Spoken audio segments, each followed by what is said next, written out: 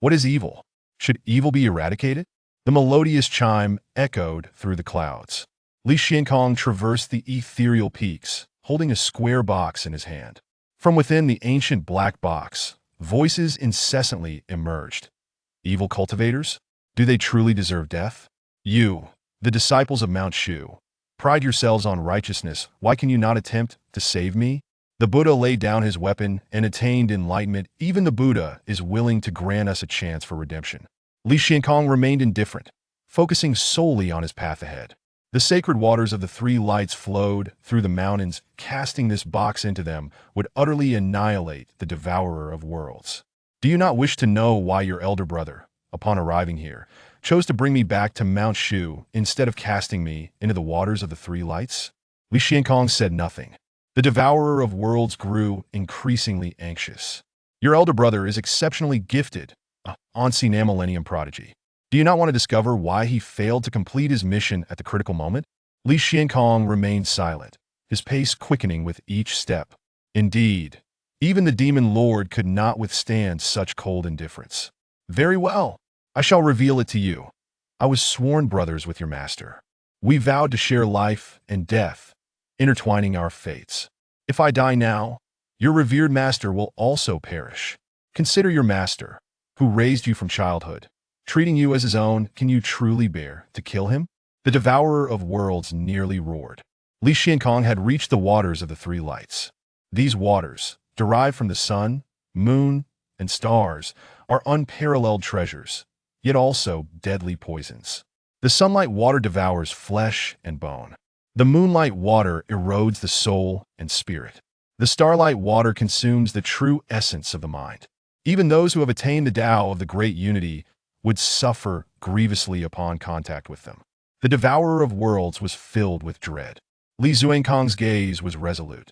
As a disciple of Mount Shu, it is my duty to vanquish evil and uphold justice.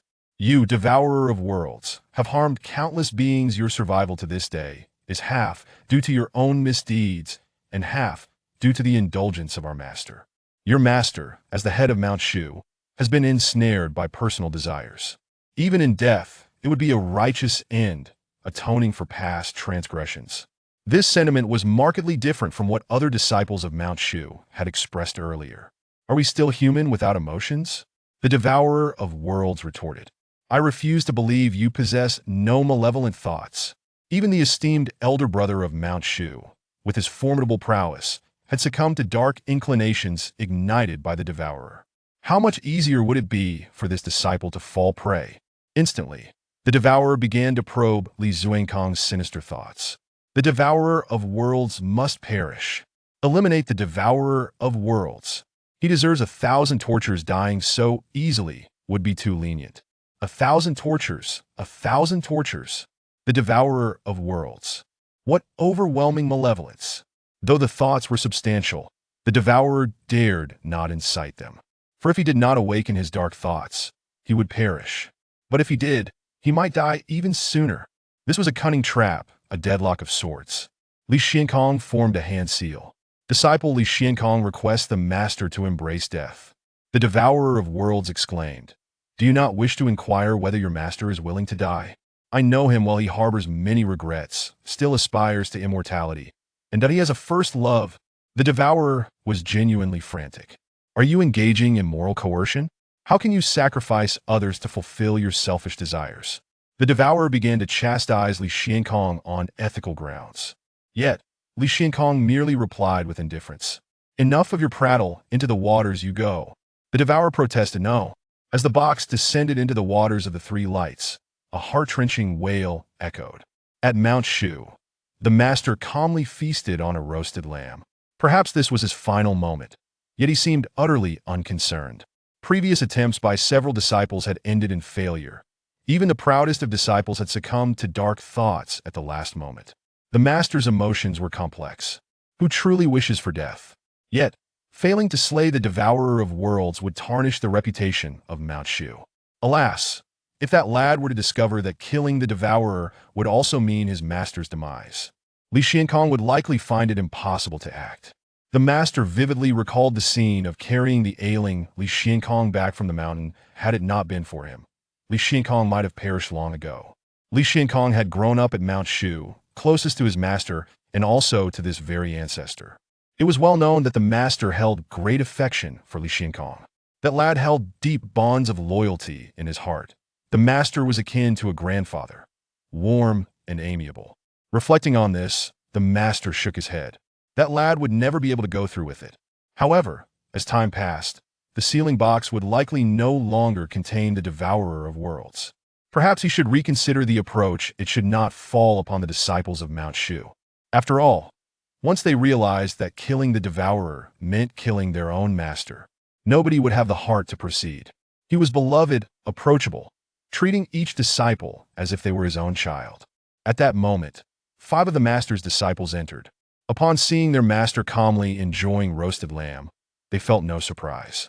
Calculating the days, Li Xiankong should have reached the waters of the 3 lights by now. Alas, Xiankong is still young. He may not bear such a heavy burden. Indeed, not to mention his deep bond with the master. Disciple Li Xiankong requests the master to embrace death. The 5 disciples were conversing quietly. At that instant, a voice reverberated through the skies, akin to thunderous roars. The master looked up, his face a mask of astonishment. An invisible and formidable force surged forth like a tidal wave, enveloping him in an instant. In that moment, the master's body began to tremble violently. Master O.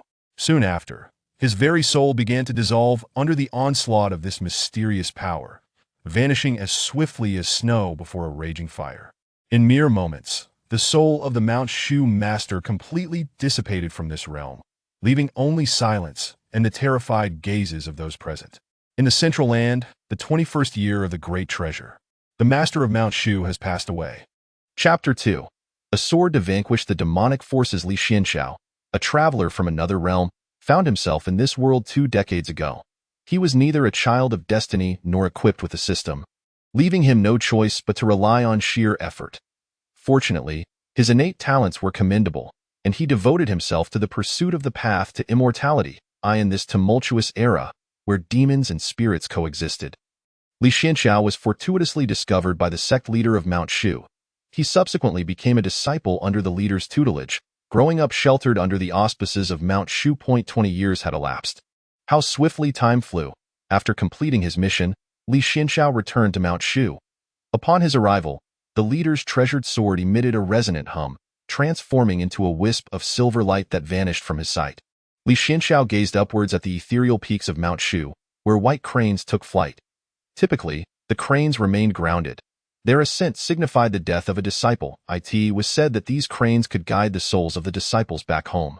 This time, however, an unusually large number of cranes soared. The sect leader, that shameless old rogue, had met his end on his journey back. Li Xianxiao had prepared himself for the strange gazes and complex expressions of the other disciples. He proceeded directly to the main peak, where he encountered his master, Daoist Lingxiu. The master placed a broad hand on Li Xianxiao's shoulder, commending him. "You have done well." Li Xianxiao bowed his head slightly, feeling the approving gazes of the other 4 senior uncles upon him. Initially, he had braced himself for criticism and disdain upon returning to Mount Shu, having essentially been the one to send the leader off to the afterlife. In a manner of speaking, he was the killer of the sect leader. However, contrary to his expectations, his master and the senior uncles treated him with the same warmth as before, even with a hint of admiration in their eyes. "Go and pay your respects to the sect leader. After all, he was the one who found you, and now you have escorted him on his final journey. It is all part of fate."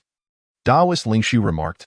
Indeed, the sect leader had yet to be buried. Li Xianxiao adeptly navigated through the western corridor of the main hall and proceeded towards the back mountain. The leader preferred to spend his time in the humble abode on the back mountain rather than in the grand hall. Inside the thatched cottage, the leader sat quietly, eyes closed, resembling one who had simply fallen asleep. The winds of Mount Shu seemed to slow down.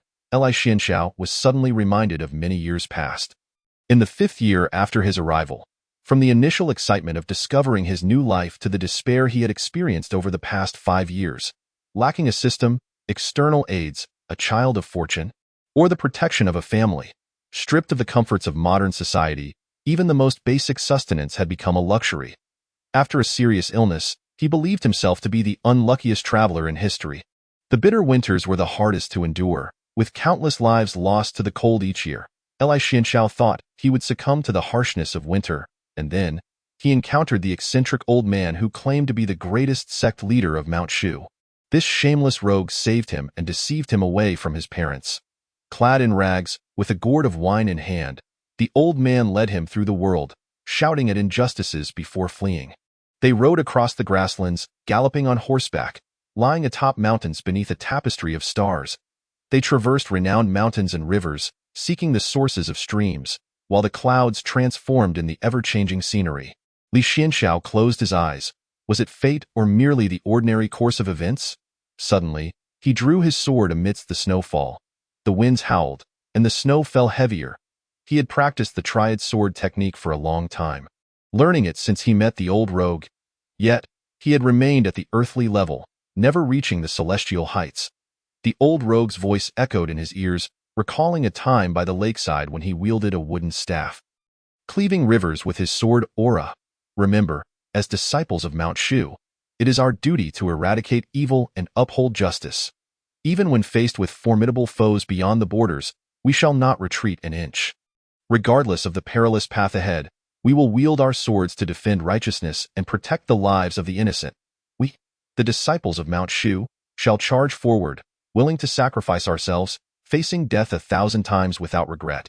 Li Xuanqiao's hand brushed against the sword's blade, and the sadness in his eyes gradually transformed into resolve. Go vanquish the demonic forces with a single sword.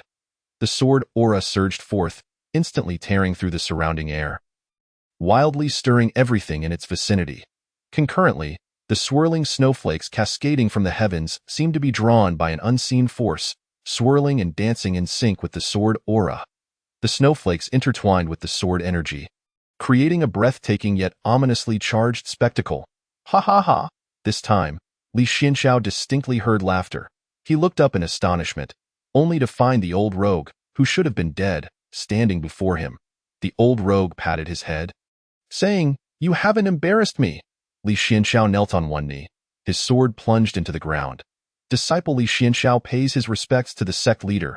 As he followed the path away from the back mountain, Li Xianxiao glanced up and spotted a figure perched in a tree. It was his senior brother. Shui Yun, sipping wine, remarked lightly, "What I could not achieve, you have accomplished.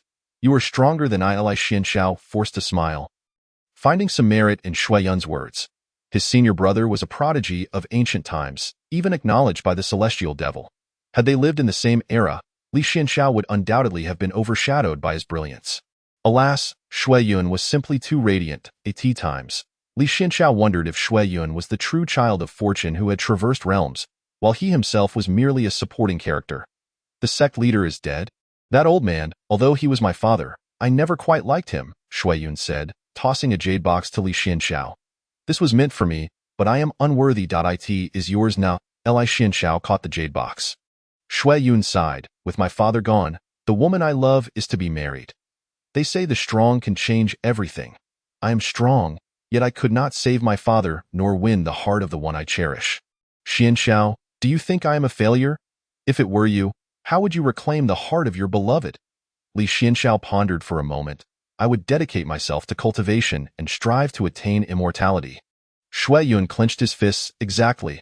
I will win her back. Li Xianxiao. Oh, I did not mean it like that. Shui Yun leaped down from the tree in excitement. Yes, you are absolutely right. Thank you, Xianxiao. I cannot live without her. With that, Shui Yun vanished from Li Xuanqiao's sight.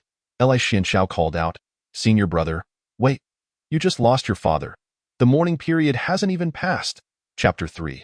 One must not encounter someone too extraordinary from the start. Senior brother, please remain calm. Li Xianxiao soared on his sword, pursuing the trail of his senior brother Shui Yun beyond Mount Shu. I have already lost my father. I cannot afford to lose her as well.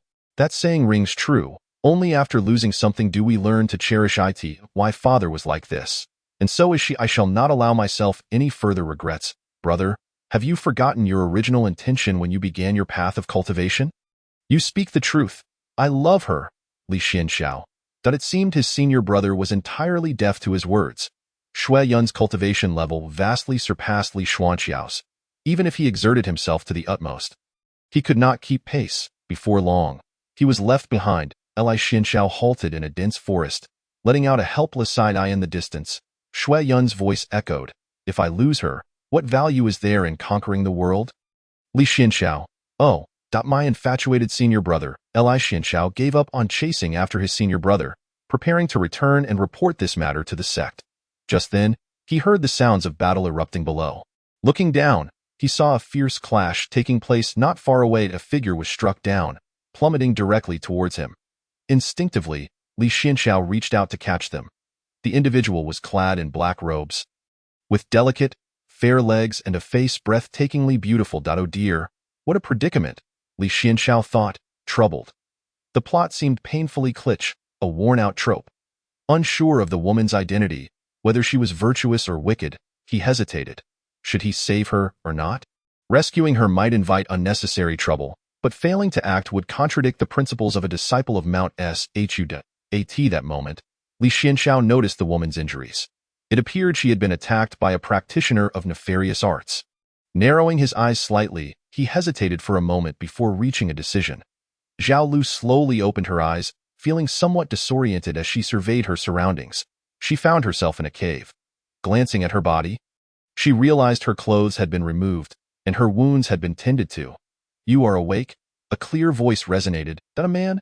Zhao Lu's expression shifted momentarily, a flicker of panic crossing her face. In that instant, a plethora of novels she had secretly read under her father's nose flooded her mind. The male and female protagonists often found themselves in such fortuitous encounters, and judging by the voice, it was undoubtedly a young man. Zhao Lu turned her head. "You." She was taken aback, for standing behind her was not a person but a paper figure. Indeed, it was a paper figure. Zhao Lu blinked, her voice faltering. "You. Who are you?" The propriety of men and women dictates a certain distance, thus she found herself resorting to this desperate measure. "Where are you?" Zhao Lu surveyed her surroundings. Apart from the paper figure, she found no evidence of anyone else's presence in the cave. At that moment, utilizing the art of earth escape, Li Xianxiao concealed himself beneath the ground outside the cave while the paper figure spoke. "I am not at liberty to reveal myself. You may rest easy here. I have administered an antidote to you. Do you know the identity of the assailant?" Zhao Lu pondered briefly. "I do not know who they are. They ambushed me suddenly while I was on my way." A sudden ambush? Li Xianxiao recalled the peculiar attire of the attackers when he had tended to their wounds. It was anything but ordinary. They were likely children of the royal court. Were there 3 of them? "Indeed," Zhao Lu nodded. Li Xianxiao continued, "Take a look. Are these the 3? Following the direction indicated by the paper figure, Zhao Lu finally noticed 3 corpses within the cave. "It's them." A flicker of astonishment crossed her features. She had considered herself among the elite of her generation. Otherwise, she would not have dared to leave the palace and venture into the world. Who could have anticipated that she would be ambushed upon her exit? Left utterly defenseless, the fact that these 3 had perished at the hands of her assailants only underscored their formidable power. Having received confirmation and assured there were no loose ends, Li Xianxiao remarked, "Very well, since the villains have been dealt with, you may focus on your recovery. I take my leave now." "Wait," Zhao Lu hurriedly interjected. "You have come to my aid, a kindness I cannot repay. Why do you not even leave a name or sect?" "How shall I repay you in the future?" "There is no need," he replied. "Exorcising evil is merely part of my duties. You need not dwell on it." With that, Li Xianxiao vanished without waiting for her response. The paper figure ignited before her, quickly disintegrating into ash that scattered with the wind, leaving no trace behind. Zhao Lu observed the scene, understanding that he had departed. "This."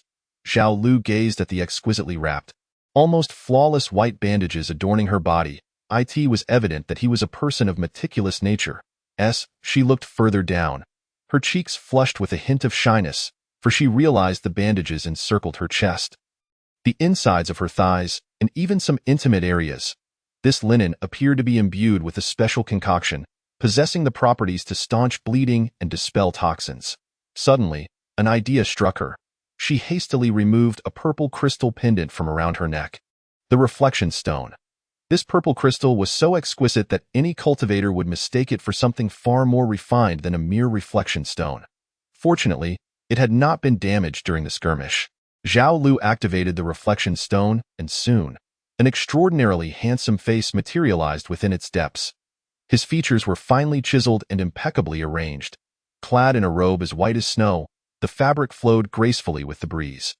The robe was tailored to perfection, accentuating his tall stature and exuding an air of elegance and nobility. Intricate patterns of clouds and cranes adorned the garment, as if these auspicious symbols had been imbued with life. Dancing around him, he radiated an aura of righteousness and integrity. It was he who saved me. Zhao Lu blinked. She watched as he slowly began to shed his garments, her face flushing anew. Initially, he intended for the paper figure to bandage her wounds. But it was clear that the figure could not operate with such precision. Zhao Lu was not the type to be overwhelmed by modesty at the sight of her own body. Yet circumstances dictated practicality. Without his intervention, she would likely have met her demise. From his attire, he appeared to be a disciple of Shushan. Yet he saved me. Why would he not even leave a name? Vanquishing evil and upholding justice while remaining anonymous. His extraordinary prowess coupled with such a disposition made it difficult not to develop an admiration for him. This was Zhao Lu's first venture beyond the palace. She came to understand a singular truth. One's life cannot begin with encounters of such dazzling brilliance. The leader of Shushan had passed away. However, the sect would not descend into chaos. The second disciple, Ling Su Daozhong, was the most esteemed and capable among the 4 disciples. For years, while the leader secluded himself, Ling Su had managed the affairs of the sect with great diligence. With the leader's passing, Ling Su ascended to the position, and none dared to voice dissent. Upon returning to Shushan, Li Xianxiao reported the matter of his senior brother in full to his master. Ling Su Daozhong. Chapter 4. They have come knocking so soon after hearing about his senior brother. Ling Su Daozhong sighed deeply. Ah, he was a pitiful soul, driven by love. Let him be. Let him be? Li Xianxiao queried, puzzled. The death of the master and the incidents surrounding Shui Yun seemed to have left Ling Su somewhat melancholic. Life is unpredictable. Sometimes, one must ponder why live so burdened. Had I not let go back then? Perhaps we would have been together, Li Xianxiao interjected. Master, your resolve seems rather fragile. After bidding farewell to his master, Li Xianxiao returned to the mountain peak, troubled. The most gifted and prominent disciple of Shushan had become ensnared in love. How could he uphold the sect thereafter? Moreover, observing Ling Su Daozhong, his own master, it seemed his resolve was also wavering. This is the best of times. Achieving immortality and transcending the mortal coil is a dream coveted by many. Yet, it is also the worst of times. The strong prey upon the weak, and the powerful can take life at will. Li Xianxiao mused that everyone is a protagonist, though only a few star in celebrated tales. While the majority find themselves in stories that fizzle out, Li Xianxiao aspired to be among the former. In his previous life, he had succumbed to a terminal illness at a young age, amyotrophic lateral sclerosis. He was forced to leave school and reside in a hospital. As his condition deteriorated, he lay bedridden for a decade, until he could move nothing but his eyes. In those moments, he wished for death, for liberation. Living had become a torment for him. As the respirator gradually ceased its function, Li Xianxiao felt his life coming to an end. Then, he discovered that he had been reborn into this world. In this life, he harbored but one desire: to live and attain immortality. He yearned to see a broader world. He aspired to be the male protagonist. However, Li Xianxiao realized that this wish would not be so easily fulfilled. News of the Shushan sect leader's passing spread, and various sects came to pay their respects. Days passed, and visitors to Shushan became a steady stream. The royal family of the Great Xia also arrived at Shushan. It was said that Empress Changsun had personally brought the princess to pay their respects. The purpose was twofold: to mourn the departed leader and to request Shushan's guidance in training her wayward daughter. Li Xianxiao was tasked with welcoming the members of the Great Xia royal family. Before him appeared a contingent of magnificent warhorses, their coats a gleaming silver white, clad in heavy, resilient armor. These steeds stood proudly, their hooves striking the ground with a resounding thud. Following this impressive display, a lavish dragon carriage was being drawn, adorned with intricate carvings of mysterious and splendid patterns, emanating an air of nobility and inviolability. Flanking the dragon carriage were rows of imperial guards, clad in golden armor and wielding sharp spears. Li Xianxiao performed a respectful bow, addressing the empress. Daozhong is most courteous. The empress nodded slightly, acknowledging the respect due to the disciples of Shushan. The master is already awaiting in the main hall. Please accompany me, your majesty. Mother, it is him. Li Xianxiao glanced up to see the curtain of the palanquin being lifted, revealing the mother and daughter within. Empress Changsun and her most cherished daughter. Zhao Liu de Li Xianxiao paused momentarily, regaining his composure. Regarding the incident of saving the great Xia princess, he did not wish to draw undue attention. It was merely the act of saving an ordinary person. Entangling himself with the royal family was hardly a wise choice. To serve a ruler is akin to walking with a tiger. The whirlpool of politics is unfathomable, and a moment's lapse could lead to one's demise. In the main hall, Empress Changsun remarked, "So, you are the one who saved my daughter." Master Ling Su Daozhong and the other three uncles turned their gazes toward Li Xianxiao. Li Xianxiao maintained his composure. "Your Majesty must be mistaken. I have not met the princess. Is that so?" "Absolutely true." Zhao Lu produced the purple crystal pendant from her chest, the reflection stone. Everyone turned their attention to the reflection stone, which displayed Li Xuanqiao's remarkably clear visage. Li Xianxiao squinted slightly. This 0.4K ultra clear? That was a reflection stone. No wonder he had not noticed earlier. Zhao Lu's reflection stone was so extravagantly ornate and advanced. Royal artifacts, indeed. Ling Su Daozhong chuckled. "Your Majesty, please pardon my disciple. He is simply indifferent to fame and fortune." "Not at all. I owe him my gratitude. Without him, my precious daughter might have crossed the threshold between life and death. He is indeed my daughter's savior." Li Xianxiao forced a polite smile. The Empress expressed her thanks, and Ling Su continued to speak. As a junior, Li Xianxiao found little opportunity to contribute to the conversation. But he noticed Princess Zhao Lu casting glances in his direction from time to time. As she cast her gaze backward, Zhao Lu swiftly lowered her head once more. Li Xiankong felt a foreboding sensation rise within him. Could it be that he might attract the princess's interest due to this incident? The thought of marrying a princess was utterly unthinkable. Palace coups, the downfall of dynasties, political strife. Li Xuankong's mind wandered far afield. And it took him a while to gather his thoughts. Days later, the master's funeral concluded. Throughout this time, Li Xiankong had been occupied with receiving guests and had encountered Zhao Lu on a couple of occasions. Though he had hurriedly slipped away each time, akin to a mouse fleeing from a cat. Once all arrangements were settled, Li Xiankong returned directly to the mountain gate, resolutely continuing his cultivation. His fourth senior sister arrived on her sword, bearing unfortunate news. The master had already acquiesced to the Empress's request to take Princess Zhao Lu as his disciple. Li Xiankong sighed silently. "Well, one must adapt to circumstances as they arise." His senior sister chuckled. "I have seen the princess. She is truly beautiful. You are fortunate, my lad." "All mere appearances," he replied dismissively. After conversing with Li Xiankong for a few more moments, his senior sister departed. Her given name was Su Wan, embodying the archetype of a pure and innocent maiden, akin to the leading lady in a fantastical romantic drama. She was sweet and naive. Several of their fellow disciples treated her with great care, developing fond feelings, which in turn provoked the ire of several female disciples who occasionally troubled her. Nevertheless, no matter the trial she faced, Su Wan maintained her optimistic and cheerful disposition. Chapter 5. Questioning Life Before Long. Ling Su brought Zhao Lu back to the mountain gate. Zhao Lu looked up and beheld the towering silver sword peak, resembling an extraordinarily sharp giant sword piercing the heavens, exuding a magnificent aura. The mountain was lush with verdant trees, adorned with vibrant flowers, while birds joyfully sang from the branches. A gentle breeze swept through, carrying the refreshing fragrance of blossoms, uplifting the spirit. Mist and clouds swirled around the mountains, appearing and disappearing. The breathtaking scenery compelled Zhao Lu to exclaim, "This place is truly like a fairyland." Ling Su led Zhao Lu before Li Xiankong. "Xiankong, from this day forth, she shall be your junior sister. No longer will you be the youngest disciple of our sect. Remember to take good care of her. I shall obey your command, master.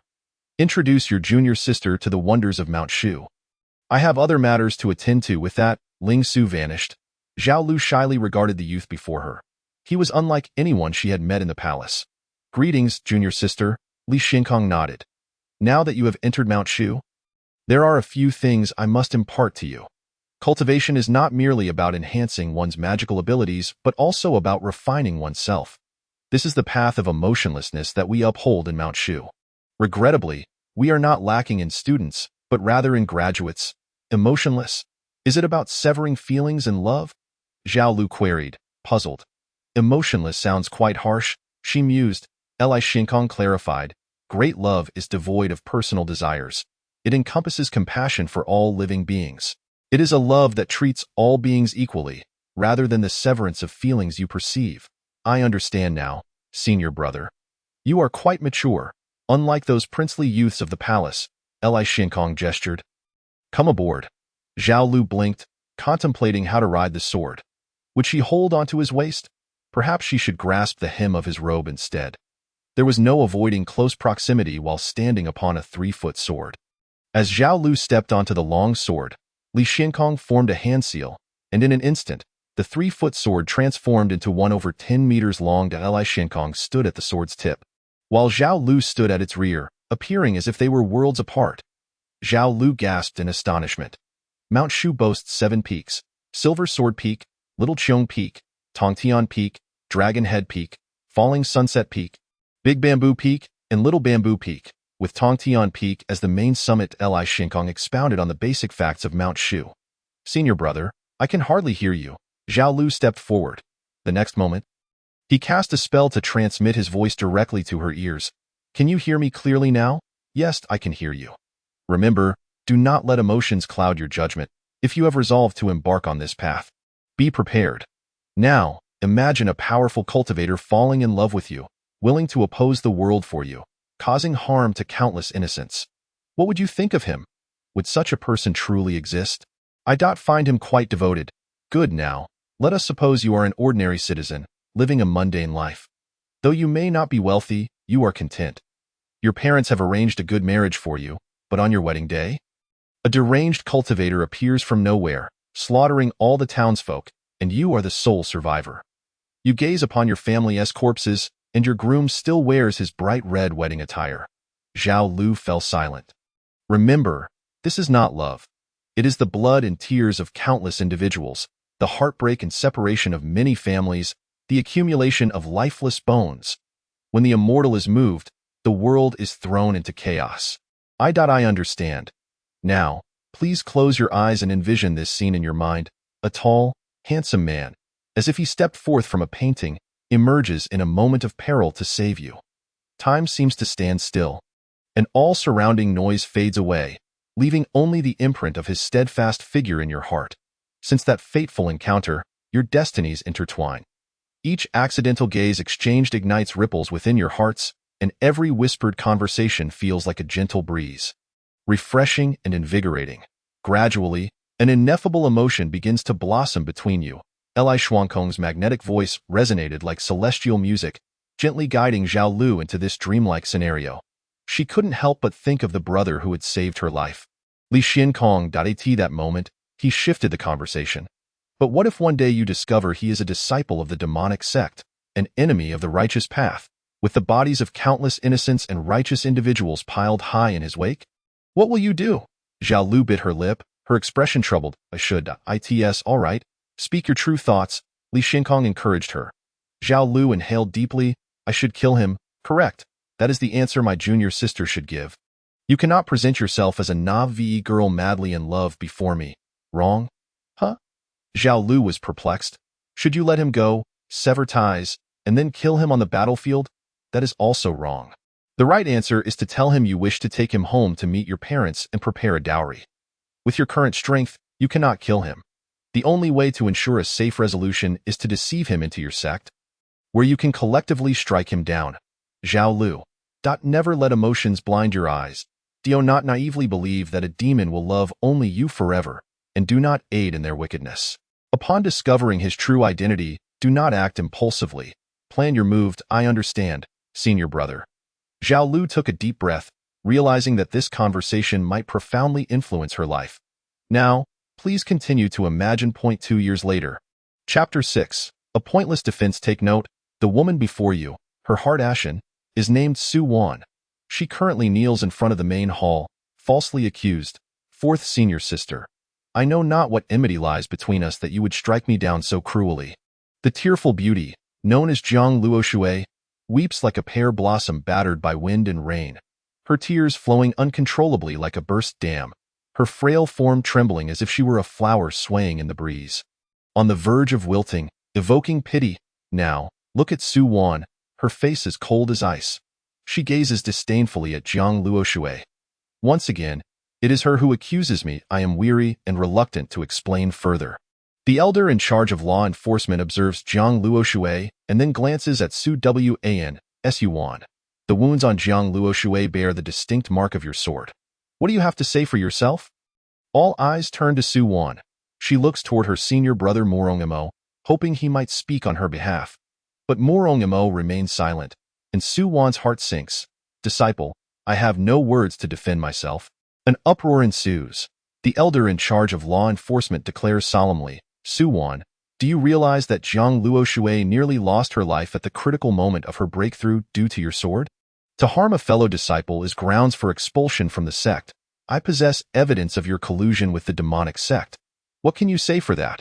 The disciple does not wish to explain. I willingly accept my punishment. Su Wan chose not to argue further.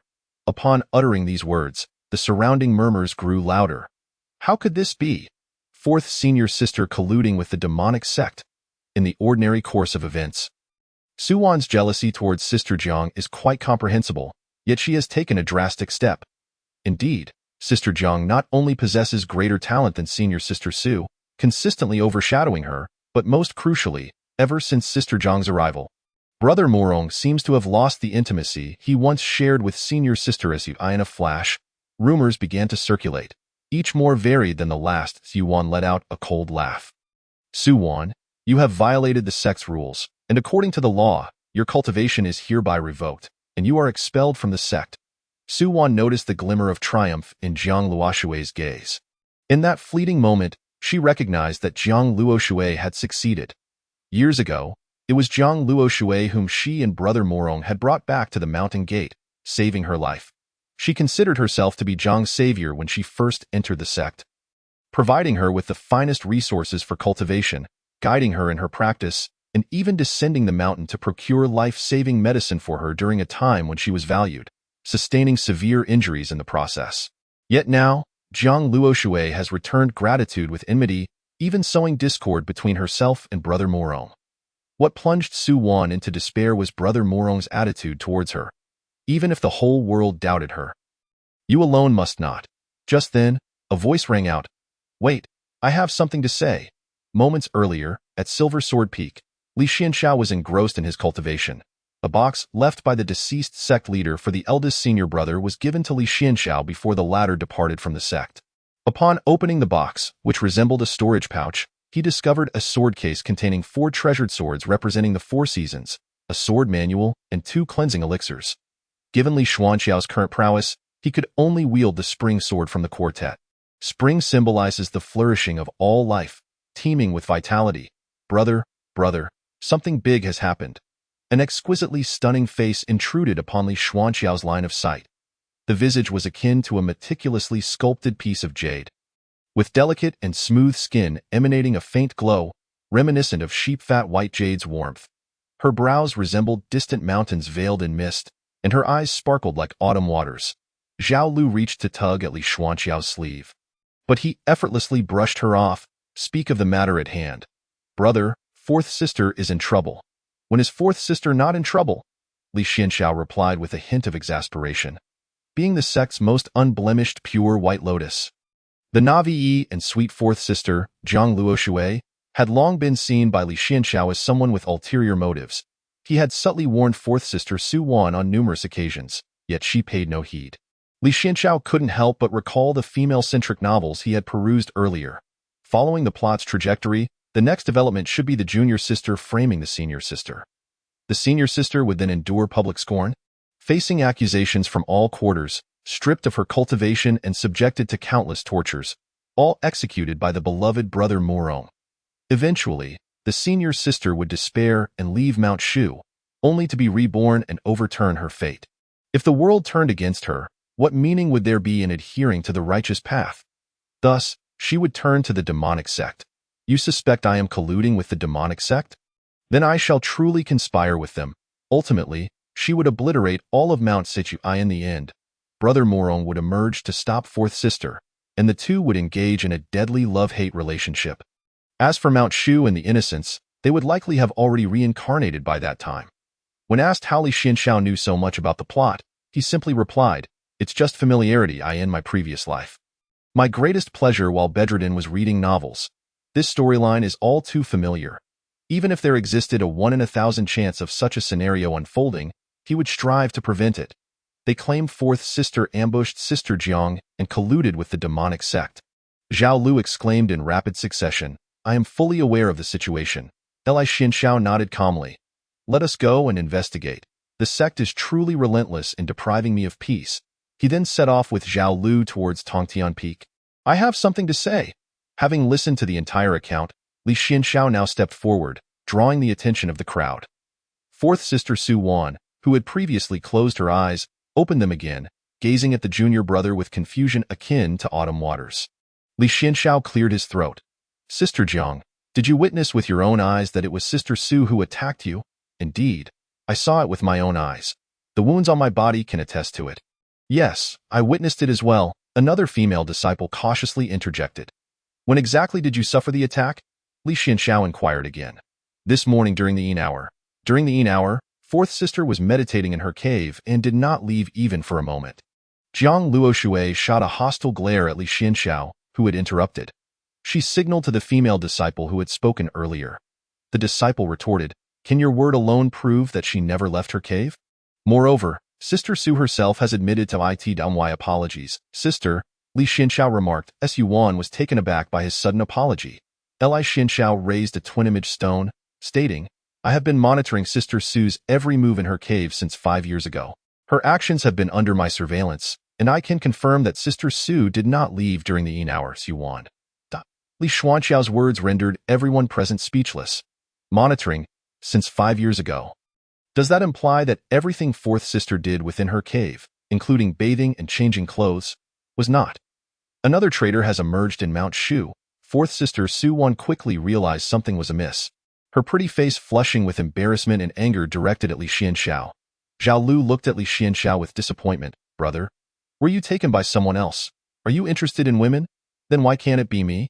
Before anyone could react, Li Xianxiao continued, "Ladies and gentlemen, please observe the entirety of Fourth Sister's actions today." He activated the image stone, presenting its contents to the assembly. The screen displayed Su Wan preparing to loosen her garments. Li Xianxiao remained unperturbed, swiftly bypassing the provocative imagery. Some male disciples glared at him in displeasure. "Could you not be a bit slower?" The display indicated that during the Yin hour, Su Wan remained in her cave, eyes closed in meditation, without stepping outside even once until the Qin hour. "This?" Jiang Luoshui exclaimed loudly, "But I saw it with my own eyes, and how do you explain the wounds on my body?" Another female disciple echoed, "Exactly, I also saw it." "I would not mistake it." Su Wan refrained from arguing, merely casting a disappointed glance at Jiang Luoshui. Li Xianxiao expressed his exasperation. "You cannot strike a single blow to produce a sound. You're utterly useless. Speak up. If someone wrongs you, you ought to clarify." Thus, Li Xianxiao reluctantly stated, "Fine. Then allow me to ask Fourth Sister why she would ambush you. In other words, why would she attack you openly without even attempting to disguise her actions? Utilizing her own sword? If Fourth Sister genuinely harbored such deep-seated resentment towards you, do you believe she would resort to such a foolish method? Even if she succeeded, what advantage would it bring her? If she truly sought revenge, wouldn't it be far more effective to ensure you disappeared during a task together, leaving no trace behind?" This. Jiang Luoshui was rendered speechless. The remaining onlookers, who had initially come to observe, nodded thoughtfully, finding merit in Li Xuanqiao's reasoning. Su Wan cast a complex look at Li Xianxiao, who continued, "Therefore, based on the aforementioned points, the assailant cannot be Fourth Sister. Then who could it be?" Jiang Luoshui fumed. "Perhaps someone is secretly attempting to frame Fourth Sister," Li Xianxiao replied, maintaining his composure. "This matter requires a thorough investigation by the sect. Consider how the evidence connecting Fourth Sister to the demonic sect coincidentally appeared. It is evident that someone is orchestrating a scheme against her." The enforcing elder nodded in agreement, acknowledging that the situation was not entirely his fault. Primarily, Jiang Luoshui had presented the evidence before him. while Su Wan remained cold and unyielding, as if the world owed her something. Not to mention her final remark, "You can't argue against 100 voices. It appears that someone wishes to secretly sow discord among our disciples. This matter must not be left unresolved. Su Wan, you have endured great grievances today. Zhang Luoshui, rest assured that the sect will identify the true culprit behind your attack. It seems you have misunderstood your fourth sister." Zhang Luoshui bit her lip, harboring intense hatred for the suddenly intervening Li Xianxiao. She pondered where he had sprung from. She had meticulously planned everything. Su Wan remained as silent as ever in the face of her accusations. According to her scheme, Su Wan should have already been stripped of her roots and expelled from the sect, paving the way for Zhang Luoshui to ascend and win Brother Morong's affection. Who could have anticipated? Yet, Zhang Luoshui was indeed a master of performance. Even with her heart filled with malice, she managed to force a smile at Su Wan, saying, "Fourth sister, I have misunderstood you. Please do not hold it against me. It is simply that the schemer behind this is far too cunning, and fortunately, Brother Xianxiao has testified for you. In truth, Luoshui also held faith in the character of the fourth senior sister. If blame were to be assigned, it would lie with the malevolent intentions of those lurking in the shadows." Su Wan cast a cold glance at Zhang Luoshui before turning on her heel to depart. Zhang Luoshui, feeling wronged, let tears fall. What should she do? It seemed her senior sister was indeed upset with her. The others, witnessing this, offered their comfort. "It's all right. Ultimately, this matter is not your fault. Indeed, junior sister. You are also a victim in this situation. Brother Morong, you have always maintained a good relationship with the fourth senior sister. I know she must be angry with me. Could you please help me convey my apologies to her?" Zhang Luoshui looked at Morong Imo with pitiful eyes. Morong Imo nodded, reassuring her, "Rest assured, Wanner is usually magnanimous. She will not hold a grudge over such trivial matters. I will go and speak with her." "Thank you, senior brother. You are the best." Observing this scene, Li Xianxiao remarked, "I simply wish to cultivate in peace. Must you all create such disturbances?" This plotline is clearly following the trajectory of a female-centric narrative. Just as Li Xianxiao was about to leave, the voice of the law elder rang out, "As for you, Li Xianxiao, you have spied on your senior sisters within the sect, even installing dual-image stones in their abodes. What punishment do you deserve?" All eyes turned toward Li Xianxiao. He shrugged. He had anticipated this moment 5 years ago when he secretly installed the image stones in Su Wan's dwelling, and thus had prepared himself to face the consequences. 5 years prior, Zhang Luoshui had already exhibited various dubious maneuvers. Considering the character of fourth senior sister Su Wan, as well as Brother Morong Imo. Li Xianxiao could not help but draw parallels to various tropes found in female-centric novels and dramas. Su Wan, falsely accused by Zhang Luoshui, is expelled from the sect, only to become embittered and seek revenge on Mount Shu. To prepare for any eventuality, Li Xianxiao made numerous arrangements. He merely wished to cultivate in tranquility and survive in this world. Yet that desire seemed far from simple. Ultimately, due to his courageous intervention at the last moment, his transgressions were balanced out, resulting in a mere 6-month house arrest, a punishment that suited him perfectly, allowing him to focus on his cultivation. As he made his way back to the peak, he noticed the odd glances from his fellow disciples. Clearly, news of his spying on Su Wan had already circulated. However, Li Xianxiao cared little for his reputation. As long as Su Wan did not become embittered, he would be grateful. Along the way, junior sister Zhao Lu remained silent, and upon returning to the peak, she quietly departed. Li Xianxiao hesitated for a moment before entering his modest abode. As expected, a flash of cold light appeared. A sharp sword was pressed against his throat. Chapter 8.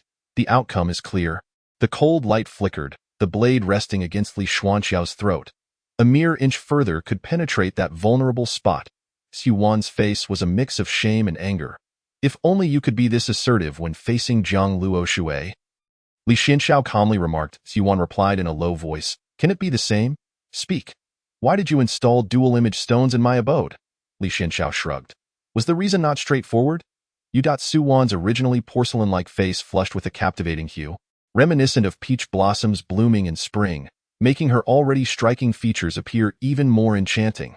Unfortunately, Li Xianxiao was utterly oblivious to such sentiments, maintaining a steady gaze without a hint of disarray in his demeanor. Su Wan felt that her relationship with this junior brother had been fairly amicable. Yet she never imagined he harbored such thoughts toward her. She had never noticed, even with the image stones installed in her dwelling for 5 years. Not once suspecting, I certainly anticipated this day would come. When my senior sister brought Zhang Luo Shui into the sect, I warned her against carelessly bringing people back to the clan. A few years later, I discovered Zhang Luo Shui's treacherous intentions, speaking one way and acting another. Thus, to mitigate any risks, I resorted to this strategy. You must be jesting, Su Wan retorted coldly.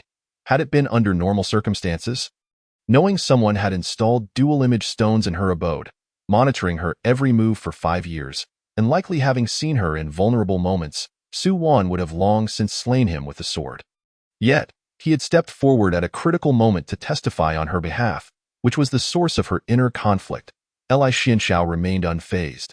He was confident he could subdue Su Wan, even with the sword pressed against his neck. Though he appeared weak, it was merely a ruse to make others underestimate him. Despite lacking external aids or being a child of destiny, he believed that with his unwavering dedication to cultivation and comprehension of the path of indifference, he was not at all inferior to anyone among the younger generation of Mount Shu, except for brother Shui Yun, who was an outright prodigy, albeit a hopeless romantic. Su Wan's eyes revealed a hint of surprise. She had not expected Li Xianxiao to remain unperturbed and composed, even at this moment, articulating his reasons with such earnestness. I can vow, by the great oath, that before this, I have never spied even once on you. Senior sister Su Wan, in your dwelling, I undertook all of this merely to prevent Zhang Luo Shui from framing you. Seeing his earnestness, even invoking the great oath, Su Wan couldn't help but believe him a little. Why would you do this? What? Why help me? We are of the same sect, and it is only natural to assist one another. Helping you is tantamount to aiding Mount Shu, and ultimately, it is also for my own benefit. Su Wan's expression shifted slightly, just like that. Moreover, I must remind you, senior sister, in the future, when faced with such situations, do not merely adopt a cold demeanor towards others. Not everyone will believe you through your silence. You must articulate your defense, even if just a sliver of opportunity remains to clarify matters. Otherwise, today's events may repeat themselves. Su Wan lowered her sword. Li Xianxiao smiled gently. Senior sister, I hope you will be more cautious in the future. As for today's incident, thank you. You're welcome. And do refrain from installing dual-image stones in my abode again. Understood. Su Wan departed from the humble dwelling. Li Xianxiao shook his head with a smile. Fourth senior sister. Brother Murong is not quite as you imagine. Be careful that as she left the Silver Sword Peak, Su Wan's mind was in disarray. Could it be that Li Xianxiao harbored feelings for me? Indeed, if he were not fond of me, why would he go to such lengths? He had begun planning this 5 years ago. No, perhaps even earlier, when I brought Zhang Luo Shui back to the sect. That time, Li Xianxiao had warned me, but I had not paid much attention. Now, reflecting back, yet, from previous signs, it was evident that Li Xianxiao showed no inclination toward me. He was the sect's recognized overachieving junior brother, dedicating every day solely to cultivation. Later, he rescued the princess of the Great Xia Kingdom, Zhao Lu, who then became his junior sister. The sect's members often remarked that Li Xianxiao had gained an advantage by being close to the water's edge. However, for the past 2 years, their relationship had remained purely that of senior brother and junior sister. Even with Zhao Lu, a breathtaking beauty, Li Xianxiao had shown no interest. Of course, I am not any less attractive than Zhao Lu. Could it be that Li Xianxiao secretly loves me, silently watching over me from the shadows? This reasoning seems entirely plausible. Moreover, based on the evidence at hand, it appears to be true. This thought? Su Wan's cheeks flushed. What a devoted young man. Even knowing my close bond with Brother Murong, he chooses to silently protect me, content as long as I am safe and sound. Su Wan couldn't help but imagine Li Xianxiao howling at the moon in the still of night. A cry of longing for her, a sentiment unbeknownst to anyone. By day, Li Xianxiao would act as if nothing had happened, continuing his diligent cultivation. His relentless efforts, perhaps, were all for my protection. This notion brought tears to her eyes. At that moment, a graceful figure appeared before her. Murong Amo, clad in a pristine white robe, his garments billowing like clouds, bore a gentle smile that radiated warmth and comfort, reminiscent of a soft spring breeze. His expression exuded a calm confidence, intertwined with boundless kindness and gentleness. His eyes sparkled like stars, deep and captivating. seeming to peer into the most hidden corners of the heart. On ordinary days, a smile from Murong Imo would send Su Wan's heart racing. Yet, at this moment, she regarded him with an impassive face. Junior sister, you haven't gone to seek out junior brother Li Xianxiao, have you? You haven't done anything to him, have you? No, he protected me. I merely went to thank him. I did not expect him to speak up for me at such a critical moment. Su Wan had lost the warmth she usually exuded. Junior sister, are you blaming me for not speaking up for you back then? How can you harbor such childish thoughts? I am quite displeased. Su Wan took a deep breath, recalling Li Xuanxiao's words as she was leaving. She scrutinized the man before her eye in comparison to Li Xianxiao. The two treated her in vastly different manners, one scheming diligently for her safety, while the other, in a moment of being falsely accused, one remained utterly silent. The distinction was stark. Chapter 9. Rumors? Senior brother. I am truly disappointed in you. Disappointed? Murong Imo furrowed his brow slightly, for the first time experiencing a sensation akin to a pet at home slipping from his grasp. This feeling unsettled him as he fixed his gaze upon Su Wan, who, in turn, averted her eyes from him. Do you know? Junior brother Li Xianxiao has been quietly watching over me, harboring a secret affection, yet he has buried his feelings deep within his heart, while you, senior brother, have truly let me down. Li Xianxiao, that peculiar individual who placed the twin shadow stone in your cave. He is not peculiar.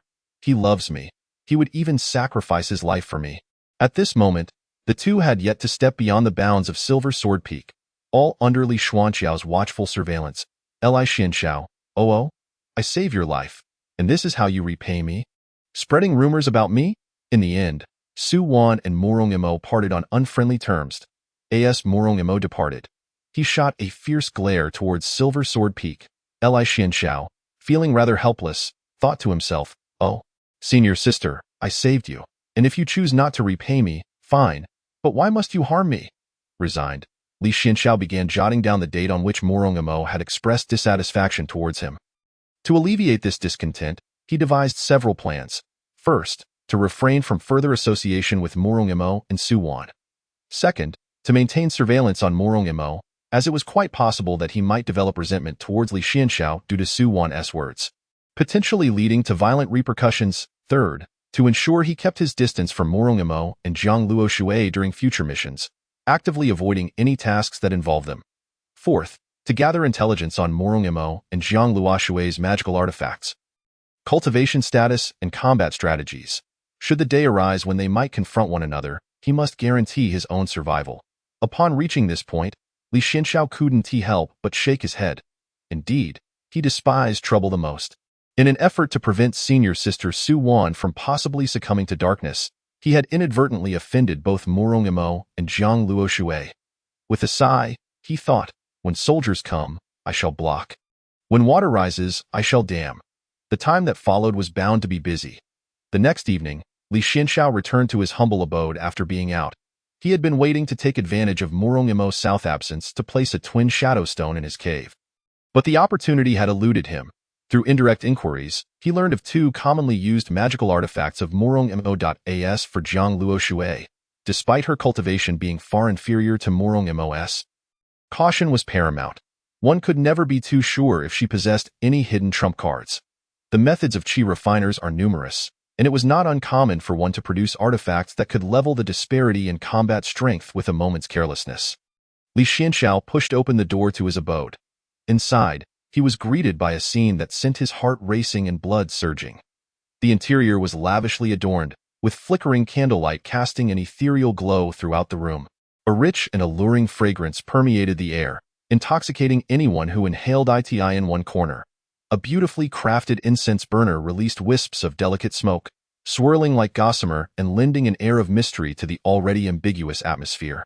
Following the smoke with his gaze, he spotted a grand, soft bed situated at the center of the room. Reclining upon it was a woman of exquisite form, her curves tantalizingly alluring, draped only in a sheer, translucent garment that barely concealed her jade-like skin. In the dim light, she appeared extraordinarily enticing. Through the fabric, one could faintly discern her slender waist and long, elegant legs, along with the gentle rise and fall of her bosom, all of it luring the imagination.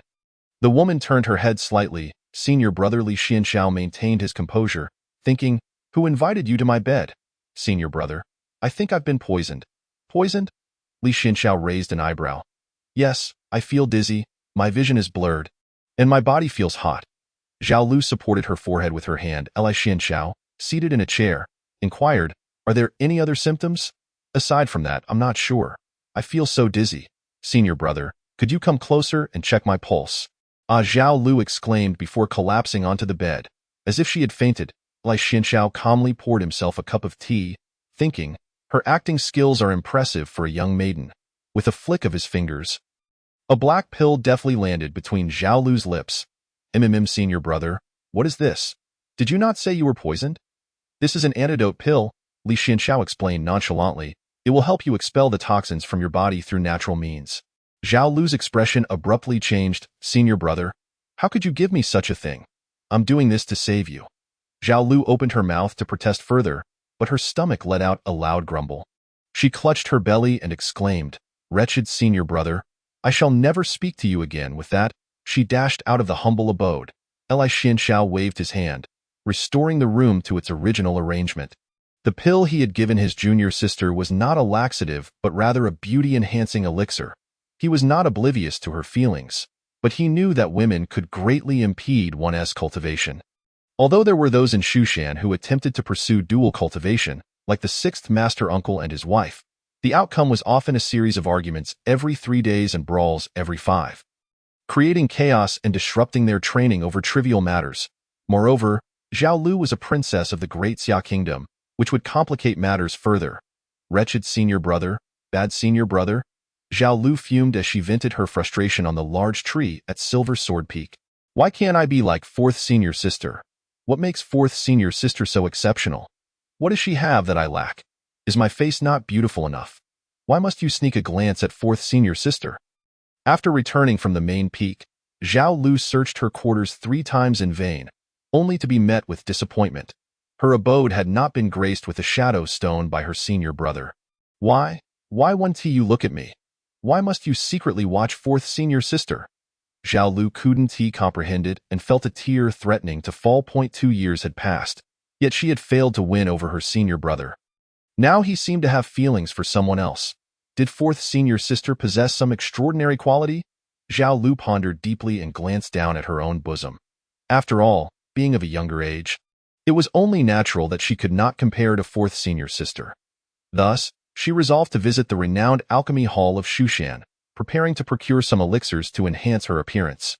Unbeknownst to Li Xianxiao, his junior sister had embarked upon a path of no return. Chapter 10. The mission of the sword-holding pavilion. Time flew by, and 6 months had slipped away in the blink of an eye. One day, a message arrived from the sword-holding pavilion, the task hall of Shushan, where tasks from various peaks were assigned. Each year, every peak had a certain quota of tasks to fulfill. Today's message indicated that their quota had not been met. This was largely due to the absence of senior brother Shui Yun, who had gone down the mountain. With Silver Sword Peak already having a small number of disciples, Li Xianxiao had no choice but to take on this task himself. Upon arriving at the sword-holding pavilion to report, he encountered the very individuals he wished to avoid the most: Murong Imo, Zhang Luoshui, and fourth senior sister Su Wan. Tsk Li Xianxiao remained expressionless. Despite his efforts to evade them for so long, he had ultimately crossed paths with them. "For this mission, I shall lead the team. Our target is the human face serpent in the Wuwang Mountain at the southern border," Murong Imo announced. Li Xianxiao hesitated for a moment. The moment he spotted Murong Imo and Zhang Luoshui in the group, he contemplated feigning illness. If he consumed the medicine he had concocted, he could easily induce foaming at the mouth and erratic breathing. However, upon hearing that the mission involved traveling to Wuwang Mountain in the southern border to seek out the human face serpent, he abandoned that thought. Wuwang Mountain, located at the southern border, was teeming with venomous insects and snakes, yet it also represented a treasure trove of resources for cultivators. The mechanized puppets he had crafted required materials, and Wuwang Mountain was undoubtedly the most suitable choice. Moreover, although Murong Imo was leading the team, they would also be accompanied by a junior elder, which made the journey more promising.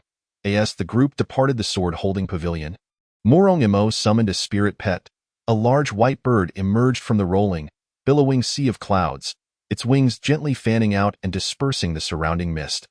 Once the white bird was fully revealed, its silk-like feathers shimmered with a faint silver light, resembling moonlight cascading upon it. Only Murong's senior brother could afford to raise such a spirit pet, someone remarked enviously. Murong Emo beckoned everyone to mount the spirit pet, explaining that the journey to the southern border was long and that flying on swords would be too exhausting. The group climbed aboard the spirit pet, though Su Wan seemed reluctant to ride with Murong Emo.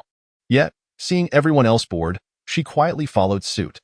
The junior elder, named Feng Yun, was currently engaging in light conversation with Murong Emo. There were many junior elders like Feng Yun and Xu Shan, primarily those who had merely endured time to accumulate experience. With Feng Yun's age, the ceiling of his potential had already been reached. In contrast, Murong Emo was young, gifted, and came from a prestigious family. He had a promising future ahead. Junior brotherly. Li Xianxiao cast a sidelong glance at fourth senior sister Su Wan, who looked back at him. It had been a long time since they last met. Li Xianxiao appeared to be deliberately avoiding her, which made Su Wan feel uneasy. She worried that her issues might have caused him to feel uncomfortable about seeing her, prompting her to retreat. However, at that moment, Li Xianxiao maintained a calm demeanor as he regarded her. Devoid of the anticipated fluster, Su Wan silently mused. Indeed, it is still this appearance. Outwardly indifferent, yet internally, her heart raced with excitement at the mere thought of engaging him in conversation, almost causing her heartbeat to falter. If Li Xianxiao were to hear Su Wan's innermost thoughts, one could only wonder what expression would grace his face. Senior sister, you truly have a vivid imagination, she teased. Li Shitty, if you find yourself in need of anything upon reaching the southern wilderness, I shall assist you in your search, Su Wan offered. Thank you, senior sister, but such trivial matters need not trouble you, Li Xianxiao politely declined. He remained visibly anxious, Su Wan noted. However, Li Xianxiao noticed Murong Emo, who was engaged in conversation with the young elder Feng Yun, casting furtive glances in their direction. Was he discontented with his interaction with Su Wan? Senior sister, please refrain from inciting jealousy, Li Xianxiao thought with some resignation. 3 days later, they arrived above the Wuwang Mountain. The group disembarked from the Great Bird and landed along a forested path. The southern wilderness was perpetually shrouded in toxic miasma. Although Wuwang Mountain lay on the periphery, it was not to be underestimated. The young elder Feng Yun awaited them aloft. Murong Emo briefly organized their formation, assigning the task of clearing the path to Fanjiu, Li Xianxiao, and 2 other disciples. Due to the miasma within Wuwang Mountain, cultivators were unable to replenish their true essence promptly. Yet, they would inevitably encounter various spirit plants, venomous insects, and serpents obstructing their way, necessitating a pathfinder, the most skilled.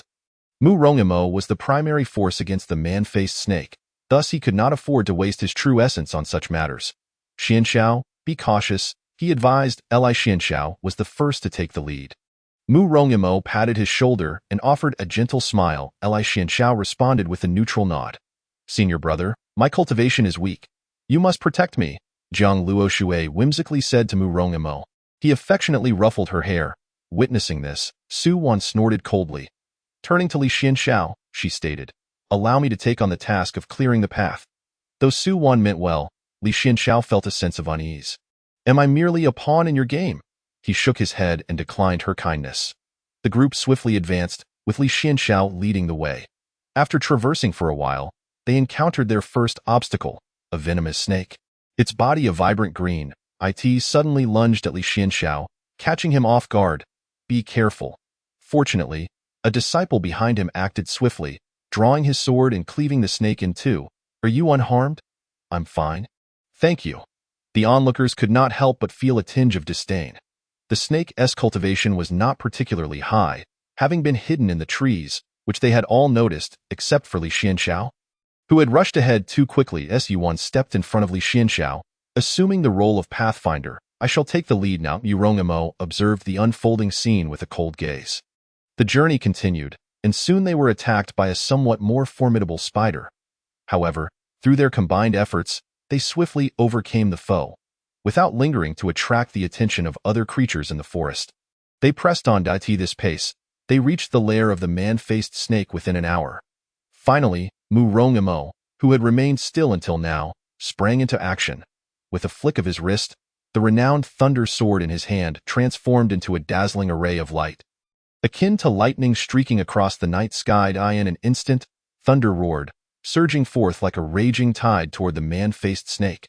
The creature, clearly no ordinary opponent, swiftly evaded Mu Rongmo's fierce initial strike. Yet, before it could catch its breath, it found itself ensnared in a more perilous situation. Mu Rongmo had already set a cage of sword energy, lying in wait for it to throw itself into the trap. At that moment, Mu Rongmo gripped the thunder sword tightly, each swing unleashing a cascade of brilliant lightning. Meanwhile, his left hand deftly shifted through incantations, mysterious runes flying from his fingertips and merging with the surrounding sword energy, rendering the cage even more formidable. Come to your demise. Before the others could intervene, the man-faced snake had already collapsed under Mu Rongmo's assault. The group erupted in exclamations of admiration, as expected of senior brother Mu Rong. Senior brother Mu Rong is indeed unparalleled. We are left in a WE.it seems we are merely accompanying senior brother Mu Rong on a leisurely stroll. The task had concluded remarkably smoothly. Naturally, upon the completion of their mission, the disciples were expected to attend to their own matters. Each was to seek out the herbs or items they required. I shall search for a spirit herb and venture deeper into the southern wilderness, Mu Rongmo declared. This was customary. After completing a task, disciples from Shushan often chose to part ways, each pursuing their individual quests. However, given the dangers of the deeper southern wilderness, it was likely that only someone of Mu Rongmo's caliber would dare to venture into its depths. Zhang Luoshui initially intended to follow Mu Rongmo closely, but upon hearing of his intention to delve further, she abandoned the idea. Xianxiao Shidi, what herbs are you seeking? Shall we travel together? Despite Wuang Mountain being on the outskirts of the southern wilderness, it remained perilous that a moment of carelessness could lead to an encounter with ferocious spirit beasts, resulting in dire consequences. Thank you, senior sister, but I prefer to hone my skills alone, Li Xianxiao reiterated, rejecting Su Wan's offer once more. The repeated refusals left Su Wan somewhat puzzled. Could he truly be this shy? It had been quite some time. Could he still harbor resentment over previous matters? After all, she had forgiven him long ago. Xianxiao Shidi, there is no need to stand on ceremony with me. Li Xianxiao smiled, internally feeling a surge of frustration. If possible, he wished to distance himself from this fourth senior sister. Someone nearby advised. Xianxiao, perhaps you should accompany senior sister. With her assistance, you could find the herbs you need. Finding herbs is secondary. What matters most is my own experience and why senior brothers and sisters need not worry. Please exercise caution, he concluded, departing swiftly towards the east on his sword. In the southern wilderness, flying at high altitudes was impractical, so he advanced close to the ground, disappearing in the blink of an eye, leaving Su Wan furrowing her brow in confusion. What is going on with Li Xianxiao? Fan Jiu voiced his envy. Why wouldn't he be pleased to journey alongside senior sister Su Wan? Indeed, senior sister. Do not be upset. Perhaps Li Shixiang has his own reasons, Zhang Luoshui remarked playfully, implying that Su Wan was now aggrieved after being rebuffed. Su Wan shot Zhang Luoshui a frosty glare, ignoring her. Mu Rongmo suggested, Su Shimi, why not accompany me deeper into the southern wilderness? Su Wan feigned ignorance, realizing that Li Xianxiao was indeed unwilling to travel with her, and thus relinquished the thought of pursuing him. After a moment's hesitation, she set off in another direction alone. Mu Rongmo cast a lingering glance in Su Wan's direction, softly muttering, this was the last opportunity one offered. He then departed as well. While Zhang Luoshui formed a small group with the remaining two and continued onward, Li Xianxiao moved swiftly, weaving through the trees. With a sigh, he covered over 30 miles in a single breath. Is it truly necessary? He wished to believe he was merely overthinking, but the situation seemed otherwise. After resting briefly, he pressed on. The next day, Li Xianxiao constructed a simple magical array on the ground. With his sword, he traced a circle, then sat within it, closing his eyes to cultivate. The bright moon hung overhead, casting a cool, silvery glow that illuminated the quiet, shadowy woods. In this darkness, Li Xianxiao, who had kept his eyes tightly shut as if asleep, suddenly opened them without warning, his gaze sharp and perceptive, as if able to uncover the secrets hidden in the night. In an instant, a cold gleam shot toward him like lightning from behind. The speed was such that it was almost impossible to react. The gleam was a remarkably sharp flying sword, piercing Li Xuanqiao's body at an exceedingly acute angle. Remarkably, despite the sword's formidable power, the emitted sword energy was exceptionally sharp and precisely aimed. It neither stirred the air around nor disrupted the surrounding environment. The flying sword effortlessly pierced through the fallen leaves on the ground, as if slicing through mere paper. It then vanished soundlessly into the trunk of a nearby sturdy tree, leaving only a minuscule, nearly imperceptible hole. Throughout this breathtaking attack, not a hint of presence was revealed, nor did it emit even the slightest sound, as if the assailant were extraordinarily cautious, fearing even the faintest noise might alert others to the anomaly occurring here. The assailant gradually revealed themselves. Mu Rongimo observed Li Xuanqiao's lifeless body with an expression of Li Xianxiao reappeared. Brother, do you really intend to strike with lethal force? You vile scoundrel, there are matters you ought not to meddle in. Yet you insist on intruding, stealing my woman. Are you courting death? Moreover, you possess the cleansing elixir left by the sect leader. Hand it over to me. At this moment, Mu Rongimo completely shed the amiability he had displayed on Mount Shu. In the eyes of his fellow disciples, Brother Murong was a refined gentleman, humble and courteous, treating even the disciples of the Servants' Peak with kindness. Yet, the Mu Rongimo before them was a stark contrast to his usual self. I can relinquish my possessions, but you cannot lay claim to them, especially not by force. Such domineering rhetoric. Li Xianxiao silently scoffed. He had initially wished for a swift end for you, but alas, you are utterly oblivious to the situation. Mu Rongimo was acutely aware of Li Xuanqiao's capabilities. Just recently, he had witnessed Li Xianxiao in action and could only describe it as unremarkable. Even against an opponent of equal cultivation, Mu Rongimo had complete confidence in defeating him.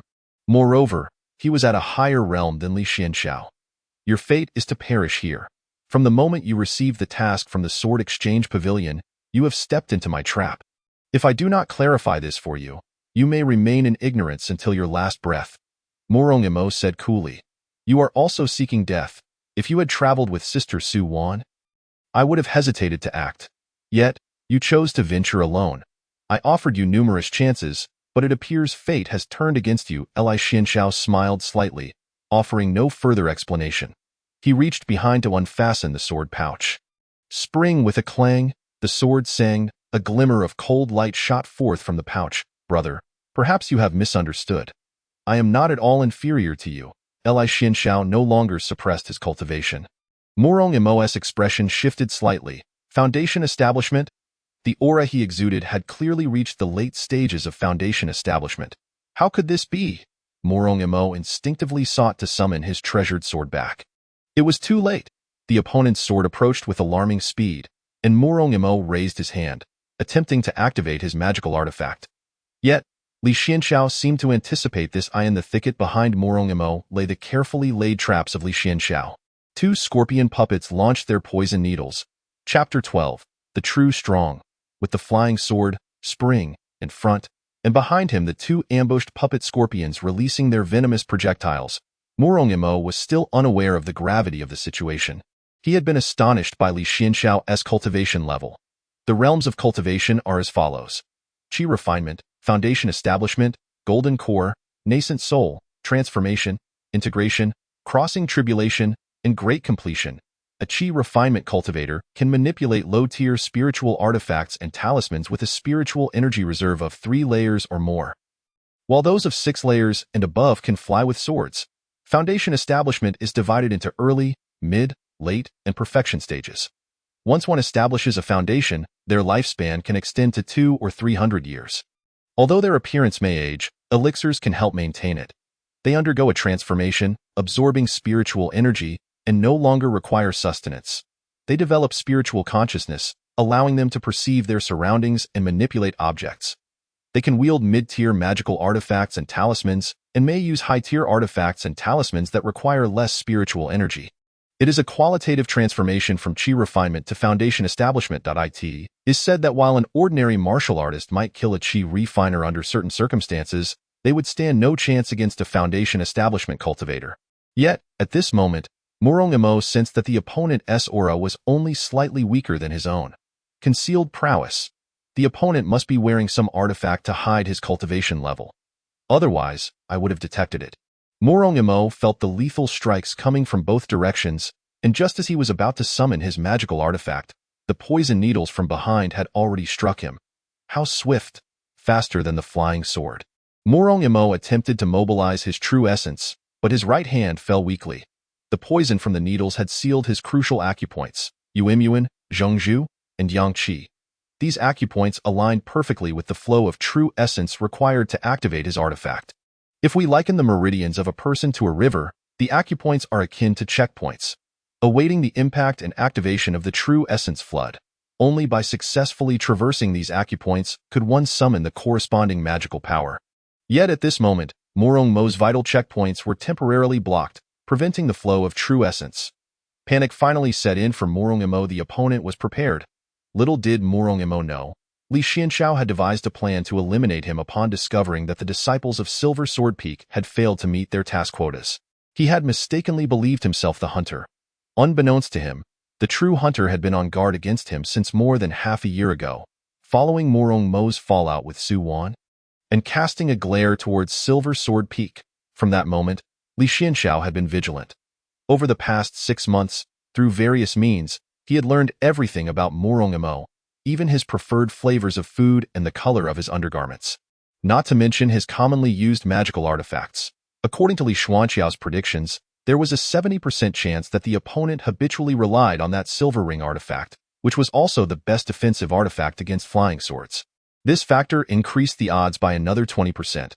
The poison needles from the scorpion puppets had been modified by Li Xianxiao to trade off power and toxicity for speed, capable of temporarily paralyzing the 3 acupoints crucial for activating his artifact. Morong Mo's greatest mistake lay in his arrogance and underestimation. After his initial attack, he failed to immediately summon his flying sword. Then, when faced with Li Xuanqiao's assault, he was momentarily dazed by the revelation of Li Xuanqiao's true strength, missing the opportunity to evade, relying confidently on his artifact. And then, he lost all chances. He was up against an opponent who had spent a full 6 months preparing and who knew him inside out. Spring Thunder, renowned for its speed. The flying sword pierced through Morong Mo's brainstem. The light in Morong Mo's eyes dimmed for a moment before swiftly extinguishing. The entire combat unfolded in an instant. Aside from Morong Mo's initial bluster, it was merely a fleeting moment. Morong Imo fell backward, hitting the ground with a muffled thud, sending leaves scattering into the air. Even in death, he likely could not comprehend how he had met his end. He remained fixated on the moment when his opponent's concealed strength was suddenly revealed. After resolving the battle, Li Xianxiao swiftly reigned in his aura. The deceased sect leader had once taught him a secret to triumphing over formidable foes.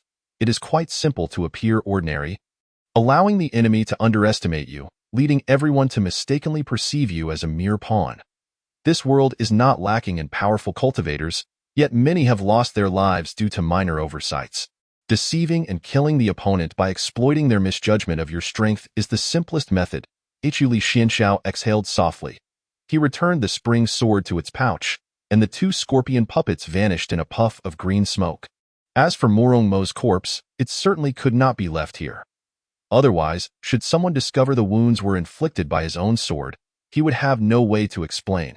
Even if he could elucidate, Morong Mo's family and his allied brothers were threats. At that time, he would be in peril. Li Xianxiao scattered powder to attract feral beasts and insects over Morong Mo's body and then concealed himself. Before long, a black panther appeared. Li Xianxiao masked his aura, watching as the panther consumed Morong Mo's remains. The body of a cultivator was undoubtedly a great boon for these feral beasts. Witnessing this scene, Li Xianxiao followed the panther for 2 days before striking and killing it. In this era, where love can turn one dark and lead to the slaughter of countless innocents, living and cultivating requires utmost caution. Caution and more caution. Li Xianxiao headed in the opposite direction, for his primary objective was to seek vital materials for crafting puppets. After another 2 days, he had successfully gathered most of the materials he sought. On this day, Li Xianxiao stood in a valley, instinctively casting divination with 3 coins. Each toss produced a hexagram, and at the 5th toss, an overwhelming surge of energy erupted like a raging tide, threatening to tear the very fabric of the world apart. Simultaneously, a thunderous roar resounded from afar, as if the heavens themselves had unleashed a cataclysmic explosion, sending chills down one's spine. Gazing into the distance, he could see the radiant energy illuminating nearly half the sky, dazzling to the point of being nearly blinding. It resembled a cloud of blazing fire, spreading with an unstoppable force. Such an astonishing release of energy and thunderous sound. Could it be that powerful beings were engaged in a breathtaking life-and-death struggle? Chapter 13. Heaven seeks my demise. Li Xuanxiao's expression changed dramatically. The clashes between such formidable beings were most terrifying. Due to the disparity in cultivation levels, the residual force generated during their battle could easily claim the life of an ordinary cultivator. Killing you would be as effortless as squashing an ant. Li Xuanxiao had meticulously calculated many scenarios, yet he had not anticipated encountering two powerful adversaries engaged in combat at this juncture. Observing such a spectacle? Not a chance. That would be tantamount to seeking death. In that split second, the immense aftermath of their fierce battle began to surge outward rapidly. Massive, blazing fireballs streaked across the sky like meteors, accompanied by a chilling whistle as they plummeted toward the ground. As the colossal fireball violently collided with the ground, an ear-splitting roar erupted, reverberating as if the very fabric of the world trembled in response. In an instant, a fierce shockwave radiated from the point of impact, rippling outward with astonishing speed. The earth beneath the fireball, unable to withstand such a terrifying force, was transformed in a heartbeat into a gaping pit, unfathomably deep and measuring several dozen meters in diameter. Dust billowed and debris scattered, as the once even and solid terrain morphed into a chaotic wasteland. Cold sweat streamed down Li Xuanxiao's back. How terrifying!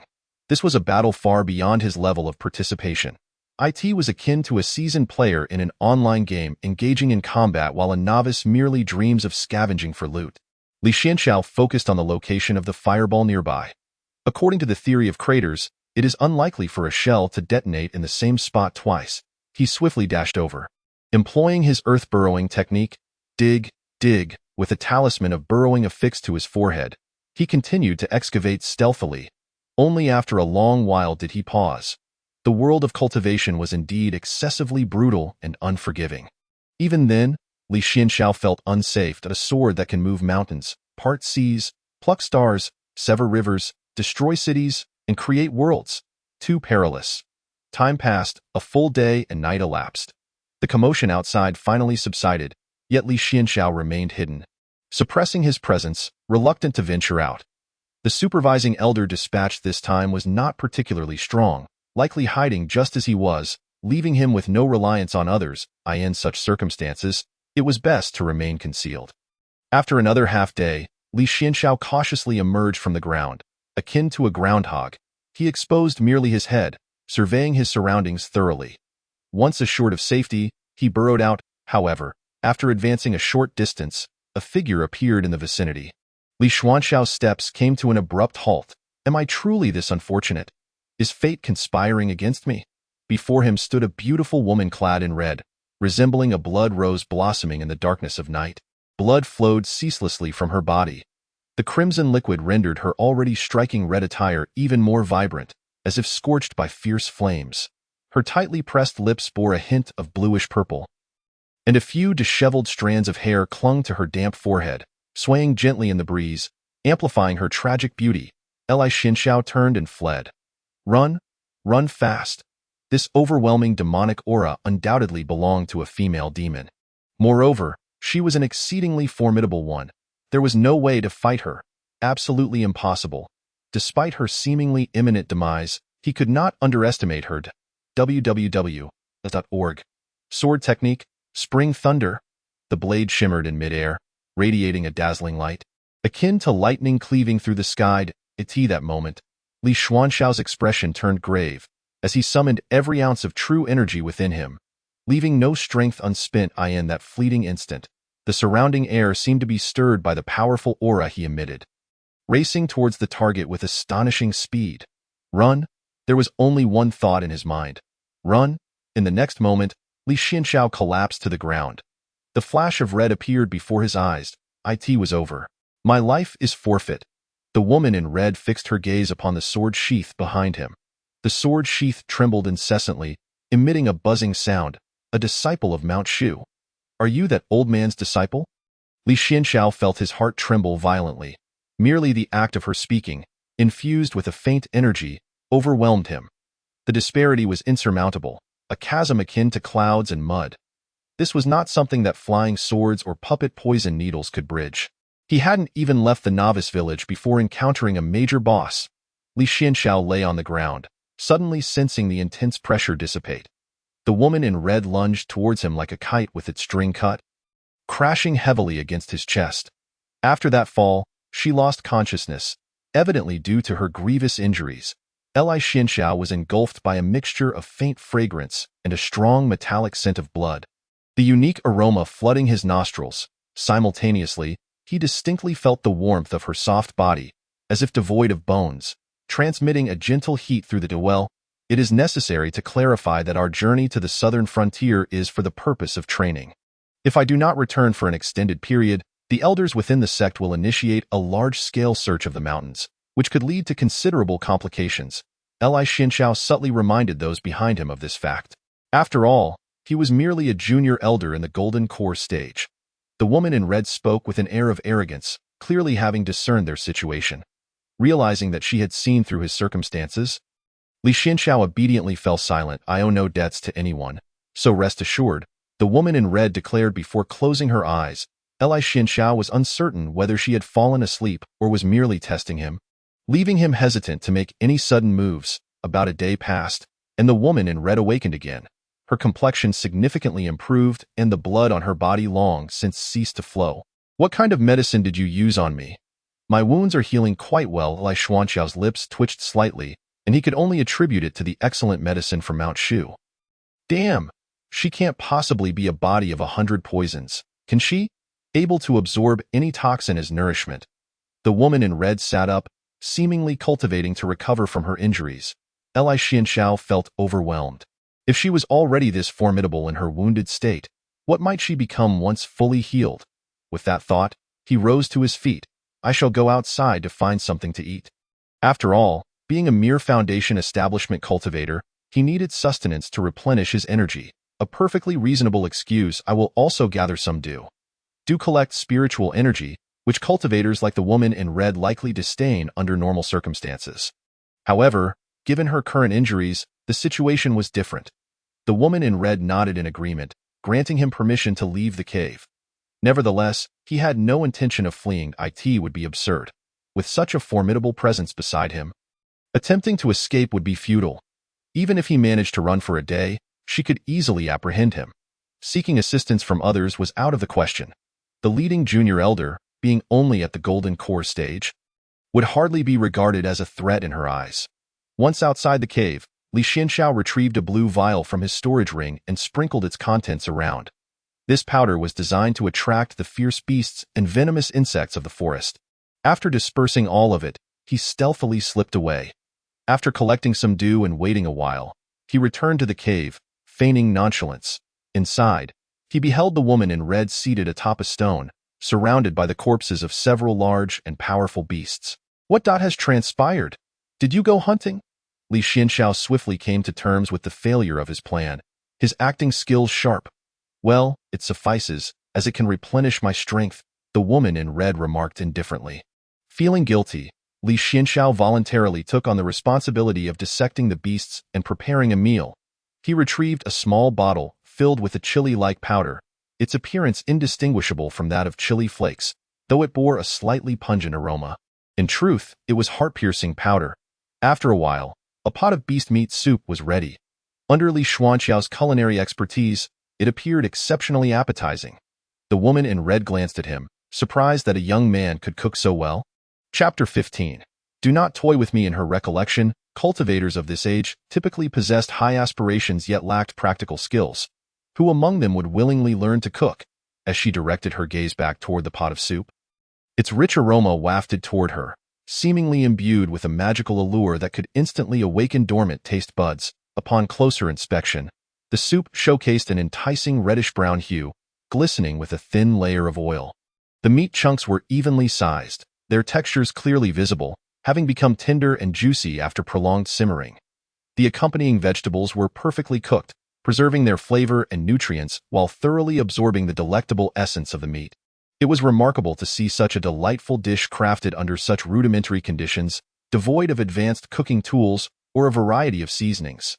Yet, through the chef's exceptional skills and precise understanding of the ingredients, this ordinary meat soup was transformed into something exquisite. The woman in red nodded. It's not quite delicious. Then eat more, Li Xianxiao encouraged. You should have some too, the woman in red insisted, seemingly feeling it inappropriate for her to indulge alone. Don't worry, you eat first. If I tell you to eat, you shall eat. Li Xianxiao blinked, gazing at the pot of soup. What? Nothing. Fortunately, I anticipated this and took an antidote beforehand, he replied, scooping up some meat to consume. By the way, what is your name? The woman in red inquired. Murongimo, Li Xianxiao answered without hesitation. The woman in red nodded, falling silent for a moment before asking, Aren't you curious about my name? My master taught me that when outside, one should refrain from asking unnecessary questions. I asked your master, that old fellow surnamed Huang. He is my master's master, Li Xianxiao replied candidly. The woman in red glanced at the sword box on his back. He entrusted it to you, clearly valuing you highly. I'm merely keeping it for my senior brother, Li Xianxiao humbly stated, fearing that she might claim, this child is destined to inherit great power. He must not be allowed to remain. Why do I suddenly feel so warm? The woman in red exclaimed, Li Xianxiao. Oh, is that line even appropriate? What are you implying? In an instant, a vivid blush, as bright as a sunset, spread across her fair and delicate cheeks at an observable rate. This blush resembled a red plum blooming atop a snow-capped mountain. Exuding an enchanting radiance, it began at her ears, gradually enveloping her entire face, enhancing her already captivating beauty with an added touch of shyness and allure. What is happening? Is it the meat that has too much vitality? Li Xianxiao probed cautiously. The woman shook her head. What seasoning did you use? It then dawned on Li Xianxiao that he might have inadvertently included an aphrodisiac in the mixture earlier.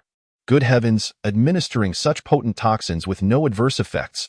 Just one dosage of the aphrodisiac should have sufficed. Without hesitation, Li Xianxiao quickly administered an antidote to the woman. The woman in red's gaze had taken on a dreamy quality. But once the antidote was ingested, the heat subsided. Li Xianxiao exhaled a sigh of relief. His pure young body had narrowly escaped danger. Thus, 2 full days passed. For Li Xianxiao, these 2 days felt exceedingly protracted. He repeatedly envisioned methods to eliminate the woman but found that all simulated outcomes ended in failure. From the perspective of the woman in red, Li Xianxiao had diligently cared for her over the 2 days, a novel experience for her. Perhaps due to her injuries, she had set aside her previous nobility and aloofness. Li Xianxiao was particularly attentive to her wounds, even assisting her in replacing the bandages. Parasite? Tetanus? I refuse to believe. Kanseku, the woman in red, shook her head and solemnly remarked. For you, the less you know, the safer you will be. Li Xianxiao had no choice but to abandon his attempts to extract information from the woman in red. Thus, he sought another excuse to leave. Turning back to search for the cave of the woman in black, as he walked, an unsettling thought crossed his mind. Was he not akin to a dog caught between a mistress and a concubine? Chapter 16. The imperial daughter phone. Within the dim and profound cave, a woman clad in black leaned quietly against the stone wall, with her head slightly bowed and her eyes firmly shut. She exuded an aura of fierce aggression that starkly contrasted with the woman in red. Even with her eyes closed, one could sense the sharp brilliance contained within. Her high-bridged nose complemented her somewhat thin lips, whose distinctly defined lines bore a subtly upward curl, as if perpetually holding an imperceptible smirk. This striking visage enveloped her in an air of danger and mystery. Moreover, it was quite ample. The woman in black opened her eyes, gazing at Li Xianxiao, who had ventured out to collect dew. You are quite thoughtful, she remarked. Clever, quick-witted, and, most importantly, pleasing to the eye. Nodding, she added, from now on, you shall be my servant. Li Xianxiao stammered. I am unworthy, truly unworthy. He hastily declined. You are worthy because I say so. This is an opportunity you could never attain in several lifetimes. Consider yourself fortunate, the woman in black scoffed. Li Xianxiao felt speechless. But you have lost your storage ring? Do you have other garments? The woman in black glanced down at her tattered clothes, revealing swathes of skin. However, this was not her primary concern. What troubled her was that her attire was stained with blood, dirt, and an unpleasant odor.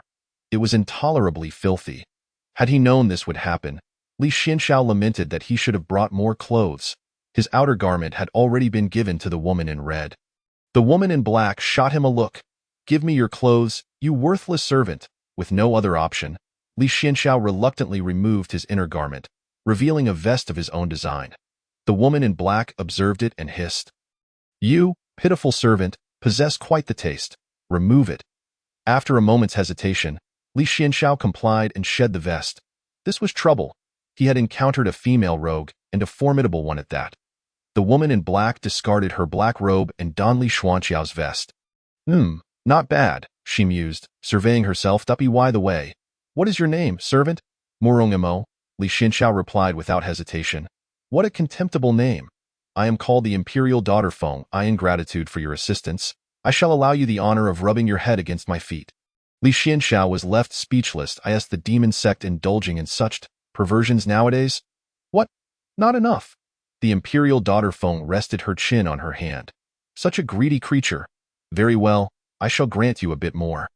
I will firmly press my foot upon your head.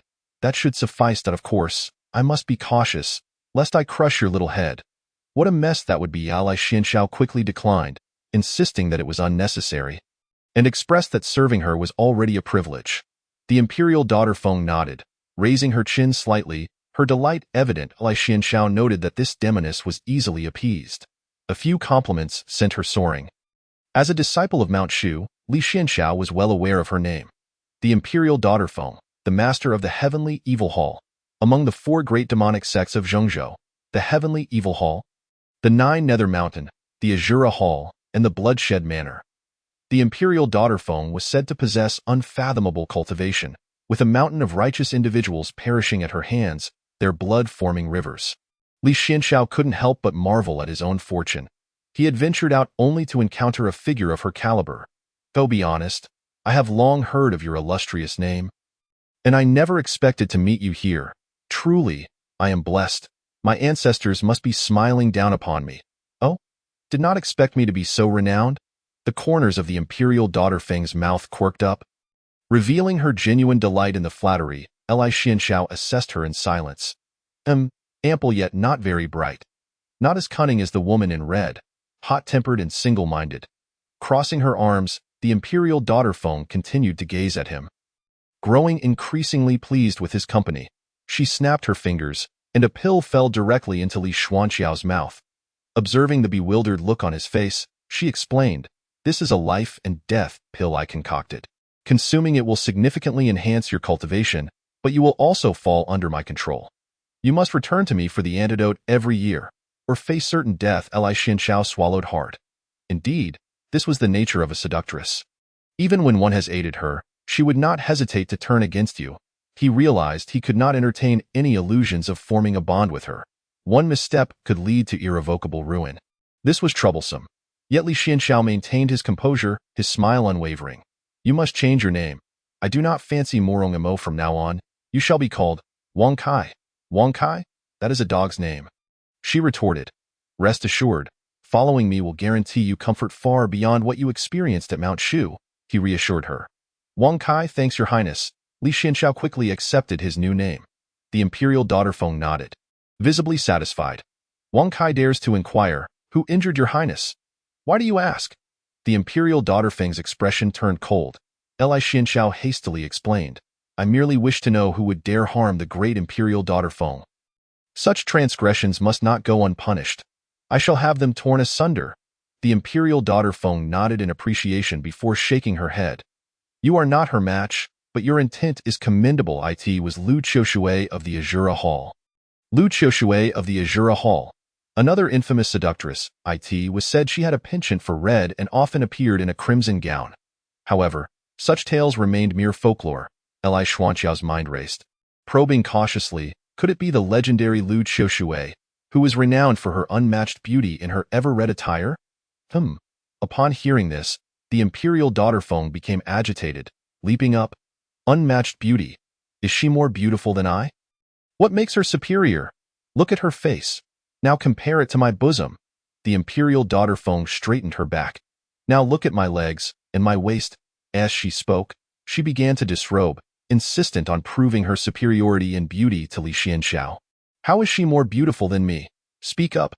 Li Xianxiao hurriedly intervened, attempting to halt her. Chapter 17. No new tricks?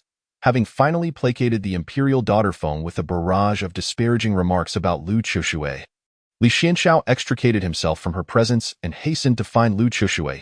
He had now confirmed that the conflict lay between Lu Qiushui and the imperial daughter Feng, a case of dog biting dog, devoid of any righteous intervention.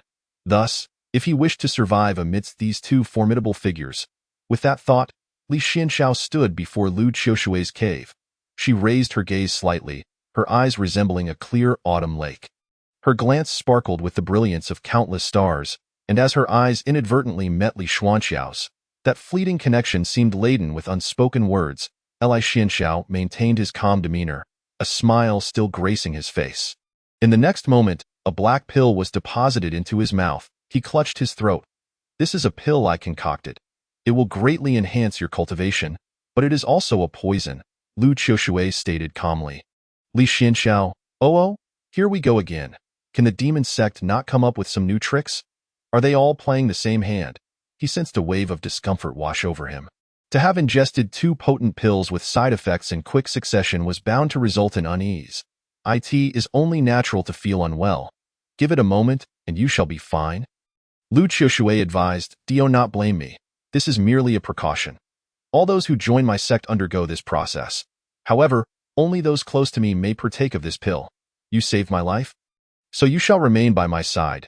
At this moment, Li Xianxiao lay on the ground, acutely aware that both Lu Qiushui and the imperial daughter Feng had fed him their respective pills. They were akin to two bombs with fuses ignited, detonating within him. The two powerful and mysterious energies clashed like two well-trained, well-equipped armies on the narrow battlefield of his body. They intertwined, collided, and tore at each other. Each encounter sending tremors throughout him. One force burned with searing heat, threatening to incinerate all in its path, while the other chilled to the bone, freezing anything it touched into ice. The two energies surged back and forth, refusing to yield, creating a stalemate. They rampaged through his meridians and acupoints, wreaking havoc on the once smooth flow of his vital energy. He felt as though every organ within him was being painfully tugged, and his entire skeletal structure seemed on the verge of collapse. I am doomed. Li Xianxiao could no longer muster the strength to utter a word. Save me. What is this? Li Xianxiao opened his eyes. His small orbs filled with immense confusion. What is happening? He sensed the violent force within him rapidly subsiding. His cultivation had been dramatically elevated. Yet, the side effects brought on by the elixirs, namely, the toxins, had somehow negated each other. Oh, Li Xianxiao was overwhelmed with joy. The heavens have not forsaken me. The two elixirs not only enhanced his cultivation, effectively forcing an influx of power into him, but they also kindly eliminated the adverse effects. Even someone as composed as Li Xianxiao could not suppress a smile at that moment. However, the significant increase in his cultivation required time to assimilate. It was not as if a martial arts novel where a master could impart a century's worth of power to the protagonist in an instant. If such a thing were to occur, it was highly likely the protagonist would meet a disastrous end. In this instance, merely breaking through a minor realm necessitated ample time for Li Xianxiao to digest it. Thus, in the following days, he oscillated between the company of Dian Feng and Lu Qiushui while assimilating his newfound cultivation.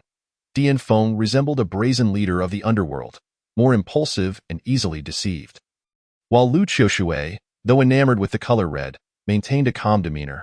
Thanks to Li Xianxiao's attentive care, both women gradually grew closer to him. It was not difficult to observe that they had somewhat lowered their previous airs of superiority. The bridge effect could aptly explain this phenomenon. It refers to the accelerated heartbeat one experiences when crossing a swaying suspension bridge, which may lead to misinterpreting this physiological response as romantic attraction when encountering another person in such a state.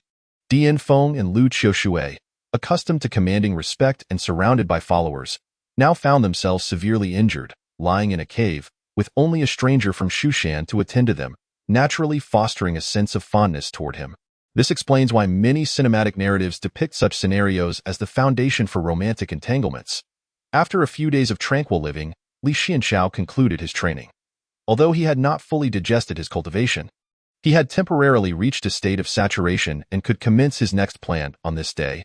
As Li Xianxiao tended to Lu Qiushui's wounds, he gently lifted her arm and placed a clean white cloth nearby for convenience. He then slowly unwrapped the bandages covering her injury, revealing the still healing scar beneath. Lu Qiushui winced as the movement elicited a sharp pain, yet when she beheld the youth's focused and earnest expression, the ache in her heart seemed to diminish somewhat. "Your recovery is faster than I anticipated," Li Xianxiao remarked. Lu Qiushui nodded. "Then you must rest well." Li Xianxiao, as usual, ventured outside. Lu Qiushui had grown accustomed to this and blurted out, "Come back soon." The moment the words left her lips, she felt an odd sensation. Li Xianxiao glanced back at her, his expression unchanged, and departed the cave. After a brief interval, a figure staggered back to the cave. "Run! It's the people from Tiansha Hall." With that, Li Xianxiao collapsed to the ground. Tiansha Hall. Lu Qiushui's expression shifted dramatically as she rushed to support him. Li Xianxiao had already lost consciousness. Lu Qiushui stood frozen like a statue, her mind blank for what felt like an eternity. The once tranquil lake of her heart rippled ever so slightly, followed by a subtle tremor. The young man, so full of vitality and vigor, now lay lifeless in her embrace, as if peacefully sleeping. His body grew increasingly cold, the essence of life slipping away from him. Reflecting on the brief days they had spent together, though not extensive, they were uniquely significant to Lu Qiushui. Each day was simple and pure, even somewhat monotonous, yet for reasons unknown, this unremarkable existence filled her with an unprecedented sense of fulfillment. She recalled their initial meeting, where an awkward silence enveloped them, neither willing to break the stillness. However, as time passed, they gradually became familiar, sharing silent moments, gazing at the beautiful sunset, exchanging joys and sorrows, laughing and conversing with a clang. A sword was unsheathed, brimming with combat intent. Lu Qiushui gritted her silver teeth. That moment, another figure burst in. Chapter 18. Has your head been blown by a donkey's fart? Dian Feng looked at the unconscious Li Xianxiao in Lu Qiushui's arms, momentarily stunned. Then her eyes blazed with fury. "You wretched creature! It's you again." Li Xianxiao had indeed lost consciousness, without a doubt due to Lu Qiushui's actions.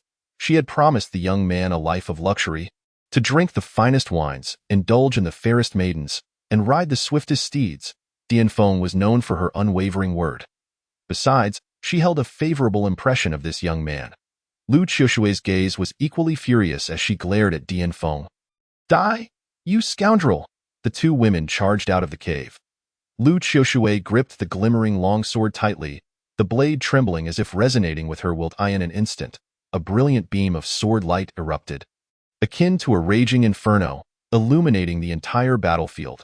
The flames contained boundless heat and formidable power, making it impossible to behold directly. Simultaneously, a fire dragon roared upwards from the sword light, its massive maw revealing sharp, glistening fangs, and with powerful claws, it lunged towards Dian Feng with tremendous force. The fire dragon, surrounded by flames, surged forth, distorting the air in its wake. Faced with this ferocious assault, Dian Feng showed no signs of fear. With a gentle flap of her magnificent wings, she ascended gracefully, clutching a lotus lamp that emitted a soft glow. The lotus lamp radiated a kaleidoscope of colors, enhancing Dian Feng's regal and ethereal presence. This was not their first encounter in battle. Past grievances surged within them, intensifying the conflict. Both women unleashed their full might, determined to determine victor and vanquished.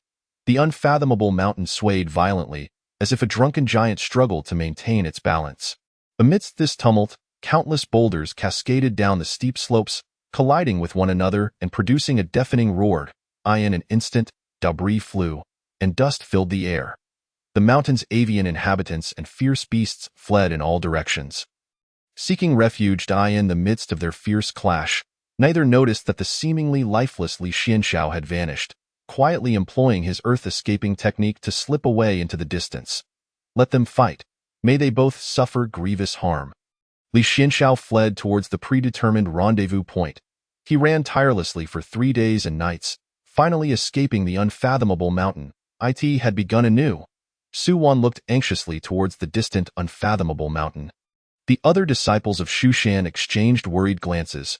Surely, they wouldn't emerge with a vengeance. Would they inadvertently bring ruin upon us as well? It had been quite some time since Li Xianxiao and senior brother Morong had emerged. Could it be that they'd, in a way? Jiang Luoshui pouted, her cheeks puffed in indignation.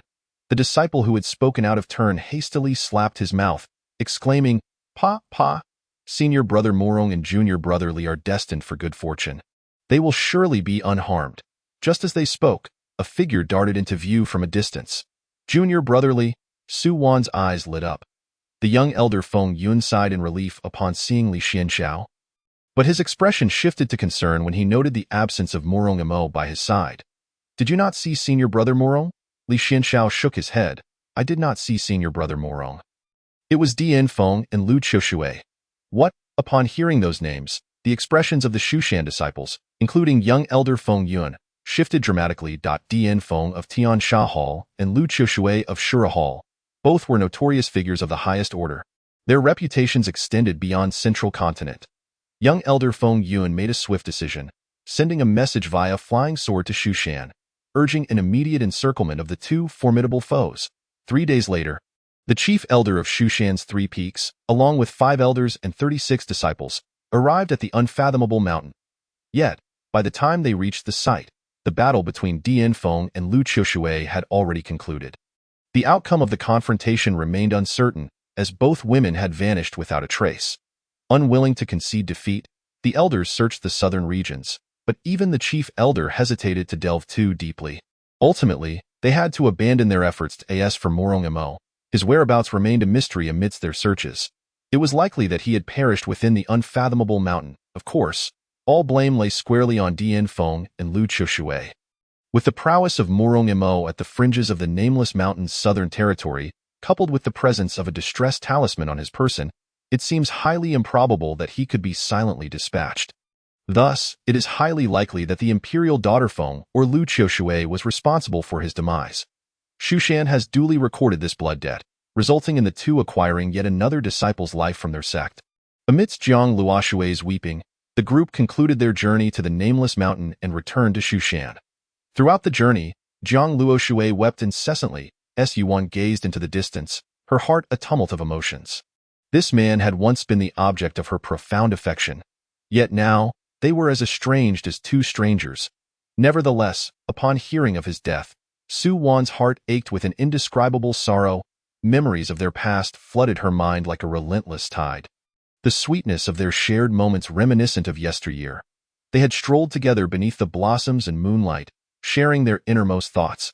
Countless joyous times had been spent together, relishing the myriad emotions life had to offer. Every smile and embrace was etched indelibly in Su Wan's memory, impossible to erase. But now, everything had changed.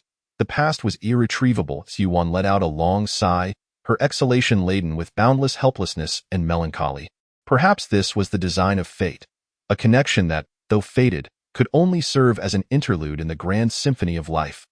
Though her heart still harbored love, she could only bury it deep within. Allowing time to gently soothe the wounds of her past, Su1 turned to Li Xianxiao and approached him. "Please give me a moment." Li Xianxiao turned, bewildered by her request. "Just a moment, for I once had a history with him. Though those are merely tales of the past, I find it difficult to bear. Grant me a moment to mend my own wounds, and then I shall consider the feelings between us." Li Xianxiao, taken aback, responded, "Fourth senior sister, may I boldly inquire, have you lost your senses?" Chapter 19. "You have me feeling a bit alarmed, fourth senior sister. You seem to have misunderstood something." Li Xianxiao could no longer contain his curiosity. Su Wan looked at him, puzzled, as if pondering a revelation. Indeed, Li Xianxiao mistakenly believed Su Wan grasped his meaning. "Fourth senior sister, you are somewhat self-absorbed. Are you suggesting that you killed Morong Shixiang to win my affection?" Su Wan exclaimed in shock. Upon hearing this, Li Xianxiao was even more astonished. While every deduction Su Wan had made was erroneous, the conclusion was, ironically, accurate. How could she presume that he would slay Morong Emo for her sake? Yet, she had indeed stumbled upon the truth. He had killed Morong. Li Xianxiao felt a surge of despair. This was utterly mad. If others were to discover this and believe it, he would be left without an explanation. "Senior sister, how could you entertain such thoughts?" Su Wan took a step back, seizing the moment of confusion to shift the blame onto Feng and Lu. With my capabilities, how could I possibly contend with Morong Shixiao? Su Wan, realizing the absurdity, added, could it be that you lured Feng and Lu into killing Morong Imo? Using another's hand? Li Xianxiao replied, senior sister, you are being rather abstract. It frightens me. How could you harbor such wild notions? It wasn't me. I apologize. Yuan recalled Li Xuanxiao's earlier actions, where he had secretly watched over her to protect her. If he had killed Morong Imo for her, it would indeed make sense. Fourth senior sister, what I mean is that you seem to have misunderstood something. I do not harbor any feelings for you. What? Su Wan stood frozen, as if struck by an unbelievable revelation. What did you say? Zhang Luoshui, still in tears, discreetly lifted her head. Her ears perked up in curiosity. Li Xianxiao. Senior sister, I have no other intentions toward you. Why earlier placement of the twin soul reflection stone in your cave was solely for your protection. For you, well, to put it bluntly, you are a natural target for bullying. Tio uses a saying from my hometown. You couldn't even muster a sound with 3 sticks. When others slander you, you remain silent, brooding in your own sorrow, allowing tears to flow. Even when accused of colluding with the demonic sect, you dare not defend yourself. Thus, I stepped forward, having seen through this, to ensure your safety from such accusations. As for matters of the heart, I, as your junior, am solely devoted to my cultivation and have no such intentions. Furthermore, I am acutely aware of my own limitations. My talents are modest, and my appearance is unremarkable. You, senior sister, are exceptionally gifted and breathtakingly beautiful, far beyond my reach. Therefore, I can only admire you from afar, not daring to overstep. Should you ascend to the heavenly realm one day, recalling my existence would be a blessing for me. Li Xianxiao performed a gesture of respect. Upon concluding his speech, he left Su Wan in a state of stunned disbelief. In just a few days, she had suffered 2 profound shocks. The first was the death of Morong Imo, a former lover with whom she had shared unspoken affections. The second was the revelation that her devoted junior had merely sought to assist her, devoid of romantic feelings. Days later, the group returned to Shushan. After fulfilling their tasks, Li Xianxiao returned to Silver Sword Peak, leaving the aftermath of Morong Mo's death to be handled by Shushan. Upon arriving at Silver Sword Peak, Li Xianxiao reflected on the harrowing experiences of these past days. Shivers of dread coursing through him. First, there had been the assassination attempt by Morong Imo, an occurrence he had anticipated and easily countered. Yet, encountering beings of the caliber of Feng and Lu had completely surpassed his expectations. Fortunately, he had emerged unscathed. The cultivation world was excessively harsh. The only path forward was to diligently enhance his prowess. Senior brother. As soon as Li Xianxiao arrived at the hut, he was greeted by a melodious voice. Senior brother, you have finally returned. Oh dear. Zhao Lu clutched her head and plopped onto the ground. Senior brother, you have been bullying me again. Have you been practicing diligently during my absence? Of course. I can smell the scent of idleness on you. How could that be? I have been diligently practicing, Zhao Lu protested. Li Xianxiao swiftly popped a pill into Zhao Lu's mouth. This is a new potion I concocted. If you lie, you will suffer from perpetual foot odor. Zhao Lu's expression shifted dramatically. The little fairy has foot odor. I cannot live. Have you truly been practicing diligently? I'm sorry, senior brother. I was wrong. Zhao Lu sat on the ground, unwilling to rise. Please, don't let me have foot odor. I beg you. You are to remain in your room for half a month without stepping outside. After dismissing his junior sister, Li Xianxiao returned to the hut. He sat in meditation, striving to assimilate the cultivation he had gained. Unwilling to waste a single moment, his mind wandered to Feng and Lu. Reflecting on the events of the past few days, though brief, they were indelibly etched in his memory. He vowed never to forget this humiliation. Li Xianxiao shook his head, muttering to himself, I wonder. Did they meet their end together? Are they dead? If they survive, will they seek revenge on me? Li Xianxiao was not overly concerned about them coming after Shushan. But he knew he could not remain in Shushan indefinitely. The thought gnawed at him. Ultimately, it all boiled down to his own inadequacy. If he were sufficiently powerful, he would have no need to fret over such matters. Half a month later, having concluded his brief period of seclusion, Li Xianxiao spotted a graceful figure beneath the willow tree outside the hut.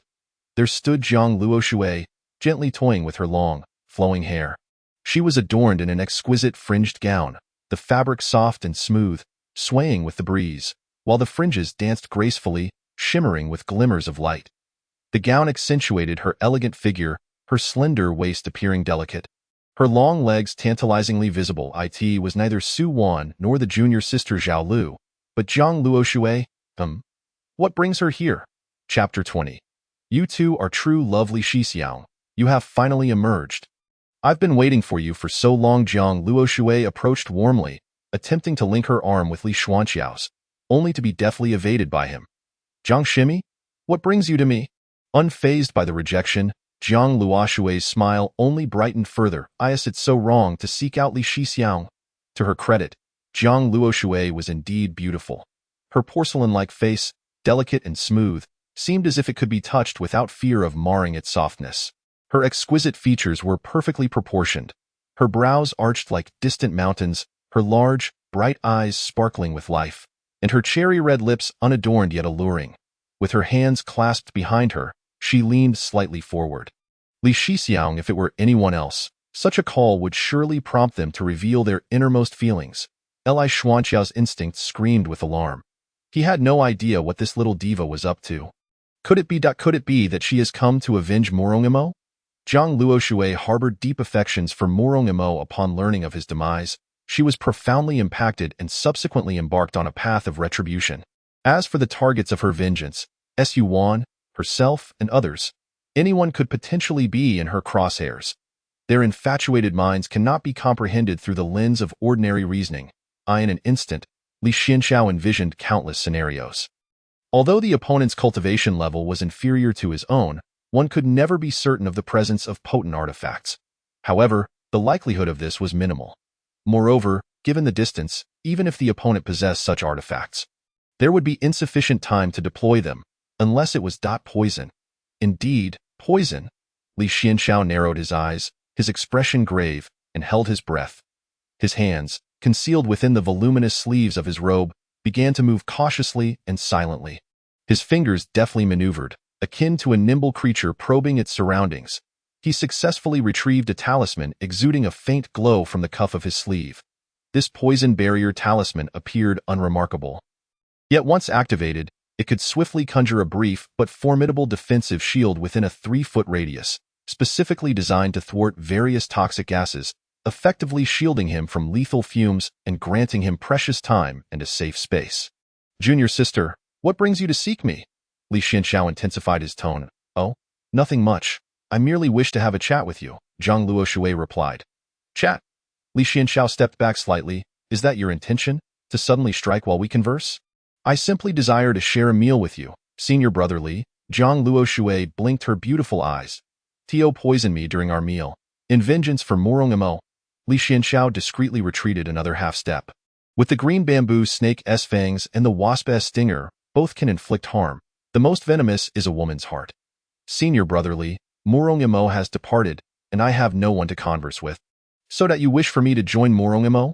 Li Xuanqiao's eyes widened like copper bells, poised for action, ready to spring into combat. Zhang Luoshui added softly, Senior brother Li, may I boldly inquire, what is your relationship with senior sister Su Wan? Li Xuanqiao's inner thoughts. Is she suspecting that I conspired with Su Wan to murder Morongimo? This logic seems plausible, given that Zhang Luoshui interfered in the relationship between Morongimo and Su Wan. To outsiders, my defense of Su Wan could imply feelings for her, perhaps even a silent guardianship. Hence, to punish Morongimo, I allegedly joined forces with Su Wan to eliminate him. As Li Xianxiao processed this, he became increasingly convinced of her intentions. You and senior sister Su Wan share no special connection, do you? This question took Li Xianxiao by surprise, but he resolutely replied, none. I see. Zhang Luoshui smiled lightly. That puts my mind at ease. I feared you harbored feelings for senior sister Su Wan. Oh? Zhang Luoshui grinned mischievously. That would be splendid. Senior sister Su Wan has claimed that you have always liked her. It seems she has misinterpreted your feelings. I must clarify this to everyone, lest it troubles you, senior brother Li. You do not like senior sister Su Wan at all, do you? Oh dear, I must inform everyone that senior sister Su Wan is quite presumptuous. Spreading rumors that you are fond of her. It's rather narcissistic, isn't it? Surely, This must trouble you greatly, Li Xianxiao. Then I shall come to find you another day, and since we are all fellow disciples, you may call me Luo Shui from now on. It feels more familiar. Do not refer to me as junior sister Zhang any longer. I had no time. Zhang Luo Shui happily departed from Silver Sword Peak. Leaving Li Xianxiao in a state of utter bewilderment, Li Xianxiao swiftly analyzed the current situation. It appeared that Zhang Luo Shui was not there to avenge Morong Imo. Rather, she had seemingly moved on from him. The reason she sought him today was due to her suspicions regarding Su Wan's affections for him, and thus, she attempted to entice him. Li Xianxiao furrowed his brow. You want cherished Morong Imo? And Zhang Luo Shui sought to provoke Su Wan by pursuing Morong Imo now. Suspecting that Su Wan had feelings for him, Zhang Luo Shui endeavored to allure him to vex Su Wan. Could it be that Zhang Luo Shui harbored feelings for Su Wan? It seems you are truly in love with Su Wan. Am I merely a pawn in your game with Morong Imo? This world is utterly absurd. Li Xianxiao resolved to retreat for another half-month of seclusion. Yet, this matter was evidently far from over. Upon his return, Zhang Luo Shui began to disseminate embellished rumors. Indeed, it was Su Wan who was willingly ensnared. Yes, she clings to senior brother Li relentlessly. Indeed, Su Wan has feelings for senior brother Li. Yet he is enamored with junior sister Luo Shui. So that is the case, and no wonder senior sister Su Wan looks upon Zhang Luo Shui with disdain. This is jealousy. Such were the remarks of bystanders. Alongside the fervent supporters of both Zhang Luo Shui and Su Wa and Li Xianxiao, step forth, Li Xianxiao, perish. Li Xianxiao is utterly unworthy of junior sister Luo Shui. Li Xianxiao does not deserve senior sister Su Wan. Who is this Li Xianxiao? I demand a one-on-one duel. As fellow disciples of Mount Shu, how could he be allowed to embrace both sides? It is simply unfair. Let us find Li Xianxiao. Do not let me lay eyes upon him. At this moment, Li Xianxiao on Silver Sword Peak felt utterly perplexed, unable to grasp the situation. What has gone awry? I have heard rumors circulating that I have had children with Su Wan and even fathered an illegitimate child with Zhang Luo Shui. If I cannot confront these matters, I shall simply evade them. Thus, Li Xianxiao decisively abandoned his abode, temporarily relocating to a secluded area on the back mountain of Silver Sword Peak, preparing to wait until the storm had passed and everyone had forgotten these events before emerging. 3 months elapsed in this manner, with Li Xianxiao diligently cultivating on the back mountain, simultaneously utilizing materials gathered from the Wuwang Mountain expedition to enhance the poison scorpion puppets. Chapter 21. Mount Weihu 3 months later. In a cave on the back mountain of Silver Sword Peak, Li Xianxiao took a deep breath as he gazed upon the 3 puppet poison scorpions before him. Under his magical influence, the puppets sprang into action. Presently, the primary issue with the poison scorpions was their lack of agility and speed. The poison he had concocted could now harm Peak Foundation establishment cultivators.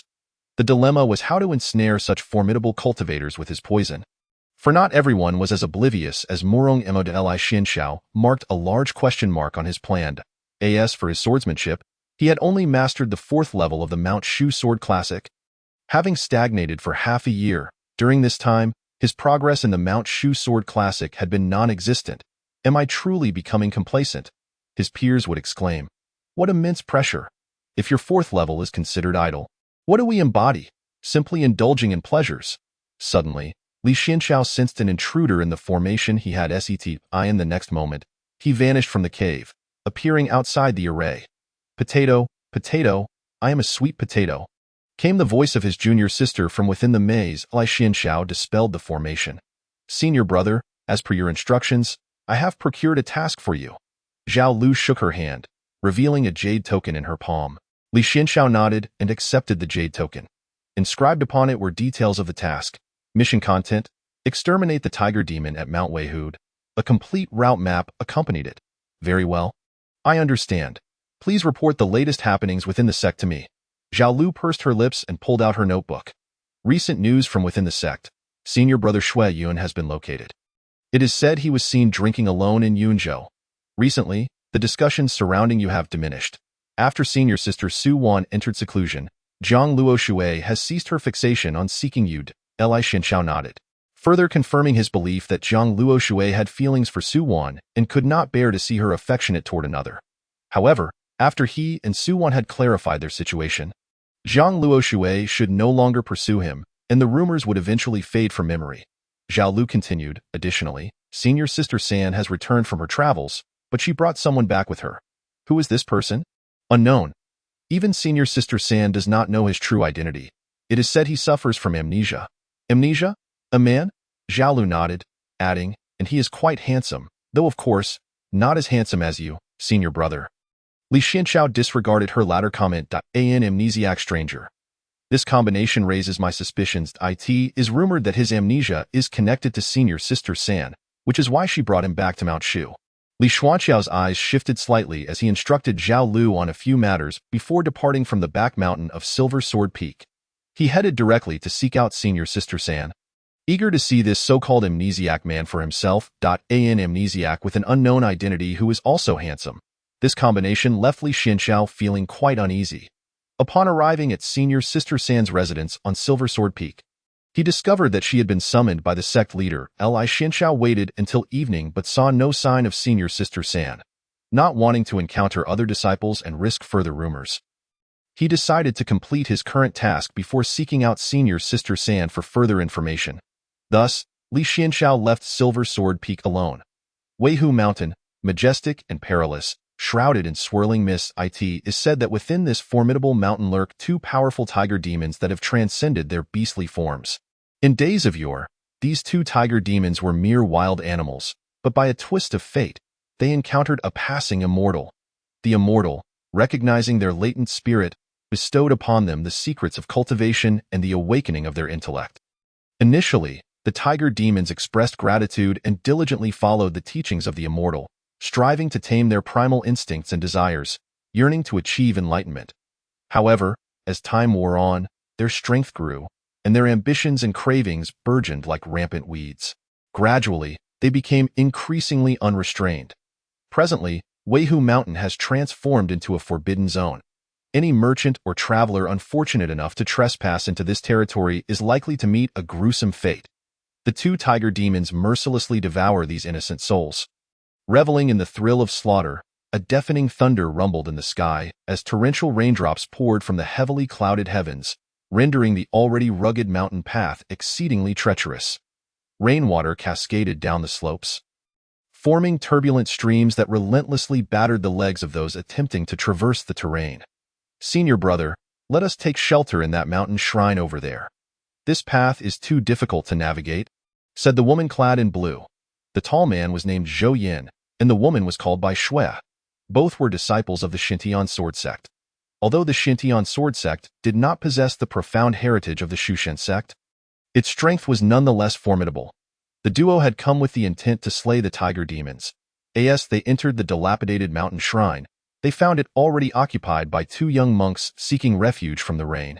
The disciples introduced themselves, Zhou Yin and Bai Shui of the Xintian sword sect, while the monks identified themselves as Qing Feng and Qing Ming from Fahua Temple in these remote mountains, where legends of demons and spirits abound. Their presence at such an hour could hardly be for mere sightseeing. A brief exchange revealed that they all shared the same objective. Since they were united in purpose, there was no need for rivalry. More hands would only ensure a greater chance of success. Thus, the four settled down for a lively conversation. As the moonlight deepened and the storm raged outside, none noticed the lifeless clay statue in the shrine, which was secretly observing them. The heart of Li Xianxiao, disguised as the clay statue, stirred slightly. Through the discussions, he gleaned their identities and intentions. His presence in this shrine was no coincidence. He had arrived first, intending to wait patiently for the movements of the tiger demons. Instead of the demons, he had encountered four fellow practitioners. However, this was not necessarily a misfortune. Li Xianxiao was not accustomed to sharing combat with others. Moreover, the capabilities of these four seemed more than sufficient to handle the tiger demons. With that thought, he decided to observe further. If they successfully dealt with the tiger demons, he could discreetly depart. If not, he would strike when the demons were least prepared. Chapter 22. A bold ambush. At that moment, the door of the mountain shrine was pushed open once more. This time, a group of traveling merchants entered. Judging by their attire, they appeared to be from distant lands. Otherwise, they would not dare tread upon Weihu Mountain, even by detour. Zhou Yin initiated a conversation, inquiring if they were unaware of the presence of demons in Weihu Mountain. The leader of the merchants wiped the rain from his face and replied, We have no choice. If we do not hasten, we will be unable to sell our goods, and our families will suffer. Bai Shui, dressed in blue, curiously remarked, if you cannot sell, why not pursue another trade? No capital, the merchants replied. Why not borrow a few hundred taels from relatives or friends? That should be easy enough, Bai Shui suggested. The merchants exchanged glances, taken aback by the beauty of the young woman. Li Xianxiao, hidden within the shrine, thought to himself that Bai Shui's naivety was quite amusing. Zhou Yin shot Bai Shui a glance. Offering an apologetic smile to the merchants, I apologize. My junior sister is somewhat inexperienced in worldly matters. Please do not take offense. The merchant leader waved his hand dismissively. Zhou Yin continued, a few hundred taels is hardly sufficient. If you are to borrow, it should be in the thousands to be of any use.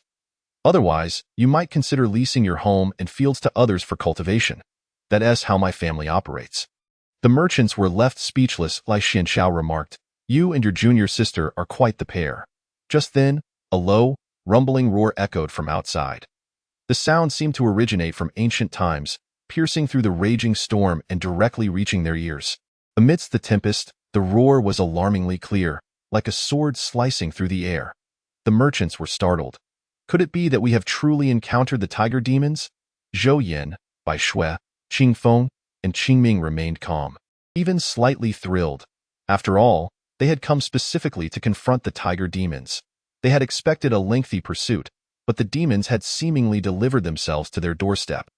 The already precarious door of the mountain shrine was violently torn apart by the fierce winds, allowing a frigid gust, mingled with rain and earth, to rush in, sending shivers down the spines of all present. Their gazes were drawn to the entrance, where a colossal tiger head emerged from the deluge of rain. Its massive form resembled a moving hillock, and its eyes shone with a chilling light, akin to brass bells.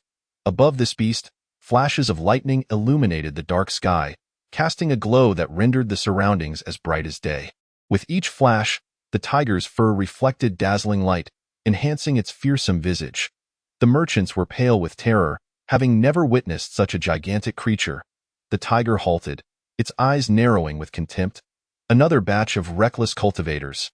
Zhou Yin scoffed, stepping forward to shield the merchants. Let us see how their arrogance fares against us. Qing Feng clasped his hands together. O noble tiger, the sea of suffering is boundless. Turning back is the path to salvation. Lay down your blade, and you shall attain enlightenment. Umitba. The white tiger roared, enough with your prattle. Prepare to meet your doom. 4 figures surged from the shrine, engaging the tiger demon in fierce combat. Their sword techniques appeared sharp and formidable. Yet upon closer inspection, numerous flaws became evident. Though their movements were swift, the transitions between techniques lacked stability and appeared somewhat rushed. Particularly with more complex sword forms, their lack of foundational strength was glaringly exposed. The essence of the Xiantian sword sect's technique lies in its continuity and stability. Yet, the swordsmanship displayed before him, while vaguely resembling it, failed to grasp its true profundity. As Li Xianxiao observed the battle, he noted Zhou Yan's prowess with the sword, affirming the reputation of Fahua Temple's martial arts. Under the righteous assault of the 4, the white tiger began to falter in a fit of rage. It bellowed. Clouds from dragons, winds from tigers. The winds swept through the area. Li Xianxiao sensed a shift. The other tiger demon had revealed itself. Upon its emergence, it exuded an undeniable formidable aura that left all present in awe. This tiger was pristine white, as if draped in thick snow, devoid of any blemish, radiating a soft cold light. Compared to the previous tiger demon, this one was immense, exceeding its counterpart in size by a significant margin. Who dares to harm my husband? The scene swiftly transformed into a 2-against-4 confrontation. Zhou Yan's expression shifted slightly. Something was amiss. Intelligence had indicated that both tiger demons were at the mid-foundation stage. Yet this female tiger had achieved the pinnacle of foundation establishment, nearing the golden core stage.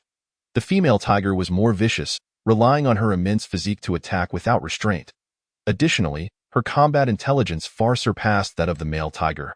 With a feigned attack, she lunged at Bai Shui, the weakest among the 4. Junior sister, be cautious. Zhou Yin attempted to rush to her aid, but it was too late. Bai Shui, wielding her sword, lunged at the ferocious female tiger. However, the female tiger reacted with astonishing agility, swiping her powerful paw against the sword. Bai Shui's weapon was sent flying as if it were a mere feathered eye. In that critical moment, a gleaming white sword light shot forth like a bolt of lightning. This streak of light, imbued with relentless force, surged toward the female tiger. Li Xianxiao burst forth from the statue, executing a decisive strike. The sword light pierced through the female tiger's chest, sending her hurtling backward. Li Xianxiao's approach was one of calculated precision, striking when least expected. With a swift motion, precise and ruthless, a brazen ambush, in a single stroke, the blade found its mark without a shred of unnecessary discourse. In his hand, a talisman poised to strike, it soared forth with purpose. The caged bird. The talisman formed a prison to ensnare the tigress. Simultaneously, another sword thrust was unleashed. At that moment, a thunderous roar echoed. "Do not harm my lady." A figure interposed itself before the tip of Li Xuanxiao's blade. It was the male tiger. Li Xuanxiao's sword pierced through its body. Chapter 23. Why are you so indifferent? Li Xianxiao did not anticipate such loyalty from the male tiger. Yet, his movements did not falter. With a kick, he sent the male tiger sprawling. The tigress's strength far surpassed that of the male. "First, slay the tigress, spare my wife. Take my life instead," the male tiger bellowed. "Rest assured, it shall be done with ease. Not a single one shall escape." Li Xianxiao paid no heed, fingers weaving through the sword formula. "Come forth!" The sword's point aimed directly at the imprisoned tigress. At that moment, another sword lunged forth and met Li Xianxiao's blade with a clash. "Wait!" Li Xianxiao frowned slightly. Standing before him was Zhou Yan. "Esteemed brother, please show mercy and allow me to speak." Li Xianxiao assumed the other sought to slay the tigress personally, thus facilitating an easier resolution. He was not keen on contesting this. As long as the tigress perished, his task would be complete. He swiftly replied, "Then proceed."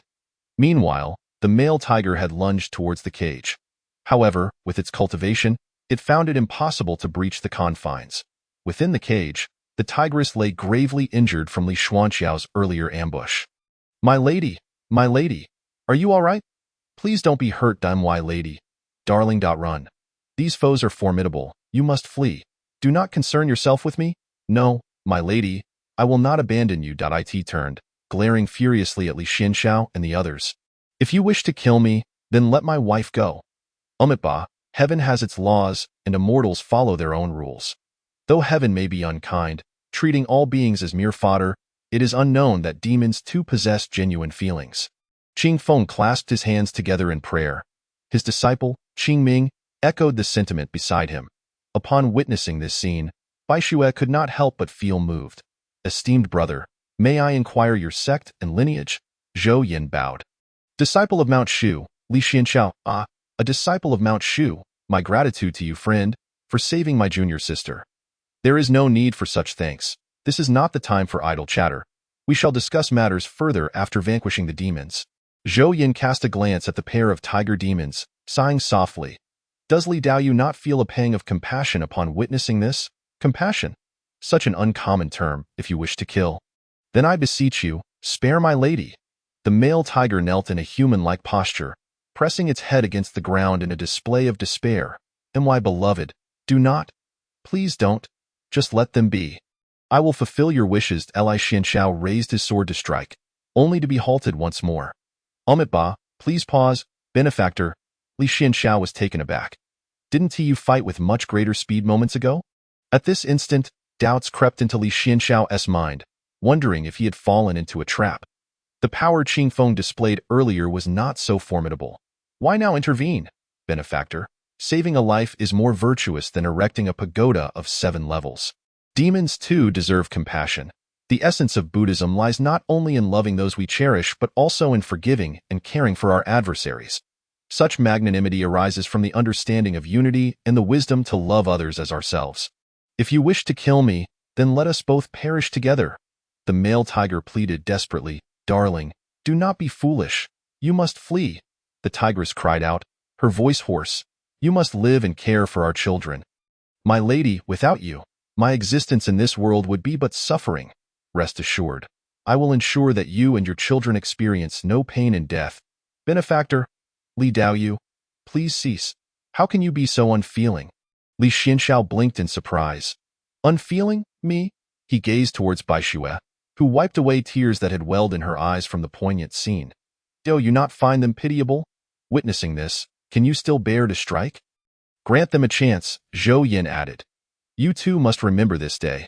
Never again should you commit evil deeds.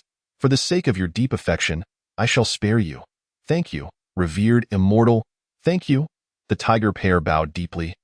Sincerity etched upon their faces. Zhou Yin then turned to Li Xianxiao, saying, Li Daoyu, while the extermination of evil is undoubtedly justifiable, there are times when methods matter. Slaughter cannot resolve everything. Look now, is this not a joyous conclusion? Li Xianxiao surveyed the two tiger demons, then regarded the four individuals standing before him, reluctantly sheathing his sword. At that moment, the tigress spoke. Esteemed immortals, previously a cultist sent me a secret missive inviting me to join their ranks. Now that my husband and I have resolved to forsake evil, we wish to present this letter to you. You may use it to infiltrate the cult and assist in its eradication. Is this true? Zhou Yan's brow arched. Indeed. How splendid, Zhou Yan exclaimed. Not only has this task been completed smoothly, but we have also uncovered leads on the cult. Truly a remarkable achievement. Esteemed ones, do not take the tiger demon's words at face value. I have already investigated. This demon has wreaked havoc for many years, having killed and devoured no less than 300 men, women, and children. If a mere statement could absolve them of their sins. What of those 300 lives lost? Li Xianxiao spoke solemnly. The male tiger immediately replied, Revered immortal, I had no choice. My lady was with child and gravely injured. Thus, I resorted to blood sacrifice to prolong her life. It was a desperate act. If you must take a life, let mine atone for those lost, and spare my lady and children. No, my beloved, this is my burden, not yours. Zhou Yin sighed, acknowledging their tragic fate. However, since the deceased could not return to life, henceforth, the two must ascend the mountain and offer apologies to the families of those they wronged. Qing Feng quickly concurred, when will the cycle of vengeance cease? Zhou Daoxing is indeed magnanimous. I have no objections. Li Daoxing, what say you? Li Xianxiao realized his objections would likely bear no fruit. Observing the other's intent on following the tiger demons to retrieve the missive, he chose to take his leave instead. Watching his retreating figure, Bai Xue muttered to herself, Senior brother, I have long heard that disciples of Mount Shu practice the path of indifference. It seems their hearts are truly made of stone. Zhou Yin shook his head. Had he slain the tiger demon, we would remain ignorant of the missive's contents and the cult's whereabouts. Thus, it is said, doing good deeds brings about good outcomes. Indeed, I understand, senior brother. Esteemed immortals. Please follow me. The male tiger assisted the gravely wounded tigress, leading the way ahead. Chapter 24. The cruelty of the cultivation world is unparalleled. They cautiously followed the two imposing, majestic tiger demons as they traversed the dense, shadowy forest. Along the way, the surroundings were so tranquil that only their footsteps and the occasional chirping of birds could be heard. After an indeterminate duration, they finally arrived at a vast cave entrance. The tiger demons stepped inside first, and the others followed closely behind. As they entered the cavern, the sight before them was nothing short of breathtaking. The interior was adorned in resplendent gold and jewels. A veritable palace of opulence. Countless gleaming gems were embedded in the cave walls. The floor was laid with sumptuous carpets, and exquisite crystal chandeliers hung from above, illuminating the space as brightly as day. Deeper into the cavern, an array of rare and extraordinary treasures lay on display. Some emitted peculiar glows, while others possessed unique designs, a testament to masterful craftsmanship. Clearly, this pair of tiger demons had amassed a staggering fortune through years of plundering and looting. Zhou Yin raised an eyebrow. You possess quite the trove of treasures here. The male tiger eagerly replied. My wife and I wish to present the treasures within this cave to the four esteemed immortals. As atonement for our past transgressions, Zhou Yin nodded, appreciating their apparent understanding. Esteemed ones, this way, I have a transcendent treasure to show you. A transcendent treasure. The four were intrigued and followed the tiger demon to the far end of the cave. Where is the treasure?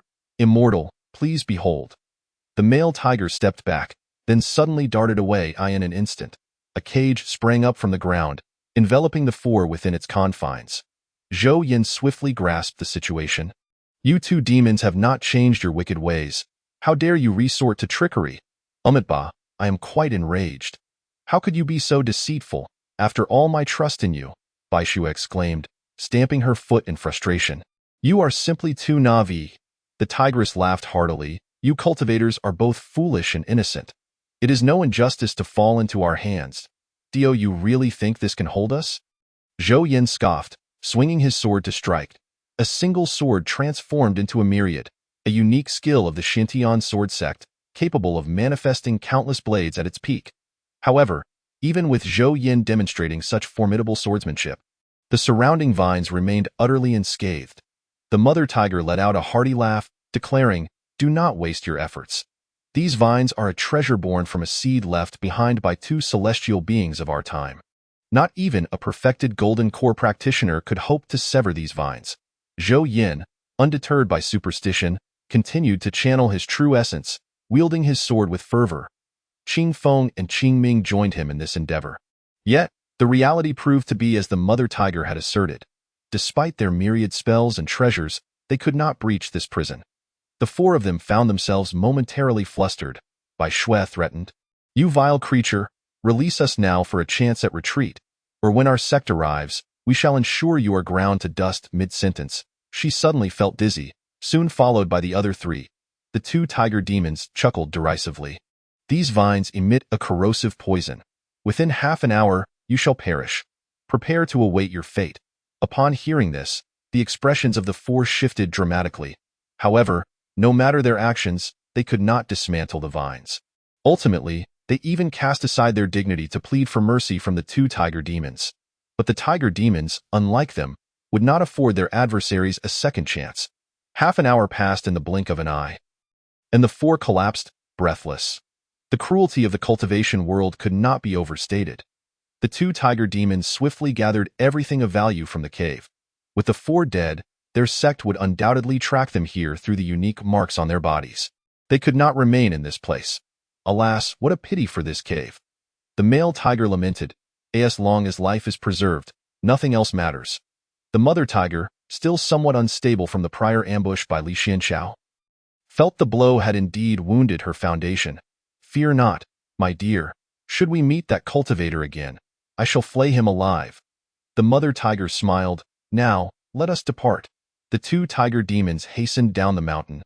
As the sun dipped low, darkness enveloped the forest when the last rays vanished. The two tiger demons sped along the mountain path. Suddenly, a silver-white light erupted, piercing through the male tiger's body, pinning him to an ancient tree. The mother tiger gasped, emitting a roar, but she could not discern the attacker's location. The air was thick with presences, no fewer than 10, a tempest, a fierce gale howled. Not just any wind, but an extraordinarily violent whirlwind. The fur on the mother tiger danced wildly in the gusts. Mastering the wind is an essential skill for a tiger that has attained sentience. With a thunderous explosion, the entire space seemed to tremble. The whirlwind, centered on the mother tiger, surged forth like an unstoppable torrent, ravaging everything in its path. Sand and stones flew, vegetation uprooted, and even the earth was lifted, revealing thick layers of soil in the blink of an eye. A desolate expanse of 5 zhang lay bare, devoid of life, leaving only barren land and swirling dust. Additionally, there were the shredded remnants of puppets. The mother tiger's expression shifted alarmingly, but it was already too late. 2 beams of sword light struck her, and with a mournful cry, she fell to the ground. Li Xianxiao emerged from the shadows. "Wait, Celestial Master, you promised to spare our lives." The male tiger cried out in anguish. "It was you who made that promise, not I," Li Xianxiao replied calmly. "We have already arranged with those 4 celestial masters to depart the mountain and atone for our sins. If you truly wish to kill us, at least allow us to finish our penance first," the male tiger pleaded. "Your penance is to die here swiftly." Li Xianxiao raised his sword. Wait, the mother tiger panicked, realizing this man harbored only a desire to kill them, showing no signs of mercy in our cave. "There are countless treasures and artifacts left by celestial beings. If you would spare us, we could offer them all to you." Li Xianxiao swung his sword down decisively. "Foolish. Killing you means those treasures become mine regardless." The mother tiger fell silent. "Is this the righteous path?" With that, the mother tiger's breath ceased. The male tiger's eyes filled with rage. "Wretch, I will kill you. Do not rush. It will soon be your turn." Li Xianxiao wasted no more words. Releasing his flying sword, it pierced through the male tiger's skull. With a tilt of its head, he quickly lost consciousness. After slaying the two tiger demons, Li Xianxiao collected their storage rings and followed the path they had taken. Chapter 25. No more tiger demons in Weihu Mountain. Following the trail of the two tiger demons, Li Xianxiao found their lair. Upon entering the cave, he discovered many treasures that the two demons could not carry away. After a brief survey, he reached the end of the cave, frowning slightly. There, at the cave's end, lay four skeletons. Their bodies bore no flesh, as if eroded by the passage of countless years, ultimately reduced to bones. They were Zhou Yin, Bai Shui, Qing Feng, and Qing Ming. Li Xianxiao was puzzled. He had assumed the four had escaped. How could the two tiger demons have slain them here? Logically, even at their peak, the tiger demons would have struggled against the four, let alone in their current weakened state. There must be traps. Formations. Li Xianxiao began to search cautiously and soon discovered the hidden vine artifact. It was a magical item with its own formation. Hist! Li Xianxiao gasped in shock. Judging by its aura, even a golden core practitioner would find it insurmountable. No wonder these four had met their demise. He shook his head, feeling a pang of sympathy for them. They were righteous individuals, likely too naive from their extensive reading, having never encountered the treachery of human hearts or the malevolence of demons. This was yet another reminder of the harsh realities of the cultivation world. A single misstep could lead to irreparable doom, leaving no room for regret. The two tiger demons had not taken the vine artifact, likely due to their inability to control it. Only those with a heart full of righteousness could wield such power. The two demons, steeped in bloodshed, were naturally unworthy. Li Xianxiao carefully stored the vine seed artifact, setting a trap and thus acquiring another means of protection. He lifted his gaze to the four skeletons once more. He shook his head again. It was likely that soon the members of Fahua Temple and Xintian Sword Sect would arrive to collect the bodies. To prevent the remains from being devoured by wild beasts, Li Xianxiao sprinkled repellent powder outside the cave. Taiping County, a name that might evoke thoughts of tranquility and harmony, was, in stark contrast, rife with danger and instability. One of the reasons for this turmoil was its proximity to the infamous Weihu Mountain. Each year, no fewer than 100 lives were mercilessly claimed, becoming sacrifices to the tiger menace. These unfortunate souls might have been merely laboring in the woods when they were ambushed by a tiger, or encountered misfortune while hunting or gathering firewood. Some women, working at home with their children, would find their husbands returning to discover only the corpses of their loved ones, a truly devastating scenario. Particularly terrifying were the tales of Weihu Mountain, which were said to harbor not just ordinary tigers, but two enormous and exceptionally fierce tiger demons. Their size reportedly exceeded that of common horses. Imagine the horror of such colossal beasts roaming the forest. Today, as dawn broke, the town crier yawned, clutching his gong as he stepped out of the county office. Something caught his eye ahead, and he rubbed his eyes. Good heavens! The crier collapsed in shock, staring at what lay before him. It was the skins of two tigers. Not just any tigers, but those of the feared tiger demons. News spread rapidly, with citizens from nearby counties rushing to see the terrifying remains. However, from that day forward, Weihu Mountain was free of tiger demons. Who had vanquished them and left their skins remains a mystery. Taiping County was transformed into a true haven of peace. Years later, as the tides of time swept through, dynasties rose and fell, and Taiping County birthed a peasant uprising leader who ultimately ascended to the throne. But those tales are for another time. Mount Shu. Li Xianxiao returned to Silver Sword Peak, delivering the mission jade slip to his junior sister, Zhao Lu, instructing her to report to the sword-holding pavilion, while he refrained from venturing out for the time being. He needed to avoid fourth senior sister Su Wan and Zhang Luo's Wei.is third senior sister present at Silver Sword Peak. Li Xianxiao inquired. Yes, Zhao Lu nodded. Li Xianxiao offered her a few more words of caution before seeking out third senior sister. Third senior sister, named Lin Wanqing, hailed from an ordinary background, yet from snippets he had overheard from their master, Li Xianxiao sensed she was anything but ordinary. She seemed to be the reincarnation of an ancient immortal. Of course, this was merely speculation without concrete evidence. Soon, Li Xianxiao located third senior sister Lin Wanqing. who was playing the zither in a bamboo grove.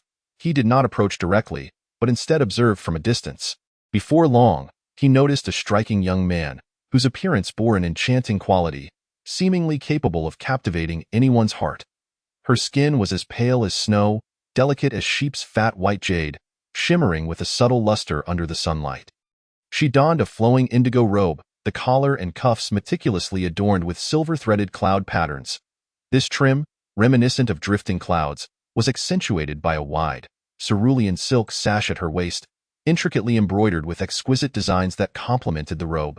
Enhancing its grandeur, behold, her lustrous, raven-black hair was elegantly tied up high, crowned with a small silver tiara inlaid with jade, further accentuating her striking beauty. "What a stunning man!" Li Xianxiao frowned. "Sister," the man exclaimed, bouncing towards Lin Wanqing. "Sister, I caught a butterfly." Lin Wanqing smiled and replied, "Yes, the butterfly is beautiful. Shall we let it go?" The man blinked innocently, playfully pouting. Lin Wanqing gently patted his head. "Sweetheart, butterflies are alive too. They can feel pain. While we admire their beauty, they might be very frightened right now. And perhaps someone is waiting for it, so, shall we set it free?" The man nodded obediently like a 3-year-old. Releasing the butterfly, I listened to my sister.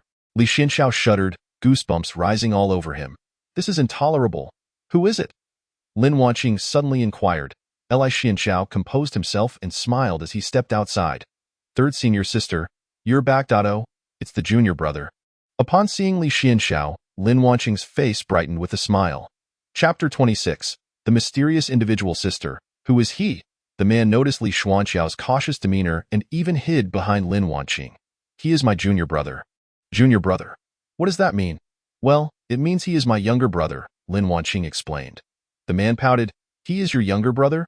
Then who am I? How can you have another brother?" Lin Wanqing affectionately pinched his cheek. "Sweetheart, he is the junior brother of your senior sister, while you are my younger brother. They are not the same, so who is closer to you?" Lin Wanqing helplessly squeezed his little face, "Of course. You are closest to me." The man smiled genuinely. It was only then that Lin Wanqing remembered. "Junior brother, what brings you here?"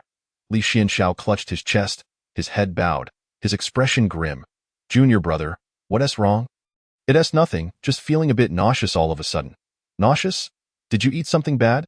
"I suppose so." Li Xianxiao brushed off the topic. "Senior sister, he is Dotto. You can just call him Fanyu." "Fanyu?" Li Xianxiao searched his mind for this name, finding no corresponding information. Lin Wanqing explained, "I met him 6 months ago. He was lying by the riverbank, having lost his memory, and kept calling me sister. Helpless, I brought him along, hoping to return to Shushan and see if I could help him regain his memory. Is he also a cultivator?" Li Xianxiao asked a crucial question. Lin Wanqing shook her head, then nodded. "He is a cultivator, but his cultivation is very low. He hardly possesses any detectable strength, and it seems his meridians are blocked, likely due to some kind of sealing technique." "Oh?" Li Xianxiao raised an eyebrow. Unable to suppress his misgivings. Unknown identity, unclear origins. By his appearance, he was certainly not an ordinary character, and with a sealing technique on him. How could one casually bring such a person into the sect? "What did Master say?" "Master is in seclusion. I didn't see him when I went yesterday. Just at this crucial moment, he chooses to seclude himself." "What about the other elders?" "Most of them are also unavailable." "This is too coincidental." Li Xianxiao hesitated for a moment. "Senior sister, I happen to know a bit about mental spells. Perhaps I can try to help him regain his memory." Lin Wanqing nodded, not surprised that her junior brother had such knowledge. Li Xianxiao had been cultivating since childhood, wandering with the sect leader, learning a variety of skills. It was said that he could even invoke divine spirits. What was it he mumbled about the sun setting behind the mountains? Li Xianxiao clasped his hands. "Then allow me to prepare." "All right," Lin Wanqing readily agreed. "Fanyu, quickly thank your brother." "Oh, thank you, brother," Fanyu said timidly. Li Xianxiao displayed a warm smile. "Oh, by the way, senior sister, did you name him Fanyu? Or did he tell you himself?" "He told me himself. He said he only remembered this name." Li Xianxiao nodded again, retrieving a wooden eagle from his storage ring. Then, speaking in a tone suitable for children, he said, "Big brother has a toy for you." "All right. What is this?" Fanyu inquired. Li Xianxiao activated the wooden eagle's switch, which flew into the air without needing any magical power, circling around before returning to Li Xianxiao's shoulder. Fan Yu's eyes lit up. Do you want it? Come get it. Big brother is giving it to you. Fan Yu hesitated, glancing between Lin Wanqing and Li Xianxiao. Seeing Lin Wanqing nod with a smile, Fan Yu ran over to take the wooden eagle. Thank you, brother. Li Xianxiao smiled and ruffled his hair. He then took his leave. Upon returning to his humble abode on Silver Sword Peak, the smile faded from Li Xianxiao's face. He lifted his hand, revealing 2 strands of Fan Yu's hair. Fan Yue. Li Xianxiao murmured the name. With a casual wave, the bookshelves inside the hut appeared before him. Li Xianxiao opened a book and wrote down the 2 characters. After finishing, he continued to write rapidly. In a moment, he had sketched Fan Yu's appearance on the paper. Then, he closed the book with the 2 strands of hair inside. As the incantation flowed from his lips, the page ignited spontaneously without fire. This spell was connected to Shushan's Grand Compendium, akin to a Baidu encyclopedia of the previous world, encompassing extensive information and records from across the 9 realms. As long as Shushan had ever documented a person, this wondrous spell would allow for effortless retrieval. The depth of Shushan's heritage was such that there was nearly no person or event that could not be found. Li Xianxiao furrowed his brows tightly, his eyelids twitching slightly as he immersed his thoughts into this vast magical realm. In an instant, thick tomes surged in his mind like a tidal wave, piling up like mountains. Some of these books were old and yellowed, exuding an ancient aura, while others appeared brand new, shimmering with faint spiritual light. The books began to flip simultaneously, as if a vast data set were being searched. However, as seconds ticked by, he had already sifted through countless densely packed volumes, yet found not even the slightest hint of relevant information about the individual. The absence of findings was even more chilling. Li Xianxiao furrowed his brow in contemplation, feeling as if facing a formidable enemy. Damn. What on earth has third senior sister brought back? Yet, at this moment, no one else seemed to care. Li Xianxiao thus prepared for 2 contingencies. The first was to use a wooden cicada crafted with Imo family's mechanical arts to monitor Fan Yu. The advantage of Imo family's techniques was that they required no spiritual power, making it difficult for cultivators to perceive. The second was to pin anonymous letters to the Law Elder and the Deputy Sect Leader, urging them to remain vigilant of the individual third senior sister Lin Wanqing had brought back. The choice of these 2 was strategic. Despite having 7 peak leaders, none wished to meddle in the affairs of disciples from other peaks, as it was a thankless task. The former peak leader, who was also Li Xianxiao's master, had become the new sect leader, and Silver Sword Peak currently lacked a leader. The Law Elder oversaw Shushan's regulations, while the Deputy Sect Leader acted in the sect leader's stead during their seclusion. Thus, writing to these 2 was undoubtedly the best choice. After completing these tasks, Li Xianxiao sought out his junior sister Zhao Lu. Zhao Lu was busy counting the treasures her brother Li Xianxiao had brought back from the Tiger Demon Cave. According to Shushan's rules, whatever task was executed belonged to the individual who completed it. Li Xianxiao selected some appropriate supplements and 2 magical artifacts for Zhao Lu. He assigned her a crucial task, to feign a chance encounter with third senior sister and casually discuss where and when she met Fan Yu. If Li Xianxiao inquired too deeply, it might raise suspicion. However, having Zhao Lu do it would be different, as conversations between girls tend to flow more easily. Zhao Lu accepted the mission, having long ceased to find her brother's peculiar behavior strange over the years. She even willingly joined her brother's little schemes. Chapter 27. Zhang Tianxin in the Law Enforcement Hall. A disciple retrieved the letters from the mailbox. These letters were anonymously sent by disciples from various peaks, allowing them to freely express their grievances about individuals or events that violated Shushan's regulations. Of course, anonymity was merely a facade. Each day, the law enforcement disciples would hand over the letters to the Law Elder. Today was no exception. After sipping a cup of tea, the Law Elder opened the day's complaints. Someone defecated behind the Little Cheong Peak, and a passing disciple stepped in it. The Law Elder set down his pastry. Continuing to read, a certain disciple was reported for speeding while flying on a sword within Shushan. Reports have surfaced alleging that certain disciples within the sect have deliberately harmed the very flowers and plants they once nurtured. Additionally, whispers of improper relationships between individuals have emerged, along with accusations of slanderous remarks being made about others. Most of these grievances are trifles of little consequence. As I continue reading, I come across a report concerning Lin Wanqing, a disciple of Yinjian Peak, who has returned to Shushan accompanied by an unidentified individual. I sincerely hope that the Law Enforcement Hall will conduct a thorough investigation. Fanue, the elder of law enforcement, has already encountered this individual. Could he possibly pose a threat? With such striking good looks, he certainly evokes a sense of intrigue. The elder of law enforcement cleared his throat and gently patted his fair cheek. Was it love at first sight? Perhaps not, but there is an undeniable allure, particularly in those soulful, peach blossom eyes. His affectionate address of sister sends ripples through one's heart. Fanue, a name that is undeniably melodious. Alas, it is regrettable that I did not meet him first. It is instead Lin Wanqing, my disciple, who has encountered him. It seems that remaining within the confines of the sect leaves little room for love. I have grown old. The elder of law enforcement picked up a small mirror to gaze at his reflection, inadvertently overlooking the anonymous letter provided by Li Xianxiao. Observing that neither the elder of law enforcement nor the deputy sect leader responded, Li Xianxiao realized that he needed to take further action. He checked the wooden cicada monitoring Fanue. The cicada remained intact and had not been discovered. Fanue exhibited no unusual behavior. Upon Zhao Lu's return, he easily gathered information regarding the meeting between Fanue and the third senior sister, Lin Wanqing. Zhao Lu, brimming with pride, asked, "Senior brother, how do you plan to reward me? Close the door, and I shall reward you properly." Zhao Lu was momentarily taken aback, her cheeks flushing crimson. After spending so much time with her senior brother, he finally exhibited a hint of masculine assertiveness. With a flick of her hand, she used magic to close the door. Bang! Moments later, Zhao Lu's voice echoed from within the hut. "Senior brother. Senior brother? No, absolutely not. Senior brother, I can't take it. Senior brother." Zhao Lu collapsed onto the ground, panting heavily. Thus, Li Xuanyou was elegantly pulled from the depths of the earth, alongside Zhang Tianxin, who had been bound together with him.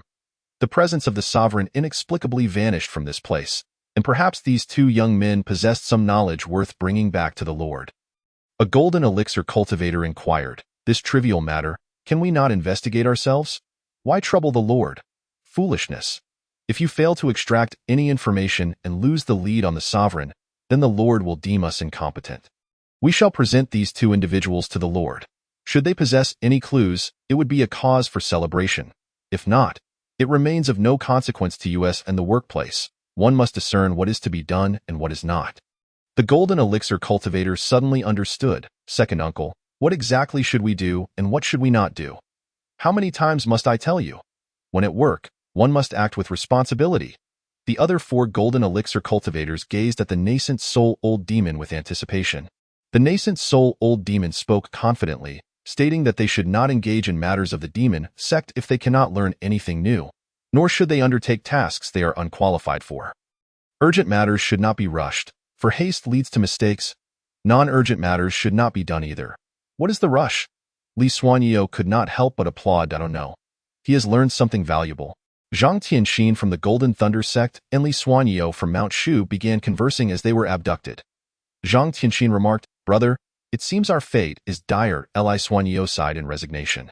The chance of encountering a nascent soul cultivator, particularly one from the demon sect, is even slimmer than being struck by lightning.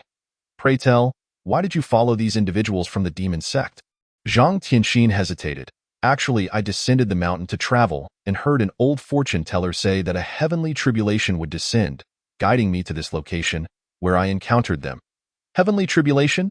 Li Xuanyou raised an eyebrow, about to inquire further when suddenly the surroundings were illuminated once more.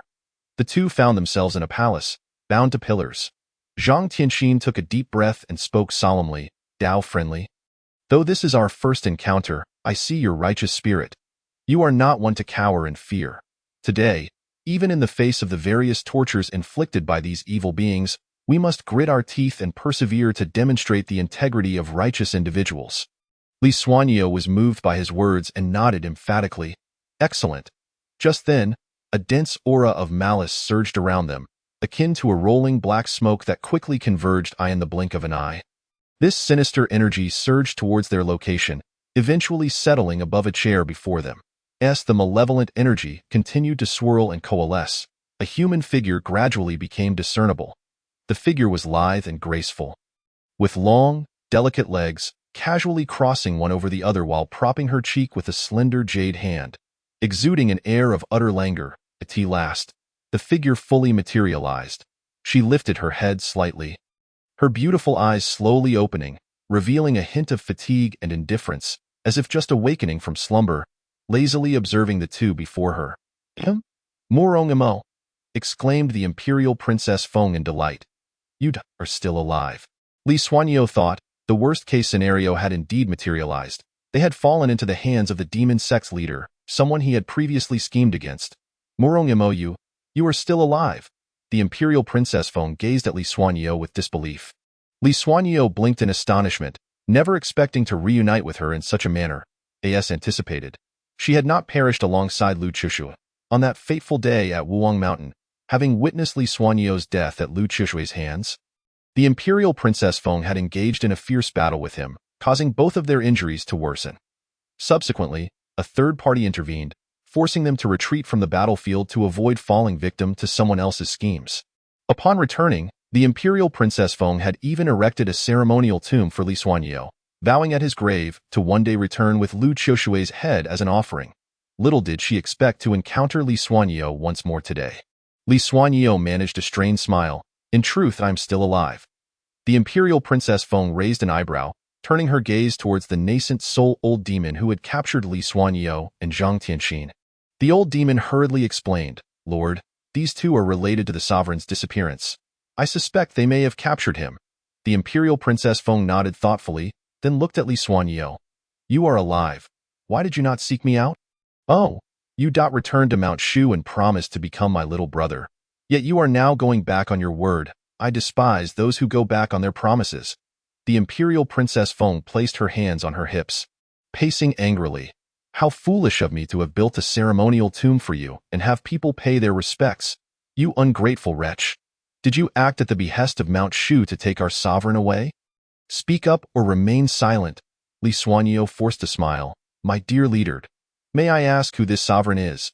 You ask knowing full well. The imperial Princess Feng retorted coldly, brandishing a red whip in her hand. Crack! The whip lashed out, eliciting a howl of anguish. Speak or not? Speak or not? I shall make you confess. Li Xuanyo blinked, glancing at the battered Zhang Tianxin, who grimaced in pain. You are mistaken. Why are you hitting me? If he won't speak, then punish him. Stubborn as a dead duck, are we? The red whip seemed infused with spiritual energy, as evidenced by Zhang Tianxin's increasingly pitiful cries. Each strike seemed to inflict even more pain. Li Xuanyo swallowed hard, finding the situation utterly brutal. He feared that if this continued, Zhang Tianxin would be beaten to death. Leader, I truly do not know who this sovereign is. I merely happened to pass by. It has nothing to do with me. Zhang Tianxin's wails grew more desperate. Eventually, the imperial Princess Feng appeared to tire, stretching languidly. Take them away and confine them. I shall interrogate them properly after I rest. Yes, Zhang Tianxin and Li Xuanyo were each imprisoned in separate cells. Zhang Tianxin was thrown onto the damp floor, gasping in pain. Dao Frenzhong, are you all right? Came Li Xuanyo's voice from the adjacent cell. I said I am fine. Do you believe me? Li Xuanyo expressed admiration.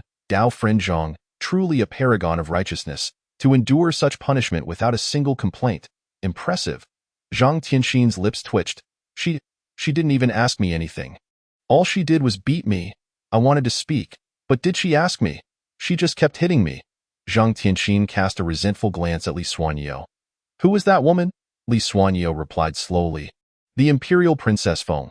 The imperial Princess Feng. Zhang Tianxin's expression changed dramatically. Is she the one from the heavenly evil palace? Indeed.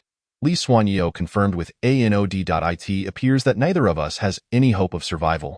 I have heard that the imperial Princess Feng is ruthless, relishing in torturing righteous disciples to death, watching them beg for mercy, only to give them a glimmer of hope before plunging them into despair. Zhang Tianxin glanced at his injuries. It seemed today was merely an appetizer. By the way, you seem to know the imperial Princess Feng quite well. To a degree, we have a history.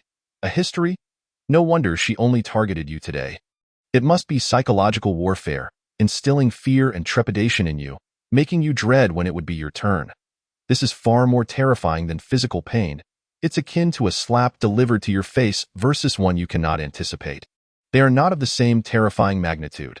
Having come to this realization, Zhang Tianxin turned to gaze at Li Xuanyou in the adjacent cell, just as he intended to offer some words of comfort. He was suddenly taken aback. In Li Xuanyou's cell, the spacious and bright room contained a soft, comfortable bed adorned with a thick velvet blanket. Not far from the bed stood an exquisitely crafted table, its surface polished to a mirror-like sheen, with 4 intricately carved legs resembling fine art. Above, a magnificent chandelier hung, its brilliant crystal pendants sparkling with dazzling light. In one corner of the room, there was even a dressing table. Zhang Tianxin glanced back at his own cell, which contained but a single bucket to collect his waste. Zhang Tianxin exclaimed, "Oh, you must be a spy for the demon sect," Li Xuanyou calmly explained. "Dao friend Zhang, this is a ruse by the demon sect to sow discord between us. Do not fall for their tricks." Zhang Tianxin nodded thoughtfully, suddenly enlightened. Indeed, the people of the demon sect are truly insidious. Dinner time. At that moment, a disciple of the demon sect approached, casually tossing a bowl of rice into Zhang Tianxin's cell. Foundation establishment cultivators do not abstain from food. They still require sustenance to survive. Zhang Tianxin glanced at his meal, which contained both meat and vegetables, not too shabby, yet not particularly luxurious either. Take another look at Li Xianxiao. He had no food to eat, and the disciples of the demonic sect simply walked away. Now, Zhang Tianxin was even more convinced of Li Xuanxiao's earlier words. The opposing party was indeed attempting to sow discord between the two of them. "Dao friendly, you should eat something too." Zhang Tianxin wanted to pass her food to Li Xianxiao, but realized that the distance was too great to reach him. Li Xianxiao shook his head. "Dao friend Zhang, you have sustained such severe injuries today. It is better for you to replenish your strength first. I can endure hunger for a few meals." Zhang Tianxin nodded, no longer refusing, and began to eat heartily as the food entered her stomach. She indeed felt somewhat bettered. At that moment, the disciple of the demonic sect returned, pushing a small food cart. "Hey, this is your food." Chapter 30. Vow to follow the leader to death. The cart was laden with a dazzling array of food. Various strange and uniquely shaped beast meats, some roasted to a golden crisp, exuding an enticing aroma, while others were meticulously stewed, tender and juicy. There were also glistening, translucent jades of liquid, served in exquisite glass cups, shimmering with captivating light as they gently swayed. Additionally, vibrant vegetables paired beautifully with the succulent meats, including crunchy cucumbers and spicy bean skins. Lastly, a steaming pot of rich soup was particularly eye-catching. The milky broth was thick and flavorful. With a posture of relaxed elegance, she reclined languidly against her exquisite soft couch, seemingly woven from clouds, her legs crossed in a casual manner. Her eyes, as clear and bright as autumn waters, sparkled with an intense radiance at that moment. Beside her, a guard cast a glance of envy and resentment towards Li Xianxiao. Since this individual's arrival, he had captured the entirety of the sect leader's attention, leaving no room for them to engage in games with her. Naturally, this meant that there were no rewards to be had, as it was well known that entertaining the sect leader, the Empress Feng, was an exceedingly easy and delightful task. All one needed to do was to indulge her whims, ensuring her happiness. The Empress Feng was generous. A mere gesture from her could yield boundless benefits for them. She took a particular liking to Li Xianxiao, bringing him along wherever she went. Of course, this treatment resembled more that of a pet than anything else. In truth, all the followers within the demonic lair were akin to pets of the Empress Feng. She even kept several human dogs. What are human dogs, one may ask? They were once formidable beings, now rendered powerless by the Empress Feng and domesticated within the lair, tethered outside with chains. Whenever the Empress Feng passed by, these human dogs would wag their tails and bark in a manner reminiscent of eager pets, their tongues lolling out in anticipation. The Empress Feng treated them kindly, tossing them fruits or snacks when she was in good spirits, delighting in their playful scramble for food. However, she too had her moments of displeasure. For instance, one day, as she recovered from an injury, a yelp of pain escaped her lips, and on her way out, a splash of drool from one of the human dogs landed on the hem of her garment. Emotionless, she crushed the head of the offending creature beneath her foot. All of this was witnessed by Li Xianxiao, who attended to her every need. The following day, he noticed that the deceased human dog at the entrance had been replaced with a new face. The Empress Feng lounged languidly on her soft couch, one jade foot propped up, the other gently swaying. Adorned in a luxurious satin gown, Her skirt billowed like flowing clouds, accentuating her graceful figure and elegant demeanor. Meanwhile, Li Xianxiao sat respectfully at her feet, tenderly cradling her jade foot as he commenced a careful massage. His movements were deft and meticulous, and as he worked, a content smile gradually appeared on the Empress Feng's face. Her elongated phoenix eyes narrowed slightly, sparkling with charm and allure. The Empress Feng gazed at Li Xianxiao with a smile, as if to say that being her subordinate was far superior to being a disciple of Xu Shan. Of course, it was an honor to follow the leader. Li Xianxiao understood precisely what that gaze signified. Alas, he had no desire to become a dog. He was a disciple of Xu Shan.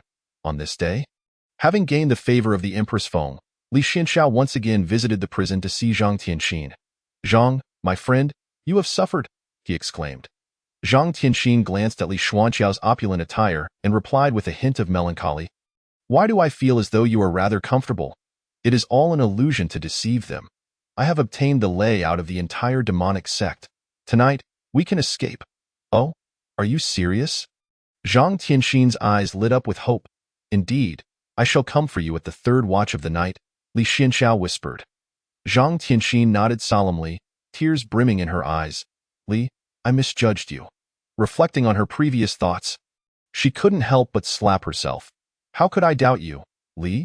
You are still striving, enduring humiliation for our sake." That night, at the third watch, Li Xianxiao departed from the Empress Feng's chambers. She was fast asleep. Li Xianxiao placed a recording stone, which captured his voice, on the table. The stone played back his pre-recorded voice repeatedly. Subsequently, he approached the prison, deceived the guards, and unlocked the cell door with a previously copied key. Everything proceeded smoothly. Zhang Tianxin saw a glimmer of hope. "Li, where shall we go now?" Li Xianxiao replied with a confident smile. "I have discovered many hidden passages within the lair. These passages are intricate and perilous. A moment's carelessness could trigger traps leading to our doom. However, I have obtained a map from the Empress Feng, and we can stealthily escape through the hidden routes." Zhang Tianxin nodded eagerly. "What are we waiting for? Let us depart. I cannot endure another moment here." Little did they know, as they had barely stepped out, the footsteps of demonic sect disciples echoed behind them. "There they are. Chase them." Zhang Tianxin's expression changed. "Li, this path seems wrong. We have been discovered." They appear to have entered a dead end, with the only escape route now blocked by approaching disciples of the demonic sect. Zhang Tianxin bore no ill will towards Li Xianxiao. Merely sighing, "It seems the heavens do not favor us. Very well. If we must perish, let us do so fighting. Let us take a few down with us." She tore her clothing, revealing her robust, sculpted physique, every muscle defined with clarity. "We shall meet in the underworld," Zhang Tianxin declared, her gaze set resolutely on the charging disciples. "Zhang Tianxin of the Golden Thunder sect will engage you all in a fight to the death." In the next moment, Li Xianxiao delivered a powerful kick that sent her crashing into the wall, followed by a barrage of merciless blows. "You, a prisoner, dare to escape? Brothers, seize him." The pursuing disciples of the demonic sect rushed in without hesitation, delivering a flurry of kicks and punches to Zhang Tianxin. Once they had sufficiently beaten her, Li Xianxiao commanded them to cease. An enraged disciple at the Golden Core stage shouted, "Take him to the heavenly cell. Let him experience that place and see if he dares to escape again." Yes. Immediately, several disciples dragged the battered Zhang Tianxin, who looked almost unrecognizable, towards the heavenly cell. Zhang Tianxin, barely able to open her eyes, gazed at Li Xianxiao, her lips moving. "Wu, I doubt my mother." Li Xianxiao wiped the blood splattered on his forehead. "Did I just hear a greeting to my mother?" In the heavenly cell, Zhang Tianxin lay half-conscious on the floor. The tortures she had endured previously paled in comparison to the cruelty at that very moment. It seemed as though a mysterious and formidable force resonated with the sword technique in his hand. Suddenly, the sword box, which had been quietly resting to the side, erupted with a deafening roar. The sound was akin to a thunderous clap, reverberating through the heavens. Simultaneously, a sharp and piercing shriek resonated. In an instant, countless streams of fierce sword energy surged forth from the sword box, rampaging like a torrential flood. These sword energies intertwined and collided, creating a dazzling sea of radiant light. Zhang Tianxin was taken aback and hastily dodged. He noticed that even Li Xianxiao was injured by the sword energy he had summoned. Among them, One particular sword energy was strikingly brilliant, resembling a white rainbow that pierced the sky with an unstoppable momentum. Wherever this sword energy passed, the air was torn asunder, leaving visible traces in its wake. A gleaming sword shot forth from the sword box like lightning streaking across the night sky, its speed breathtakingly swift. Li Xiandao coughed up blood. It must be said that the intensive recuperation he had undergone within the demon sect had significantly improved his physical condition. He reached out, barely managing to grasp the flying sword, which seemed intent on destroying his meridians. Despite the peril, he did not let go, using his other hand to grasp Zhang Tianxin. The flying sword sped away into the distance, entirely disregarding the stagnant water's influence. Had they fled? Awakened by the commotion caused by Li Xuandao's flying sword, the Imperial Princess Feng initially assumed it was the righteous sect's old geezers coming to attack. It was only upon receiving a report from her subordinates that she learned it was her guardian, Li Xiandao, who had taken Zhang Tianxin and fled. The Imperial Princess's expression remained stoic as she clenched her fist, the veins on the back of her hand bulging as if they might burst through her skin. The trembling subordinate presented a letter, stammering, This is the letter left for you by that traitor." The Imperial Princess waved her hand, and the letter appeared in her grasp. "Since childhood, I have cultivated the essence of the world. My master taught me to save the afflicted, eradicate demons, and uphold justice. Since ancient times, righteousness and evil cannot coexist. Thus, we part ways here, hoping never to meet again.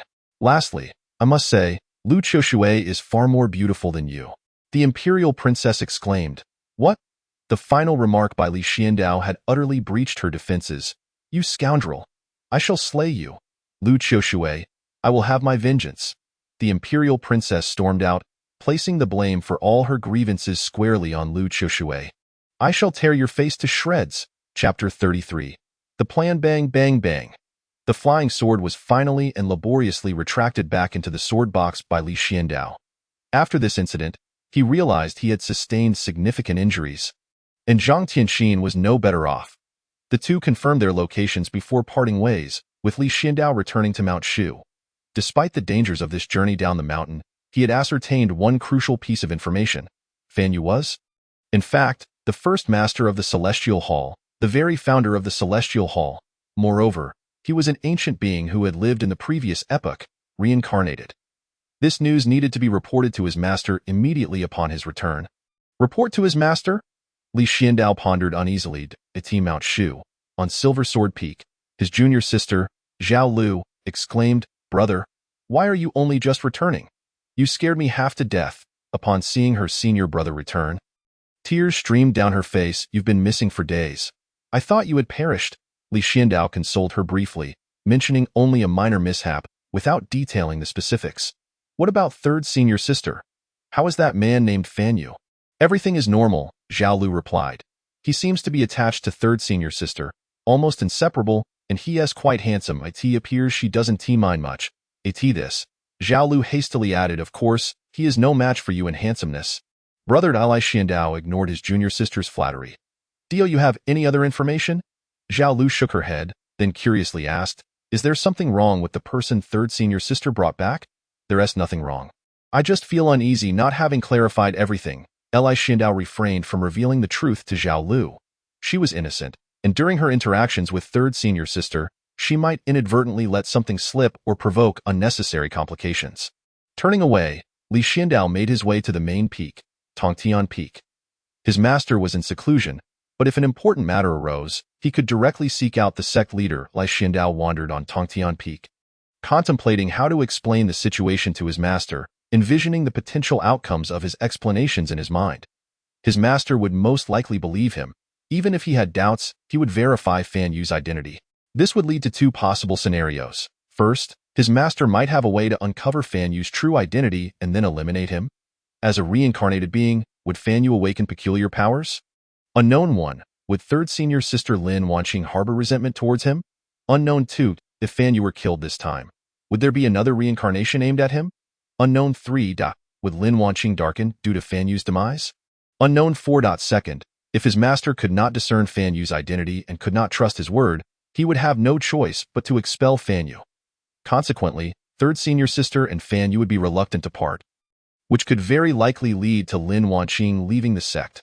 Regardless, Fan Yu would surely resent him for disrupting their bond, and then seek his life. Li Xiandao supported his chin with his hands, his brow furrowed. The uncertainties were overwhelming. He absent-mindedly tossed aside 3 copper coins, muttering, "Bad omen." Just then, he abruptly raised his head to see Fan Yu and third senior sister Lin Wanqing approaching Tongtian Peak. The moment Fan Yu appeared, he drew numerous gazes. If Li Xiandao blended into the crowd like a single bean among many, utterly inconspicuous, Fan Yu was akin to a watermelon suddenly appearing amidst a cluster of beans. It was unavoidable. Fan Yu's extraordinary beauty was simply breathtaking, surpassing the boundaries of reality, as if he had stepped forth from an exquisite painting. Every line and contour perfectly defined his captivating visage. From any angle, Fan Yu was flawless, inciting admiration from all who beheld him. Fan Yu timidly trailed behind Lin Wanqing. Suddenly, the guardian spirit of Mount Shu, the Water Qilin, leaped. The Water Qilin was the legendary beast that had accompanied the founder of Mount Shu on his travels and had remained at the mountain due to its long lifespan. It had served as the guardian spirit of Mount Shu for ages. Typically gentle in demeanor, the Water Qilin unexpectedly approached and positioned itself in front of Lin Wanqing. Li Xiandao tensed. Could the Water Qilin have sensed something amiss? As a divine beast, it was entirely plausible for it to detect Fan Yu's true identity. If that were the case, Li Xiandao furrowed his brow. Lin Wanqing reached out to stroke the Water Qilin's large nose. Known for its docile nature, this was common knowledge among the people of Mount Shu. Even if disciples rode upon its back to capture images with the recording stone, it would not mind. However, at this moment, the Water Qilin's expression was grave. After circling Fan Yu twice, it scratched its head with its paw, its long whiskers twitching. Then, the Water Qilin returned to a corner and resumed its slumber. To onlookers, this behavior signified the Water Qilin's wariness of outsiders. The lack of any discovery of abnormalities indicated that this Fan Yu was not of ill intent. Lin Wanqing turned to Fan Yu with a smile, and the flicker of doubt in her heart dissipated. Fan Yu reciprocated with a radiant smile. "Sister." Lin Wanqing reached out, standing on tiptoe to ruffle his hair. Fan Yu lowered his head, beaming with a brilliant smile. "Sister, play with me. Be good, wait until sister finishes her important tasks." Witnessing this scene, Li Xiandao completely abandoned the idea of reporting to the sect. The unmistakable affection in third senior sister Lin Wanqing's eyes was evident. It was over. She had fallen in love. It seemed he would have to devise a different plan. Fan Yu, the reincarnated master of the Celestial Hall, an ancient being who had lived for untold millennia, was certainly not someone he could confront alone. Within Mount Shu, the only force capable of suppressing all malevolent beings was the renowned Shu Mountain Sword Formation. Centered around the Shu Mountain Sword and utilizing the 7 peaks of Mount Shu as its backbone, it constructed a vast sword array. The outer layers of the sword formation might lack sufficient power. It was imperative to activate the innermost core of the sword formation. "Junior sister," a voice echoed, and Zhao Lu was peering curiously outside her brother's chamber. Eye in her hands, she clutched a newly purchased love powder, intending to sprinkle it beneath her brother's pillow, hoping that when he slept, he would unwittingly succumb to its effects. However, at that moment, her brother's voice startled her, and she quickly hid her hands behind her back, straightening her posture. "Brother, I was just preparing to make your bed. I had no other intentions." Li Xiandao dismissed her explanation. "I will likely enter seclusion for a while. During this time, you must focus on your cultivation. Do not run about or cause trouble, understood?" "Brother, are you going into seclusion again?" Zhao Lu's delicate brows furrowed slightly. "Yes, remember, if anyone inquires, just say I am in seclusion." "Understood.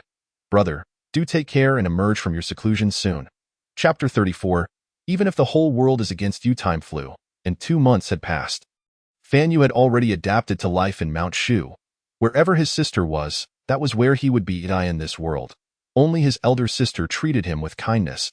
He recalled how every winter was so bitterly cold. Yet as long as he was by his sister's side, he had nothing to fear as long as his sister was present. Fan Yu clutched his head, jolted awake from his dream. It hurt. The pain was excruciating.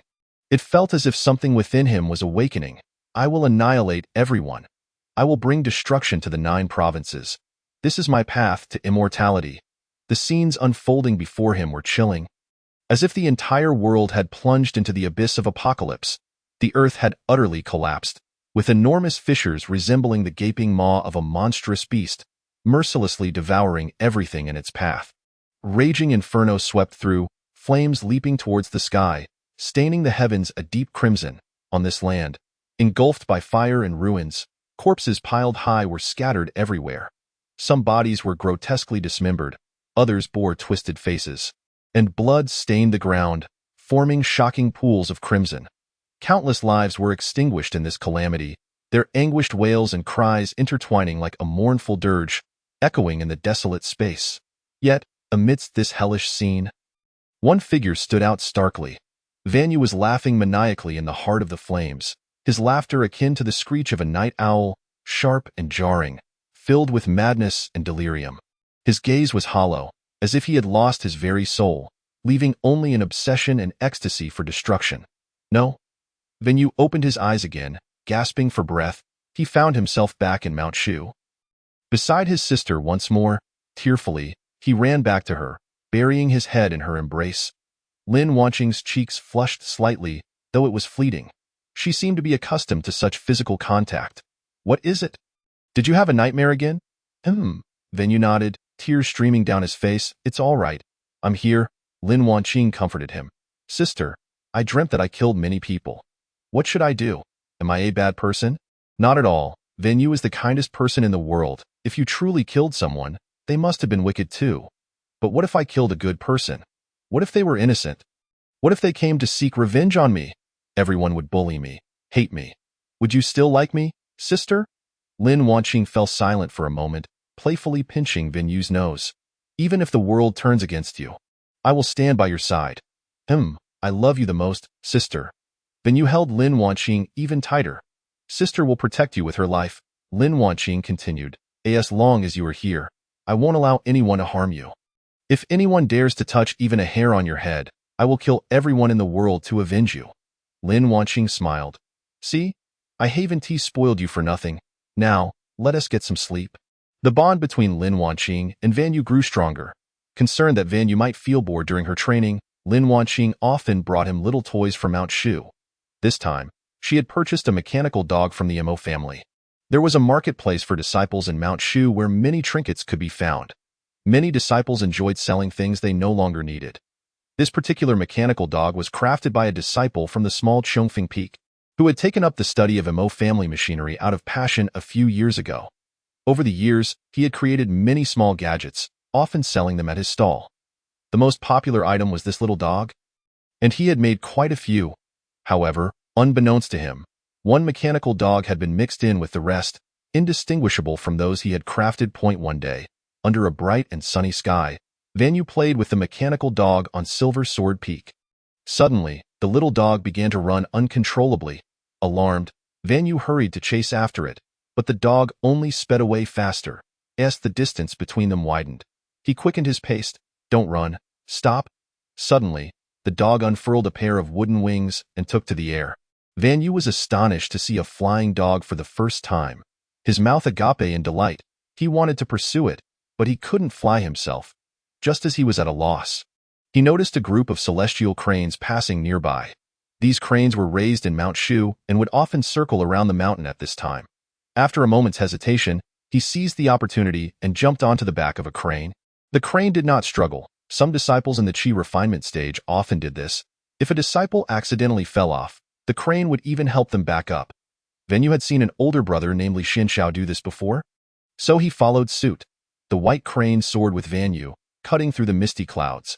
Standing atop the crane, Vanu watched as mountain peaks passed by beneath him.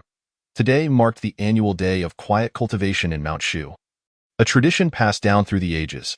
Although few adhered to it now, most would refrain from wandering too far from their own peaks to avoid being caught by the law enforcement hall.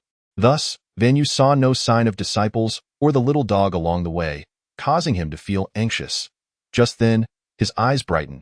He leaped off the crane and landed on a mountain peak. Thank you, he called out to the crane, which responded with a resonant call. The mechanical dog seemed to have lost its energy upon landing and fell to the ground. Vanu hurriedly picked it up, checking for any damage. Once he confirmed it was unharmed, a smile spread across his face. He lifted his head, finally taking note of his surroundings. Where was he? The area was shrouded in mist, making it impossible to discern direction. The back mountain of Tongtian Peak was enveloped in dense fog at this time of year. The mist rose from deep within the earth, wrapping the entire back mountain in this thick fog. All traces of life seemed to vanish. The gentle breeze, the rustling of trees, and the movements of birds and beasts were all lost to the void. There had been instances in the past where disciples had become lost in the back mountain, unable to find their way out, forced to remain until the fog lifted months later. Thus, during this season, there would be guardians stationed at Mount Shu to prevent disciples from wandering in. Guarding the mountain was an exceedingly dull task, so the guardians often snuck away to drink. Ven Yu scratched his head. Just then, a flute melody wafted through the air, seemingly guiding lost souls. Following the sound, Ven Yu walked toward the source. Chapter 35. How did the bond of love rush over? The flute's tune was enchanting, imbued with a magic that pierced the heart. Ven Yu followed the melody and soon found the flutist. No, it was not a person, but a wisp of soul. Who are you? Ven Yu cautiously inquired. The soul beckoned him. Follow me, your sister Lin Wanqing has sent me to find you. Upon hearing Lin Wanqing's name, Ven Yu's eyes lit up, and he took a few steps forward. Did my sister send you to find me? Suddenly, he stepped into thin air, not realizing that the path beneath him had vanished, obscured by the fog. With someone ahead of him, he naturally assumed there was a way forward. Ven Yu was unaware of how long he fell before landing heavily on the ground. After a moment of recovery, he lifted his head to survey his surroundings. Where was this place? Before him stood a massive jade gate, now ajar. Only the current leader of Mount Shu could open this gate, for only they knew the incantation to control the sword formation of Mount Shu. Of course, this knowledge was exclusive to past leaders, save for the deceased former leader. The one who accompanied the former leader on his journeys through the 9 provinces and 8 wastelands, Li Xianxiao, had been imparted this incantation as well. However, apart from the former leader, no one else was privy to this information. Curiously, Ven Yu stepped inside in the center of an expansive area. An immense sword stood upright, resembling a towering mountain. The sword glimmered with a chilling light, as if it could cleave through the void itself. Surrounding this massive sword were countless others, each one unique in shape and size. Some sword hilts were embedded with dazzling gemstones, while others were adorned with intricate, mysterious runes. This place resembled a sanctuary for swords, each blade emanating a distinct aura and power. Since the establishment of Mount Shu, renowned swords from across the land, along with those of fallen disciples, had been gathered here. Over countless years, this sword pool had become a remarkable spectacle. The air was thick with sword energy, majestic and overwhelming, akin to a boundless river stretching across the heavens. Suddenly, Ven Yu seemed to recall something. He clutched his head in agony. Collapsing to the ground, a shadowy figure appeared before him, stepping forward as if traversing the river of time, shimmering with golden light. Why? Why must you tear us apart? Ven Yu shouted. I had clearly decided to retreat into the depths of the forest, to live a simple life with her, cultivating the land and weaving. Indeed, he had resolved to withdraw from the demonic sect, to lay down his sword and become a Buddha. To turn back was to find the shore. Those righteous individuals had already promised not to hold past grievances against him, yet this relentless sword cultivator had pursued him for 3 days and nights. Fan Yu, your sins are profound. In your quest to cultivate magical treasures, you slaughtered 6,000 miles and sacrificed countless innocent lives. Have you ever considered those souls?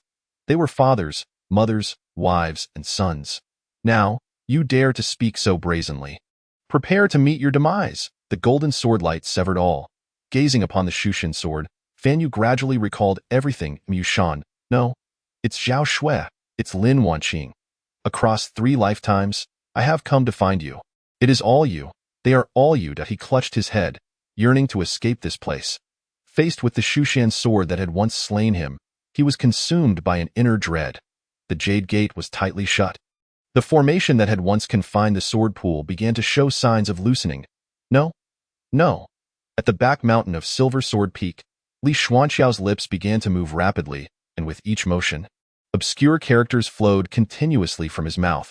These characters shimmered like faintly glowing fireflies, drifting slowly in the air. Though his body was atop Silver Sword Peak, it did not hinder him from activating the deepest sword formation of Shushan. Old man, Grant me your aid one last time. Li Xianxiao produced a talisman. Judging by the power contained within this talisman, it was certainly not something a cultivator of Li Xuanxiao's caliber could possess. Cutting through demons and evildoers, a single sword to slay the horde of monsters. The Shushan sword formation was activated. Fan Yu attempted to flee, to break open the Jade Gate, but his current strength was evidently insufficient. What is happening? Who is plotting against me? That old coot should have long since perished. Good news. Memories restored. Bad news. Inexplicably caught in the sword formation of Shushan. Within the tranquil sword pool, countless sharp swords emanating a chilling light suddenly stirred as if awakened, trembling in anticipation. They seemed to sense Fan Yu's presence, growing as restless as sharks catching the scent of blood. In an instant, these swords surged towards Fan Yu like wild horses breaking free. The air was filled with flashing sword lights and intersecting sword energies, as if the very space were being torn apart by this ferocious momentum.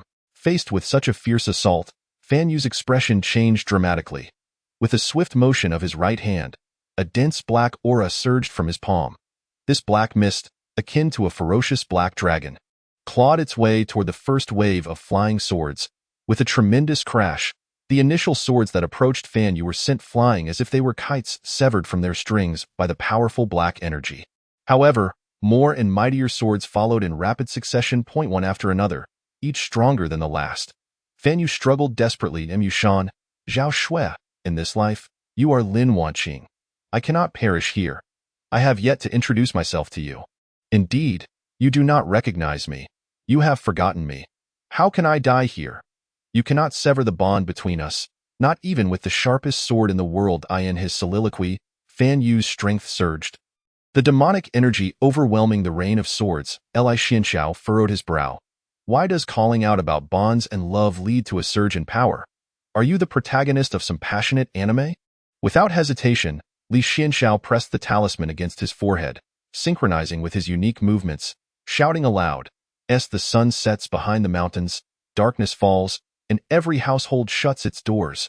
Gentlemen travelers rush to inns, while birds flee to the woods and tigers return to the mountains. Birds find shelter in the woods, while tigers must return to the mountains in peace." With 7-star glazed tiles above and 8-edged purple gold bricks beneath, he stomped on the ground, reaching for the heavens, striding forth in a series of intricate steps. Chapter 36. Not for one, but for all beings. Standing firm at the camp, he set up an incense altar to summon the deities. First to invite the fox, then the yellow, followed by the long python spirit and the sorrowful king. The fox family as commanders, the yellow family as vanguards, the long python to hold the ground, and the sorrowful king at the hall. Li Xianxiao could not comprehend why the old man, the esteemed leader of Shushan, taught him such a summoning technique, particularly summoning his own spirit. Soon, Li Xianxiao felt another force entering his body. His body began to move uncontrollably. Only the purest path of ruthlessness could activate the Shushan sword. If the heart lacks purity, one shall surely be harmed by the Shushan sword. The old man's words echoed in his mind. Li Xianxiao opened his eyes, now glowing with golden brilliance. His right hand formed a sword gesture, raised above his head, and then with a clean and decisive motion, it fell, as if severing something, while he shouted, "Die!" Simultaneously, within the sword formation, the sword energy surged like a tempest towards Fan Yu. Fan Yu repelled the countless swords, yet amidst this fierce clash, the Shushan sword suddenly erupted with overwhelming power, the blade humming, transforming into a dazzling golden light. "No, please, do not kill me, I beg you." Fan Yu, aware of his inability to resist, wept, "I only asked to see Lin Wanqing once. I beg you, I have never asked anything of others. Will you not spare me? I have already paid the price for this. Even if I have committed wrongs, why can I not be granted a chance? You say I have unjustly taken lives. Yet they lost only their lives. I lost my love. I have repaid my sins. Why can you not let me go? Grant me this opportunity." Without further ado, a muffled thud was heard as the golden light pierced through Fan Yu's body without obstruction. No blood flowed from him. Instead, strands of golden threads emerged from the wound, as if alive, swiftly spreading and entwining around Fan Yu. As the golden threads multiplied, Fan Yu's once sturdy form began to shatter like fragile porcelain, crumbling piece by piece. Each fragment glimmered faintly, dissipating into the air until it ultimately faded into nothingness. Li Xianxiao removed the talisman, forming a seal with his fingers. The wisp of soul at the back mountain of Tongtian Peak vanished without a trace. This wisp had originally been the phantasm he had captured earlier. Serving the tiger, one becomes a ghost. Upon being slain by the tiger demon, one aids the tiger in luring more innocent victims. Meanwhile, the mechanical hound was reduced to dust in the explosion, its corrosive liquid spilling forth, leaving no trace. After erasing all signs of his presence, Li Xianxiao finally spat out a mouthful of blood. The Shushan sword formation is indeed formidable. Had it not been for the old man's possession, coupled with Li Xuanxiao's pure and transparent path of ruthlessness, even knowing the incantation of the Shushan sword formation would have led to his demise. Li Xianxiao consumed the prepared elixirs and did not rush to leave, but instead replayed the events of this operation in his mind, about 7 or 8. Perhaps 10 times. It should be fine. The success of this plan exceeded Li Xuanxiao's expectations. Initially, he had 5 backup plans and simulated hundreds of potential mishaps.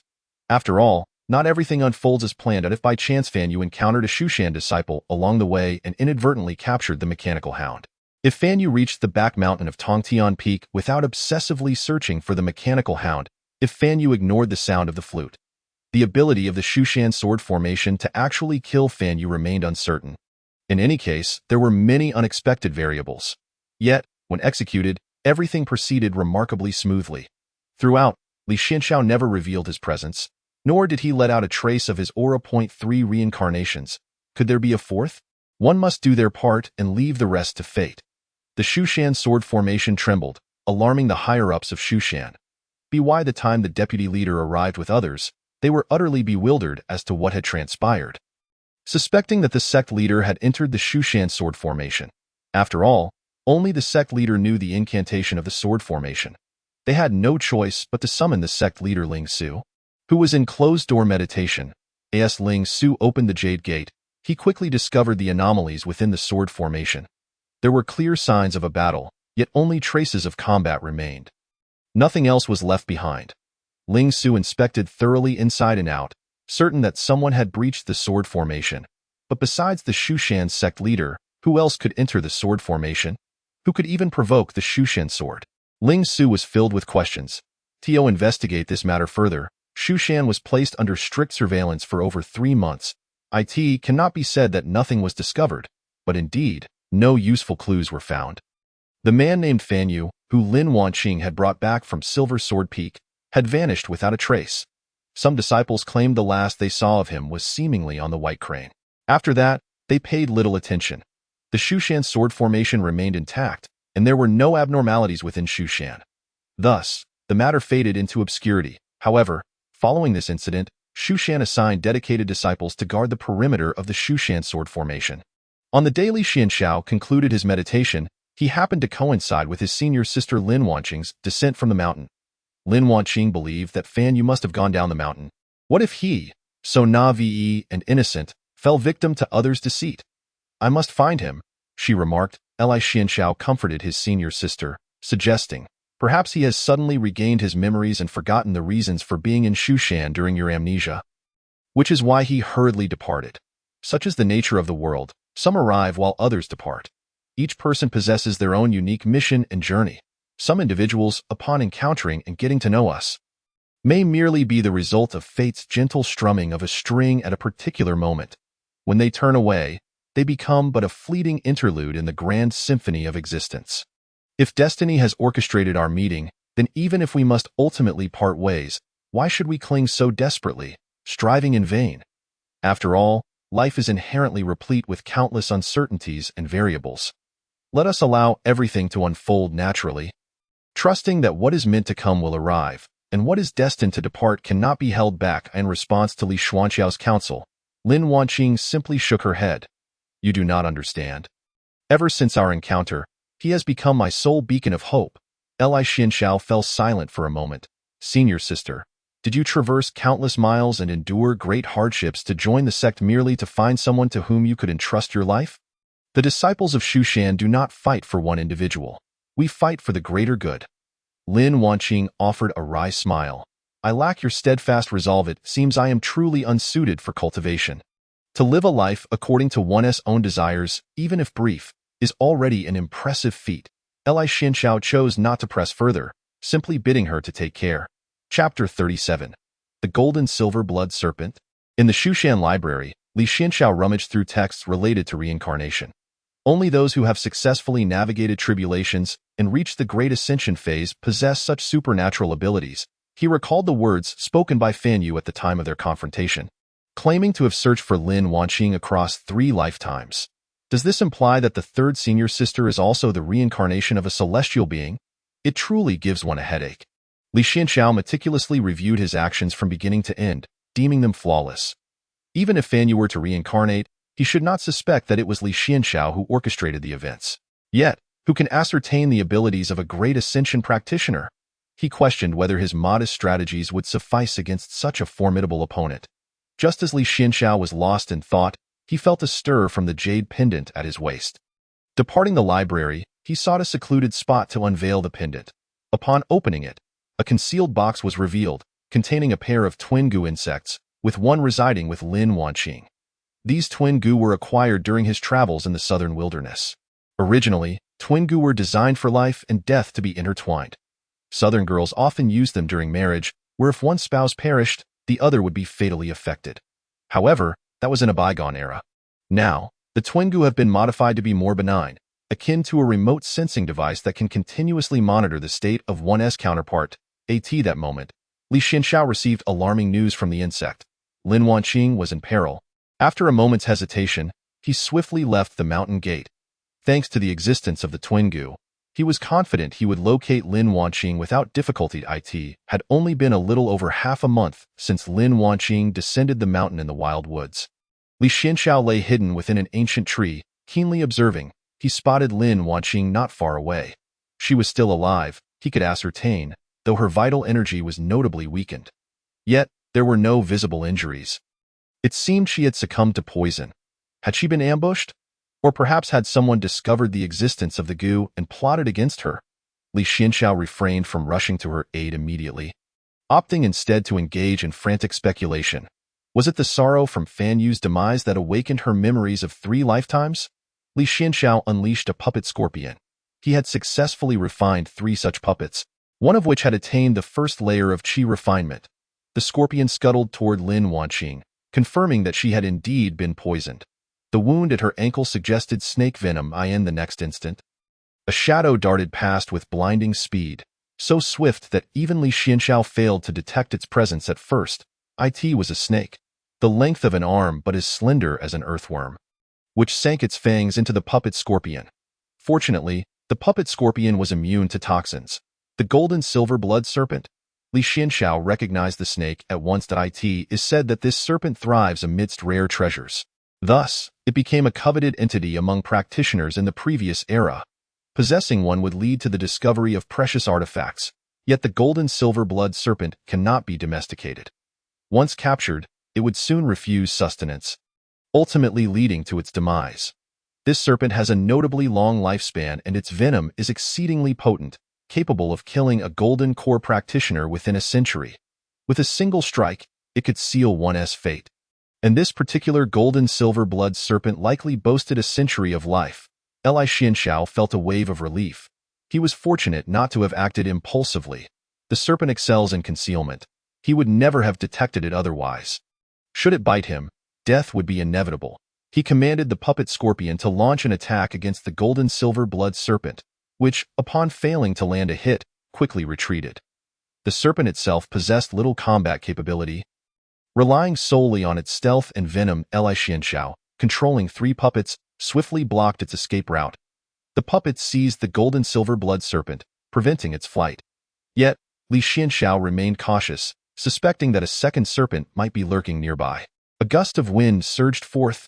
In an instant, a tempest swept through, wild and untamed, from all directions. Leaves danced madly in the wind, and the once tranquil earth was uprooted, forming swirling clouds of yellow dust that surged forward. Even the sturdy trees capitulated to the ferocity of the gale. A chaotic scene unfolded within a 1-mile radius, ultimately vanishing into the distant horizon. All that remained was the ravaged landscape, desolate and bare. With this, The gold-and-silver blood serpent found itself devoid of refuge. Li Xianxiao remained steadfast on his flying sword, wary of the serpent burrowing up from the ground. He first compelled the gold-and-silver blood serpent to eject its venom. Collecting it in a specialized vial, then he proceeded to slay the serpent. The gold-and-silver blood serpent held little intrinsic value. Despite its rarity, it was worth less than even an unrefined creature. Li Xianxiao set the serpent ablaze. He then turned his attention to Lin Wanqing's condition. To his surprise, Lin Wanqing appeared significantly better than he had anticipated. Although she was poisoned and her breath was faint, it did not resemble the flickering flame of a candle in the rain or a leaf in the wind. Rather, there were signs of imminent recovery. No harm done. Lin Wanqing had succumbed to unconsciousness, and Li Xianxiao carefully moved her aside. However, what brought her to this place? Li Xianxiao examined the contents of Lin Wanqing's storage ring. Disregarding numerous magical artifacts and elixirs, he discovered an incongruous item.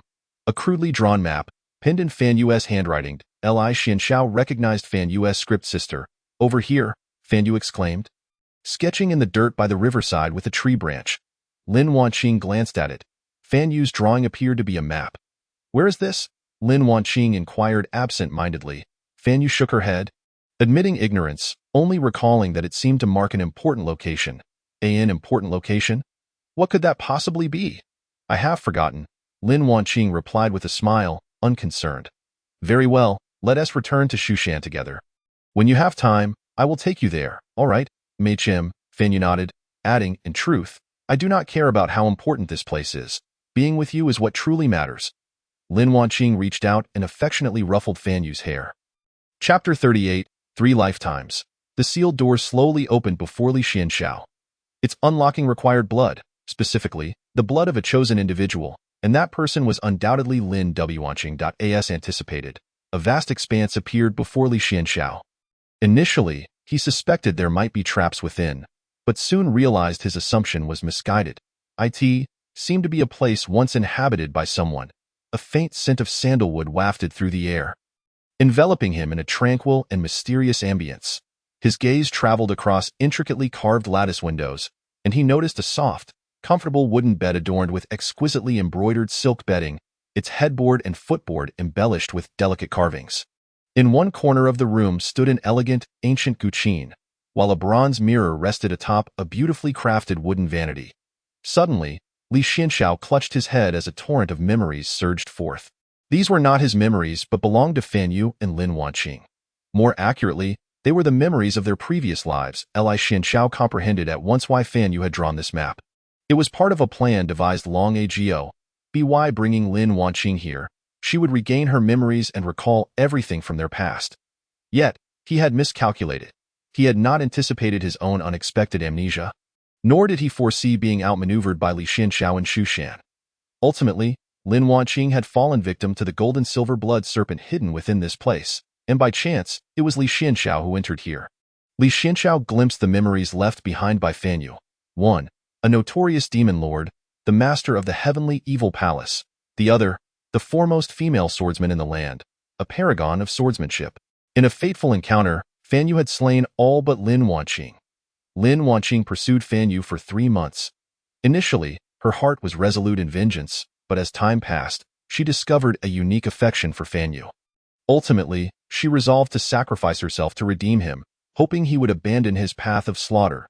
To save Lin Wanqing, Fan Yu was compelled to send her back into reincarnation, seeking out Lin Wanqing's next rebirth. In her second life, Lin Wanqing joined Shushan, rising to prominence in her youth and leaving a lasting impression on the world. Subsequently, entangled with Fan Yu, the two endured numerous life and death experiences together. Lin Wanqing ultimately regained her memories. In her anguish, she relinquished all her cultivation and chose to become immortal, departing from Mount Shu. Fan Yu also vowed to cease his malevolent ways, and the two retreated into the depths of the forest. However, the first sect leader of Mount Shu, wielding the Mount Shu sword, relentlessly pursued them. In the end, to protect Fan Yu, Lin Wanqing perished beneath the very sword meant to defend her, witnessing the demise of his most outstanding disciple at his own hands. The sect leader showed no hesitation and promptly executed Fan Yu in the aftermath. To preserve the reputation of Mount Shu, The sect leader obliterated all records relating to Fan Yue and Lin Wanqing. After regaining all his memories, Li Xianxiao paused for a moment and exhaled softly. So this is the entirety of the tale. He could hardly fathom why a prodigious figure, a paragon of swordsmanship, would fall in love with a bloodthirsty demon. Li Xianxiao shook his head. Beyond the memories left behind in the room, Fan Yue also bequeathed 3 treasures. This was the reason for the attraction of the golden silver blood serpent. Everything was predestined. The treasures included spiritual artifacts of varying grades, low, mid, high, and supreme. Similarly, magical artifacts were categorized into inferior, middle, superior, and extraordinary. Spiritual treasures were further divided into acquired and innate types. Acquired treasures could be imbued with specific attributes and functions according to the creator's intent. However, since they were artificially crafted, acquired treasures often required constant nurturing and upgrading to unleash their full potential. In contrast, innate treasures existed since the dawn of creation, possessing unparalleled spirituality and power, capable of evolving miraculous effects without any human modification. The 3 treasures left by Fan Yue were all intended for Lin Wanqing. Point 1 was an acquired treasure crafted by Fan Yue. The armor of the dragon, a silver-white suit of armor that could be donned regardless of one's cultivation level. Even Li Xianxiao had to admit it was exceptionally considerate, indeed, far too considerate. Wearing this armor significantly enhanced the speed of spiritual energy absorption and restored one's true essence. Its remarkable defensive capabilities ensured survival in battle, provided one's head wasn't smashed by other cultivators. The second treasure was the wind chariot. Compact in form, it could be withdrawn from a storage ring and transformed into a cart, with an axle supported by a crossbeam and wheels affixed at either end. The ends of the axle protruded beyond the hubs, with a pin inserted about 3 or 4 inches long. Its speed was astonishing, perfect for swift escapes. The third treasure was the sky-repairing pill. When ingested, it gradually improved the cultivator's constitution, allowing for rapid advancement in their cultivation. It could rectify impure spiritual roots and refine innate spiritual roots. With no restrictions on cultivation level, even those in the nascent soul stage could consume it, as could those in the foundation establishment stage. The potency of the elixir during its refinement dictated the requirements for the user. Thus, it must not be taken lightly. The slightest negligence could result in bodily harm, or worse, death. As for mortals, they should not even entertain the thought. Yet, the sky-repairing pill placed no such limitations. A mortal consuming it would greatly extend their lifespan. Akin to that of a golden core cultivator. It appeared that Fan Yue had prepared this pill specifically for Lin Wanqing, fearing she might reincarnate as a mortal. These 3 treasures revealed Fan Yue's meticulous care for his beloved. How warm, how exceedingly warm. Well then, I shall not be polite. Li Xianxiao took all 3 treasures and meticulously examined them inside and out. Naturally, these treasures could not be left for Lin Wanqing, nor could they be allowed to come into her sight. Who knew what memories they might awaken? With a thunderous rumble, moments later, the space within the cave collapsed, buried beneath the rubble. The seemingly indestructible exterior was easily shattered from within. The raging true fire consumed everything. Li Xianxiao felt this was still insufficient, so he employed the earth escape technique to excavate a large hole beneath. He delved deep into the earth, then used the earth escape technique again to bury everything, followed by placing enormous stones atop it. After completing this, Li Xianxiao safely transported his still unconscious 3rd senior sister, Lin Wanqing, to a secure location. Once he ensured that Fan Yue had left no other remnants behind, Li Xianxiao erased his lingering presence and departed quietly. If only he had never encountered Fan Yue. If only his 3rd senior sister had never developed feelings for this demon, even going so far as to forsake her life and cultivation for him. 3rd senior sister, perhaps being an ordinary person would be better than being a cultivator. I hope you never meet Fan Yue again. After Li Xianxiao left, Lin Wanqing gradually regained consciousness. The toxins still lingered in her body, leaving her head in a fog. Uncertain of how she had ended up here, she had quietly recuperated in the cave for several days. Upon venturing out, she followed the map to the location Fan Yue had left for her, only to find that there was nothing remaining. Lin Wanqing sighed softly, setting off alone towards the horizon. Chapter 39. Preparations for the tribulation. After enduring a series of events, tranquility finally returned. For Li Xianxiao, a joyful, ordinary, and fulfilling life of cultivation was sufficient. 3 months later, he decided it was time to break through to the foundation establishment stage. He had previously suppressed his realm twice. Once, twice, but not thrice. Initially, it was due to the 2 poisonous pills from the Imperial Daughter Feng and Lu Qiushui. Following that, he consumed numerous nourishing substances from Imperial Daughter Feng. Now, having ingested the sky-repairing pill meticulously prepared by Fan Yue for Lin Wanqing, Li Xianxiao found it impossible not to break through. Naturally, the breakthrough could not occur within the sect. He had long identified a secure location for his tribulation. Before leaving, he reminded his junior sister once more. "Brother, are you finally becoming a foundation establishment cultivator?" In Zhao Lu's and the other disciples' eyes, Li Xianxiao had always been at the peak of the qi refinement stage. "Brother, I can protect you," Li Xianxiao declined without hesitation, stating, "Your current task is to cultivate diligently and strive to become a 7th-layer qi refinement cultivator this year.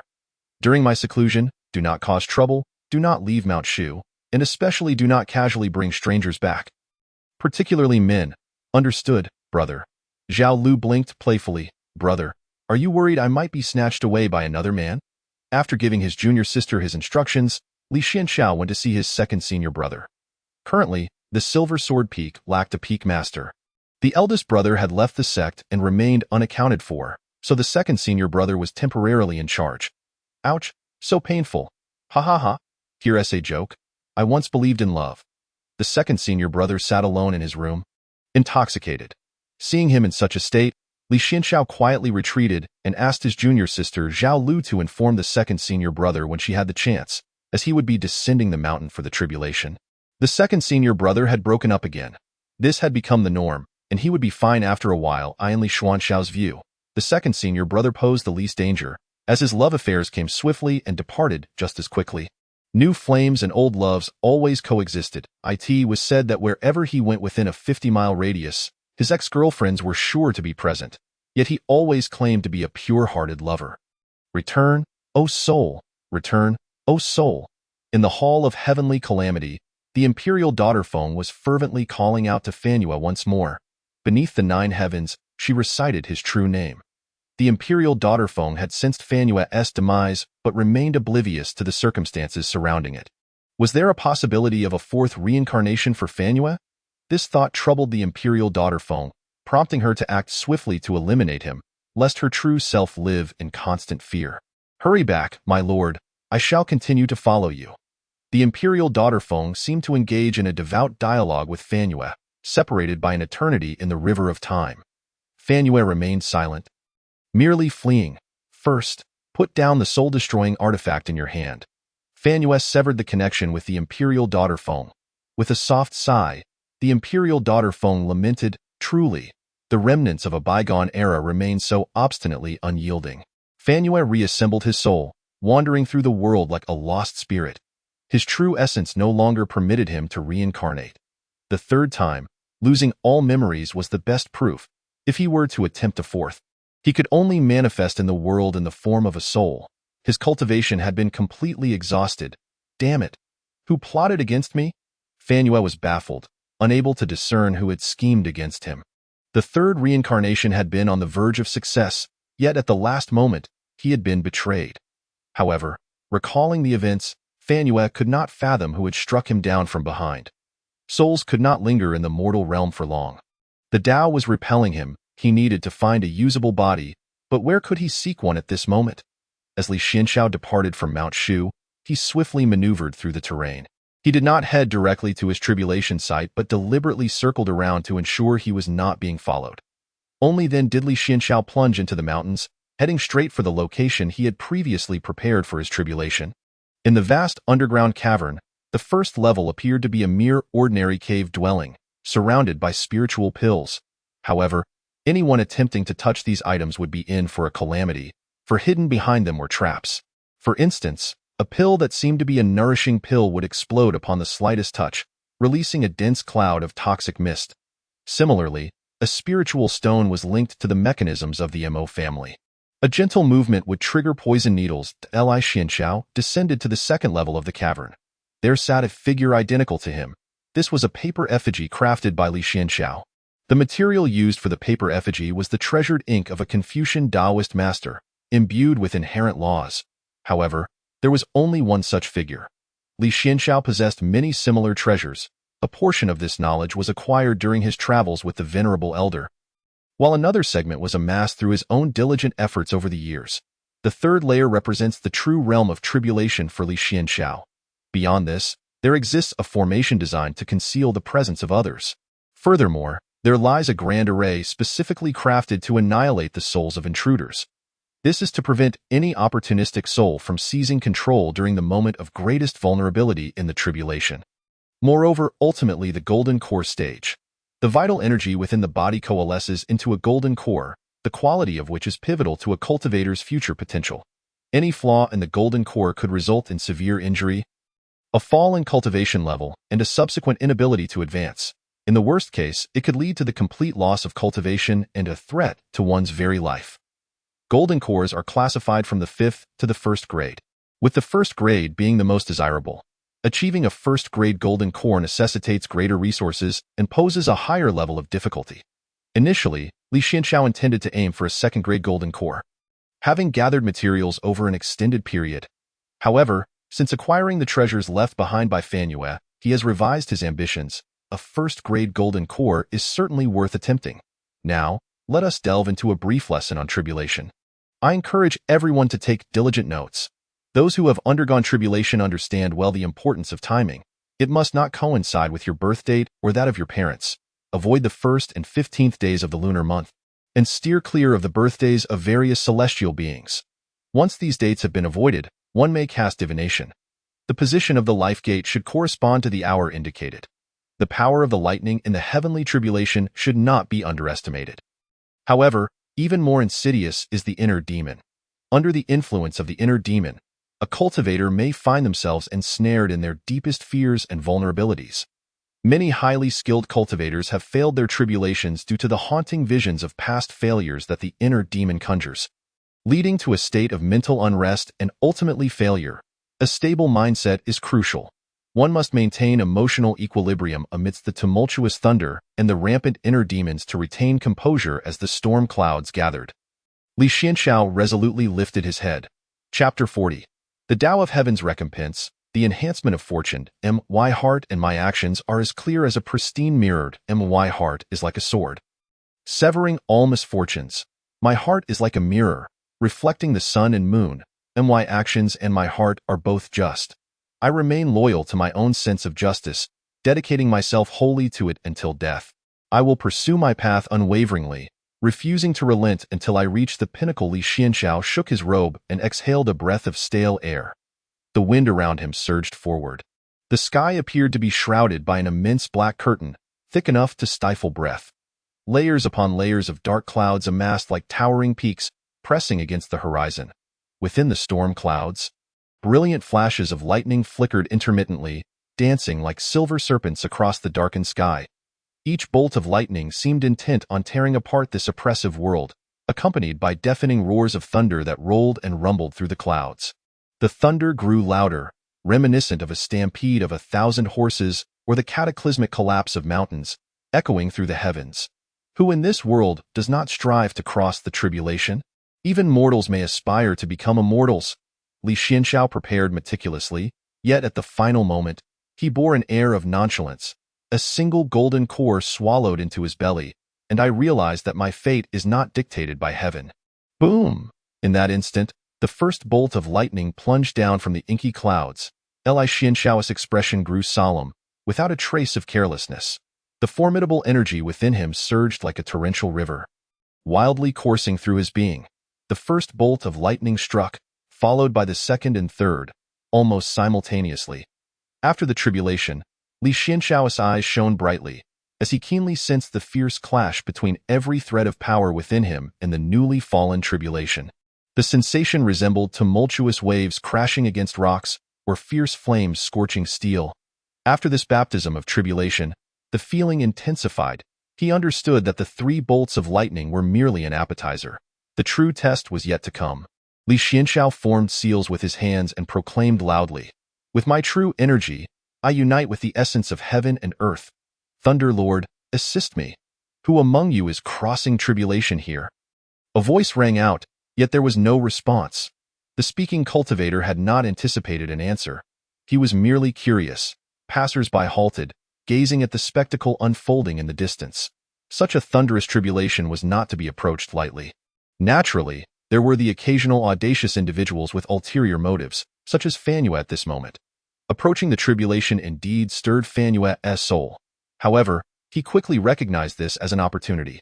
During tribulation, cultivators are at their most vulnerable, making it the perfect moment for possession, foundation establishment breaking into golden core. This is the tribulation for a first-grade golden core. Is this not a flawless vessel prepared for me? The fourth, fifth, and sixth bolts of lightning fell in succession. Fanua's eyes widened in disbelief as he stared at the individual undergoing tribulation.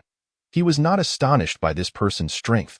For Fanua, it seemed there was no one worthy of being called strong in this world. Moreover, a foundation establishment cultivator was, in Fanua's eyes, merely a smaller ant compared to a larger one. Yet he had never encountered anyone who could refine their cultivation foundation to such perfection. This form appeared not to have been cultivated by a mere mortal, but rather a masterpiece meticulously sculpted by countless masters. Fanua chuckled. The Tao of heaven favors me. This body is now mine. Heaven assists me. During the tribulation, not a single guardian is present. Had there been someone to protect him, Fanua's current soul would have indeed been at a disadvantage. Elated, Fanua charged towards the individual undergoing tribulation. He silently recited incantations, summoning his last reserves of strength. He penetrated through layers of lightning and dove headlong into the soul-destroying formation. Ha! Fanua sneered. Not foolish, recognizing the need for a soul-destroying formation. Alas, mere grains of sand.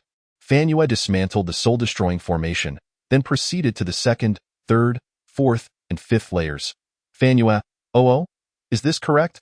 Despite Fanua's formidable strength, he found himself momentarily overwhelmed by such formations. Gritting his teeth, he declared, I refuse to believe you have more. Yet, to his astonishment, there was indeed more. Fanua clenched his jaw, exerting every ounce of his strength, and finally broke through a total of 12 layers of the soul-destroying formation. Just as he was about to catch his breath, he was met with the searing flames of true fire. The blazing inferno instantly engulfed him. This was the true fire from the Dan room of Mount Shu. Fanua felt as though he were trapped in a colossal furnace. Having narrowly escaped the furnace, the temperature plummeted, and exquisite, translucent ice lotuses began to bloom around him. These ice lotuses radiated a bone-chilling aura, piercing towards Fanua like countless icy arrows. In an instant, he felt as though he had plunged into a bottomless ice cavern, the cold penetrating to his very bones. Thus, Fanua oscillated between the raging sea of fire, suffering the scorching true fire, and the icy abyss, enduring the frost brought by the ice lotuses. This torment of extremes was akin to a living hell. Yet Fanua persisted, driven by a singular belief. Love, indeed, love. The visage of Lin Wanqing appeared before him, along with memories of their past, drop by drop. In this lifetime, I have yet to tell you that I love you. Fanua roared. At last, that figure emerged before him. Your body is now mine. Fanua chanted incantations, rushing straight toward Li Xianxiao. In the blink of an eye, the power of his soul surged forth like a tidal wave, flooding into Li Xianxiao's body.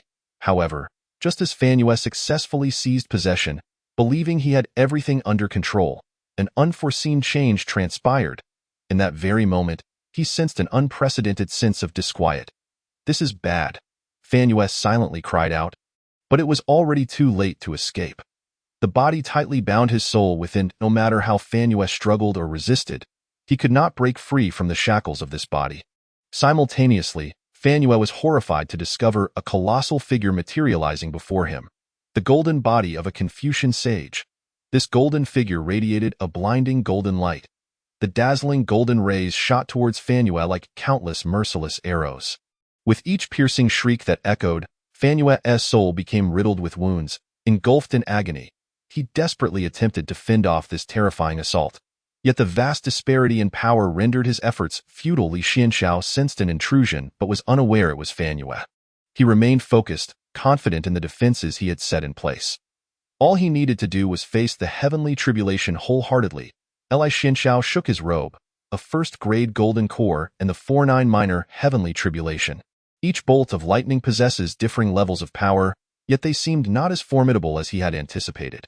Has it succeeded? Li Xianxiao felt the power within him, then paused. Wait. It seems I have triggered a hidden mechanism. Unbeknownst to Li Xianxiao, having completely vanquished Fan Yue, the cycle of cause and effect was at play. The Tao of Heaven returned the favor, bestowing him with fortune. Thus, at this critical and sensitive moment of tribulation, the originally concluding 4-9 minor heavenly tribulation underwent a transformation. The color of the lightning shifted, heralding the arrival of the 6-9 major heavenly tribulation, typically encountered during a cultivator's nascent soul stage. Consisting of 6 bolts of lightning, the power of each tribulation is far more formidable than that of the lesser heavenly tribulation. Li Xianxiao gazed at the unfolding scene, furrowing his brow in concentration. It appeared that events were becoming increasingly intriguing. His meticulous preparations had not been in vain. For this trial, the materials Li Xianxiao had compiled could fill multiple volumes. 5 years to foundation establishment, 3 years to golden core, essential trivia for golden core cultivation, minor topics explored in depth. Although everything occurring today seemed to be a series of coincidental collisions, Li Xianxiao had already braced himself for the worst. Thus, everything remained within his control. He swallowed a medicinal pill. Beneath the tattered robe lay another, making for a total of 3 robes. The inner garment was crafted from rubber trees over 2 centuries old. Infused with spiritual energy, capable of effectively resisting the onslaught of tribulation. Beneath it was a layer of protective vest, also a magical item, followed by another vest, and finally, the armor of the Flood Dragon. Li Xianxiao arranged his treasures in a line, brushing his fingers over a rumored luck-enhancing jade pendant and pinching the peace talisman of the Taoist gate. He then picked up a spray bottle, misting the area around him several times. Do not misunderstand. This was not a perfume but a medicinal powder that would accelerate the gathering of spiritual energy in the vicinity, drawing it in rapidly. Boom! A thunderous roar erupted, as if the entire world trembled in response. The long-anticipated tribulation descended like an enraged purple dragon, roaring from the heavens towards Li Xianxiao below. In an instant, blinding violet lightning engulfed his figure completely. The turbulent force of the lightning surged like a raging torrent, wreaking havoc upon all in its vicinity.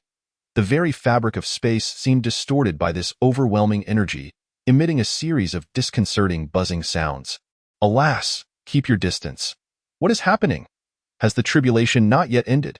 The onlookers, who had initially gathered out of mere curiosity, now stood frozen in disbelief, their faces etched with incredulity as they gazed skyward.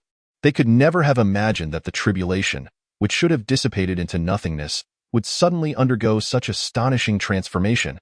Above in the sky, the lightning, which had begun to wane and was nearly vanishing, was suddenly infused with an unfathomable power, becoming violently chaotic. Foundation establishment to golden core. The golden cores that can be refined are divided into 5 grades. Those with extraordinary talent aspire to attain a first-grade golden core. However, few are aware of what lies beyond the first grade. The super-grade golden core. At this moment, an elderly man muttered to himself. The nearby cultivators instinctively turned to look. Upon doing so, they were immediately startled. The old man, limping with the aid of a cane, had only a few strands of hair fluttering in the wind. The surrounding cultivators were either missing an arm or had lost their sight. They were remnants of the earth. They were infamous evil cultivators from the Jiangbei region, rumored to be fleeing from the Jiangbei Alliance. Who would have thought they would end up here? Let us move away from them. Just as one cultivator spoke, a horrifying scream pierced the air. His eyes had been plucked from their sockets, as Feng Sanyang flashed a charming smile at her companion. Her companion hesitated for a moment before bolting away. Feng Sanyang clicked her tongue, lamenting the fickleness of human nature. What kind of good brother would abandon you in a time of crisis? The limping old man spoke solemnly. It is a super-grade golden core. This individual is without any protective guardians. When the tribulation concludes, he will be at his most vulnerable. Kill him and seize the core. Indeed. The surrounding subordinates responded in unison. The tribulation continued to crash down. At this moment, the robes and inner garments surrounding Li Xianxiao had turned to ash. Only the Flood Dragon armor remained, still safeguarding him. This postnatal spiritual treasure proved its worth. Fan Yu had truly gone all out. Entering the fray herself, first, She gifted Li Xianxiao the Flood Dragon armor, then willingly allowed herself to be slain during his tribulation, assisting him in acquiring immeasurable merit. Who would not say a word in appreciation? To befriend Fan Yu is the way to go. This must be the final strike. Li Xianxiao raised his head, gazing at the sky. He took a deep breath and lifted his hands. His hands moved. They traced smooth arcs through the air, gradually intertwining to form a perfect circular trajectory. Within his hands, a dazzling golden light suddenly erupted, coalescing into a clearly visible golden character. Tao. It hovered silently around him, engaging in a subtle interplay with the surrounding air. Cough, cough, cough. As Li Xianxiao coughed up large amounts of blood, the puppet scorpion behind him launched silver needles, piercing his various acupoints. The needles had been pre-soaked in medicinal herbs. Again, he could sense that the golden core within him was on the verge of perfection, just needing one final push. The last bolt of lightning fell from the heavens with a thunderous crash. In that suffocating brilliance, everything was engulfed, leaving no trace behind. Mountains, rivers, forests, and all living beings lost their original hues beneath the terrifying lightning. The intense currents wove an intricate web of electricity in the air, causing the very earth to tremble. This is bad, Li Xianxiao thought to himself. He had chosen this remote location for his tribulation, deliberately avoiding populated areas to prevent innocent lives from being affected by his trial. Yet, now, he could only imagine how many spirits and creatures lay hidden in these mountains. As the collateral damage spread, the innocent would inevitably suffer, and he would still be entangled in the consequences. With this thought, Li Xianxiao swiftly vanished from his tribulation site, drawing the thunder to the open sky. Brother, why is he suddenly charging into the tribulation? Feng Sanyang asked in confusion. The limping old man snorted coldly. These righteous cultivators, harboring compassion, could not bear to see others suffer because of their tribulation, even at the risk of their own failure. Feng Sanyang raised her eyebrows. What a paragon of virtue. I excel at dealing with such individuals. Brother, I have a splendid plan. Chapter 42. Supergrade Golden Core. The limping old man calculated with his fingers, his face lighting up with joy. Has succeeded. A supergrade Golden Core. Congratulations, brother, on obtaining a supergrade Golden Core today. The one-armed man immediately flattered in agreement. Be careful not to let the duck fly from your hands. The limping old man suppressed his excitement, solemnly advising. Yes, the supergrade Golden Core. At this moment, it floated serenely within Li Xianxiao's dantian. After enduring the tribulation, he gradually emerged from the tumultuous storm of lightning. Though his clothes had been tattered to shreds by the lightning, Li Xianxiao stood tall and proud. However, only he understood the excruciating pain his body endured at this moment. Every inch of skin felt as if it were being seared by fierce flames. An agonizing torment, a metallic sweetness surged up his throat, involuntarily causing him to spout copious amounts of blood. This was the most vulnerable state following a successful tribulation. Nevertheless, as long as he possessed this rare supergrade Golden Core, everything was worthwhile. Li Xianxiao did not allow the fleeting victory to cloud his judgment. He sensed the numerous presences surrounding him, unable to ascertain which would pose a threat. The transition from Foundation establishment to Golden Core should not have attracted so many cultivators. Yet, the commotion caused by Li Xianxiao's supergrade Golden Core was simply too great. Even the city lords from nearby towns hastily dispatched individuals to this location. When in doubt, it is best to flee first. At this moment, Li Xianxiao's figure suddenly paused. Feng Sanyang appeared not far away. A smile adorned her face as she held aloft a cultivator in each hand. One male, one female, presumably a couple. Both had been blinded by Feng Sanyang and had their powers rendered useless. Little Taoist, look how pitiful they are. They have become this way because of you. I am about to let them go now.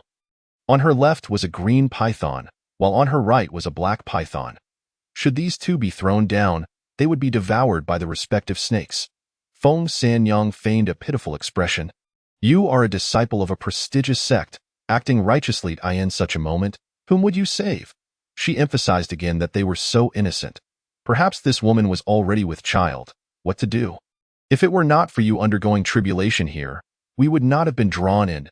If we had not been drawn in, this couple would not have encountered us and met such a fate. You must seize this last opportunity to atone for your error. Li Xianxiao glanced at the couple in her grip. The poison from my spirit snake would ensure their demise with a single bite.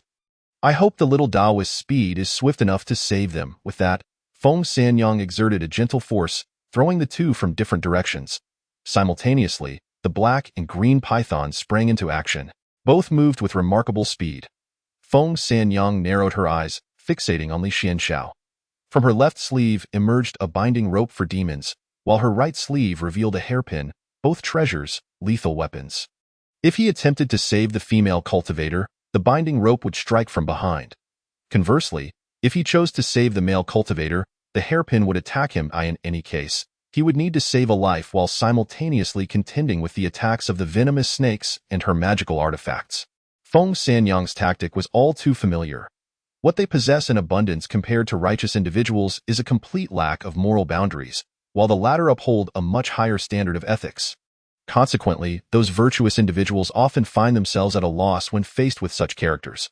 Although this tactic may appear simplistic, it proves to be invariably effective, relying on overt manipulation. Countless righteous practitioners have fallen victim to this cunning stratagem. In a fleeting motion, Li Xianxiao vanished from sight, prompting a flicker of surprise in Feng Sanyang's brows.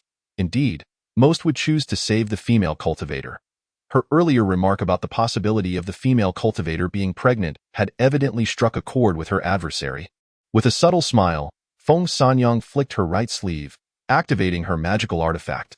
You shall regret your choice. In the next instant, Feng Sanyang spewed forth blood as Li Xuanxiao's sword finger pierced through her skull. So swift! How could he appear here?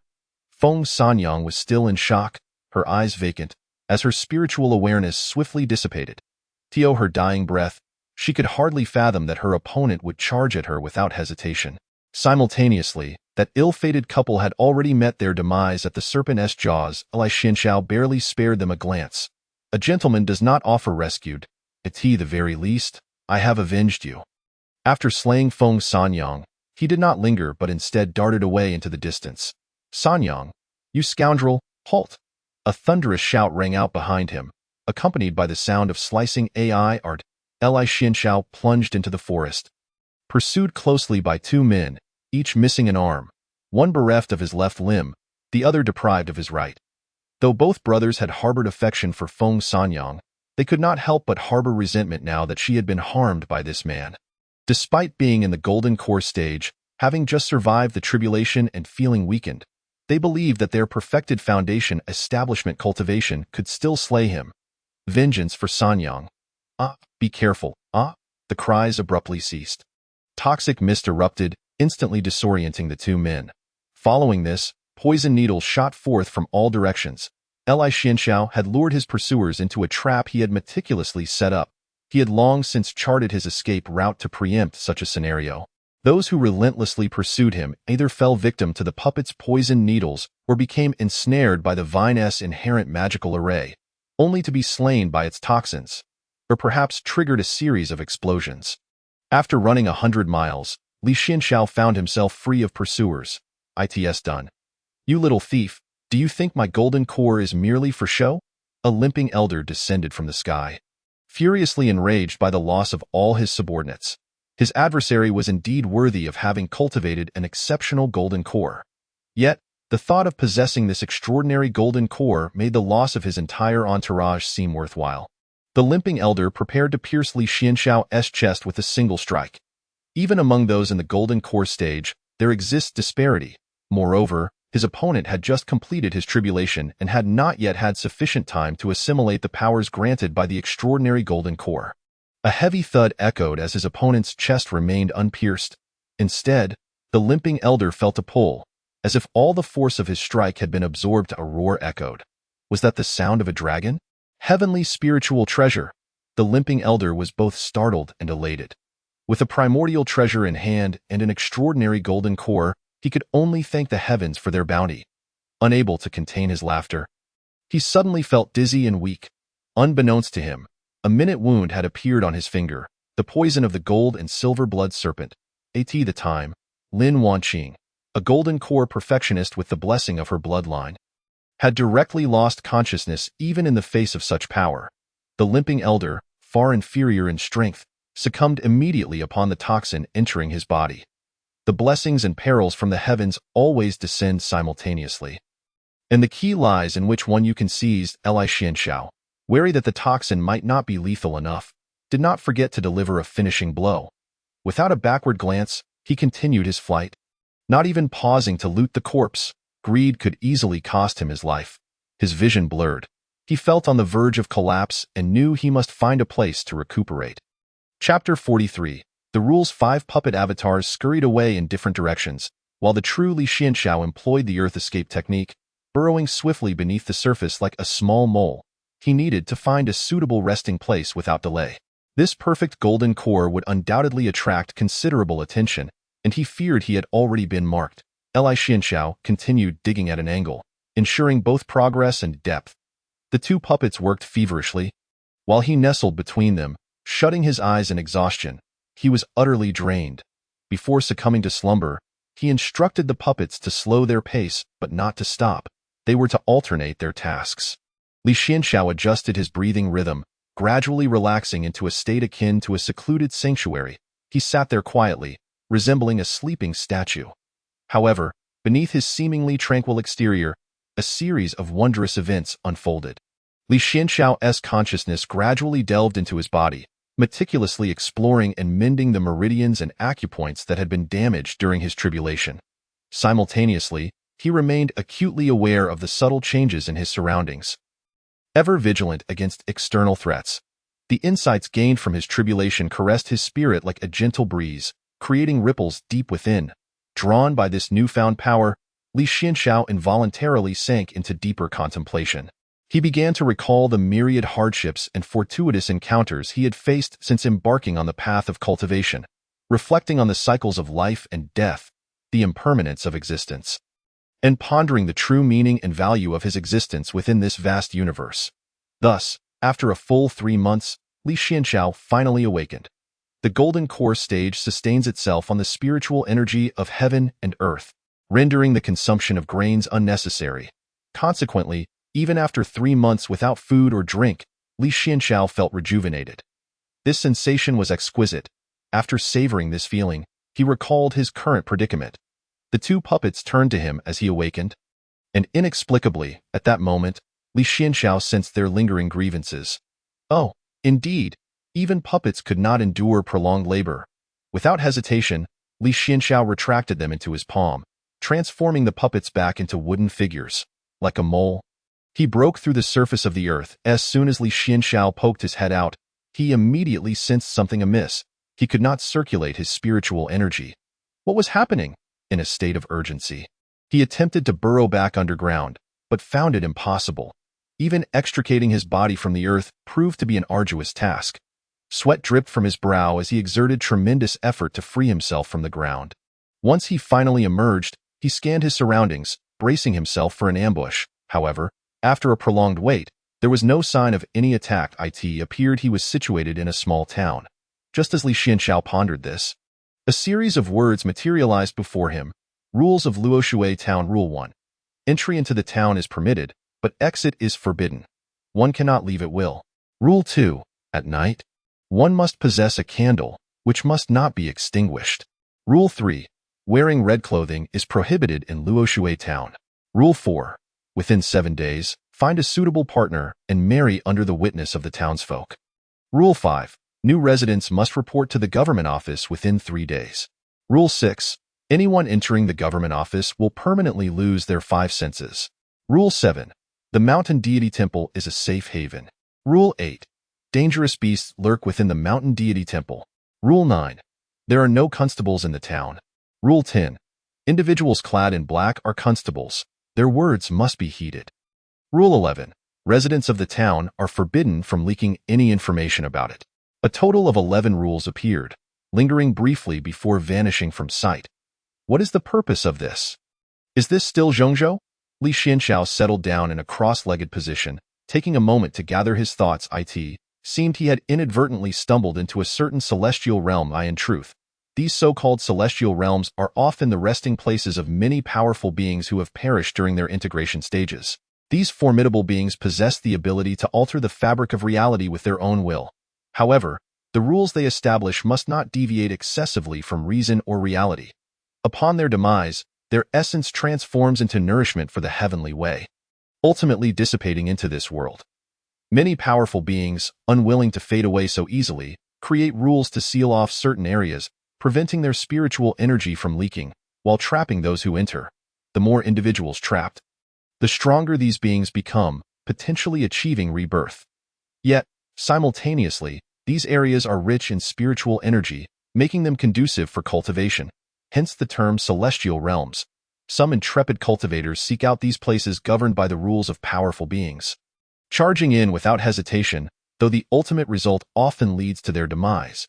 If every powerful being were to act thusly, or if they relied upon the strength of their sect's powerful beings, once they perish, they could easily establish a city and enact such methods to resurrect themselves, endangering countless innocent lives. Thus, this practice is strictly forbidden by all major sects. Any discovery of such would result in the immediate dissolution of the rules in that area, and the obliteration of the soul of the powerful being responsible. I am truly fortunate, blessed beyond measure. Li Xianxiao carefully contemplated the rules he had just encountered.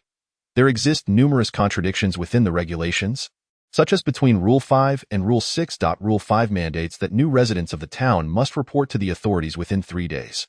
Conversely, Rule 6 states that anyone who enters the authorities will permanently lose their 5 senses. Rule 9 asserts that there are no constables in the town, while Rule 10 claims that those dressed in black are indeed the constables. As the day wanes, Li Xiankong recalls Rule 2, which stipulates that upon the onset of night, one must have a candle by their side. He walks along the cobblestone street, finding the town eerily silent, as if devoid of any signs of life. Here, Li Xiankong is unable to wield his powers, which fills him with unease. Soon, he spots an inn. The inn is brightly lit, and the attendant, noticing a stranger, lazily raises his eyes. "Guest, would you like to stay?" Chapter 44. Breaking the rules. Yes, I would like a room. Li Xiankong retrieves some coins from his pocket. That moment, several cultivators enter the inn. "Senior brother, what on earth is happening here? We can't use our powers. And we can't leave. I've never encountered such a bizarre situation. I am equally perplexed. Perhaps we should ask someone." The attendant has just handed Li Xiankong the key to his room when one of the three, Senior brother Wenqi, approaches and bows respectfully. "I am Wenqi, a disciple of Qingmin Mountain. May I inquire about the circumstances of this place?" Qingmin Mountain? Li Xiankong searches his mind but finds no recollection of this sect. Likely a small and obscure one. The most skilled among the three, Wenqi, is merely at the 4th level of Qi refinement. It seems they are entirely unaware that only those in the integration phase can establish such rules and have no means of knowing. Li Xiankong proceeds to explain the situation to them. Their expressions reflect disbelief, as if they have heard something utterly preposterous. He cautions them to tread carefully in this place. Wenqi promptly replies, "Thank you, fellow cultivator, for your guidance. Since we have all inadvertently entered this place, we can look out for one another." Li Xiankong nods in agreement, not wishing to refuse. He does not believe that having more people will necessarily provide greater strength in this situation. But recognizing that these three are inexperienced and impetuous, he feels compelled to assist. It is a fundamental principle for righteous individuals to aid one another. One should not turn a blind eye to suffering unless faced with extraordinary circumstances. Li Xiankong arrives at his room. Upon checking into the inn, he receives 2 candles free of charge. The candles are shielded from the wind by a lantern. Li Xiankong lights a candle, feeling no time for rest, and swiftly begins to contemplate his strategy. The other regulations do not pose an immediate threat, yet Rule 5 compels new residents to report to the authorities within 3 days, while Rule 6 warns that entering the authorities results in the permanent loss of one's 5 senses. If he fails to report, he risks violating Rule 5 and could face immediate obliteration. Although he has refined a superior-grade golden elixir, the gap between him and the integration phase is vast. Should he report to the authorities, he would lose his senses: sight, hearing, smell, taste, and touch. At that moment, a familiar voice suddenly emanates from the next room. "Zhang Tianxin, my pure young body is about to be violated today. It cannot be helped. We have arrived in this place and must fall in love. If it is fate, then I shall not hold back. Please, ravage me at will." 5 seconds later, Zhang Tianxin asks, "What do you think is the meaning of life?" Li Xiankong presses his ear against the wall, confirming that the voice belongs to Zhang Tianxin before he knocks on the door. After a moment of hesitation, Zhang Tianxin finally opens the door, his face lighting up upon seeing Li Xiankong. Without further ado, the three gather around the candle in Li Xiankong's room. According to Zhang Tianxin, after escaping from the hands of the Empress of Shura, he had intended to return to his sect. However, fearing retribution from the Empress, as he lacks the formidable backing that Li Xiankong possesses, he chose to hide. He heard rumors of numerous people going missing here, prompting him to investigate, only to find himself trapped. The female cultivator by his side is a disciple of the Xintian sword sect, accompanying him. The two recall the rule that they must find a partner and complete their wedding within 7 days.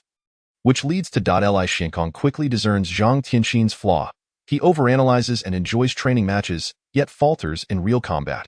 However, now is not the time for such discussions. Have you not reported to the authorities yet? Not yet. Zhang Tianxin and Han Yao reply simultaneously. Han Yao adds, that rule is simply too inhumane. Zhang Tianxin remarks, many in this town have already lost their 5 senses, yet there are still numerous individuals who have not. It seems there must be a way to cope, but when I inquire, they refuse to tell me. Li Xiankong nods. Rule 11 prohibits residents from disclosing information about the town, particularly regarding the rules, leaving them to devise their own methods of coping. Han Yao sighs, her spirits evidently low. Tomorrow is the last day. I wonder how many have stumbled here and perished, for the graves in this town are countless. And only a fraction have grasped the rules. The night passes in silence. The following day, Li Xiankong, Zhang Tianxin, Han Yao, and Wenqi arrive at the entrance of the authorities. They are not alone. Over a dozen others who have inadvertently entered this place stand with them. As they make their way, they observe many individuals seated on either side of the street, despairingly awaiting their demise. Stripped of their 5 senses, they feel nothing, touch nothing, hear nothing, merely allowing time to slip away. In this town, the number of normal individuals is alarmingly few. Witnessing this scene, the thought of becoming one of them is more tormenting than death itself. Standing before the authorities, the crowd exchanges glances, none daring to enter first. As time ticks away, Zhang Tianxin finally can no longer contain himself. I must see what lies within. I shall lead the way. Li Xiankong regards him, having discerned from their previous encounters that aside from his lack of intelligence, Zhang Tianxin possesses many admirable qualities. Li Xiankong reaches out to stop him, for he had already devised a plan to address the situation last night. He now needs to communicate his solution to the others. Residents of the town are forbidden from disclosing information about it. They are now considered residents, and even if they comprehend the solution, they cannot share it without violating the rules. A gentleman does not save another if it requires an exorbitant price, one that may cost him his life. In such circumstances, there is no need for guilt, as one must first love oneself before loving others. Should Li Xiankong find himself in such a predicament, he would not hesitate. However, at this moment, he has conceived a method that does not contravene the rules, the prohibition on disclosing information. Indeed, all solutions lie within the rules themselves. He approaches the crowd, who gaze at him in confusion. Li Xiankong places his sword against his forehead, stripping away his sense of touch, then inserting it into his eyes, followed by his ears, and finally nullifying his sense of smell. This shocking display causes those present to instinctively recoil, fearing he has lost his sanity. Why would he deprive himself of his senses before reporting to the authorities? Li Xiankong remains silent, turning to enter the authorities. A voice resonates from deep within. Who approaches? Li Xiankong responds, Li Xiankong, a new resident of Luoshui town. Good. Li Xiankong then departs the authorities. As he steps outside once more, the gathered crowd is astonished to discover that his 5 senses have fully returned. If those who enter the authorities lose their senses permanently, then those who have already lost them will not lose them again upon entry. Chapter 45. Integration phase. Is the Empress of Shura experiencing menopause? Why does she keep finding new ways to confront me? Lu Qiushui has just returned to her cave dwelling after a skirmish with the Empress. With a sigh, she exhales softly, I shall surely kill this wretch. I have yet to settle the score from our last encounter. Lu Qiushui cannot help but recall a youth named Murong Imo. She reaches for her shoulder, pondering the boy. He is not entirely unlikable. Reflecting on the moments they shared, Lu Qiushui realizes that she has never experienced anything quite like it in her life. Born as a saintess, she has always held a transcendent status, and no one dared to oppose her. Even meeting her gaze was a grave offense. Yet there she was, appearing so ethereally before that young man, at that time. Lu Qiushui felt exceptionally vulnerable, a state she had never encountered before, nor had she ever met such a young man. What a pity he perished. No. The thought ignites her anger once more as she recalls the Empress of Shura, that accursed wretch who has harbored a grudge against her since childhood. Now, she has even slain her benefactor. Just as Lu Qiushui is about to stride out, a subordinate arrives with news in the Hall of Celestial Evil. Yet another former elder in the integration phase has been resurrected. Lu Qiushui glances at the name on the token. Elder Sikong. Lu Qiushui reminisced briefly.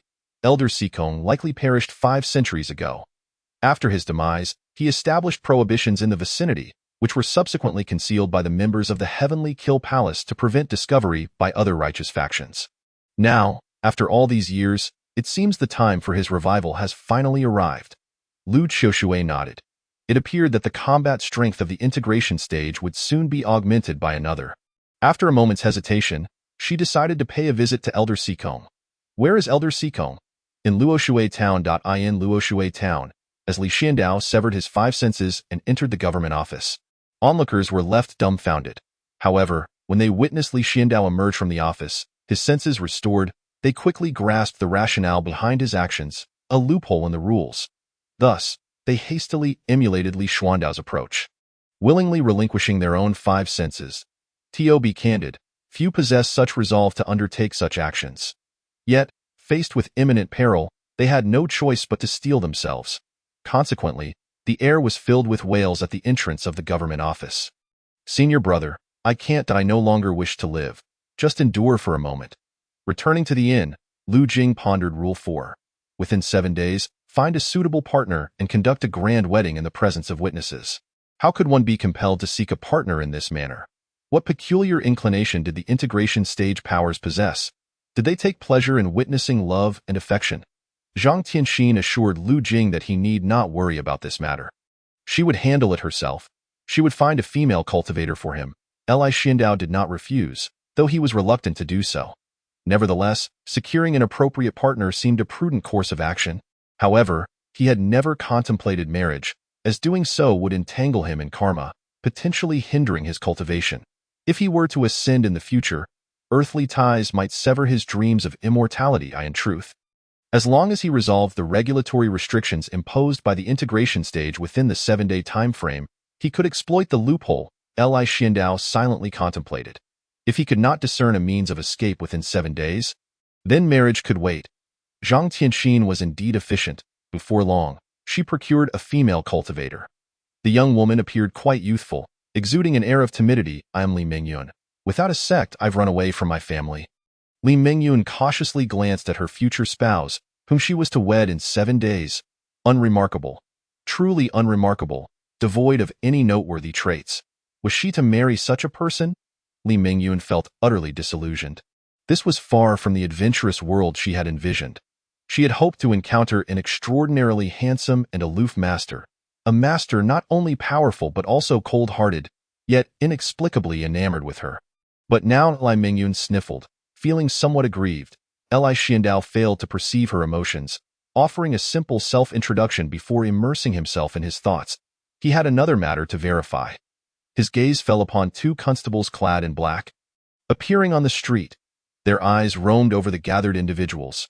Suddenly, one constable pointed at several people, declaring, "You lot must engage in mutual slaughter. Only the last one standing may survive." A moment of stunned silence ensued. Rule 10. Persons in black are constables. Their words must be heeded. They exchanged glances, uncertainty etched upon their faces. The duo of constables crossed their arms, offering a reminder. Time is of the essence. Finally, under the threat of death, someone made a move.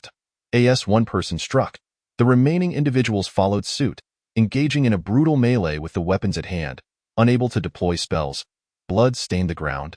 Ultimately, the lone survivor gasped for breath, standing amidst the pool of blood. The 2 constables nodded in satisfaction, leisurely entering the inn. Witnessing this scene, the townsfolk kept their distance, while newcomers were left in utter shock. Li Mingyun was filled with dread. This was nothing like the world she had envisioned. It was all wrong. She wished to return home, no longer desiring to meet any aloof master. We're leaving. Li Xiandao rose and headed downstairs. Zhang Tianxin, noticing, hastily grabbed him. "The two constables are still downstairs. Are you trying to get yourself killed?" "It is precisely because the constables are there that I am going," Li Xiandao replied. Zhang Tianxin was perplexed. Li Xiandao broke free from her grasp and descended alone. At that moment, all the patrons who had been in the inn had fled far away, too frightened to remain in the presence of the two constables. The constables indulged themselves in food and drink. We need someone to sing." The portly constable wiped the grease from his mouth, his gaze landing on Li Mingyun, who was peeking down from the staircase. "You, come here and sing." Li Mingyun froze, her face pale, yet she dared not refuse. Trembling, she made her way down. The portly constable squinted at her. "New here? As long as you follow what we say, you'll be fine. Understand?" Li Mingyun nodded. The portly constable continued, "You seem obedient. Strip and sing." Li Mingyun trembled all over. Chapter 46. Weighing pros and cons. The lean constable chuckled. "Time is short, little beauty. Hurry up and strip, or it would be a pity if you died later." Suddenly, a flash of silver streaked through the inn, chillingly bright. Li Xiandao, wielding a long sword, let the blood from the blade fall like droplets. Alongside the blood droplets fell the head of the lean constable. The portly constable was momentarily stunned, utterly unprepared for someone to dare attack them. Through teary eyes, Li Mingyun beheld that seemingly unremarkable figure suddenly charge forward. He was not particularly handsome, nor did he possess the dashing charm described in novels. Rather, he evoked an inexplicable feeling. Although they could not use magical powers here, his martial arts foundation remained intact. Li Xiandao unleashed his strength, delivering a punch that shattered the portly constable's teeth. If constable's words must be heeded, then not speaking means they need not be followed. Just as the portly constable opened his mouth to speak, blood gushed forth, rendering him incapable of uttering a single word. Li Xiandao did not afford him a chance to react. Seizing his round head, he slammed it against the floor, creating a dent in the wooden surface. Holding the sword in one hand, Li Xiandao thrust toward the constable's neck. A muffled sound echoed as he forcefully tore open the constable's throat. Blood splattering and flesh separating, culminating in the complete decapitation of the portly constable. Scalding blood gushed forth, splattering across Li Xiandao's face. Li Mingyun witnessed such a bloody scene for the first time. She gazed at Li Xiandao, feeling strangely intrigued rather than frightened. On the contrary, at that moment, his unremarkable face, now stained with blood, appeared somewhat valiant and heroic in her eyes. Li Xiandao turned, pointing the sword's tip at Li Mingyun. "Strip!" Li Mingyun was taken aback. With a swift motion, Li Xiandao slashed. The sword's tip elegantly traced arcs through the air, causing Li Mingyun's upper garments to slide off. She gasped in shock. Li Xiandao tossed his own clothes to her, then disregarded her further, turning his attention to the fallen constable's black attire. Rule 9. There are no constables in the town. Rule 10. Persons in black are constables. Their words must be heeded. There are no constables in the town. Anyone wearing black can become a constable. If one must obey the words of the constables, then they too can be killed, for they are not invincible. Rule 12. Constables may freely enter and exit Luoshui town. Attracting more than 1,000 people will grant them the opportunity to leave, after which they will lose all memories of Luoshui town. Just as Li Xiandao donned the black garb, an additional Rule 12 appeared before him. Free entry and exit from Luoshui town. If he became a constable, he could leave the town and report the events here to his sect, which would be far more advantageous. However, Li Xiandao quickly dismissed this thought. If he adhered to the rules and left, he would likely still be bound by the town's regulations, meaning he could not disclose any information about the town. Prudently, Li Xiandao tucked away another piece of black clothing, wary of anyone using it against him. Outside Luoshui town, Lu Qiushui fixed her gaze intently upon Luoshui town, or rather, on Li Xiandao within it. Still alive? Morong Imo was still alive, having inadvertently entered the prohibitions left by Elder Sikong. Lu Qiushui had not anticipated encountering Li Xiandao, who bore the alias Morong Imo. Here to her, he should have perished at the hands of the imperial daughter Feng. Subsequently, she had even sought information from Shushan, confirming that Morong Imo had indeed died. For this, Lu Qiushui had felt a tinge of sorrow. Individuals capable of evoking such emotions in Lu Qiushui were few and far between. Thus, when she next encountered Li Xiandao, she found herself hesitating over whether to extend a hand to rescue him. However, she soon dismissed the notion. Should she forcibly extract him from the prohibitions, it would inevitably disrupt the barriers left by Elder Seekong. With her strength, should Elder Seekong's restrictions be dismantled, he would never awaken again. Was she to risk the life of an integration stage adept for the sake of a Shushan disciple who had once saved her? Lu Qiushui found herself ensnared in a web of indecision. This was the stark reality. It was neither a female-centric fantasy of cultivation nor a male-centric tale of gratification. As the leader of a demonic sect, Lu Qiushui occasionally grew weary of her current existence. Perhaps, at certain moments, she felt a curiosity toward Li Xiandao, a youth who had, in a sense, saved her. Yet that was where it ended. Lu Qiushui could choose to save Li Xiandao, bestow upon him treasures, or grant him status, of course, that would only be under circumstances devoid of any burden for her. Just as humans frequently indulge their beloved pets with treats, so too is the sentiment here. However, when it comes to sacrificing something that could potentially harm Lu Qiushui, she must deliberate carefully. In comparing the weight of a soul-combining stage with Li Xianxiao, it is evident that Lu Qiushui could choose to save Li Xianxiao for her own happiness. Yet, the Shura Palace does not belong solely to her. Forcibly intervening in the restrictions would be tantamount to killing Elder Seekong. How could she explain this to the other high-ranking members? To save merely a disciple from Shushan? It hardly seems worthwhile. After a brief contemplation weighing the pros and cons, Lu Qiushui made her choice. I shall assume you are already deceased, and subsequently compensate your family, she thought to herself. This individual seems to have already grasped the loopholes left by Elder Seekong's rules. Surely, nothing untoward will occur? A disciple from the Heavenly Kill Palace, noticing that Li Xianxiao had donned the black attire of a constable, couldn't he help but feel a twinge of anxiety. What is there to worry about? Elder Seekong is a formidable being of the soul-combining stage. Lu Qiushui raised an eyebrow slightly. The probability of that seems exceedingly low. The Mountain God Temple of Luoshui Town, the 7th rule states. The Mountain God Temple is a sanctuary. The 8th rule states. Dangerous beasts lurk within the Mountain God Temple. Holding a candle, Li Xianxiao entered the darkened temple alone. Though the temple appeared modest from the outside, upon entering, one would discover its vastness. A colossal azure dragon coiled within, its immense form nearly occupying half of the temple's space.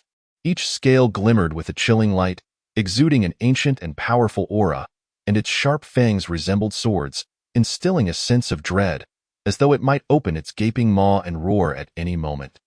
Standing before this azure dragon, an unparalleled pressure assailed him, making it difficult to breathe.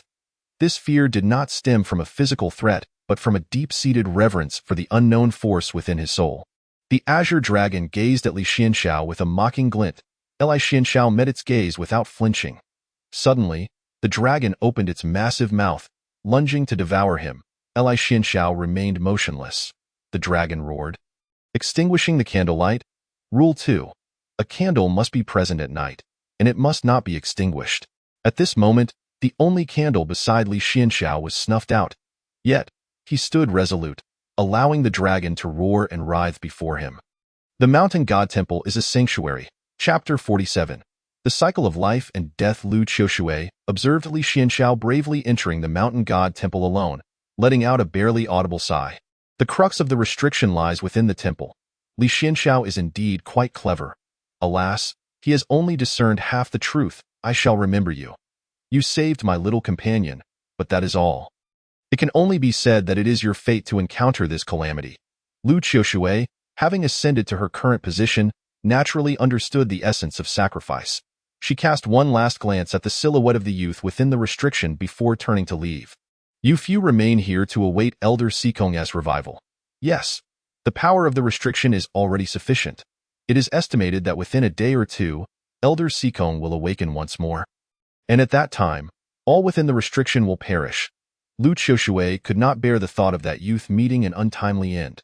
Very well, so be it. In Luoshui Town, Li Xianxiao stood within the Mountain God Temple, paying no heed to the azure dragon that resided there. Hurry, hurry! The black-clad constables rushed to the temple's entrance. Those inside heard the urgent calls to exit quickly. The rules of Luoshui Town dictate that one must heed the constables. Yet now he too was a constable. Li Xianxiao glanced down at his attire. The constables outside shouted and clamored. Zhang Tianxin suddenly appeared, shattering the throat of one constable with a single strike. Though her cultivation had waned, her physical prowess remained intact. "Stop immediately!" one constable shouted. Zhang Tianxin disregarded the command, unleashing a flurry of punches and kicks. Clad in black, she melded into the darkness of the night, swiftly dispatching all the constables outside the mountain god temple. Witnessing this scene, Li Xianxiao began to contemplate his next course of action. He shed the black garments, relinquishing his constable identity, revealing a crimson garment beneath. Upon closer inspection, it was not a true red garment, but rather the inner lining, stained with blood, transforming the originally white fabric into a vivid scarlet. Rule 3. Red garments are prohibited in Luoshui town. Indeed, Luoshui town harbored no red garments. Rule 7. The mountain god temple is a sanctuary. Li Xianxiao pointed his sword at the mountain god statue. The moment he donned the red garment, a new rule materialized before him. Rule 13. Destroy the mountain god to leave Luoshui town. The 13th rule. The altar surged back to life, materializing before Li Xianxiao. He radiated an aura of lethal intent. Primed for battle, before him stood a middle-aged man, exuding an air of scholarly elegance, embodying the essence of Confucianism. "What is the matter? This young friend, might I have a word?" the middle-aged man implored anxiously. Stalling for time, Li Xianxiao's knees bent slightly, as though he were about to explode with fury at any moment. The middle-aged man pointed with a single hand, and memories not belonging to Li Xianxiao flooded into his mind. Zhang Haoran, the Haoran sword, he was well known, a solitary figure who upheld an entire sect. However, his sword bore a flaw, and to compensate for this defect, he secretly joined the Heavenly Kill Palace. During a moment of breakthrough, he inadvertently lost control, resulting in the deaths of all his sect's disciples. Zhang Haoran thus lost all meaning in life, consumed by a desire for death. Yet, in his suicidal journey, he encountered a mayfly transformed into a little demoness. The mayfly maiden said, "Since you seek death, why not accompany me for a day?" That day felt like a lifetime to Zhang Haoran. The girl bestowed upon him a reason to live. However, the mayfly lives a fleeting existence. To encounter spiritual enlightenment, to transform into human form, and to live an entire lifetime in a single day is an immense fortune. Zhang Haoran lamented, "We accomplished so much. We worshipped heaven and earth. And she became my wife. Yet, even so, I could not save her. I have never seen a mayfly. By the time I realized, my wife had already departed from this world. That was her entire life. I could not save her. Even as a formidable soul-combining being, I could not resurrect the dead. However, once I am deceased, I can accomplish this. Utilizing this confinement, I can exert all my power to grant her another chance at life, to live as a normal person, to pursue the life she desires." Zhang Haoran gazed at Li Xianxiao with teary eyes, his voice choked with emotion. "Thus, my friend, I do not seek this for myself. I have long been deserving of death. I only wish to fulfill her dream. I implore you, she is innocent. Success is imminent. It is nearly at hand. Could you wait just a moment longer? This confinement will soon dissipate. She has never seen the ocean, has never witnessed the splendor of the capital, has never ridden in a carriage, has never tasted candied fruits. She deserves all of this." As he spoke, the altar, transformed from the formidable being of the soul-combining stage, knelt before Li Xianxiao. "Whatever you desire, I can provide. After my death, I will repay your kindness. I only ask that you grant her a chance. If I must descend to the depths of hell, then let it be so. I only want your life." Li Xianxiao thrust his sword through the altar's head. "Ah." Zhang Haoran was taken aback, staring at Li Xianxiao in shock and fury. Why? Li Xianxiao offered no explanation, severing the altar's head with a decisive stroke, fully adhering to the principle of killing first and speaking later. "She granted you a chance, since her fate is to live and die in a day. Why do you insist upon forcing it? In her lifetime, she encountered you and saved you from despair. You accompanied her through her existence. Regrettably, your obsession is too profound, and you stubbornly insist. How many innocent lives have perished at your hands for this? You only know that your girl has yet to experience the splendor of the capital, has never ridden in a carriage, has never tasted candied fruits. Yet, what of the innocent lives you have extinguished? Who will seek retribution for their promising lives? Zhang Haoran, I comprehend why your swordsmanship bears flaws and why you lost control during cultivation. It is the choices you made that have led to your current state. Ah, I am unwilling. The confinement of Luo Shui town gradually began to dissipate, echoing with Zhang Haoran's anguished cries. I will not spare you even as a ghost. I will not let you go. I shall watch you eternally. I will drag you into the abyss of hell. In the face of Zhang Haoran's curses, Li Xianxiao remained unfazed. All of this is what you deserve. I shall kill you. Li Xianxiao turned a deaf ear. Luo Shui town was completely obliterated, and with it, countless bones of those who had inadvertently wandered into the town were also buried. Chapter 48. Girl, you are playing with fire. On the outskirts of Luo Shui town, it has vanished. It seems that Lord Xikong is prepared to revive. The disciples of the Heavenly Kill Palace stationed on the periphery could distinctly sense the changes occurring in Luo Shui town. It seems this transpired sooner than the palace master had anticipated. Does that mean we can act freely for a few days? Ha ha ha, you little rascal. Are you thinking of picking flowers again? I warn you. Do not act recklessly. We will discuss everything once we see Lord Xikong. The group exchanged banter, entirely oblivious to a figure rapidly approaching them. Li Xianxiao descended, and did not unleash a fierce surge of sword energy. Not even a whisper of wind stirred in the surroundings. Yet, before the crowd could fully comprehend the situation, the sword moved with a speed nearly imperceptible to the naked eye, weaving swiftly among them. Each time the blade swept through, it accurately harvested the life of an enemy. The droplets of blood erupted only after Li Xianxiao sheathed his sword. He promptly fled, ensuring that none of the malevolent cultivators harbored any toxins that could detonate upon death. Subsequently, he set the area ablaze, leaving no trace behind. Li Xianxiao extended his spiritual awareness, confirming the vicinity was devoid of any presence, and finally allowed himself a small sigh of relief. Had 2 days truly passed? He inspected his own body. Indeed, while trapped within this cave paradise, the spiritual energy contained within proved to be quite beneficial. Although merely 2 fleeting days, with the disappearance of the restrictions, all rules naturally ceased to exist. The individuals ensnared in this place did not attempt to flee. Instead, they stood numbly in the town, exchanging glances with one another. It seemed they had long since acclimated to life here. As for those who had lost all 5 senses, they still huddled in the corners, utterly oblivious to their surroundings. The rules may have vanished, yet their senses remained sealed. Zhang Tianxin, hands on her hips, laughed heartily. Just a mere harmonization stage cultivator, with my brother Li by my side. We are invincible. She then muttered to herself, our fateful encounters are remarkable. To meet twice in such perilous circumstances, could this be destiny?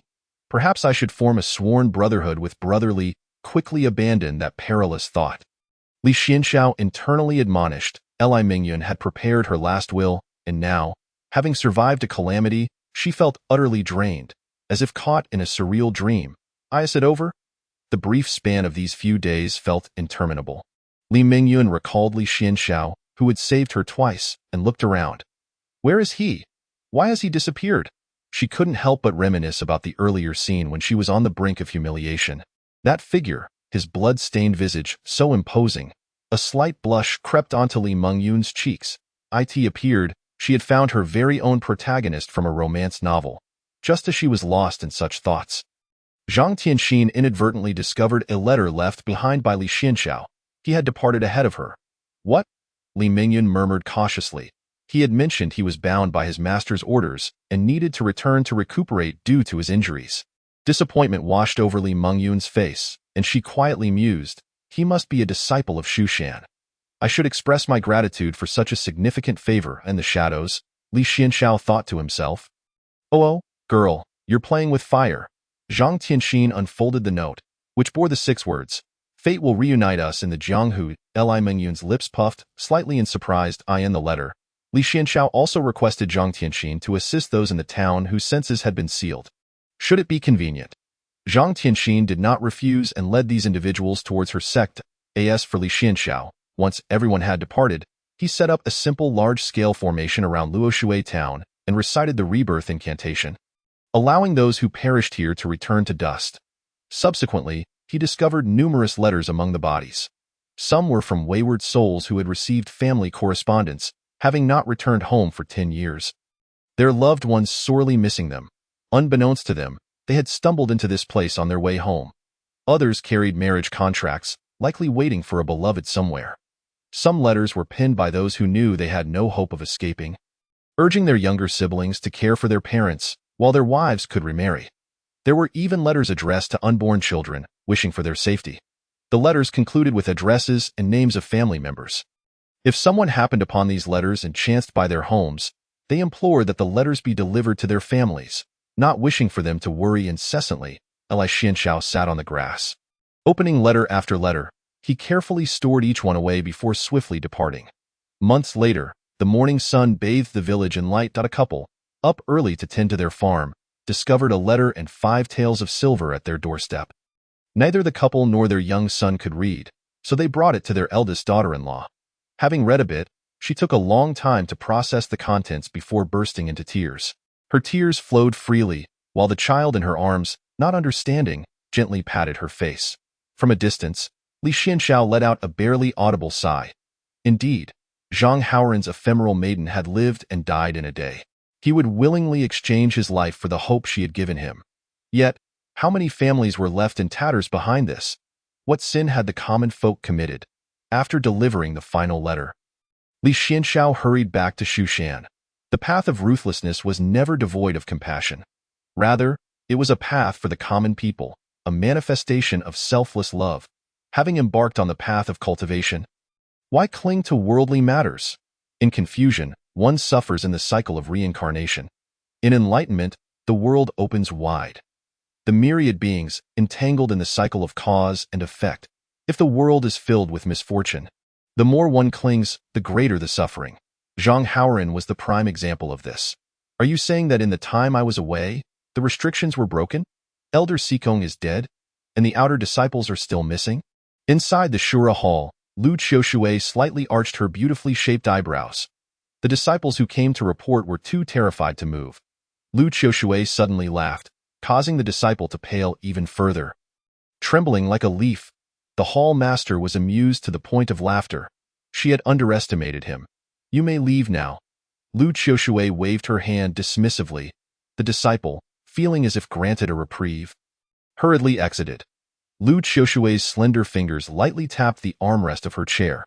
To produce a perfect golden core and break the harmonization stage's restrictions was indeed no ordinary feat. What a pity. If he didn't die, why hasn't he come to Shura Hall to seek me out? Lu Qiushui mused softly to herself. With a casual wave, a circular mirror appeared before her. A gentle touch revealed a face within the mirror. Subordinate pays respects to the hall master. How is your undercover work in Shushan progressing? Did you not say that Murong Mo was dead? Why is he still alive and well now? What? Murong Mo is still alive. He was indeed dead, fool, Lu Qiushui snapped, crushing the air. The undercover agent clutched his heart, wailing in despair. Oh, Chapter 49. The Shushan undercover agent The undercover agent howled in despair. He should have returned to Shushan by now. Find him, Lu Qiushui ordered coldly. The undercover agent nodded repeatedly. Hall master, I understand. I will find Morongo. Do you wish for me to eliminate him? No need. Just lure him out of Shushan. Understood. After severing the connection, the undercover agent clambered back to his feet. Murong wasn't he already dead? The Murong family even held a funeral for him. I attended the banquet and contributed 5,000 spirit stones. How could that be fake? This is simply a ploy for a banquet. My 5,000 spirit stones. The undercover agent lamented for his lost spirit stones. The undercover agent, Song Qizai, a disciple of Xiaoqiong Peak, had a rather convoluted history as an undercover agent for the Shura Hall. Years ago, he had descended the mountain to travel and encountered Lu Qiushui, who was also traveling in the valley. At that time, Lu Qiushui was nursing her injuries, disguised as a wandering cultivator in a small town. Song Qizai was captivated by Lu Qiushui's beauty and naively believed he had found his love. Upon discovering her true identity, he let out a heart-wrenching roar to the heavens. Why? Is fate so cruel that we are destined to be apart? Lu Qiushui had initially intended to ignore Song Qizai, not wishing to offend Shushan. However, she quickly discerned that he could be of use to her. Thus, Song Qizai was deceived into joining the Shura Hall, where he was coerced into becoming an undercover agent. Clutching his aching heart, he muttered, Qiushui seems to have become even more beautiful. You want me to find Morong Imo? Surely it isn't just to see me, right? Have you missed me? Song Chizai departed from Xiaoqiong Peak. Exchanging a brief greeting with Li Xianxiao, who was passing by on his way to the Morong family, Li Xianxiao turned and glanced curiously at Song Chizai. Had he just heard the name Morong Imo? Alarm bells rang loudly in his heart. Li Xianxiao had spent nearly half a year descending the mountain to endure tribulations. Upon his return, he exchanged his Shushan token, explaining that he had failed his tribulation and returned to recuperate. Once back at Yinjian Peak, he encountered his junior sister, Zhao Lu, who was strolling about with carefree abandon. "Brother, you have finally returned," Zhao Lu exclaimed, leaping 3 feet into the air. She opened her arms to embrace Li Xianxiao, but he deftly sidestepped her and gently tapped her forehead with his finger. "Have you been practicing diligently?" "Yes, yes," Zhao Lu nodded vigorously, her large, bright eyes fixed on her brother. "Brother, did you succeed in your tribulation?" Note Li Xianxiao was not worried about his cultivation being exposed. He wore a spirit concealment cloak and a spirit concealment inner garment. The cloak had been left to him by his master, allowing him to cultivate the concealment technique, which enabled him to control his spiritual energy and achieve the effect of concealing his cultivation, of course, against beings of the caliber of the Imperial Phoenix and Lu Chushui. Any form of concealment would be futile. Zhao Lu nodded slightly, murmuring softly, "The absence of success, in accordance with my senior brother's character, signifies achievement. He claims to be at the peak of Qi refinement. Yet in truth, he should be at the foundation establishment stage. With this breakthrough, he must have reached the golden core stage." Li Xianxiao, "That little junior sister, you are already on the path to demise. Has there been any news from the sect recently?" Zhao Lu skillfully produced her notebook, recounting the latest gossip from the sect to Li Xianxiao. He appeared somewhat distracted, his thoughts lingering on the Shushan disciple he had encountered upon returning to the mountain gate, Song Chizai. With over 10,000 disciples in the Shushan sect, not to mention the additional numbers from the miscellaneous peak, it was improbable for anyone to know all the members of the sect. Of course, this did not apply to Li Xianxiao, who was acquainted even with the janitor sweeping the miscellaneous peak in his contingency plans. He even imagined that the janitor was, in fact, a reclusive master. This was born from the disdain and humiliation suffered by the cafeteria matron at the hands of Shushan disciples, which ultimately led to her demise. Following that, the janitor unleashed his wrath, annihilating the entire Shushan sect. Thus, Li Xianxiao occasionally visited the miscellaneous peak to engage in friendly banter with the cafeteria matron. He had even intervened in a conflict once, when a disciple was slapped thrice by a still wriggling spiritual fish while eating. Infuriated, the disciple sought out the matron for an explanation. As their argument escalated, Li Xianxiao happened to pass by and quickly acted as a mediator, even compensating the disciple with some spiritual stones. Yet, for reasons unknown, the matron's gaze towards him had grown peculiar. After the janitor learned of this incident, his gaze towards Li Xianxiao became even more strange, hinting at an enmity. Li Xianxiao reviewed his junior sister's work and greeted several senior brothers and sisters.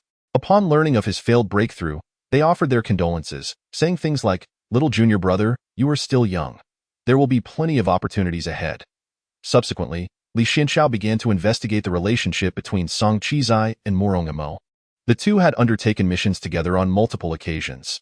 During Morong Mo's funeral, Song Chizai had even attended, gifting 5,000 spiritual stones. Could it be that they were close friends? Was he determined to uncover the truth behind Morong Mo's death? Although Li Xianxiao was confident that his actions in killing Morong Imo were flawless, he nonetheless faced the existence of Su Wan, a bug-level presence who could deduce that he had killed Morong Imo out of affection for her. The audacity of such reasoning left Li Xianxiao utterly astonished. Indeed, diligent individuals like Li Xianxiao could not possibly compare to the abstract level of existence that Su Wan represented. With just a slight effort, she reached limits far beyond Li Xianxiao's imagination. He inquired about Song Chizai's itinerary and discovered he had gone to the Morong family. Could it be that Song Chizai had learned some earth-shattering news from Su Wan and took it to heart? Informing the Morong family, Li Xianxiao began to pace back and forth in his room. Days later, Song Chizai returned to Shushan. He had indeed visited the Morong family. When Morong Imo died, his body was never found.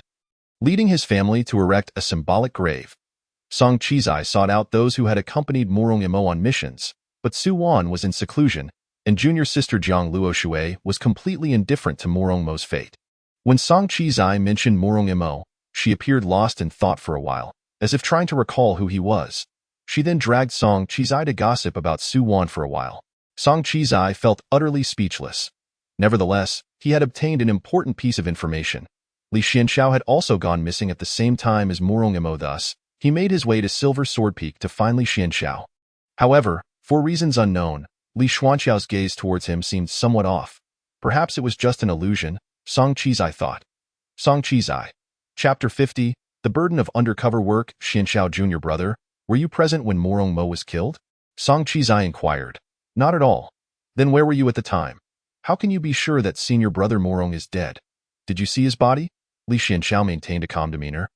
Though turmoil roiled within him, this was a trap laden with pitfalls. At that moment, two powerful beings were engaged in battle, and the Wuwang Mountain was in chaos. I took the opportunity to hide and eventually escaped. I did not encounter senior brother Morong. Upon finishing, Li Xianxiao sighed, clenching his fists in frustration. It's a pity. The strongest among us was indeed senior brother Morong. Who would have thought he would meet the likes of the imperial daughter Feng and Lu Chushui? That vile scoundrel, senior brother Morong, must have fallen victim to their hands. Song Qizai's gaze intensified. So, you did not see senior brother Morong's body? You cannot be certain of his demise. Indeed, but we thoroughly searched Wuwang Mountain afterward and found no trace of senior brother Morong. After a moment of silence, Song Qizai said, Do you think it's possible that Morong Mo is actually alive? Li Xianxiao replied, Impossible. That is pure rumored. I burned his soul. I recited the rebirth incantation myself. However, he could not voice this openly, so he asked, Senior brother Song, what do you mean by that? Have you discovered something? Song Qizai naturally would not divulge to Li Xianxiao that he had received news from the demonic sect indicating that Morong Mo was still alive. Suddenly, a thought struck him. Could it be that Lu Chushui mistook Morong Mo for Li Xianxiao? Perhaps Lu Chushui had intended to find Li Xianxiao but mistakenly believed she had encountered Morong Mo. Everything suddenly made sense. Xianxiao Jr. Brother, you recently returned to the sect, didn't you? Yes. Receiving an affirmative response, Song Qizai felt a surge of joy, becoming increasingly convinced of his theory. He hurriedly bid farewell to Li Xianxiao and set out to contact Lu Chushui.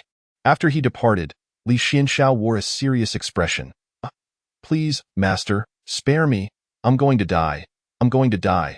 Please, master, have mercy. Song Qizai, due to the life and death talisman, writhed on the ground in agony, while Lu Chushui's icy gaze bore down on him. Though you think this sovereign would mistake names, he would not deceive me. His name is indeed Morong Mo. Master. I acknowledge my mistakes. I acknowledge my mistakes. Useless wretch, you deserve only death. You cannot even manage this trivial matter. I understand. I will strive to be a person of use to the master. Days passed. Master, could you describe Morong Mo's appearance?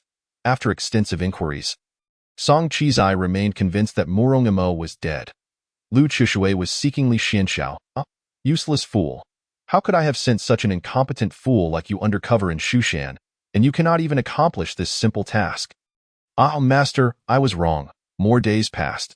Song Qizai unfurled Li Xianxiao's portrait for Lu Chushui to see. Lu Chushui cast a casual glance. Indeed, it is him. Master, this person is named Li Xianxiao. He is not Morong Mo. Song Qizai spoke with a tone full of grievance. Fool. You knew all along. Why did you not take action? Once again, Song Qizai writhed in pain on the ground. Lure him out of Shushan. Someone will be there to assist you. Understood. The next day, Xianxiao Jr. Brother, let us descend the mountain together. Song Qizai's face was filled with sorrow. Li Xianxiao. Oh, senior brother, you are practically broadcasting your ill intentions. Could you not provide any reason? I discovered a tomb left by a nascent soul cultivator at the foot of the mountain, filled with treasures. Li Xianxiao regarded Song Qizai, finding this an absurd excuse. Furthermore, what was the nature of their relationship? Why would he seek him out? At the very least, conjure a more suitable reason. Li Xianxiao found himself engulfed in hesitation. For safety's sake, he was certain he would refuse. Yet, if he declined this time, Song Qizai would surely devise a plan to counter him. Undertaking some unexpected actions, it might be better to play along and see what he intended to do. The critical question was, what was his backup plan? Reinforcements from the Morong family? With this thought in mind, Li Xianxiao made preparations and arranged to meet Song Qizai outside the mountain gate the following day. Song Qizai specifically reminded him, Xianxiao Jr. brother, treasure digging and tomb raiding are strictly prohibited within the sect, so when we leave, it is best to depart in succession, each with a fabricated purpose, and keep this matter secret from others. Li Xianxiao nodded in agreement. So clumsy, utterly clumsy. The next day, Song Qizai left the mountain gate early, arriving alone at the designated meeting place with Li Xianxiao. He inwardly grumbled about how Li Xianxiao had offended Lu Qiushui, prompting her to dispatch her long-hidden undercover agent to take risks just to lure Li Xianxiao out. Tio reassured Li Xianxiao the meeting location was chosen by him. However, Lu Qiushui had secretly arranged for two nascent soul cultivators to conceal themselves. As soon as Song Qizai led Li Xianxiao there, the two cultivators would swiftly act to abduct Li Xianxiao, ensuring they would not be detected by Xu Shan. The nascent soul cultivators could be sensed by Xu Shan's sword array, necessitating a quick resolution and distance from the vast range of the search. This was why they were not stationed at this location. Li Xuanxiao's chosen spot fell within the Xu Shan sword array's range, which the nascent soul cultivators dared not enter. As Song Qizhao languidly passed the time, a hand suddenly emerged from the ground. Huh? In an instant, he was yanked into the earth. What followed was a brutal beating. Song Qizhao felt utterly powerless to retaliate. This marked the first confrontation for Li Xianxiao since achieving the Golden Core stage, though the method of attack was rather unseemly, especially considering his opponent was merely a Foundation establishment cultivator. At this moment, Li Xianxiao had already undergone a transformation, wearing a jade ring that concealed his aura and a hairpin that altered his appearance. A sharp talisman knife was pressed against Song Qizhao's neck. Li Xianxiao spoke in a deep voice, Song Qizhao, today's events are of your own making. Although he said this, he did not immediately strike. Given his temperament, if he intended to kill, he would not bother with words. Indeed, Song Qizhao was frightened by this intimidation, quickly panicking. I am a disciple of Xu Shan. This is Xu Shan's territory. Who are you? Ha! Do you not realize the consequences of your own actions? You are a disciple of the Law Enforcement Hall. Song Qizhao's face drained of color. Clever of you. It's over. My undercover identity must have been discovered. Song Qizhao, it is not too late to confess now. Humph. I will say nothing. Dream on if you think I will betray the Palace Master. The Palace Master? Why does that title sound so familiar? Song Qizhao scoffed. I might as well tell you. Since meeting the Palace Master, I joined the Azura Hall. Have you heard of Lu Qiushui? I have developed feelings for her. If you let me go now, I will pretend nothing happened. Otherwise, developed feelings? Lu Qiushui? Li Xianxiao shook his head. Lu Qiushui was certainly not that kind of person. While she may not seem as deranged as the Empress of the Heavenly Maiden, beneath her exterior lay a cruelty that surpassed even that of the Empress. Lu Qiushui harbor feelings for Song Qizhao? How absurd. It was likely nothing more than his own delusion. Li Xuanxiao's gaze shifted slightly, recalling that Lu Qiushui had a mole 3 inches down on the left side of her neck. How do you know that? Song Qizhao exclaimed in shock, his complexion shifting dramatically. This was a secret known only to him. Stop dreaming. Lu Qiushui does not like you. Let me enlighten you. She has a red flower of the other shore on her back. Have you ever seen it? By the way, she prefers to use her left hand when eating. Ah, stop. Who are you? Did I not mention? You are merely a fish in someone else's pond. Do not take it too seriously. Moments later, in a state of despair, Song Qizhao spilled the truth like beans from a bamboo tube. I was instructed by Lu Qiushui to lure the disciple Li Xianxiao of Silver Sword Peak out of the mountain gate. She forced me into this. She placed a life and death talisman on me to act as an undercover agent in Xu Shan.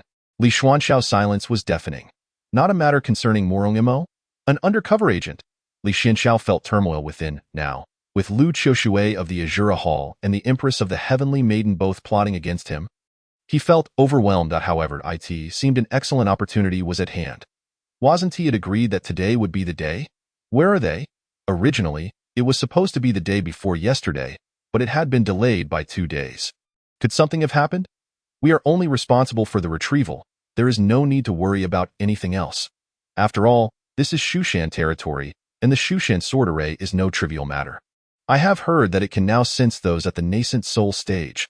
The two demonic cultivators whispered to one another. Suddenly, one of them exclaimed, "They've arrived. Remember, the Palace Master specifically ordered to bring them alive." Understood. On a desolate path, undercover agent Song Qijiao walked ahead, followed closely by a young man. The two nascent soul cultivators immediately leaped out and began pummeling the young man. After their assault, they bound him with rope and swiftly made their escape. Without a hint of hesitation or unnecessary dialogue, in Shushan's territory, capturing someone required utmost caution. The two nascent soul cultivators dared not linger, constantly wary of leaking their aura. They could not afford to use a flying vessel or float about ostentatiously. Instead, they traversed deep mountain forests, running for days and nights on END. For their target, he was fed a drug that would keep him unconscious for at least 10 days or more. Within the Azura Hall's sanctum, Lu Qiushui stood by the lotus pond, gazing at the spiritual fish within the reflection on the water's surface. She vaguely discerned the figure of a young man. How intriguing! Lu Qiushui held little interest in the weak. Had the young man been merely that, she would not have entertained any thoughts about him. However, his actions surprised her. He was a promising talent. Given time, he would undoubtedly become a key figure within the righteous path, if he were to become her disciple. Yet, he dared to deceive her, claiming to be Morong Emo. This thought ignited a flicker of anger within Lu Qiushui. Considering her status, she had encountered countless talented youths, but none had captured her attention as this Shushan disciple, who had saved her and deceived her in equal measure. How interesting. Why is Song Qijiao taking so long? Hasn't he brought the person yet?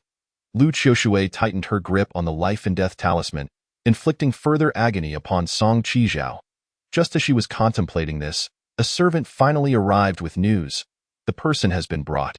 Lu Qiushui composed her expression and stepped outside. Li Xianxiao stood bound, facing the enormous plaque within the hall.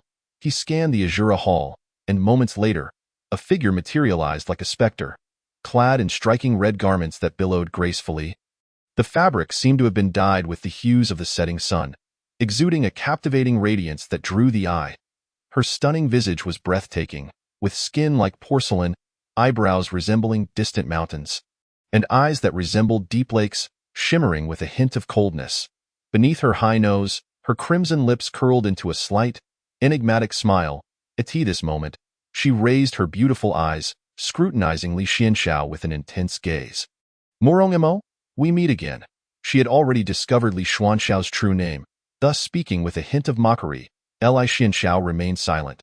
Lu Qiushui's expression shifted abruptly, a flash of cold light appearing in her enchanting eyes. She raised her flawless, jade-like in an instant. A deafening roar erupted, and two massive fire dragons, ablaze with fierce flames, erupted from the ground like awakened ancient beasts, radiating an overwhelming power and scorching heat. These fire dragons clawed and writhed, igniting the surrounding air into a sea of flames.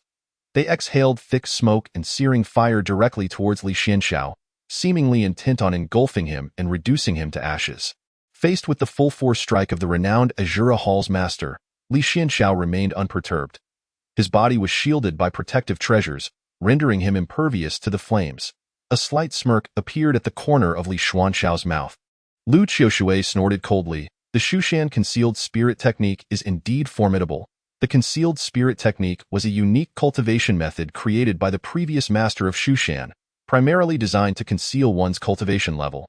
Although such abilities were not exceedingly rare, the Shushan concealed spirit technique was considered unparalleled. Li Xuanxiao's form began to shift, soon transforming into an elder with white eyebrows, holding a whisk and adorned in a magnificent cloud robe. Lingshu Daoist, the current master of Shushan. He raised his head and softly spoke. It is time. At this moment, beyond the Azura Hall, a breathtaking spectacle unfolded. A brilliant white light streaked across the sky at an astonishing speed, leaving behind a white rainbow that illuminated the entire horizon.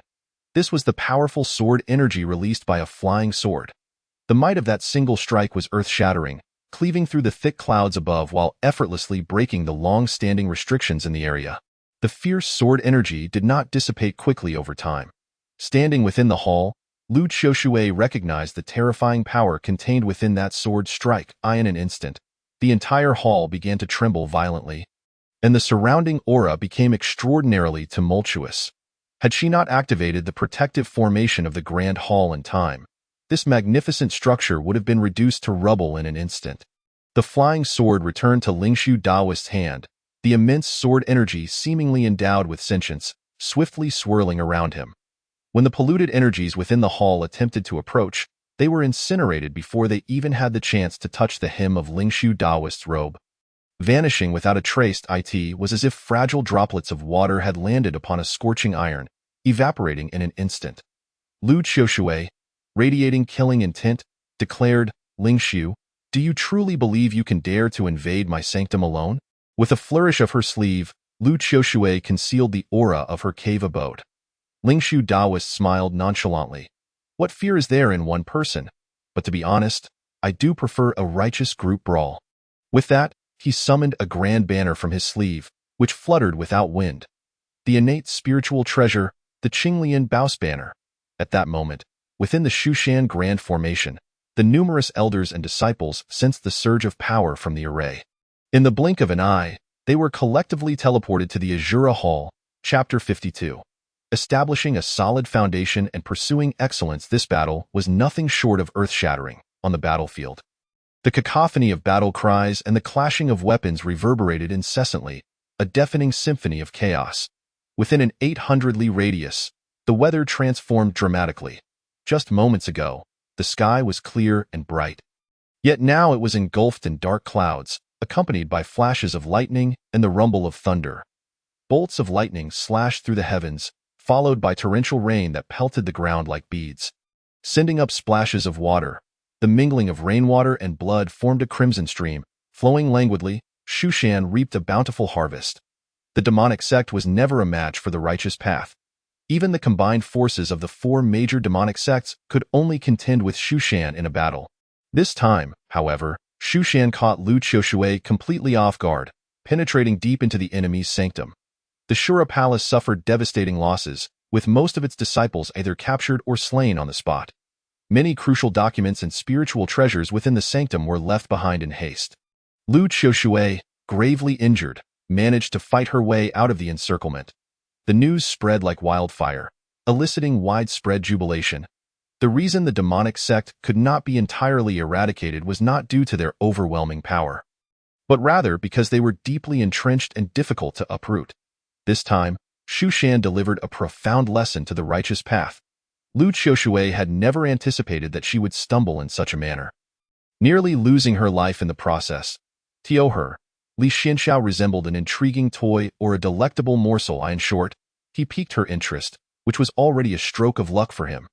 Thus, she had never considered the threat he posed, let alone the fact that he had nearly taken her life. Weakness and ignorance may not lead to one's demise, but arrogance certainly could. Upon receiving the news in Shushan, at Silver Sword Peak, Li Xianxiao did not feel joy at the tidings of the many accomplishments. Only one phrase lingered in his mind. Lu Qiushui escaped, gravely injured. Nonetheless, Li Xianxiao held little hope of directly eliminating Lu Qiushui, for she had dominated Central Continent for many years and must possess some means of self-preservation. However, after this setback, the Shura Palace would likely remain quiet for a time. Although the various branches had not faced direct assaults, the loss of the Shura Palace's sanctum was akin to an enemy laying waste to a heavily fortified city, effectively leveling the capital. This was not merely a matter of severe loss. Undoubtedly, the Imperial Princess Feng would seize this opportunity. Li Xianxiao nodded. Realizing he could afford some respite in the following days, Shushan was abuzz with activity. The spoils from the attack on the Shura Palace were abundant. Many prisoners were taken, and the locations of several Shura Palace branches were uncovered. Consequently, the other four major sects of Shushan united to eliminate the branches of the Shura Palace. As for Li Xianxiao, he refrained from participating in the battles, choosing instead to cultivate in his humble abode, refining his own abilities. By sheer luck, he had obtained a superior-grade Golden Dan. His original goal had been to secure at least a second-grade Golden Dan.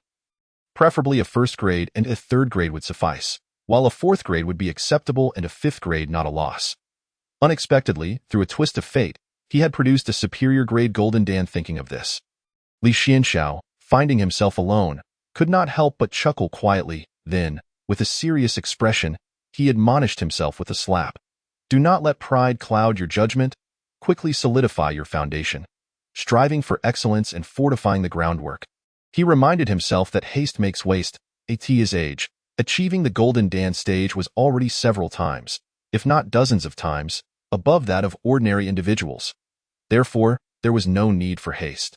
Li Xianxiao sensed that since he had condensed the superior-grade Golden Dan, the power it bestowed could allow him to break through to a minor realm.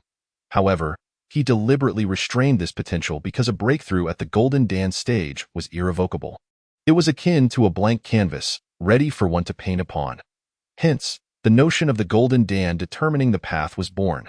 Cultivators must inscribe their intentions upon the Golden Dan, a process known as Golden Dan composition.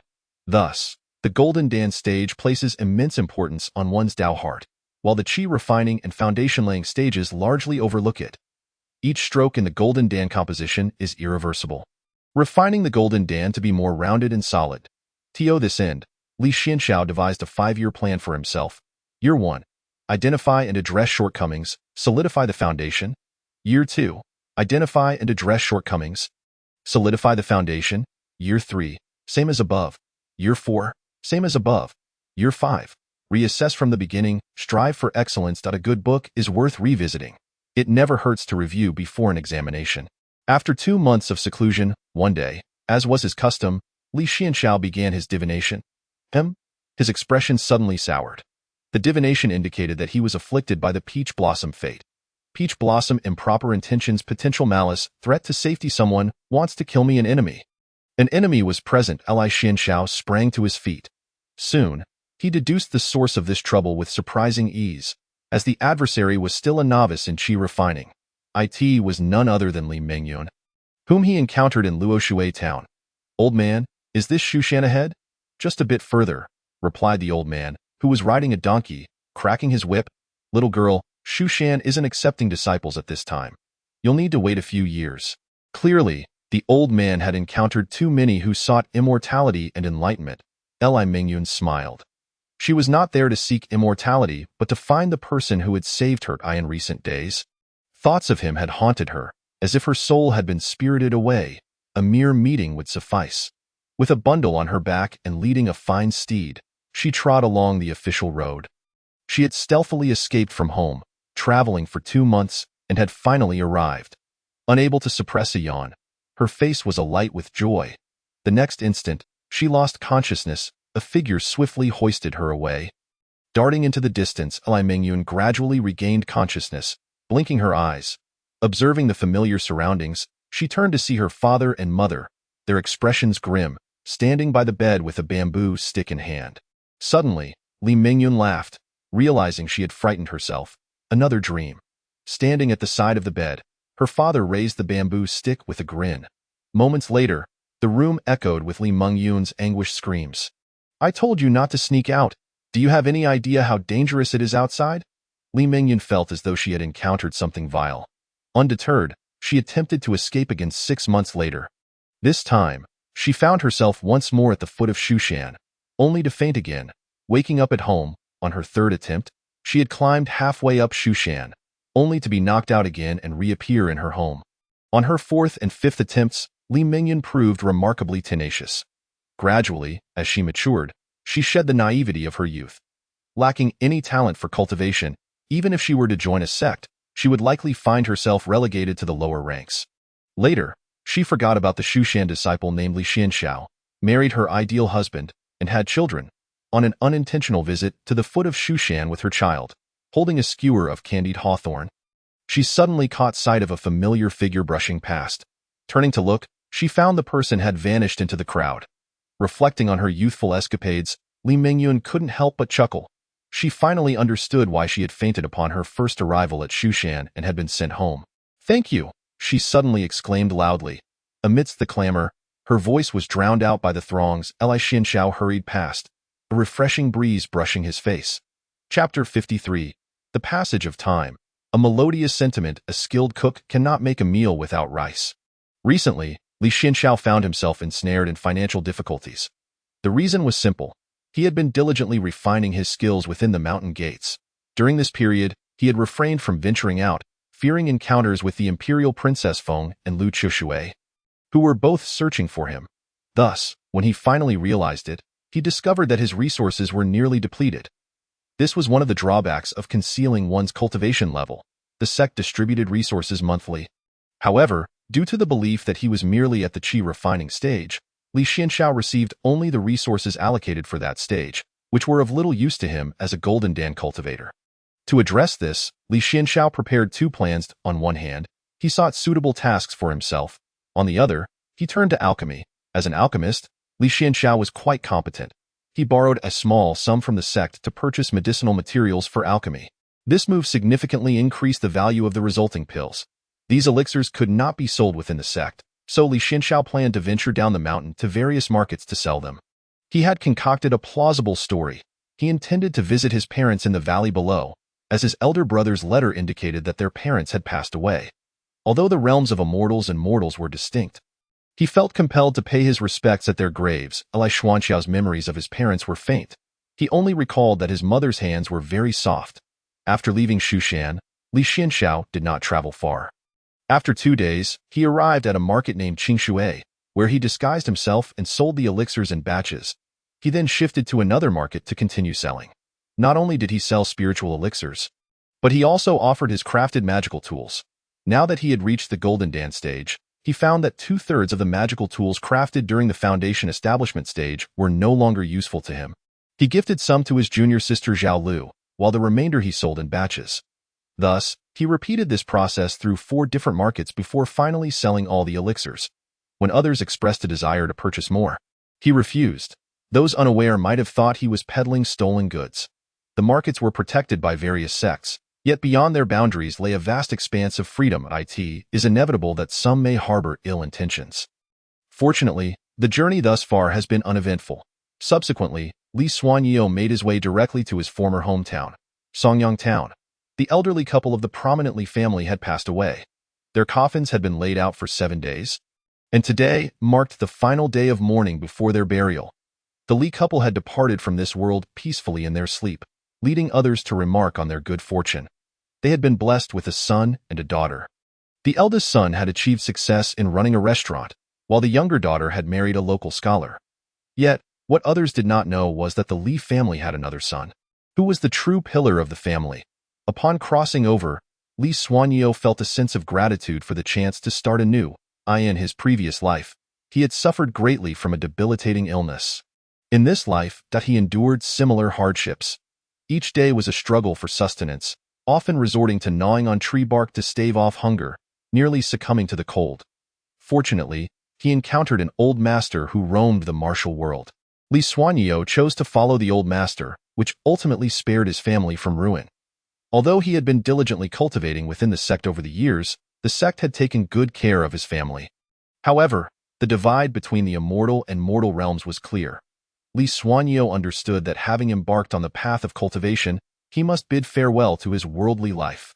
Moreover, should enemies come seeking revenge, they might target his family, bringing disaster upon them. Thus, in these years, he had only corresponded with them through letters and had not returned home. Concealed behind the willow tree at the entrance, Li Xuanyao observed the steady stream of mourners arriving to pay their respects. The Li family was well regarded for their generosity in the town, and those who heard the news came weeping. His now-grown younger sister greeted guests at the door, accompanied by a child who must have been his nephew. Witnessing this scene left him at a loss for words. Memories of his sister following him as a child to collect bird eggs flooded back, and he felt that time had flown by, leaving him in a daze. As the years passed, their poignant essence lingered, marking the cycles of spring. After his parents were laid to rest, Li Xuanyao offered 3 sticks of incense, bowed several times, and departed. He intended to return directly to Mount Shu. Yet gazing upon the place of his childhood stirred a sense of nostalgia within him. Thus, he slowed his pace. Suddenly, his gaze fell upon a desolate well in a courtyard. Even in broad daylight, it exuded an eerie aura. Through his mystical vision, he perceived the flow of energy. Silently, Li Xuanyao appeared before the well and stamped his foot. Come forth. Within the depths of the well, an array of black tendrils surged forth like countless serpents. A mass of hair surging forth like a tide. A figure clad in a white robe slowly emerged, its face pale as parchment, devoid of color, and its eyes hollow and lifeless. It was not a vengeful spirit, for it had yet to claim a life. Faced with this pitiful entity, Li Xuanyeo formed a hand seal and began to chant a rebirth incantation to guide the spirit on its way. Ah! The female ghost uttered a sound of struggle. Li Xuanyeo replied calmly, having passed on, you should swiftly enter the cycle of reincarnation. The longer you linger in the mortal realm, the deeper your suffering will be. Note, please don't. Li Xuanyeo remained silent, completing the incantation.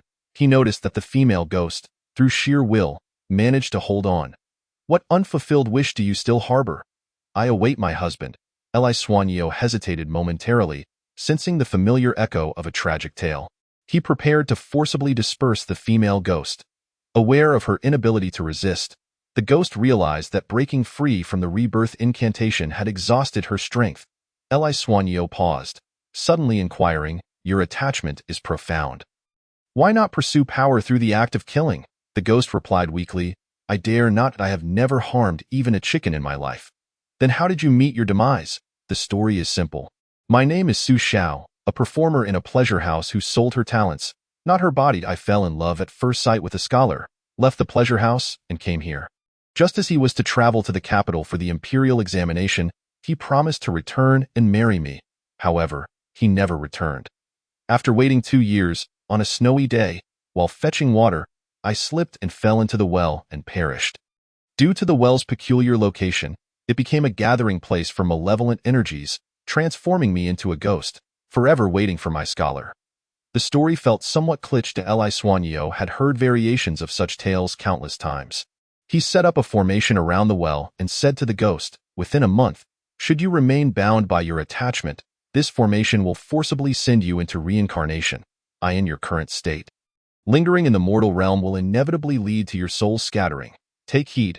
With that, Li Xuanyeo vanished from the spot. Chapter 54. All is fate. Not to be controlled. Li Xuanyeo departed from Songyang town. As he passed a river, he noticed a child struggling in the tumultuous waters, while bystanders shouted in alarm. Just as he prepared to use magic to save the child, he saw a force lift the child and toss him back to the shore. How intriguing! The unexpected savior was a water ghost. Water ghosts are malevolent spirits that either drown due to accidental deaths or suicide in bodies of water, unable to reincarnate. They lurk beneath the surface, luring or directly dragging the living into the depths to drown in their place, allowing themselves the chance to be reborn. This particular water ghost, however, was quite peculiar. Instead of harming others, it had chosen to save the child. Li Xuanyeo detected the scent of virtue. Cultivators accumulate merit, which manifests during each tribulation they face. He landed on the opposite bank of the river, lightly touching the water's surface with his finger, invoking a summoning technique to forcibly call the water ghost over. The water ghost, startled, hurriedly bowed and addressed him as a mortal master. You, water ghost, are quite unusual. Rather than seeking a replacement to reincarnate, you choose to save lives here.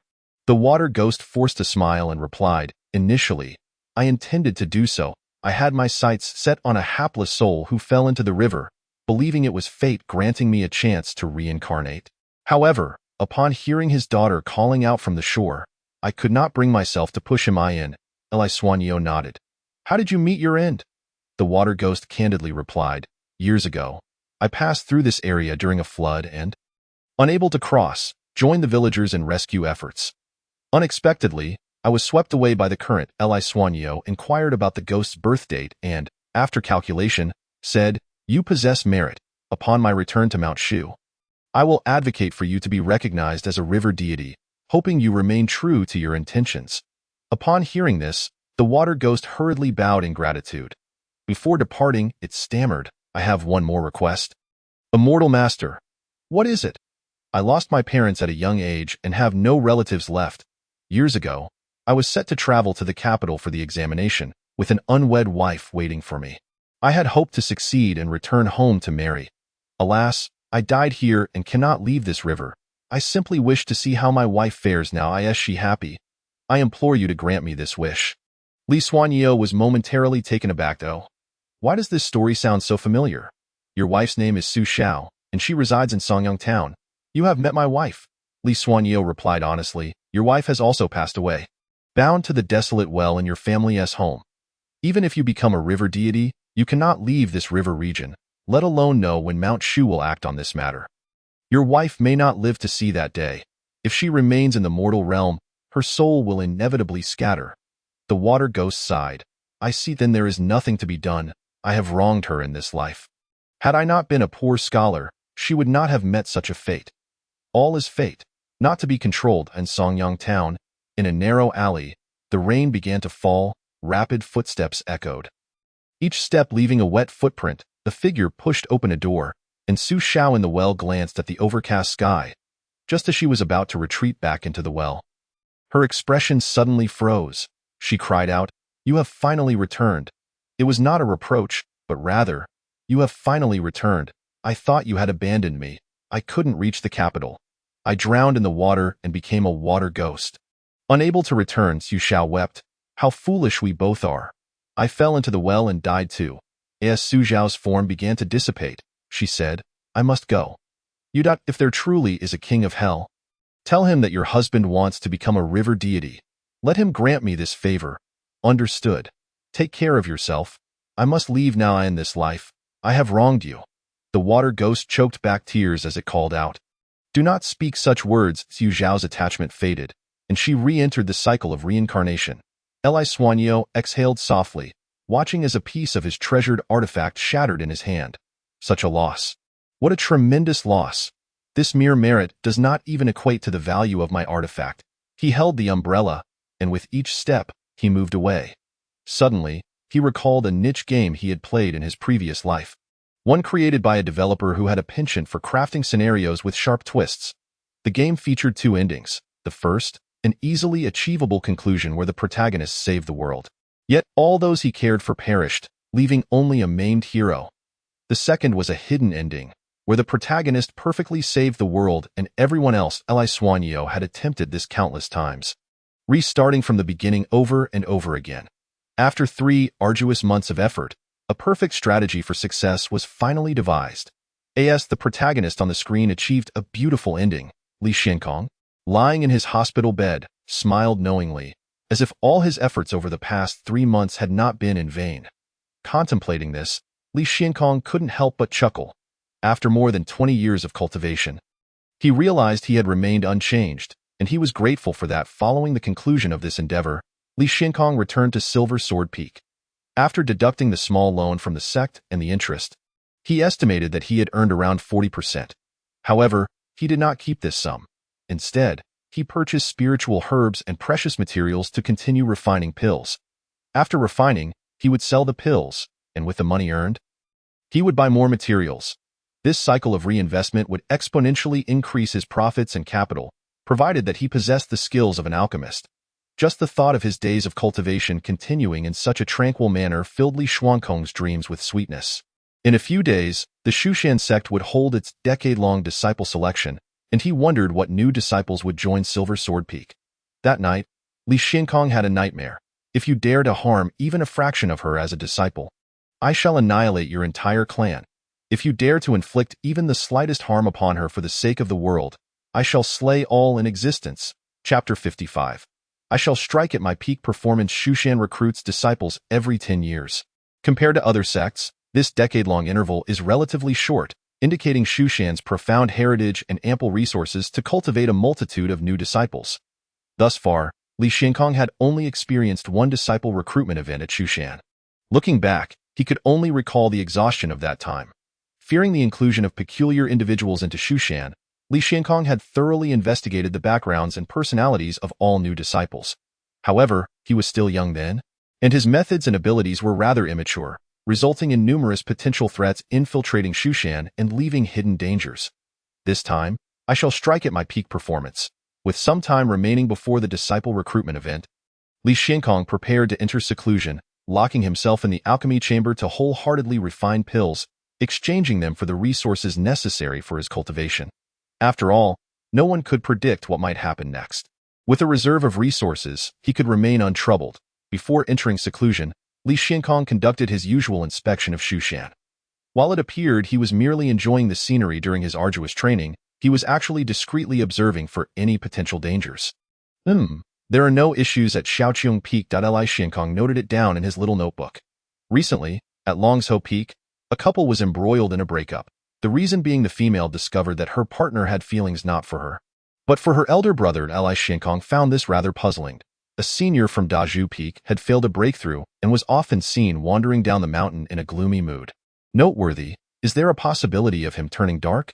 A junior from Shaozhu Peak faced isolation due to jealousy from her peers regarding her beauty.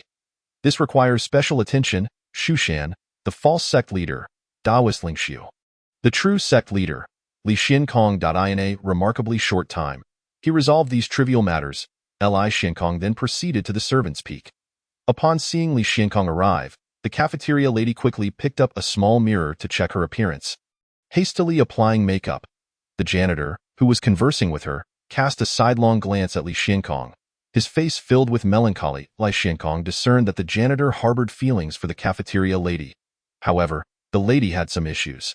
She was genuinely a bit simple-minded, reportedly with an IQ stuck in her teenage years. Consequently, she was often bullied. Aside from the janitor, only Li Xiankong treated her well. As for the reason, it was somewhat ludicrous. In Li Xiankong's imagination, this janitor was actually a hidden master of Shushan, known to only a select few, who had grown weary of conflict and chose to sweep the floors. He had fallen for the innocent cafeteria lady at first sight. Yet, due to her naivety, she was bullied and even met with tragic ends. Enraged, the janitor would then annihilate Shushan. This story is quite plausible. After chatting with the lady for a while to ensure no one was bullying her, Li Xiankong departed with a sense of relief to visit the next subject of his concern. Cafeteria lady, sending heart emojis, she smiled shyly. Janitor. This is infuriating. In this day and age, have Shushan disciples developed such peculiar habits? Competing with me for a woman? Beasts, scoundrels, shameless rascals. In a concealed cave within Shushan, the janitor was using a punch to flatten the mountain before him within his own space. Only those at the integration stage could possess such a spatial ability. Observing the janitor's current position and distance within the space, his strength evidently surpassed the integration stage. After venting his frustration, the janitor returned to his cave, sitting down with a dejected demeanor. Was it he who had a problem? This disciple named Li Xiankong was undoubtedly troubled, and severely so. With so many beautiful female cultivators in the sect, young and vibrant juniors, cold yet warm seniors, and enchanting little aunties, he disregarded them all, fixating instead on the cafeteria lady. Day in and day out, he inquired about her well-being. What kind of forbidden love is this? Initially, he was the only one who treated her well. And now another has emerged. This young man is not only younger but also more handsome than me, and he is a disciple of Shushan while I am merely an unremarkable janitor. This simply cannot stand. I cannot allow this young man to remain idle. As the janitor contemplated this, he sat cross-legged. That night, Li Xiankong once again experienced a nightmare. This dream was a continuation of the last. Everything was obscured. He could see nothing clearly. Yet, he could faintly hear a voice resounding from the heavens above. If you dare to harm even a fraction of her as a disciple, I shall annihilate your entire clan. If you dare to inflict even the slightest harm upon her for the sake of the world, I shall slay all in existence. Li Xiankong awoke with a start. Sitting upon his mat, his expression was grave. It was impossible for him to dream the same dream twice without reason. Reflecting on the matter, he could only conclude that it was related to the upcoming disciple recruitment at Shushan. Perhaps he should prepare his belongings and leave Shushan under the cover of night. Li Xiankong thought helplessly, and of course, this was merely a jest. The outside world was far more perilous, and Shushan, as one of the 5 great sects, offered a high degree of safety. Moreover, his master had saved him in the past. During his time in Shushan, his master had meticulously instructed him, and he could not forget the debt of gratitude. Now that he had personally slain his master, he could never allow Shushan to fall into peril. More critically, without the protection of Shush, the venom concocted from the golden silver blood serpent has been administered to the second incarnation, Li Xianxiao. This implies that in order to confront these 5 individuals, both the first and second incarnations of Li Xianxiao must act in unison. The first incarnation will maintain its speed, while the second incarnation stealthily follows the 5. Like a mantis stalking a cicada, unaware of the oriole lurking behind. The first incarnation arrives at the previously laid escape route. At this moment, the golden core cultivator hastens his pace. The first incarnation suddenly halts. turning to gaze at the golden core practitioner who stands upon his magical artifact. "Why do you follow me here, esteemed senior?" An innocent man bears the burden of a precious gem, the golden core cultivator. Astonished by the wealth of elixirs possessed by this mere chi-refining cultivator, declares, "If you don't die, then who will?" He utters these words before meeting his demise, his body plummeting from the sky. A silver needle embedded in his neck. The needle effortlessly pierced through his protective aura, evaded his spiritual senses, and the toxin of the golden-silver blood serpent swiftly permeated his body. Li Xianxiao possesses two vital magical artifacts. One is the sword box left behind by his ancestor, which has yet to be fully refined, and the other is this crane-top silver needle, of which he has refined 3, delicate as a cow's hair. It kills invisibly, swiftly, and ruthlessly. This treasure was forged from the red letter or obtained by a demonic cultivator. The 4 Foundation establishment cultivators trailing behind could not help but pause, wholly unaware of the impending danger. After all, he is merely a chi-refining cultivator. How could he annihilate them all? The meticulously arranged 4 symbols array suddenly activates at this moment. The raging flames, akin to hellfire, claw at the trapped individuals. As they barely manage to evade, a fierce wind akin to a razor-sharp blade roars forth. Thunderous roars echo like silver serpents dancing wildly, the cacophony deafening. A surging torrent of water roars in. And within half a stick of incense, the 5 are utterly annihilated. The first and second incarnations swiftly search the bodies, subsequently sprinkling bone-eating powder upon them. The corpses dissolve rapidly, just as the first and second incarnations methodically execute this sequence of actions. A figure quietly descends before Li Xianxiao, who is 100 miles away. "Heh, I must admit your caution, but alas, you have encountered me." Li Xianxiao raises his gaze to that individual. It is a bald cultivator, whose strength surpasses that of the early golden core stage. More importantly, he has already slain the 3rd incarnation of Li Xianxiao. The bald cultivator, with an air of triumph, declares, "I noticed you in a market.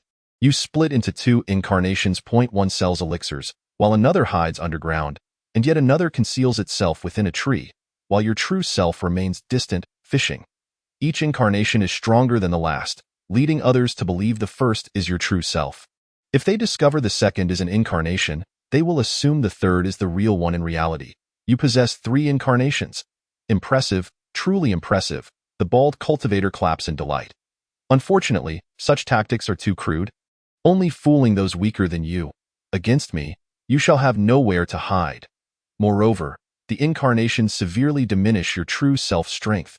Your strongest incarnation has already fallen to my hand. Once an incarnation is slain, the caster also suffers harm. I have seen through your ruse." With that, the bald cultivator waves his sleeve, unveiling a magical umbrella. "This treasure is specifically designed to counter your silver needles. Now, how will you respond? Let me impart a final lesson. Those who scheme against others will ultimately be outmaneuvered." Below, Li Xianxiao's expression darkens. His crane-top silver needle, while formidable, is precisely restrained by this magical umbrella. The needle lacks overwhelming power, suitable only for surprise attacks. The umbrella generates a chaotic flow of spiritual energy around the opponent, disorienting the needle's trajectory upon nearing. "Die!" The umbrella envelopes him. Li Xianxiao draws his sword. The first and second incarnations lack sufficient strength, making little impact on the situation. The 3rd incarnation is already dead. He points his sword, and suddenly, 4 golden chains spring forth from behind the bald cultivator, binding him unexpectedly. The sword is merely a feint. Its true purpose is to control the golden chains. However, these chains clearly cannot restrain the opponent for long. Li Xianxiao produces another object, a gleaming staff. The bald cultivator tilts his head, only to be met with the glinting hook behind the staff. "What underhanded tricks are these?" he exclaims. Li Xianxiao's true intention is to target the opponent's controlling umbrella. Seizing the opportunity with the magical hook, 2 crane-top silver needles launch an assault from either side. The real Li Xianxiao sits within the underground chamber, realizing the bald cultivator has miscalculated. He does not possess 3 incarnations but rather 4. The opponent has never encountered Li Xianxiao's true self. From the first market to the last, the real Li Xianxiao has remained here.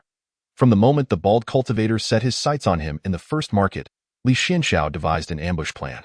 However, even after his victory, Li Xianxiao feels no joy. The adversary nearly reached his true form. They have already discovered 3 of his incarnations. How terrifying! It compelled him to expend 50% of his power to contend with the threat, and he is thankful to have avoided any unforeseen mishaps. This technique of external incarnations has significant flaws. Firstly, as the bald cultivator mentioned, the power drawn for external incarnations comes from the true self. It might fool those weaker than oneself, but against a strong opponent, it becomes inadequate. Moreover, should an external incarnation be slain, the true self loses that portion of strength and becomes injured. If, at that moment, the opponent were to locate the true self, it would be exceedingly perilous. Chapter 57. Bionic Techniques. Li Xianxiao collects all his external incarnations and, carrying the spoils of this venture, returns to the mountain gate. He does not head straight back to Shushan but takes a detour. Having been discovered with 3 incarnations in one go makes Li Xianxiao acutely aware of the shortcomings of the external incarnation technique. It is far too easily detected. Additionally, the speed required to deal with golden core cultivators is too slow. When the bald cultivator appeared before his 4th incarnation, he had already been poisoned. Yet even so, the battle persisted for a full 15 seconds. Li Xianxiao suddenly halts his advance, sensing fluctuations of spiritual energy in the distance. Someone is engaging in a duel. No, it is a spiritual beast in combat. A waterfall cascades down, where an octopus is being besieged by 5 righteous cultivators. Master Uncle, this octopus is quite a challenge. This octopus carries an ancient bloodline and has cultivated into an 8-tentacled form. Exceedingly rare. It must not be allowed to escape today. Upon uttering this, the 5 cultivators each unleash their techniques. The octopus, unable to withstand their might, ultimately succumbs to a magical seal that strikes it, rendering it unconscious. The 5 rejoice and hastily bind the octopus with a treasure rope, swiftly departing the scene. This place is not safe for lingering. However, as they leave, the true form of the octopus resurfaces from the water. For the 5 cultivators have merely taken its tail. Its camouflage techniques are so superb that even 2 cultivators of greater prowess failed to detect it. The octopus chuckles softly, preparing to flee swiftly. Suddenly, it feels its body slipping out of control and then collapses into unconsciousness. A figure swiftly drags the octopus underwater, fleeing rapidly into the distance. It is none other than Li Laolu. He witnessed the entire episode and was about to depart himself, having not realized that the octopus had employed a substitute. However, being Li Laolu, he habitually lingered on the battlefield for a moment. This waiting led to an unexpected gain. It is said that in ancient times, there were no so-called techniques. After the emergence of humanity, everything was learned from the myriad races. Techniques such as the tiger demon fist inspired by tigers, the dragon elephant bone forging technique, and the eagle claw puncturing skill, etc. were all derived from imitation. This is termed bionic techniques. Li Xianxiao hopes to gain inspiration from the octopus to remedy the flaws in his external incarnation technique. He accelerates his pace, reaches the pre-planned escape route, and dismantles the arrays and traps. He then moves to the alternative escape route, dismantling the arrays and traps once more. These formations and traps cannot trigger without his activation, so there is no fear of anyone inadvertently stumbling into them. After making a considerable detour, Li Xianxiao finally returns to Shushan. He swiftly vanishes again, waiting until a familiar figure passes by before daring to reveal himself and depart. That figure is none other than the exceptional talent, Sister Su Wan. For beings of such abstract caliber, it is best to avoid confrontation. Ever since Li Xianxiao clarified matters with Su Wan, she has not sought him out again. Li Xianxiao has deliberately avoided her as well. Thus, their interactions have diminished, which greatly pleases Li Xianxiao. After walking for a while, Li Xianxiao vanishes once more. The second talented individual, Zhang Luoshui, bounces along the path, presumably on her way to find Sister Su Wan. Their relationship is indeed quite intricate, Li Xianxiao muses, returning safely to Silver Sword Peak and entering his humble abode. He then descends into his secret chamber. Sitting upon a mat within, he exhales deeply. Each time he returns to his little sanctuary after being out, the comfort is simply unparalleled. This sense of safety and comfort is marvelous. After resting briefly, Li Xianxiao lays out the spoils of his recent venture. First, he examines the various materials, herbs, precious materials, and crystalline stones acquired through the elixirs he crafted. Then, he inspects the treasures looted from the ambushers. These magical artifacts cannot be utilized as is. They require dissolution to revert to their most primitive forms. Among them is a tome. Upon opening it, Li Xianxiao discovers the divine elephant confinement technique, a body refinement manual. Upon mastering this technique, one would lose every single hair. Li Xianxiao promptly abandons the thought of cultivating it, not out of concern for his image, but because a bald head is too distinctive and would attract undue attention. It is not permissible to learn. Perhaps it is best to find an opportunity to sell it. The final harvest, which Li Xianxiao considers to be the greatest gain of all, is the octopus confined within the cage. Li Xianxiao flipped it over, and the octopus gazed at him with fear. Despite possessing the bloodline of an ancient spiritual beast, its innate talents were not bestowed upon combat, and its courage was lacking. Alas, it is certain that I shall become a supplement for the other party, my blood. Every part of my body is a treasure. Li Xianxiao solemnly bowed. Forgive my intrusion. I am Li Xianxiao, and I wish to seek your guidance on a matter or two. 2 months later, Zhao Lu arrived at the cottage, only to find her senior brother absent.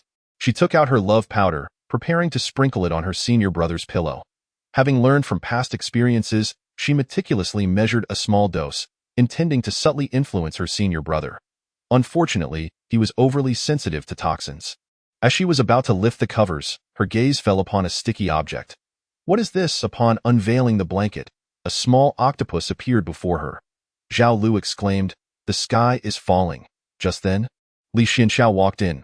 Wiping her tears, Zhao Lu said in a pitiful tone, "Senior brother, I tried to entice you, but you ignored me. Would you rather engage with an octopus than with me?" Li Xianxiao lightly tapped her on the head, urging her to clear her mind of impure thoughts.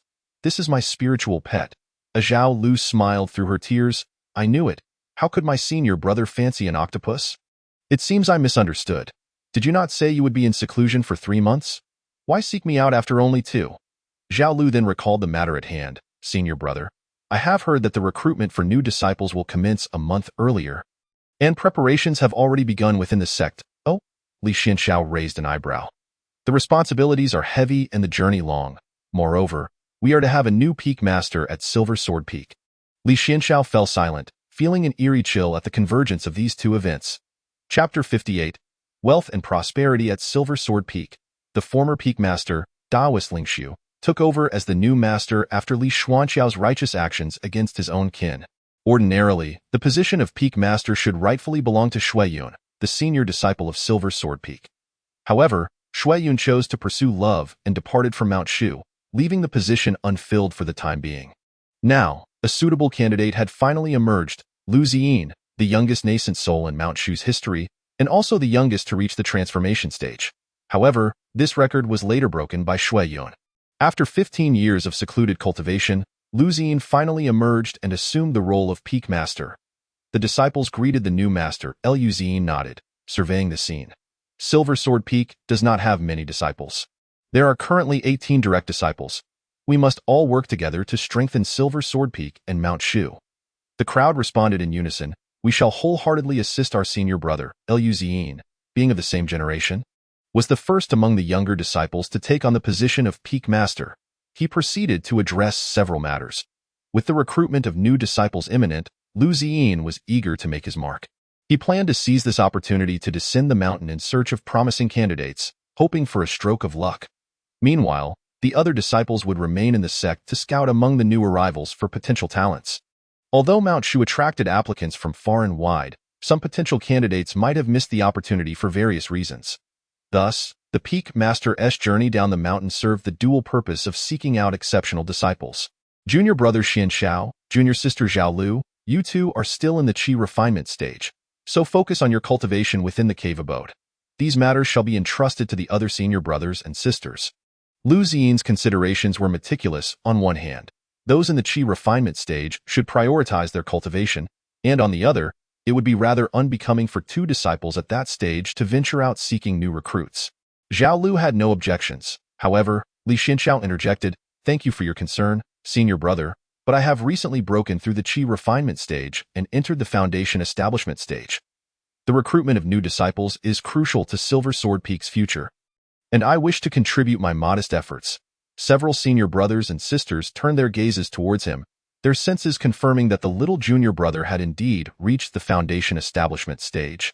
Little junior brother, you have finally broken through the chi refinement stage. Congratulations, little junior brother, keep it up, but do not become complacent. After all, you are still far from your senior brother in the golden core stage.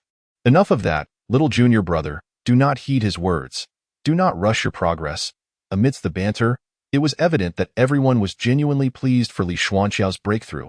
Lu Zian remarked, "It is commendable that you have such determination." Li Xianxiao continued, "Senior brother, I wish to accompany you on your journey to seek out spiritual seedlings." Li Xianxiao was concerned that Lu Ziyin might refuse, so he added, "This recent breakthrough has prompted me to wish to travel and solidify my understanding. And with the grand recruitment at Mount Shu, I initially believed there would be no opportunity. Fortunately, you are heading down the mountain, and I can follow you to learn more." Upon hearing this, Lu Ziyin retracted his earlier inclination to decline and said, "In that case, Xianxiao may accompany me." Li Xuanqiao's desire to follow Lu Ziyin was simple. He did not know much about Lu Ziyin, especially since the latter had been in seclusion for a full 15 years. He only knew that Lu Ziyin possessed a reserved demeanor, singularly focused on cultivation.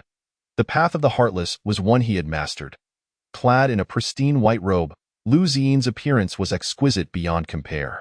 His brow bore a hint of scholarly grace, as if untouched by the world's mundane affairs.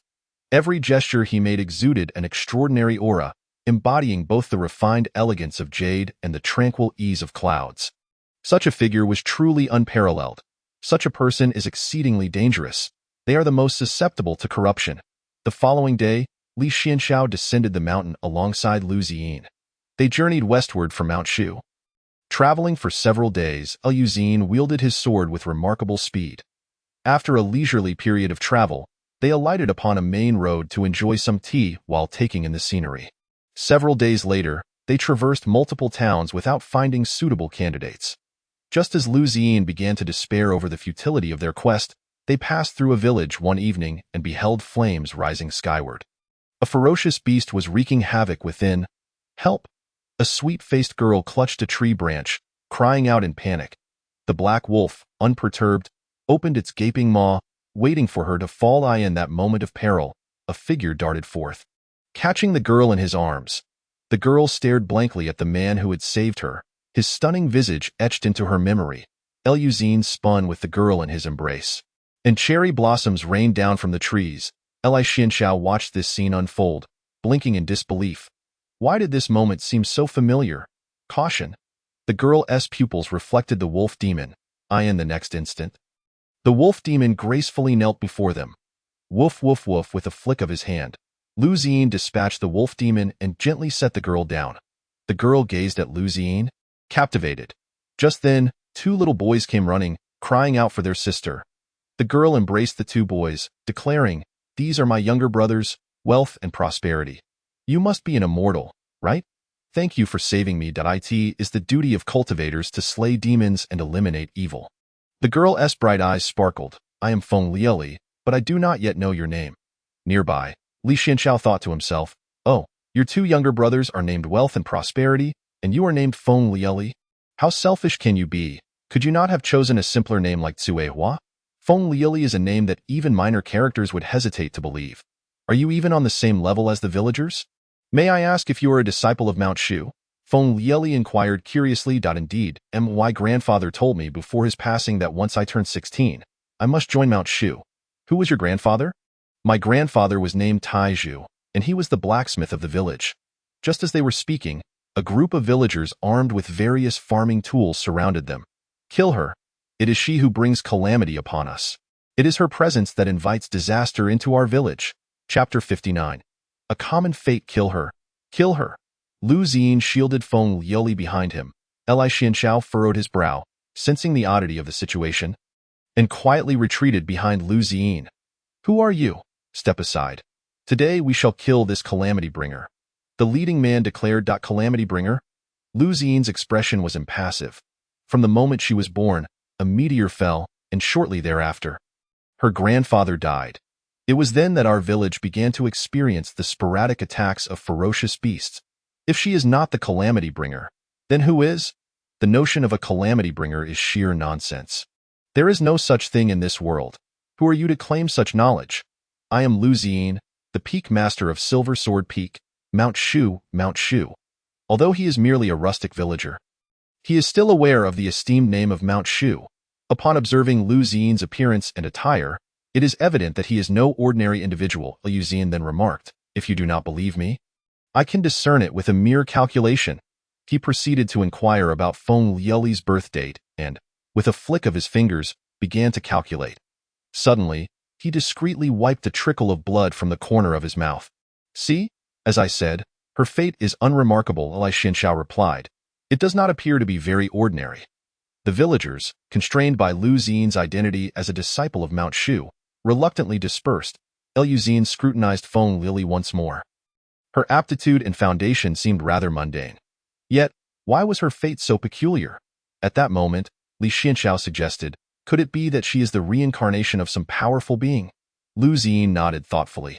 Li Xianxiao continued, "I have examined the corpse of that fierce beast. Such a creature should not inhabit this region, especially not during a season of migration.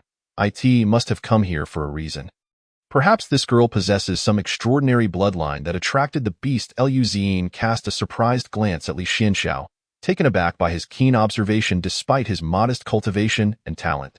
It is not uncommon for certain powerful beings to obscure heavenly secrets at the moment of their demise, orchestrating their next reincarnation with a lineage and talents. However, why did this girl have bloodline attributes but lack talent and foundation? At that juncture, Feng Liuli stated, "My grandfather told me to go to Mount Shu when I turned 16. Joining Mount Shu is not so simple. With your aptitude and foundation, do not harbor such thoughts." Lu Ziyin replied, "No, I must join Mount Shu." Feng Liuli insisted. "Why? To grow stronger? Or to seek revenge against the villagers who wish to harm you?" Lu Ziyin inquired. Feng Liuli shook her head. "No, it is to protect more people. My grandfather said that true strength is willing to accept the freedom of the weak as its boundary. He also said to never lose hope in this world, no matter what we encounter." Lu Ziyin nodded in approval. "However, the journey to Mount Shu will not be easy, I fear not." Lu Ziyin glanced at the remnants of the grass hut that the villagers had set ablaze. With some time before the sect commenced its recruitment, he thought it prudent to teach her a few defensive techniques, lest she encounter trouble before reaching Mount Shu. Just as he was about to speak, Li Xianxiao interjected, "Senior brother, the sect is currently in a busy period. Although there are several seniors at Silver Sword Peak, they cannot manage without a leader to as the newly appointed master of Silver Sword Peak. It would be best for you to return to the sect now that you have not discovered any celestial seedlings." Lu Ziyin replied, I can handle matters here with my junior brother." Having reached this point in their conversation, Lu Ziyin found it difficult to refuse further, nodding in agreement. He had just assumed the position of Master of Silver Sword Peak, and with the sect's recruitment underway, he could not afford to delay too much longer. Thus, he reluctantly abandoned the idea, offering a few brief instructions to Li Xianxiao before departing. Feng Liuli gazed in the direction of Lu Ziyin's departure, lingering for a long while before returning her attention to the unremarkable Li Xianxiao. In comparison to Lu Ziyin, Li Xianxiao seemed as inconspicuous as any passerby. "Are you a disciple of Mount Shu as well?" Feng Liuli had hesitated to ask earlier, assuming Li Xianxiao was merely an attendant. "I am Li Xianxiao, a disciple of Mount Shu," he replied, performing a respectful gesture. "This area is not near Mount Shu, and hazards may arise along the way. I shall teach you a few defensive techniques. Thank you." After witnessing Lu Ziyin's earlier calculation that had caused him to cough up blood, Li Xianxiao dared not attempt any calculations himself. Thus, in the following days, he assisted Feng Liuli in reconstructing her thatched cottage. They utilized local resources, catching fish from the river and hunting wild beasts on the mountains, providing Feng Liuli and her two younger brothers with delicious meat to eat. Coincidentally, one day marked Feng Liuli's birthday. Li Xianxiao made an effort to prepare a sumptuous dinner, including a bowl of longevity noodles, and continued patiently to explain sword techniques to her. This seemed entirely normal. Yet Feng Liuli could not shake the feeling that his gaze upon her had changed. It must be an illusion. Surely, if there is affection, it should be directed towards senior brother Lu Ziyin.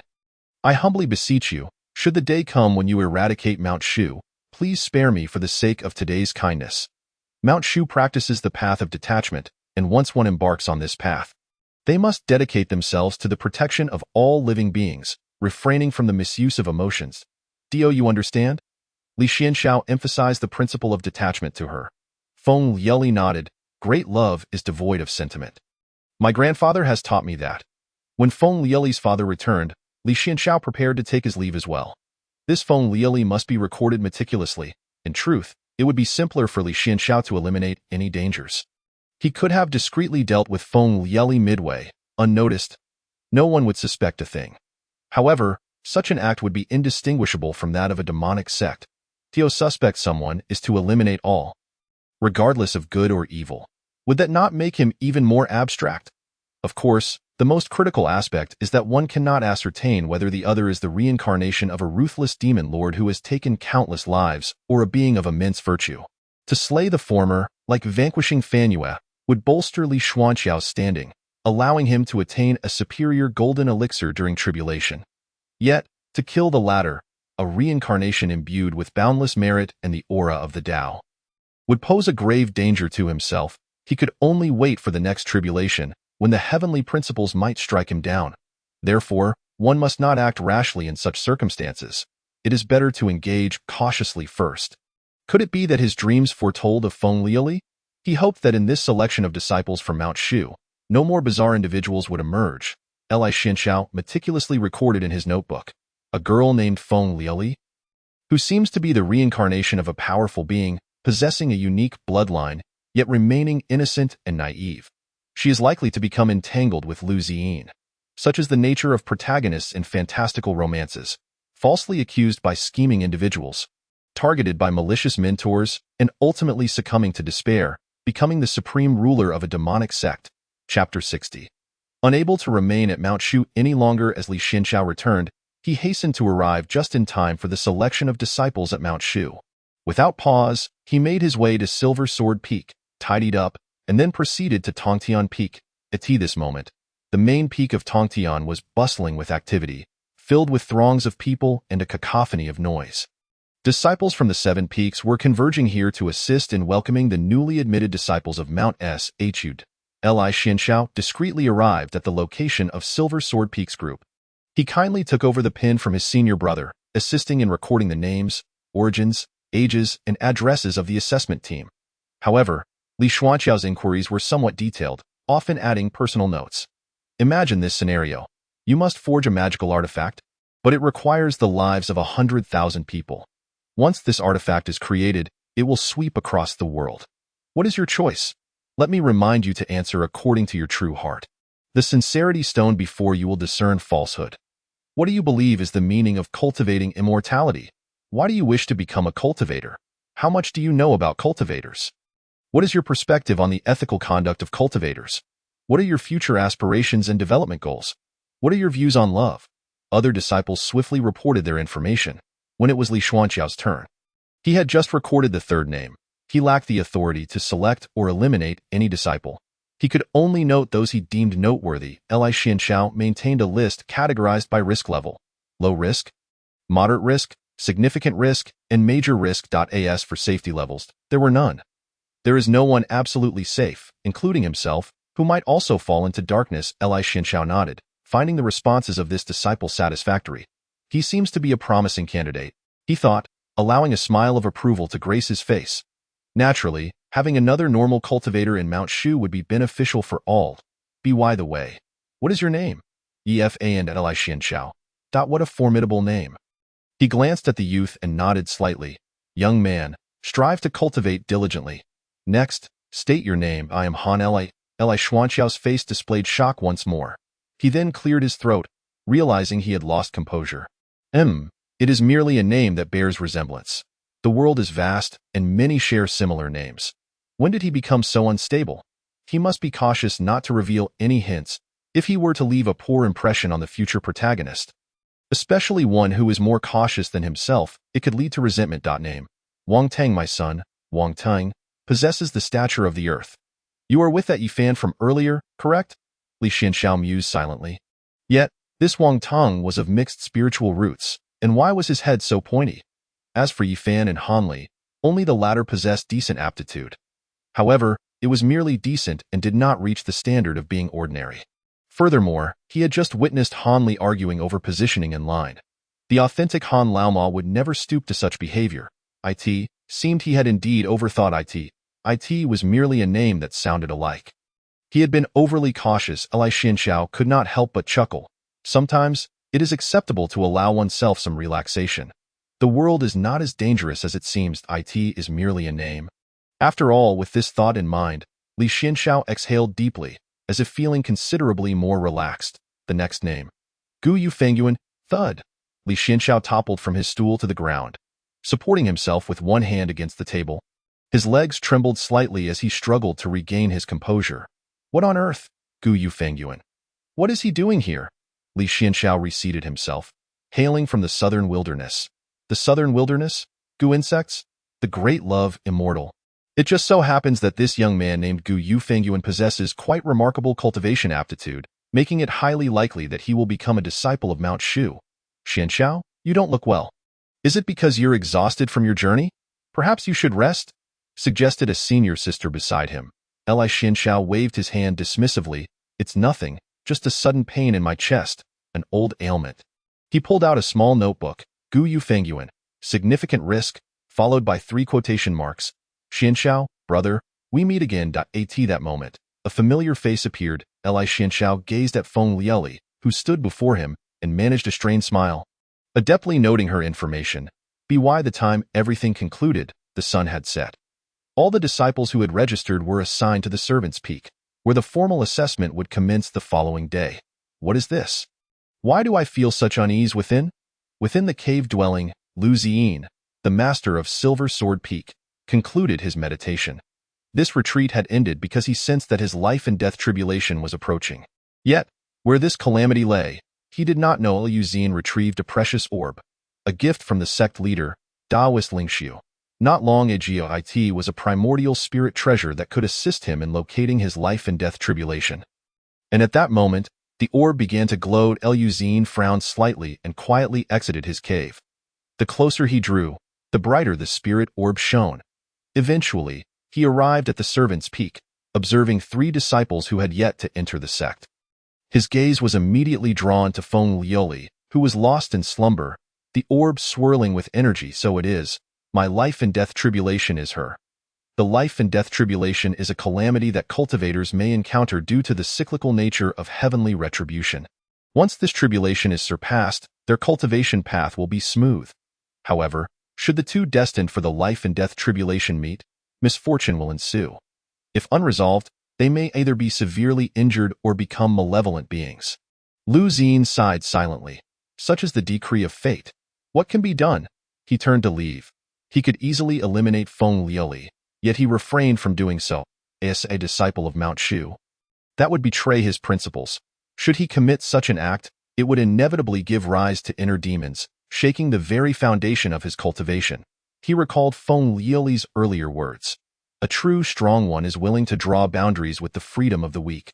Since it is my tribulation, I shall accept it calmly. Meanwhile, within Li Xuanxiao's secret chamber, he witnessed the entire sequence through the twin-born reflection stone. I simply cannot remain in Mount Shu any longer. He took a deep breath, inhaling a second time, and then a third. Finally regaining his composure. The life and death tribulation. This calamity can either be navigated safely by both parties or result in their mutual downfall. A tragic spectacle. Yet these 2 are not malevolent beings. Rather, they are both of pure heart, carrying the chance of heavenly fortune, thus cannot be casually eliminated. Li Xianxiao paced anxiously in the room. What to do?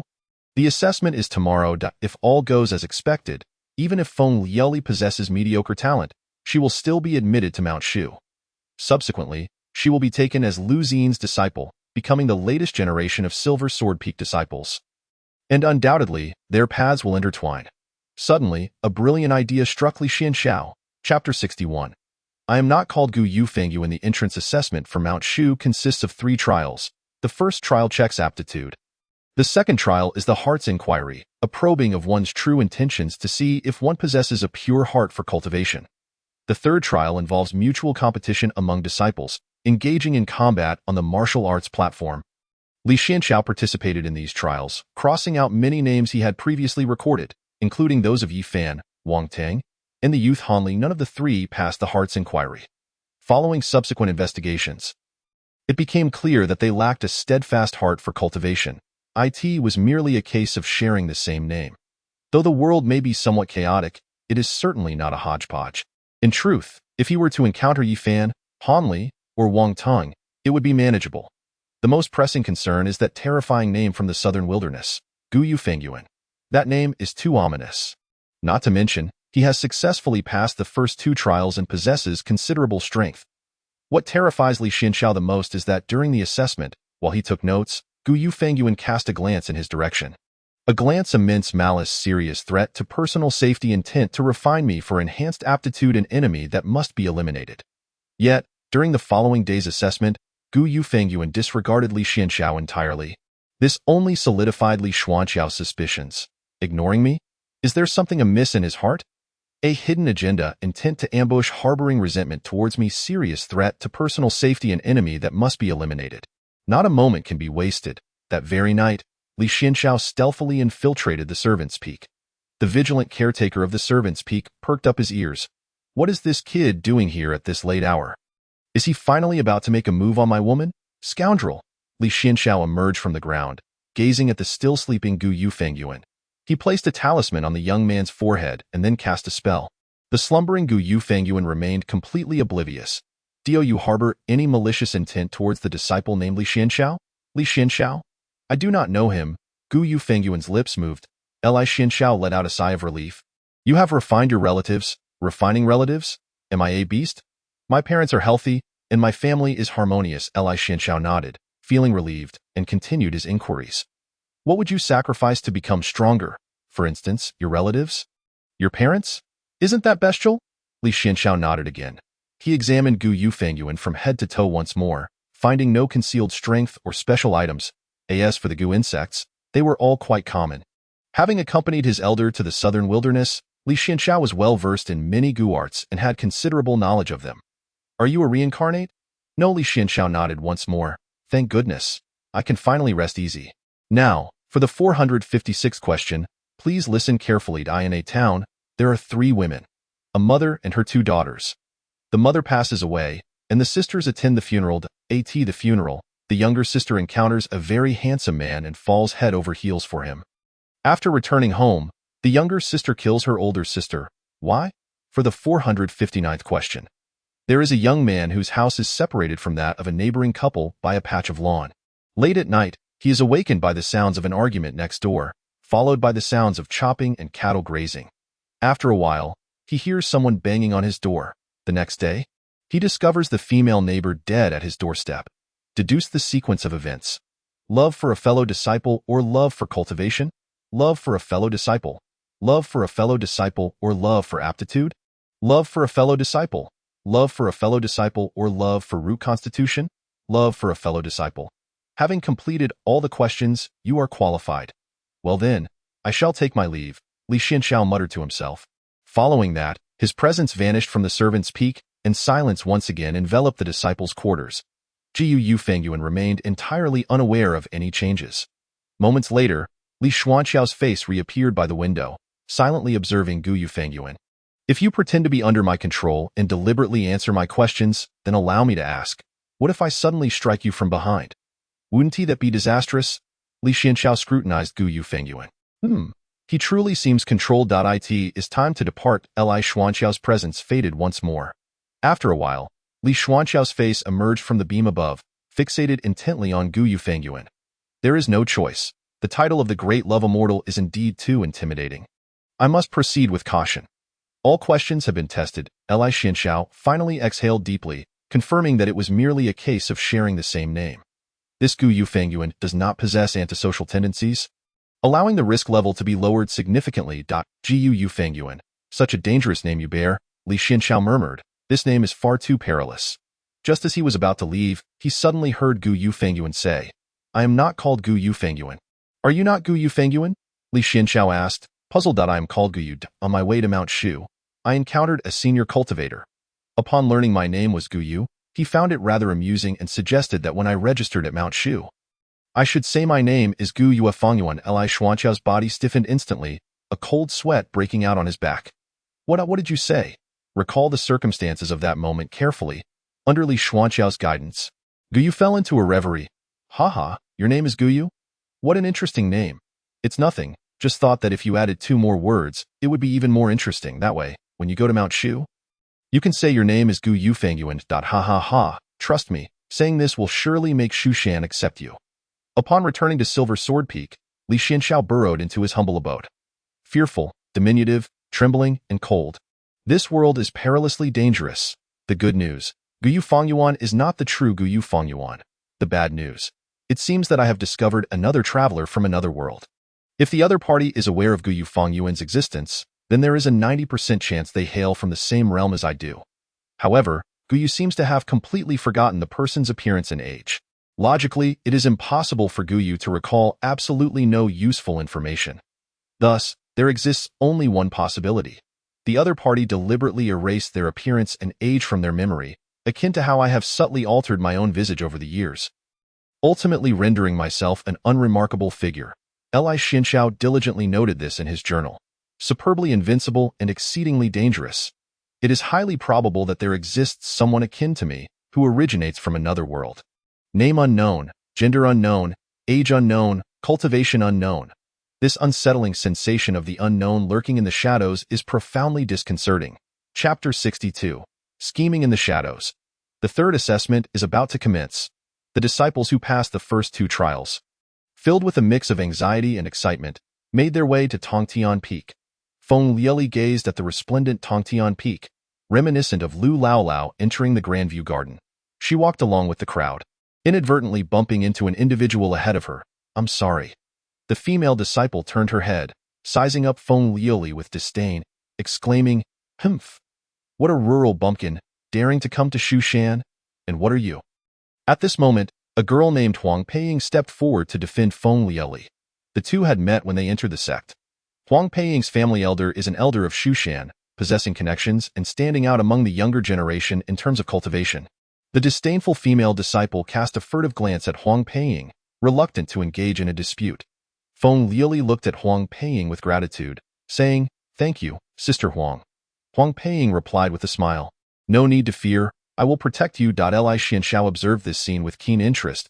He was also aware of Huang Peiying's character. Although her danger level is not high, her personality is prone to fostering the darkening of those around her. She is narrow-minded, self-important, and capricious. Despite appearing to be on good terms with Feng Lieli now, it is merely a reflection of superiority over an inferior. If one day Huang Peiying discovers that Feng Lieli has surpassed her, it is highly probable that her feelings will turn to resentment, much like witnessing a former student outperforming her in grades. Or perhaps both have developed affections for the same man. Huang Peiying could very well become one of the catalysts for Feng Lieli's darkening. Li Xianxiao meticulously analyzed, recorded, and deduced the potential outcomes in his notebook. Soon, the crowd traversed the bridge and encountered the water Qilin. The water Qilin shook its body and stood tall in Shu Shan. Even the ants must adorn themselves before venturing out, let alone the water Qilin. Its fur stood on end as if blown by a tempest, each strand shimmering with a translucent brilliance. Powerful jets of water erupted from its hooves, intertwining and coalescing into a broad and sturdy path, resembling a bridge forged from flowing water, stretching into the distance. The water Qilin stood proudly upon this path, its imposing stature exuding an innate majesty. A gentle breeze stirred its fur, creating a breathtaking tableau. The crowd gazed at the divine beast with astonishment. They had only heard tales of such creatures, but had never witnessed one in person. Suddenly, the water Qilin advanced towards the crowd, prompting the uninitiated disciples to instinctively take a few steps back. Nearby, a Shu Shan disciple reassured everyone, do not worry, the Qilin possesses a gentle temperament, and those who can approach it are all individuals of celestial fate. Upon hearing this, the crowd halted their retreat, eagerly anticipating the Qilin's approach. The Qilin moved through the throng, and Huang Peiying's eyes sparkled. Is it coming for me? My father said I possess a natural affinity for wisdom. Now even the water Qilin favors me. Yes, she reveled in her thoughts. The water Qilin bypassed her and approached Feng Lieli instead. The water Qilin extended its tongue to lick Feng Lieli, displaying a delighted expression. Witnessing this, the nearby Shu Shan disciples were equally astonished. What manner of behavior is this from the esteemed Qilin? All eyes turned towards them.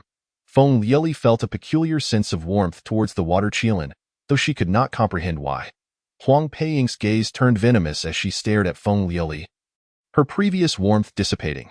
"Sister, your change of expression is rather swift."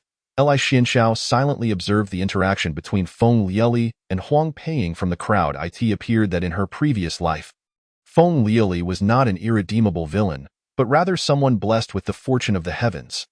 Otherwise, the water Qilin would not be so drawn to her. If I were to directly or indirectly cause her demise, I would have to bear significant consequences. Caution is imperative, utmost caution. This incident was merely a minor interlude, quickly fading from memory. However, it further affirmed the feasibility of Li Xuanxiao's approach. The third round involved a contest of magical prowess.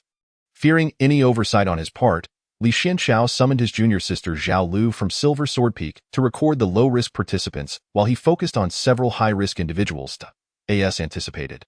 During his first match, although Feng Liuli was outmatched in strength, she ultimately triumphed in the contest. The same occurred in the second trial, where everyone underestimated her. Even the audience for her match was sparse. Yet she quietly achieved victory. The following days unfolded with a similar pattern. Feng Liuli faced initial setbacks, missteps abounded, found herself in dire straits, struggled desperately, and ultimately delivered a victory speech. Against all odds, she fought her way into the top 4, preparing for a face-off against Huang Peiying. Huang Peiying's eyes glinted with menace. Feng Liuli eagerly approached Li Xianxiao to share her success. "Brother Xianxiao, if I secure first place, can I become a disciple of the Esteemed One?"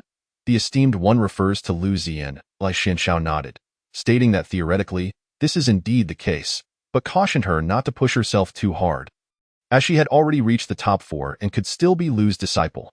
Feng Liuli insisted, "No, if I am to do this, I will aim for first place and select the Esteemed One as my master." "Ah, such ambition. Keep it up, thank you, Brother Xianxiao. Why speak of thanks between us?" From afar, Lu Ziyan cast a glance at Feng Liuli, surprised that she had managed to reach the top 4. "Is this fate? What is meant to come will come.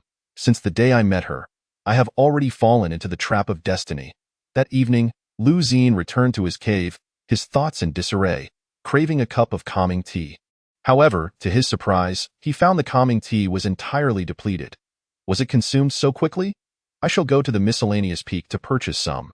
Just as Lu Ziyan was about to head towards the miscellaneous peak, he suddenly recalled a conversation he had with Li Xianxiao a few days prior. Calming tea is available on the back mountain of Silver Sword Peak. Thus, Lu Ziyan made his way to the back mountain of Silver Sword Peak.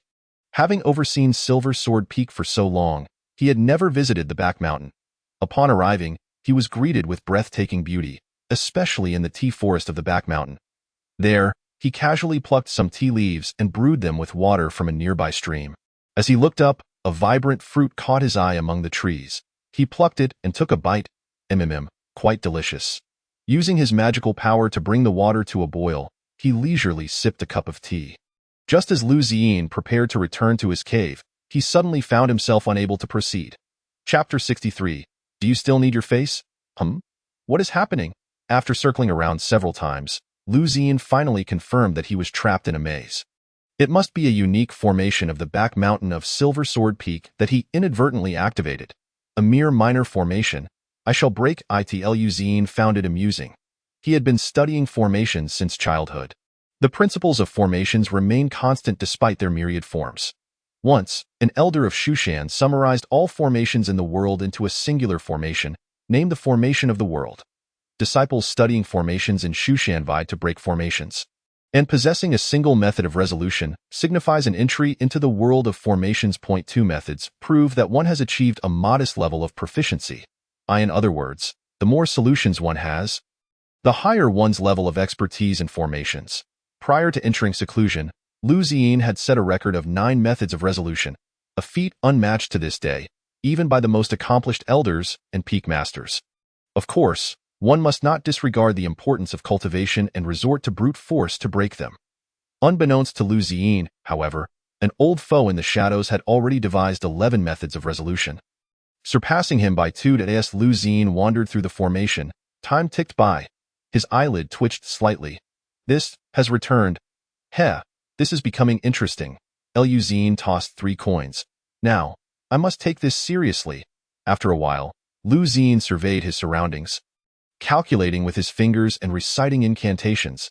He had fallen from the initial maze into an even more intricate one, in a way out of heaven or earth. Well, I cannot afford to waste any more time.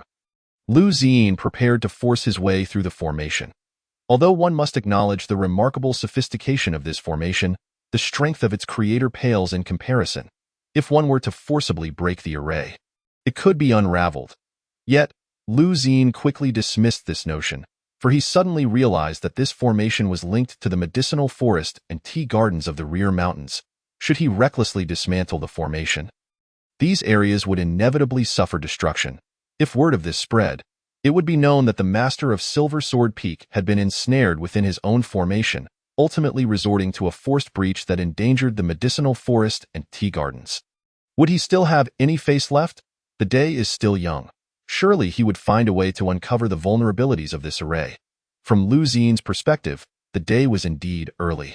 However, at this very moment, the contest among the 4 strong of Mount Shu had already commenced. The tea he drank and the fruits he consumed were, in fact, integral parts of the grand formation. They were not poison, but rather subtly influenced his perception of the passage of external time. Furthermore, within the grand array, Li Xiandao had deliberately set the stage to ensure that Lu Ziyin would miss the final disciple selection assessment. The contest among the 4 strong had begun. Feng Liuli faced off against Huang Peiying. Huang Peiying gazed at Feng Liuli in disbelief, astonished by the latter's rapid progress within just a few days. How infuriating! Huang Peiying clenched her silver teeth, reflecting on her years of arduous training and exceptional talent. How could she possibly lose to a country bumpkin? With this thought, her attacks grew increasingly fierce. Once again, Li Xiandao witnessed the extraordinary endowment of the Chosen One. He could hardly fathom how Feng Liuli might achieve victory. Yet, each time, Feng Liuli managed to deftly counter Huang Peiying's moves. Although she was steadily pushed back, her spiritual energy replenished after a short while Huang Peiying found herself growing increasingly fatigued. Ultimately, it was only through a treasured artifact bestowed by her father that Huang Peiying narrowly secured victory. The disciples who entered the top 8 were granted priority in selection. The 2 strongest could actively choose which peak to join. Even in defeat, Feng Liuli's potential was recognized by many peak masters, who extended olive branches to her. However, her gaze remained resolutely fixed on the direction of Silver Sword Peak. Yet, the person she sought was absent.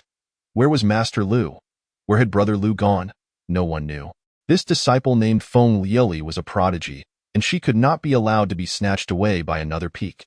Time was running out. How could Brother Lu falter at such a critical moment? Feng Liuli, to which peak do you wish to pledge yourself?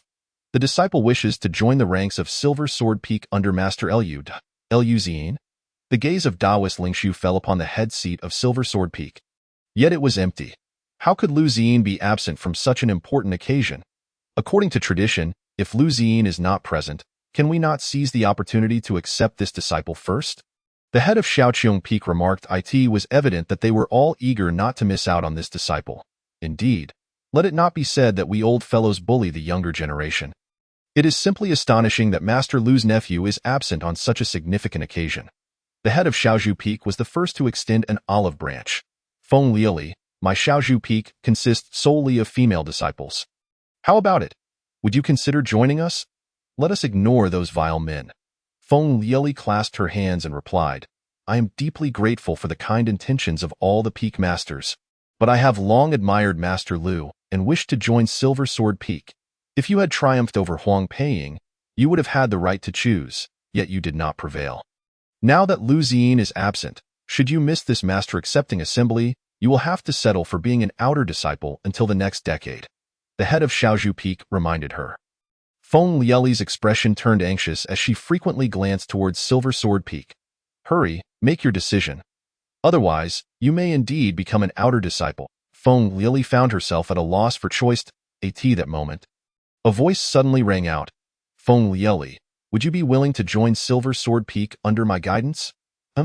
Upon hearing this, not only the several peak masters, but even Taoist Lingshu seated at the head was momentarily stunned. He turned in astonishment to look at Li Xiandao, who had spoken. Old man, am I not your master? To take on a disciple in your stead? Have you sought my opinion? Li Xiandao raised the jade slip in his hand. Ling Xiu suddenly recalled that this was before he became the head, when he had lost to Li Xiandao in a game of chess, resulting in the loss of 2 jade slips. According to their wager, Li Xiandao could use this jade slip to request Ling Xiu to perform one deed that did not violate moral principles. However, Ling Xiu had not anticipated that Li Xiandao would produce the jade slip at this moment. He glanced at the disciple named Feng Lieli, whose talent was mediocre, yet she had managed to reach the top 4. Perhaps she reminded Xiandao of himself, average talent, yet persistently striving. The peak masters simultaneously turned their gazes towards Headmaster Ling Xiu, who could only nod in acquiescence. Everyone assumed this was Ling Xiu's signal. Feng Lieli stared blankly at Li Xiandao. A faint smile graced Li Xuandao's lips. He would personally mentor Feng Lieli, transforming her into the embodiment of a disciple of Mount Shu. After all, placing her on any peak felt unsafe. It was far better to keep her by his side and maintain the initiative. "What, are you dazed?" Li Xiandao slightly raised an eyebrow and casually remarked that the headmaster's affairs were numerous, and that he would take on the disciple in his stead, personally instructing her. "Would you be willing to join Silver Sword Peak?" "Lieli is willing. I pay my respects to senior brother Li." Feng Lieli then turned to Daoist Ling Xiu and performed a respectful bow, greeting her master. Daoist Ling Xiu waved his hand, closing his eyes once more to IT matters, not Chapter 64. When humanity's stars shine brightly, a Qi refining stage cultivator taking on a disciple in place of their master?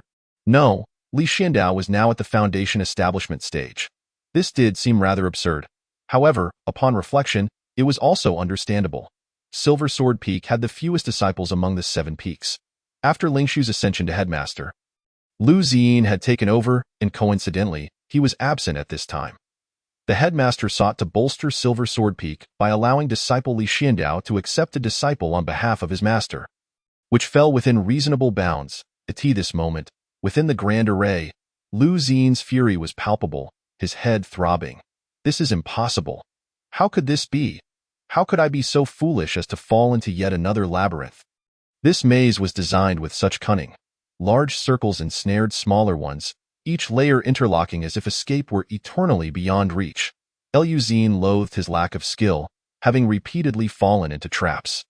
His once pristine, snow-white robe was now soiled with dry, yellow leaves and murky dirt, clinging to his garments and rendering him increasingly disheveled. Not only that, but his entire aura had become chaotic at this moment. Lu Ziyin had long forgotten the matter of accepting disciples at Mount Shu. He gazed at the Grand Array before him, vowing not to return until he shattered it. His dignity was at stake. Chanting incantations, Lu Ziyin continued to deduce. Logically, entering through the Eastern Life Gate, striking out from the Southwestern Rest Gate, and subsequently entering through the Northern Opening Gate should suffice to break this formation. Indeed, this was the most fundamental of formations. Yet now, as Lu Ziyin entered through the Life Gate, he found no sign of the Rest Gate, but instead fell into another Grand Array. Lu Ziyin steadied his mind. He did not know how much time had passed. Suddenly, Lu Ziyin halted his steps. At last, he had found the core of the formation. Lu Ziyin exhaled deeply, feeling as though the world had widened before him. As if he had accomplished something remarkable, his gaze suddenly fell upon a blue-covered book resting on a stone. He opened it for a closer inspection. This was, astonishingly, the 10th solution to the world's formations. How could this be? My records have been breached? At this moment, Lu Ziyin realized that he was not truly at the core of the formation, but had rather stumbled upon a deliberately set false core. Moreover, within this false core was placed the thought process for the 10th solution to unraveling formations, designed to assist him in cracking the current formation. Silver Sword Peak. Feng Lieli followed Li Xiandao to Silver Sword Peak. Standing upon a sword spanning several meters, she blinked in bewilderment at the solitary figure of senior brother Xiandao. Li Xiandao inhaled deeply, exhaling slowly. This might be the most daring decision of his life. Yet, this was the best method he could conceive to seize the initiative. Upon returning to Silver Sword Peak, he was surprised to find Su Wan and Jiang Luoshui also present. Upon inquiry, he learned that there were simply too few disciples at Silver Sword Peak. Prompting their assistance, Su Wan's gaze towards Li Xiandao was somewhat awkward. Ever since they returned from Wuang Mountain, the two had hardly seen each other. Su Wan suspected that Li Xiandao might be deliberately avoiding her. Even more unexpectedly, fourth senior sister Lin Wanqing had returned as well. She had been unable to locate any trace of Fanyue at the base of the mountain. Now, with the acceptance of disciples at Mount Shu, she had returned to lend a hand. Li Xiandao glanced back at Feng Liuli behind him and nodded. Indeed, the stars of humanity shine brightly at this moment. How could Mount Shu possess the virtue to gather so many remarkable figures simultaneously? Li Xiandao gazed upwards at the sky. His life had been a precarious tightrope walk. He wondered if he would ever reach the other shore. This is the unfeeling scripture. This is the chronicles of love-stricken minds. This is 100 tragic cases of love-stricken minds. This is how to identify scoundrels. This is how to discern plastic friends. This is countermeasures after being schemed against. This is 1,000 phrases after being wrongfully accused. This is in the face of bullying. Do not simply endure at a stack of books authored by Li Xiandao lay before Feng Liuli. Feng Liuli. Oh, senior. Brother. What are all these? These are the subjects you will be learning in the days to come. Feng Liuli pressed her lips together. Senior brother. Is this a sect for cultivation? She felt as though she had unwittingly become a member of some peculiar organization. Of course, the foundation of cultivation begins with the heart. One must establish a solid base, lest one's future progress be rendered futile, leading to utter ruin. Do you understand? I understand. Very well, now I shall share with you the first real case. Feng Liuli was taken aback. She had only just arrived at Silver Sword Peak, and already the lessons had commenced. The first case was about Miao Lu from Bamboo Peak, who had once been an exemplary disciple. However, she chose to leave Mount Shu for the sake of her childhood sweetheart and became an elder in a mediocre sect. Yet, she was burdened with managing sect affairs while grappling with a shortage of resources. Eventually, her small sect merged with a larger one, but due to her singular focus on its management, she missed the prime opportunity for a breakthrough. In the end, she was abandoned by her fiancé, who married a senior sister from the larger sect. Heartbroken and disillusioned, Miao Lu fell to the lowest depths, ultimately aging into obscurity and death. Li Xianchao paused. Then inquired, "What are your thoughts after hearing this true story?" Feng Liuli blinked. That man is so heartless. Was Miao Lu not wronged? Was she not a victim? Her greatest fault was her unyielding trust in her fiancé. It was her indulgence that led him to continuously test her limits, ultimately draining her of all worth and discarding her. Remember, no one in this world can be entirely relied upon, only oneself. Feng Liuli bit her lip. Now, let me recount the second case. Feng Yun, a female disciple from Tongtian Peak, fell in love with a disciple of the demon sect during a trip down the mountain. The demon disciple deceitfully claimed he needed to enter Mount Shu's sacred pool to cure his ailment. Feng Yun willingly led him into Mount Shu in secret, unaware that his true intention was to steal the sect's secrets. Fortunately, an unknown passerby intervened just in time, preventing a disaster. That unknown passerby was Li Xianchao. When the demon disciple's plan was exposed, he persuaded Feng Yun to escape Mount Shu with him. She believed he would take her to live in seclusion, but instead, he employed a soul-searching technique to forcibly extract her memories, gaining access to vital information about Mount Shu, while Feng Yun, having suffered this violation, was left a mere shell of her former self. The young girl furrowed her brow. Noticing the effect of his words, Li Xianchao nodded. We will discuss these two cases further. Upon your return, write a reflection on each, no less than 2,000 words. Next, we will learn how to identify plastic friends in 1,000 phrases after being wronged. Later tonight, I shall teach you the Heartless Sutra. Thanks to the esteemed Gung Jiu for his culinary delights of stir-fried liver with onions. Additional content, Chapter 65. A long-standing scheme. Lu Ziyin felt he had encountered a life-or-death tribulation. Setting aside the fact that he had been trapped in the array of Mount Shu's rear for a full half-month, he then spent another 2 months studying the 10th formation. Once he finally grasped its essence, he couldn't help but slap himself in frustration. As the Peak Master of Silver Sword Peak, how could he be so neglectful? The recruitment of disciples had already passed, and Silver Sword Peak had not gained a single disciple. According to the rules, the other disciples of Silver Sword Peak were not qualified to take in students. Only he, the Peak Master, was permitted to do so. Yet, he had missed the disciple recruitment conference. There was, however, a silver lining. Li Xianchao had accepted Feng Liuli as a disciple on behalf of their master. Was this fate? Even though he had not attended the recruitment conference, Feng Liuli had still become a student of Silver Sword Peak. Lu Ziyin understood that this was his destiny, an unavoidable life-and-death tribulation. If that were the case, Then Sobi It Li Xianxiao was merely a foundation-building practitioner. The task of teaching disciples fell to him. The peak master Liu Xin resolved to personally instruct Feng Liuli. Just as this thought crossed his mind, the next day he found himself poisoned. To be honest, Liu Xin initially failed to realize he had been poisoned. As he had fallen asleep while meditating, thinking he had achieved a breakthrough in understanding, it was only later that he discovered the truth. However, once he did, his cultivation allowed him to quickly dispel the discomfort. Subsequently, Liu Xin inadvertently suffered an injury from the sword formation of Mount Shu. This too was an accident.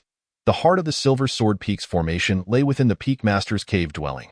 Perhaps it was due to the long-term neglect of the sword formation, or Liu Xin's unfamiliarity with the formation after just taking over, but somehow, the sword formation had been triggered in an instant.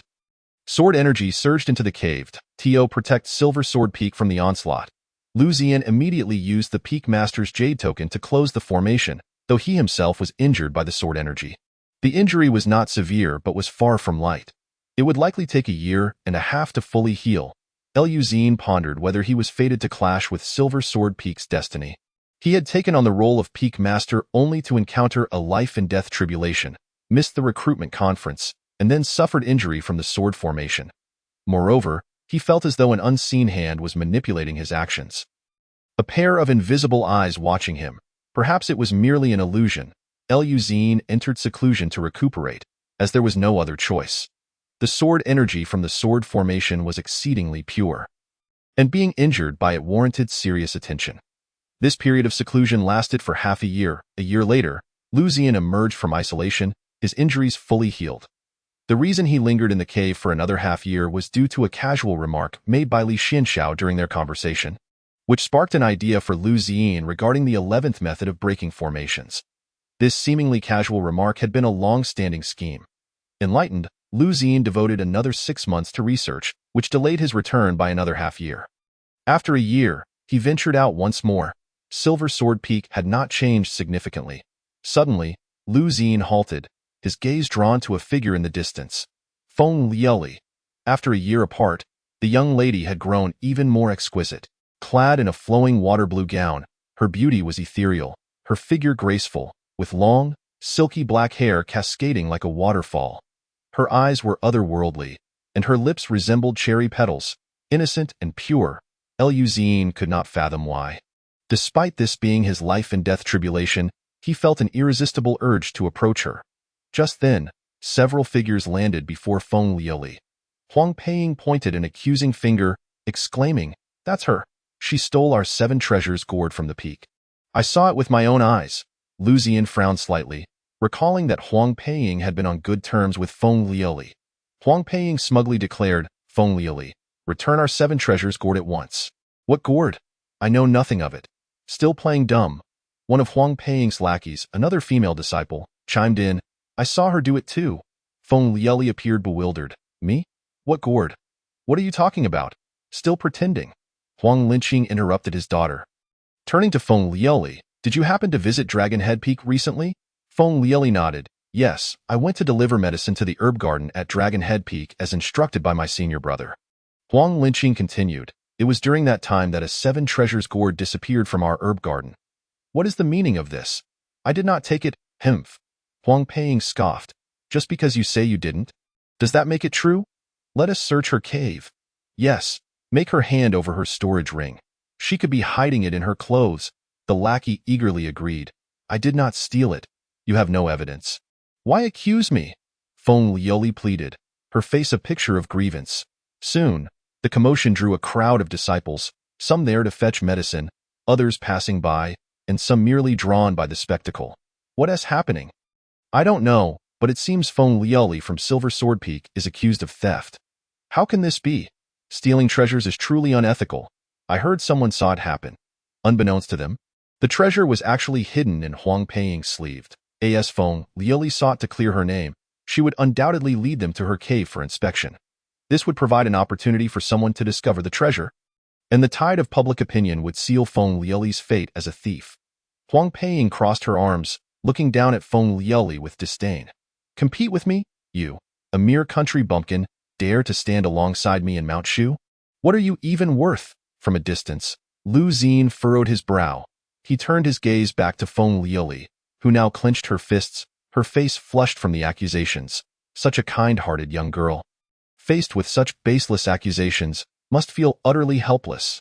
Indeed, she had never encountered the malice of human nature.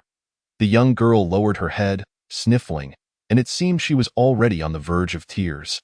Seeing the pitiful girl, so unjustly maligned, Lu Xing felt a tug at his heartstrings. Just as he was about to step forward to speak on Feng Liuli's behalf, she suddenly raised her head, pointed a finger, and boldly declared, "Huang Peiying, you sit bare-bottomed on a stool, speaking with such authority. I see you as a chili in a gutter, sneaky and venomous today. I shall show you the sharpness of my tongue."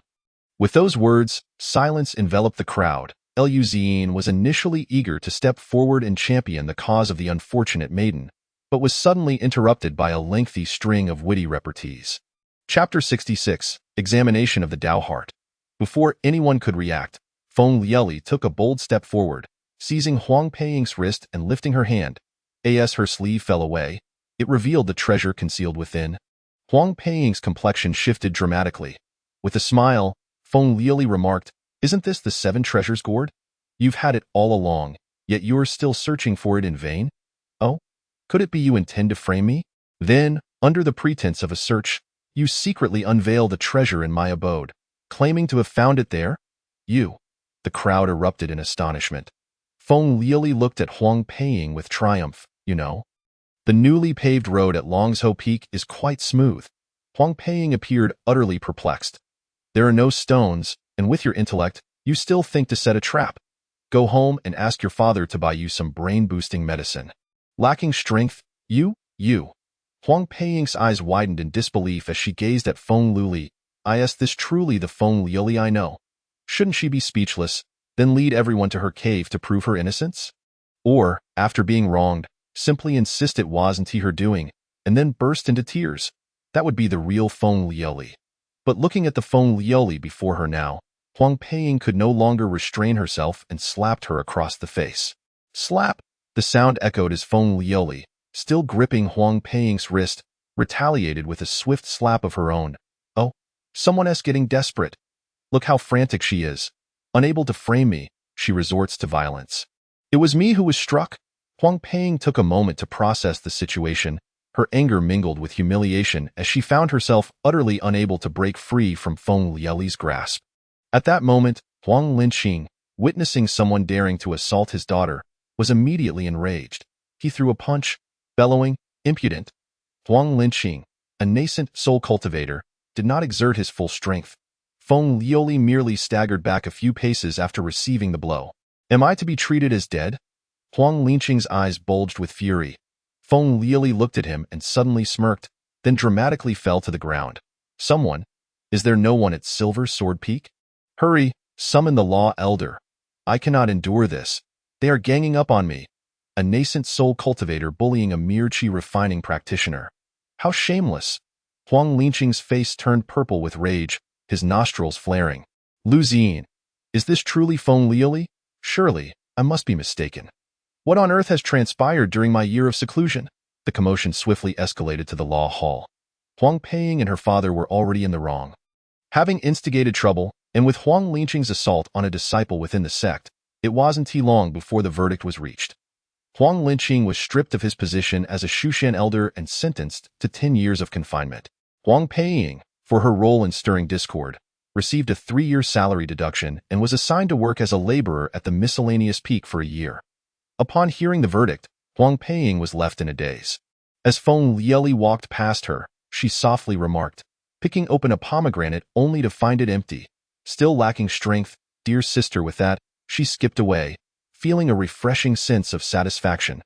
Coincidentally, she encountered Lu Xing, who had just emerged from his prolonged seclusion. Feng Liuli exclaimed, "Disciple Feng Liuli of Silver Sword Peak pays respects to the Peak Master. Brother Lu, you have returned from seclusion." Lu Xing remained silent, then spoke after a moment, "Heard you joined Silver Sword Peak. I was just in seclusion for a while, and didn't he know how you adapted to life here?" Feng Liuli nodded.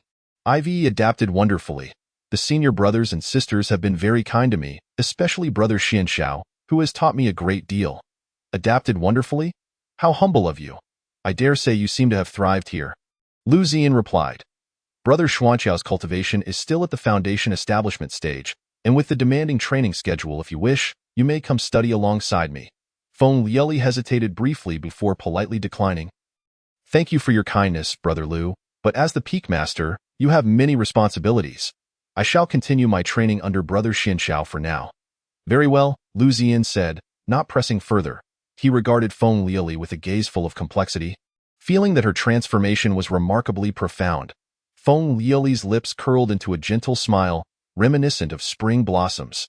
Her enchanting eyes shone like two crescent moons, bright and sparkling with vitality. Yet, her words belied the beauty of the moment. I must remain vigilant of that wretched Huang Peiying and her family. Will they seek revenge on our next mission? I cannot rest easy until she is dealt with. Liu Ziyan swallowed hard. Feng Lieli bid him farewell and returned to Silver Sword Peak.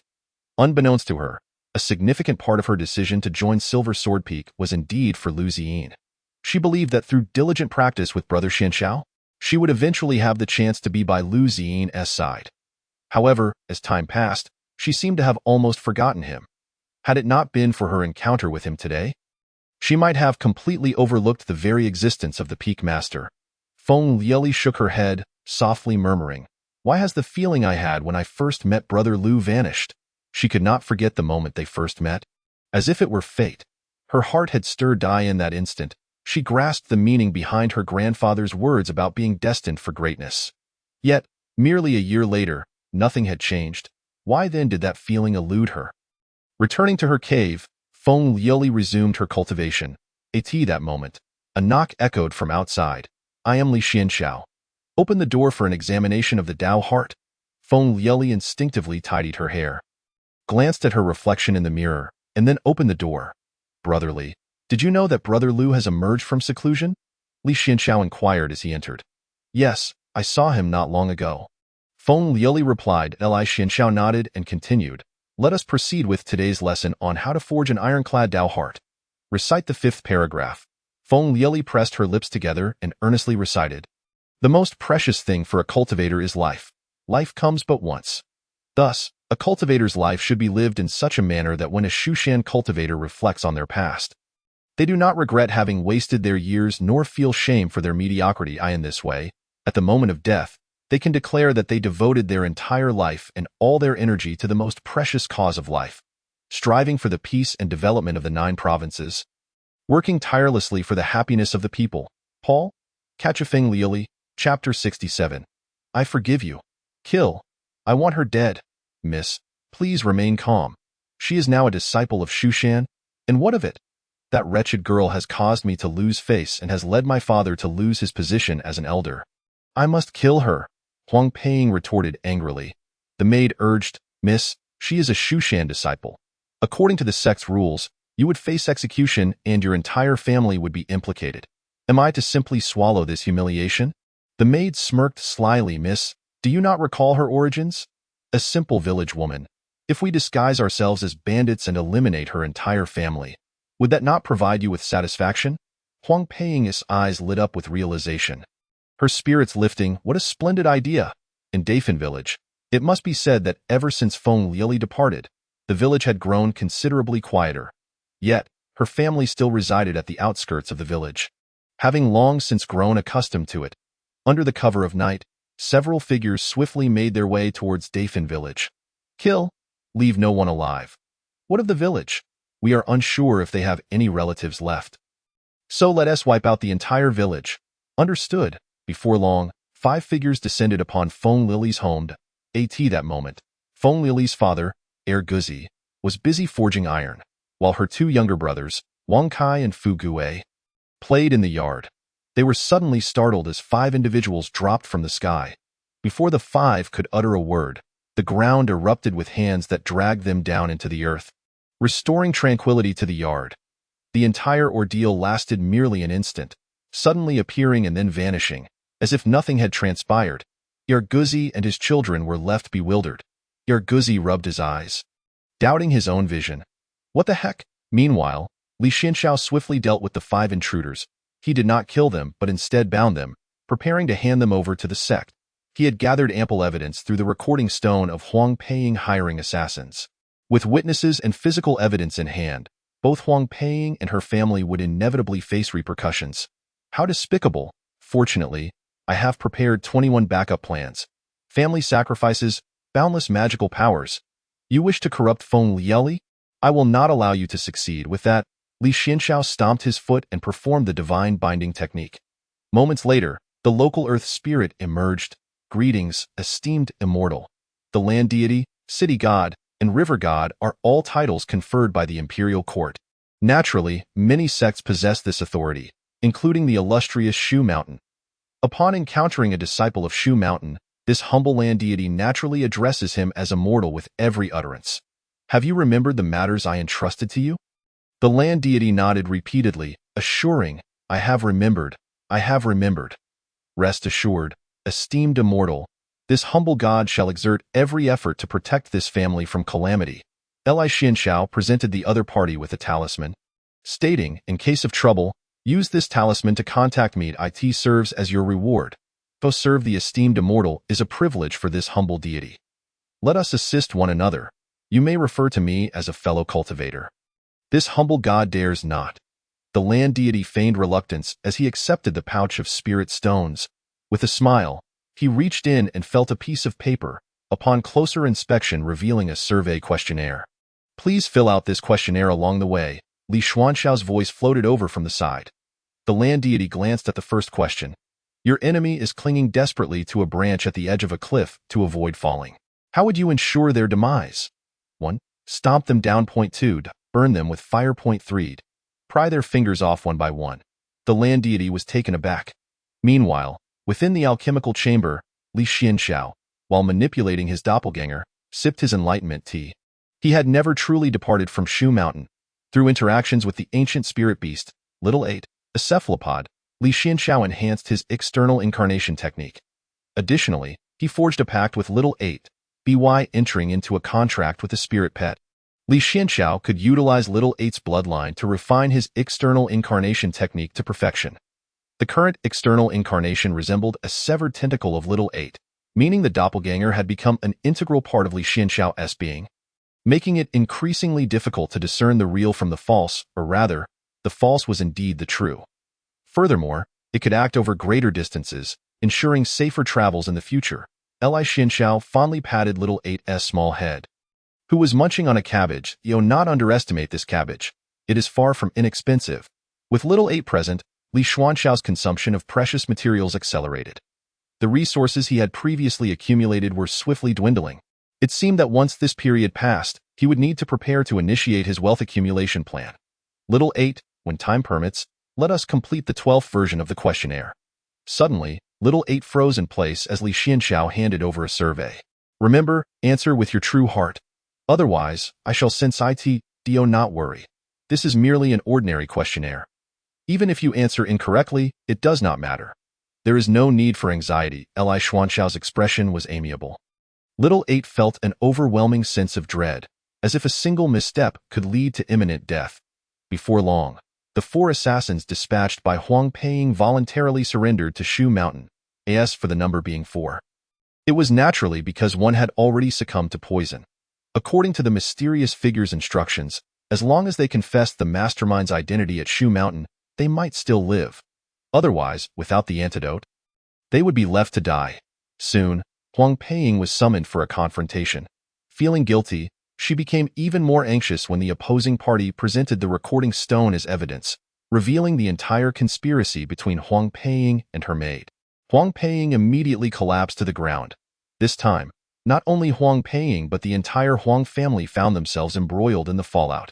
Aware of the gravity of her situation, Huang Peiying desperately pleaded with Feng Lieli in the Grand Hall. Please, spare me. I was merely bewitched. We were once so close. I even assisted you. Do you not remember? It was my moment of folly. I deserved to die. The onlookers remained silent, watching this scene unfold. Feng Lieli, observing her distress, could not help but sigh and shake her head. Huang Peiying clutched her hand, weeping profusely. Lieli, one should be magnanimous. A statesman's heart can accommodate a ship. Learning to forgive is a vital lesson in life. An elder offered words of comfort. The Huang family may lack merit, but they have endured hardship. Now that Huang Peiying has erred, let past deeds balance out. Indeed, others echoed. After a moment, Feng Liuli opened her eyes once more. When will this cycle of vengeance cease? I forgive you. Thank you. Thank you, Liuli. We are still friends, right? Thank you. Huang Peiying, overjoyed, grasped Feng Liuli's hand, sobbing with grievance. I truly was foolish. I am so silly, truly. Lu Zian smiled with satisfaction. Indeed, this is still the Feng Liuli I know. He gently patted Feng Liuli's shoulder, softly saying, granting others a chance is also granting oneself a chance. You have done well, Lily. In the next moment, Feng Liuli plunged a sword through Huang Peiying's chest. I have forgiven you, so you will forgive me as well, correct? Chapter 68. Practical application. Huang Peiying coughed up blood, her expression frozen in shock. Feng Liuli leaned closer, whispering in her ear, I forgive you. And I hope you can be magnanimous as well. Forgive me. One must be generous. Pettiness is unbecoming. Feng Liuli withdrew her sword. Huang Peiying clutched her wound, staggering to the ground, struggling a few times before her breath ceased. Feng Liuli wiped the blade clean, sheathed it, and moved with seamless grace, her gaze tranquil. I in the face of humiliation. Do not simply endure. I in the second section of the second chapter. If someone has previously attempted to kill you and you are aware of it, do not easily let them go. For even if you forgive them, they will wonder, will you hold a grudge? Will you seek an opportune moment for revenge? This breeds calculation in their heart, leading them to ultimately think, perhaps it is best to eliminate you. Feng Liuli's act of personally killing Huang Peiying was an unexpected turn of events for all present.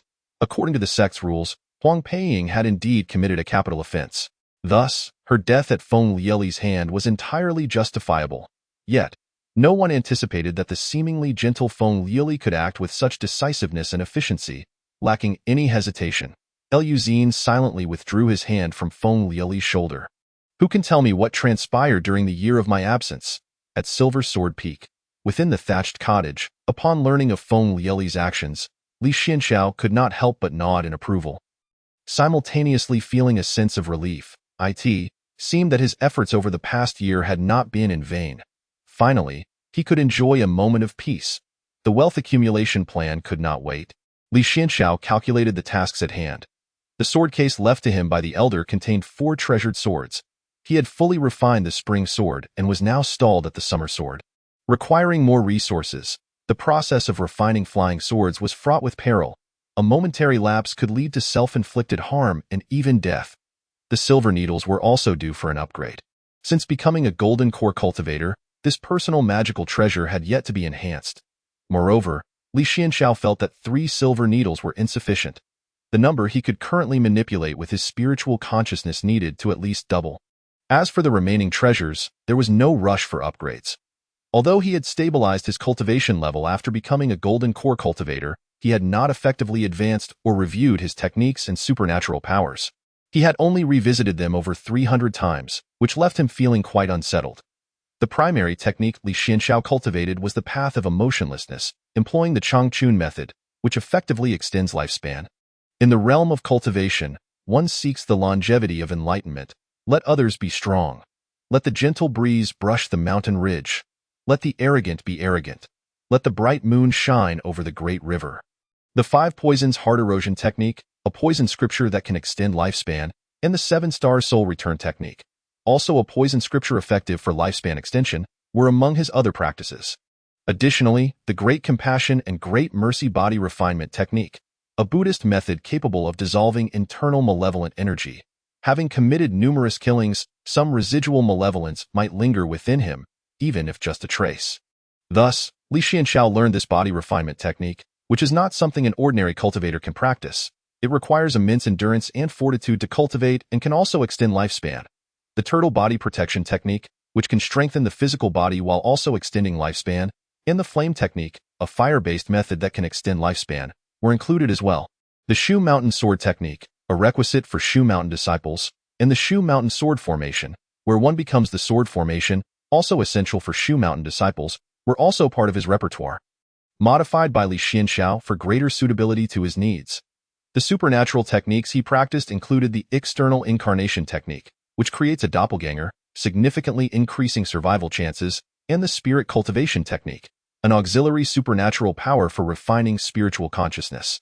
Spiritual consciousness is the ability to control oneself and surrounding objects, scan the cultivation levels of other cultivators, manipulate spiritual energy externally, cast spells, and wield magical treasures, etc., all of which can extend lifespan.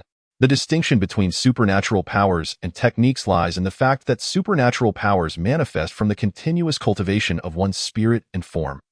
Showcasing abilities attained at a certain level of spiritual achievement, they are integral to oneself. Furthermore, Li Xianxiao primarily focused on three paths: alchemy, arrays, and artifacts, leaving none behind. Being a five-element spirit root, often referred to as a miscellaneous spirit root, made it inherently challenging to draw in qi, rendering him nearly akin to a common person. Years ago, the Elder had opened the heavenly gate for Li Xianxiao, granting him the qualification to seek immortality and enlightenment. The single spiritual root, also known as the heavenly spiritual root, allows for the fastest cultivation of elemental attribute techniques and facilitates breakthroughs past bottlenecks.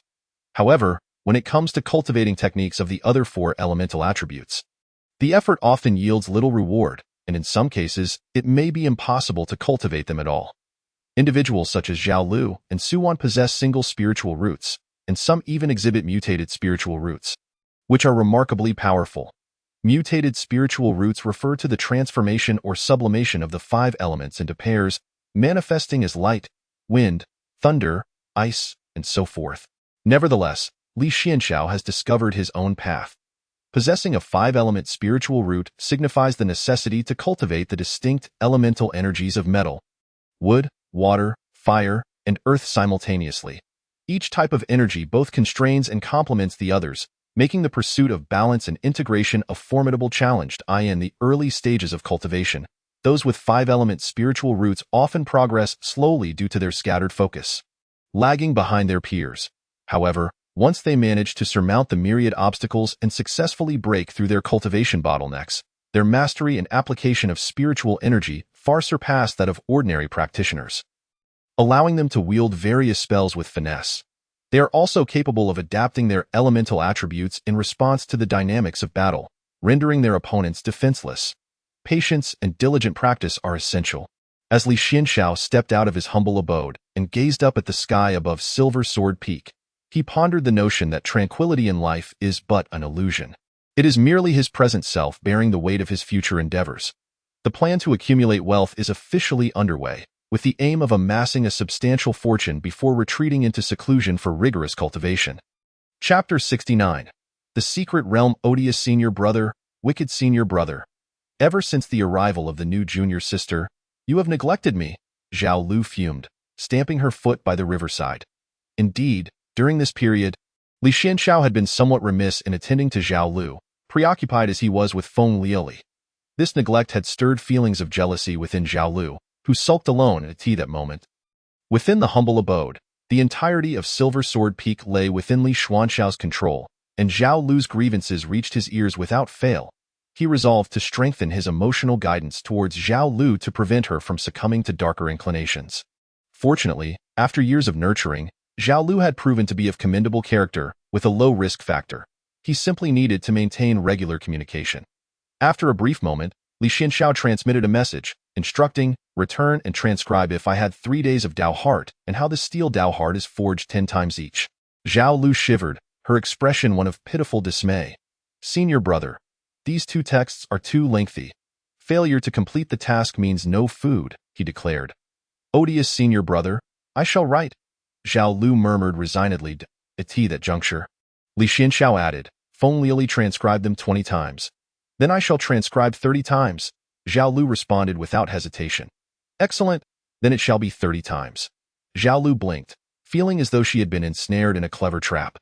Li Xuanxiao's wealth accumulation plan was now in full swing. A cultivator can earn money through various means, primarily by undertaking tasks or selling elixirs and magical artifacts. However, the missions from the sword-holding pavilion are cumbersome and inefficient. The crucial point is that within the sect, he only possesses foundational cultivation. Thus, undertaking tasks meant for golden core cultivators could easily raise suspicions. Selling elixirs and artifacts is feasible, but would require him to borrow funds from the sect. Repeatedly borrowing and swiftly repaying would undoubtedly arouse curiosity regarding his intentions, drawing unwanted attention. Thus, only one path remains. Li Xianxiao had received intelligence that the Shaohan's secret realm was about to open. This realm has a ceiling for cultivators capped at the golden core level, presenting a unique opportunity. Secret realms are a blessing bestowed upon numerous cultivators by the heavenly Tao, concealing many rare treasures. Yet they are fraught with both opportunity and peril. The realm opens for a limited time, and once that time elapses, all cultivators within are expelled. For Li Xianxiao, the greatest advantage of the secret realm is that all entering cultivators are limited to the golden core stage, thereby mitigating the risk of facing opponents of significantly higher cultivation levels. It is important to note that the entrances to the secret realm are not singular but dispersed across various locations. Appearing unexpectedly, prior to their emergence, the area experiences distinct fluctuations in spiritual energy. Li Xianxiao had previously dispatched a clone to locate a suitable and secure entrance. The duration of his expedition could range from a month to several months. However, he remained somewhat uneasy, knowing that Lu Ziyin frequented Silver Sword Peak. Thus, before his departure, Li Xianxiao intensified the rigors of his lectures. Today's lesson would recount a true incident involving a disciple of the Xinyan sword sect. A decade prior, this disciple had encountered a dying white serpent. Unable to bear the sight, he sacrificed a wild chicken to save the serpent. 10 years later, a stunningly beautiful woman clad in white appeared before him. Inquiring friend, do you recall saving a white serpent with a wild chicken 10 years ago? The disciple, overjoyed, believed the serpent had transformed and returned to repay its debt. He asked, "Are you that white serpent?" To his astonishment, the white-clad woman, her face full of fury, drew her sword and killed him, exclaiming, "I am the daughter of that wild chicken. After 10 years, I have avenged my father." After concluding this tale, Li Xianxiao turned to the only two students present, Zhao Lu and Feng Lieli. What a bizarre twist! After class, each of you shall write an essay reflecting on this story, providing examples to substantiate your understanding. With a minimum of 5,000 words, I will review them upon your return. Senior brother, Zhao Lu raised her hand. Do you have further inquiries? No, it is merely that senior brother Lu intends to organize a practice outing for the Qi refinement disciples of Silver Sword Peak. Oh? Li Xianxiao raised an eyebrow. When was this announced? The news arrived this morning. Li Xianxiao inwardly lamented that Lu Ziyin was always finding tasks for him. Qi refinement. Which means both Feng Lieli and Zhao Lu would be attending. When do we depart? Tomorrow, came the response. Tomorrow, you say. Li Xianxiao contemplated. That very evening, he equipped Zhao Lu and Feng Lieli with a complete set of protective gear. While they appear to be storage rings, they would automatically release toxic mist upon sensing the presence of others. What seemed like clothing would unleash poison needles when someone attempted to remove it, preventing unwanted advances. He provided antidotes and powders capable of countering foundational and golden core level toxins, emphasizing the need for caution in their usage. Now, let us reiterate the guidelines for our descent. Zhao Lu and Feng Lieli exchanged glances and recited in unison. Safety first, keep it in mind. Prioritize prevention, avoid trouble, and do not provoke conflict. Life's journey is long. Companionship is key. If faced with false accusations, speak up promptly, preserve the scene, and remain observant. When encountering adversaries, collaborate in battle, prioritize control, rescue individuals in need, and proceed with caution. Should your heart waver, remain calm, verify identities, and bring your sect along. Handsome appearances are often illusions, and kindness may conceal deceit. Do not trust strangers lightly, guard against those who would deceive you. These principles must be remembered, for they hold great significance. Ensure safety for all. Li Xianxiao nodded in satisfaction. By the way, who is leading this outing? Feng Lieli replied. Senior brother Lu is personally leading the expedition. Li Xianxiao nodded again, feeling a twinge of concern. That night, the cave of Silver Sword Peak's master, Lu Ziyin, collapsed, destroying his dwelling. As he surveyed the wreckage, a disciple proposed, Senior brother Lu, let me lead the expedition this time. It's just two Qi refinement disciples. No, I will lead myself, Lu Ziyin insisted. The disciple was perplexed, questioning why the peak master would undertake the task of guiding two Qi refinement disciples, likening it to using divine powers to swat a fly. The following day, a spirit monkey from the spiritual beast area of Silver Sword Peak infiltrated Lu Ziyin's temporary quarters, urinating on all his garments. The odor of this urine would linger for months, impervious to magical means of dispelling. Presently, Lu Ziyan was tying his only remaining belt while reclining in bed. VV. Consequently, the task was reluctantly handed over to others. Chapter 70. The Bear's Malice with the Days Calculated. There were but a few remaining before the Shaohan's secret realm would open. Li Xianxiao departed the sect, boarding a merchant association's flying vessel. His stated reason for leaving the sect was to undertake a foundational task from the sword-holding pavilion. He intended to complete this task swiftly before heading straight to the Shaohan's secret realm. As for his choice to travel via the Merchant Association's vessel, it was due to a recent transaction between the Golden Merchant Association and the Shushan sect that allowed for reimbursement upon return. The vessel consumed no spiritual energy for 100 kilometers and even offered complimentary meals. Li Xianxiao claimed to be a foundational cultivator within the sect while disguising himself as a qi refinement cultivator outside. Rarely would a high-level practitioner target someone of such low cultivation without cause, especially since the vessel was guarded by formidable individuals. Engaging a qi refinement cultivator would only invite karmic repercussions without any tangible gain. Having tested each dish for poison, he finally began to eat, savoring his meal in the comfort of his own quarters. With his left hand, he delicately picked up a piece of exquisite pastry, savoring its sweet and delightful flavor with every bite. With his right hand securely grasping a steaming cup of fragrant tea, he occasionally sipped, allowing the rich and sweet tea to flow slowly across his palate. His gaze, however, drifted through the window towards the outside world. Beyond the glass, clouds floated leisurely, sometimes spreading out like cotton, and at other times curling like tumultuous waves. Li Xianxiao could not help but feel a wave of tranquility wash over him. He comfortably narrowed his eyes, and an involuntary smile crept upon his lips, revealing an expression of utmost contentment. In the next moment, Li Xianxiao slapped himself. This was not Shushan. It was a perilous world rife with treachery. How could he be so careless? He sentenced himself to transcribe the steady life of a common practitioner 10 times. Days later, Li Xianxiao arrived at the location of his assigned task. Mission objective: a Foundation Establishment Stage Black Bear. Wandering and committing offenses, with no reports of murder, focusing on education. If it resists violently, it may be eliminated. Li Xianxiao quickly locked onto his target. On a narrow forest path, a large black bear ambled leisurely along. He chuckled to himself, "Today's catch is bountiful. My wife and child will not go hungry." As he walked, suddenly, a merciless iron hand emerged from the ground, yanking him down into the earth. Such a large bear vanished into thin air. Below ground, the black bear suffered a brutal beating. Shortly thereafter, a voice as sinister as that of a demon echoed in his ears. "You have committed a crime. Do you not realize? Spare me, immortal. I have never taken a life since becoming sentient." The black bear pleaded, cradling its head. "I have a wife and child at home. Please do not kill me." Li Xianxiao tapped its head once. "I know you haven't killed anyone.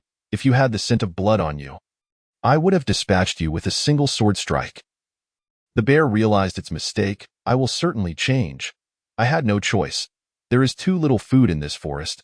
Will you not venture elsewhere? Other places are the territories of other monsters. This is agricultural records. The soil is fertile. Plant something, and it will sustain your family. Thank you, immortal. Thank you." The black bear bowed repeatedly in gratitude. Having swiftly resolved the bear demon's issue, Li Xianxiao departed, heading straight for Shaohan realm. After Li Xianxiao left, the battered bear hurried back home. "Husband, why are you so late? What happened to your face?" Another black bear rushed out from the cave. "Do not mention it. I encountered a cultivator who gave me a beating." "Another righteous cultivator? This is too dangerous. We should leave this place." The black bear, brimming with confidence, replied, "What is there to fear?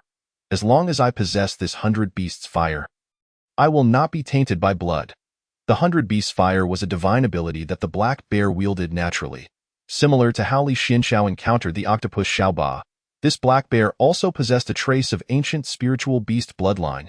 Although it was a branch, it inadvertently mastered the 100 beasts fire, thus commencing its path of cultivation. It was aware that as it killed more, it would inevitably attract the attention of various sects or the demon suppression department of the empires. Even though the 100 beasts fire could dissolve any bloodlust it accumulated, it acted with utmost caution, often feeling it was time to flee after enough killings. Hastily moving to another location, and never leaving any witnesses. It would not engage in meaningless roars and would even erase its footprints, as anticipated by the black bear. It indeed encountered several individuals attempting to capture it. However, upon discovering it bore no scent of blood, they assumed they had mistaken the person. Furthermore, its speed in kneeling was swift, allowing it to retreat unscathed each time. Today was no different. Yet, the black bear felt an inexplicable unease stirring within it, confided to its wife. "Tomorrow, we shall leave this place and find a new one." The black bear scanned the surroundings. "What is it, dear husband?" "I do not know. I just feel very uneasy inside. The blood feast is gone. Since they have left, why not consume a few more?" The black bear nodded. But, just then, a pair of merciless iron hands dragged both black bears underground. "You dare deceive my affections? I merely intended to observe you for 3 months. How despicable! Do you know how much my heart aches?" Li Xianxiao once again witnessed the treachery within the realm of cultivation. No, it was the bear's treachery in Shaohan realm. The entrance to this secret domain was about to open, thus attracting numerous cultivators. The area where it opened happened to be at the intersection of 3 sections. Upon learning of the impending opening of Shaohan realm, the 3 sects negotiated to guard this location together. Therefore, this entrance did not witness scenes of mutual slaughter. Compared to here, the other entrance points were chaotic, already turning into a mess before even entering the secret realm. The crowd anxiously observed ahead, as the previously calm space suddenly began to tremble slightly, as if an invisible force was awakening. Shortly after, a faint glow gradually emerged from the void, growing increasingly bright and dazzling, as the light intensified. A massive circular opening quietly appeared before them. This entrance resembled a deep vortex, continuously swirling. It has appeared, the entrance to Shaohan realm. Immediately, some rushed forward to enter. The treasures within were first come, first served. The first to enter undoubtedly held the greatest advantage, yet they were also the most at risk. Thus, everyone scrambled towards the entrance, occasionally erupting in exclamations of anger. After a while, the entrance to Shaohan realm returned to silence, with only a few stragglers hastily arriving. After another while, the entrance fell completely quiet. Just as the entrance to Shaohan realm was about to close, a figure darted in with lightning speed. Chapter 71. Brother Li Xianxiao opened his eyes. He sensed that his true form had already entered the secret realm. Li Xianxiao emerged from the ground, stealthily watching as Feng Liuli and Zhao Lu walked away. Still feeling uneasy, he deliberately sent a clone to monitor them. The Qi refinement stage posed no significant dangers.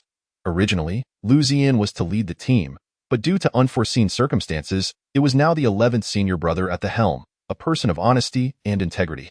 The initial part of their journey went surprisingly smoothly, but a minor hiccup occurred later on. They encountered a beast tide, a large-scale uprising of ferocious beasts. Fortunately, both Feng Liuli and Zhao Lu had the poison Li Xianxiao had prepared for them. "Stay behind me," 11th senior brother shouted. Feng Liuli and Zhao Lu both swiftly produced small bottles of poison powder. As the powder scattered, the beasts fell one after another. 11th senior brother cast a surprised glance at the two but didn't have time to dwell on it, leading them in a frantic escape. Thankfully, they emerged unscathed, though Feng Liuli, Zhao Lu, and 11th senior brother got separated in the chaos. Feng Liuli found herself walking alone on a narrow mountain path, unsure of her whereabouts. At that moment, the full moon hung in the sky, and suddenly, a firelight appeared in a nearby village, suggesting a lively scene. Curious, Feng Liuli approached in the village. Many villagers were gathered around a single figure, prostrating themselves and repeatedly bowing. Feng Liuli's attention was immediately captivated by the individual at the center.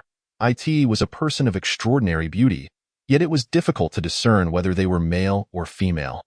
Should one say they were a man, they were too beautiful. Should one say they were a woman, they lacked curves. The figure noticed Feng Liuli, gazing at her with a playful smile.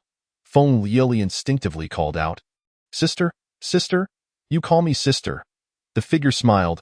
"How interesting that it has been many years since anyone has called me sister."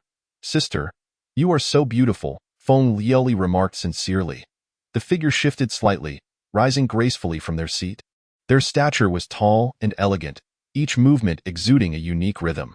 The vibrant red robe they wore was exquisitely crafted, shimmering like flames in the moonlight, casting a brilliant glow. Although this person was clearly male, he was adorned in a feminine manner.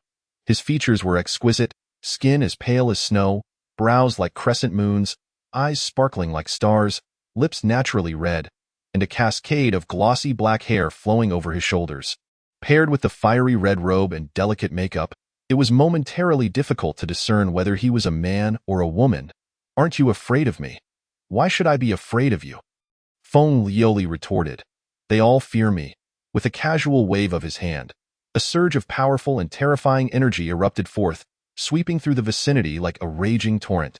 The villagers, once standing, had no time to utter a single gasp or scream before being utterly consumed by this dreadful force.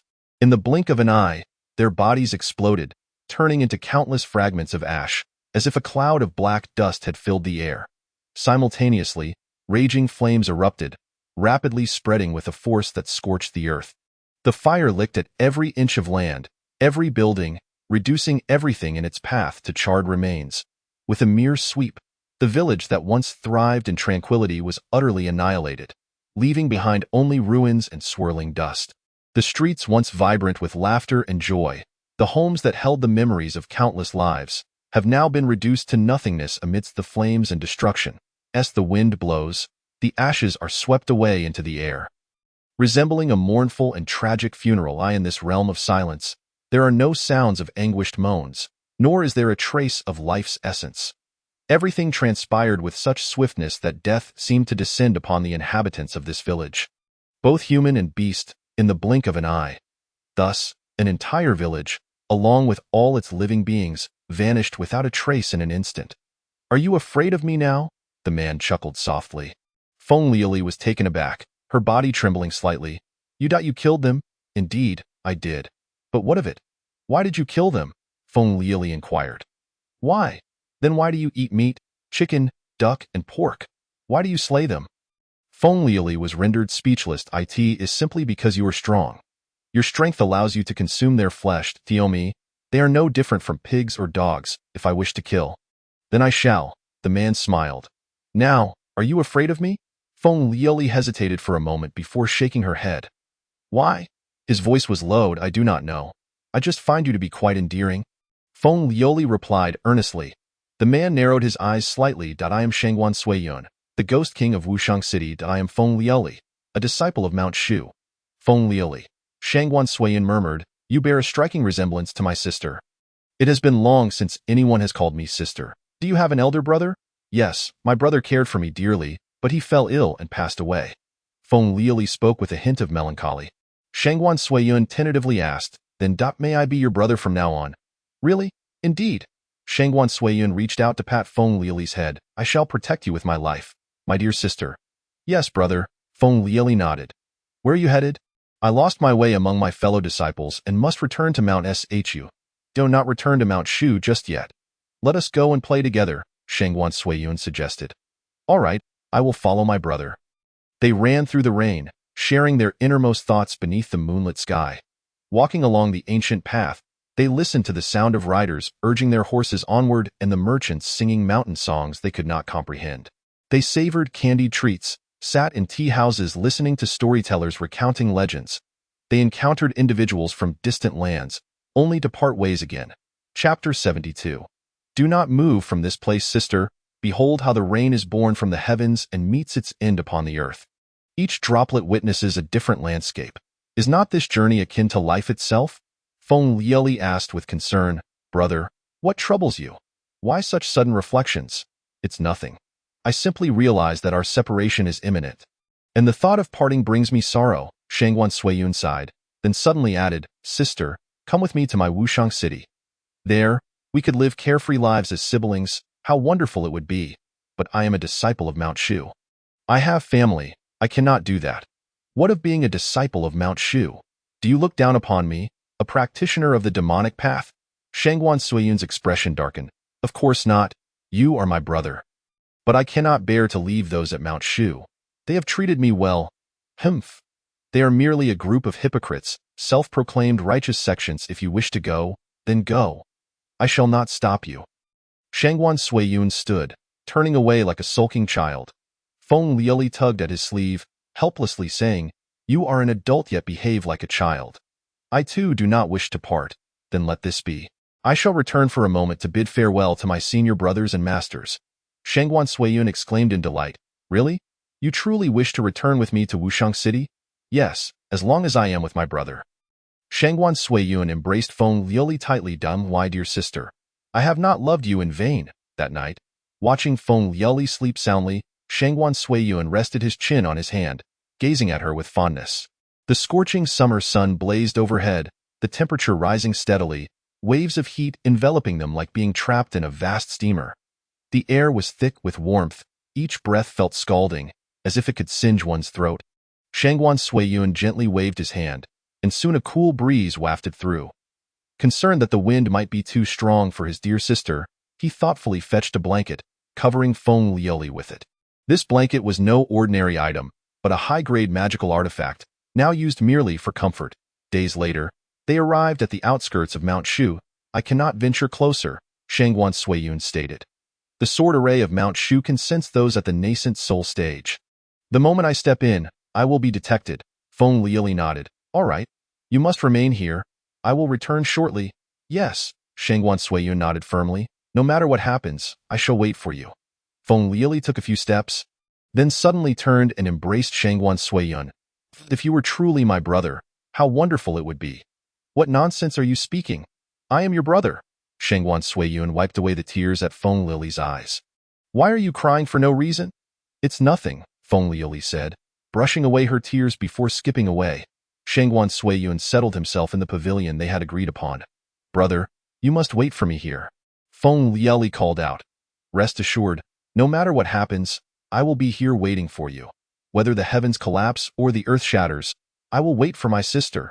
The sword array of Mount Shu activates. Shangguan Suiyun's expression changed slightly as he beheld over a dozen figures materializing before him. Demons and malevolent spirits, how dare you approach my Mount Shu? Advance. Shangguan Suiyun chanted incantations, his hands forming seals. And suddenly a beam of light shot forth from his palm, transforming into a mystical artifact radiating an eerie aura. The moment the artifact appeared, the atmosphere shifted dramatically, and malevolent energy surged forth like a tidal wave, darkening the skies. This overwhelming force instantly engulfed the surrounding disciples of Mount Shu, who felt an irresistible power crashing upon them. The whistling flying swords, in the face of this sinister energy, were as fragile as twigs, easily swept aside. Various powerful talismans and magical artifacts lost control, falling to the ground like kites severed from their strings. A cacophony of gasps erupted as the cultivators wore expressions of terror. Never expecting Shangguan Suiyun's artifact to be so formidable. I am here waiting for my sister. Who dares to obstruct me? Shangguan Suiyun scoffed. Mount Shu cultivators are no better than this. Arrogant, at that moment. A commanding voice resonated from the heavens. Shangguan Suiyun looked up to see the once tranquil sea of clouds being violently stirred as if by an invisible hand, rapidly dispersing in all directions. In an instant, a blinding beam of light pierced through the depths of the sky, akin to the first rays of dawn breaking through thick fog. Following that, a colossal sword emerged from the heavens, its sharpness unparalleled.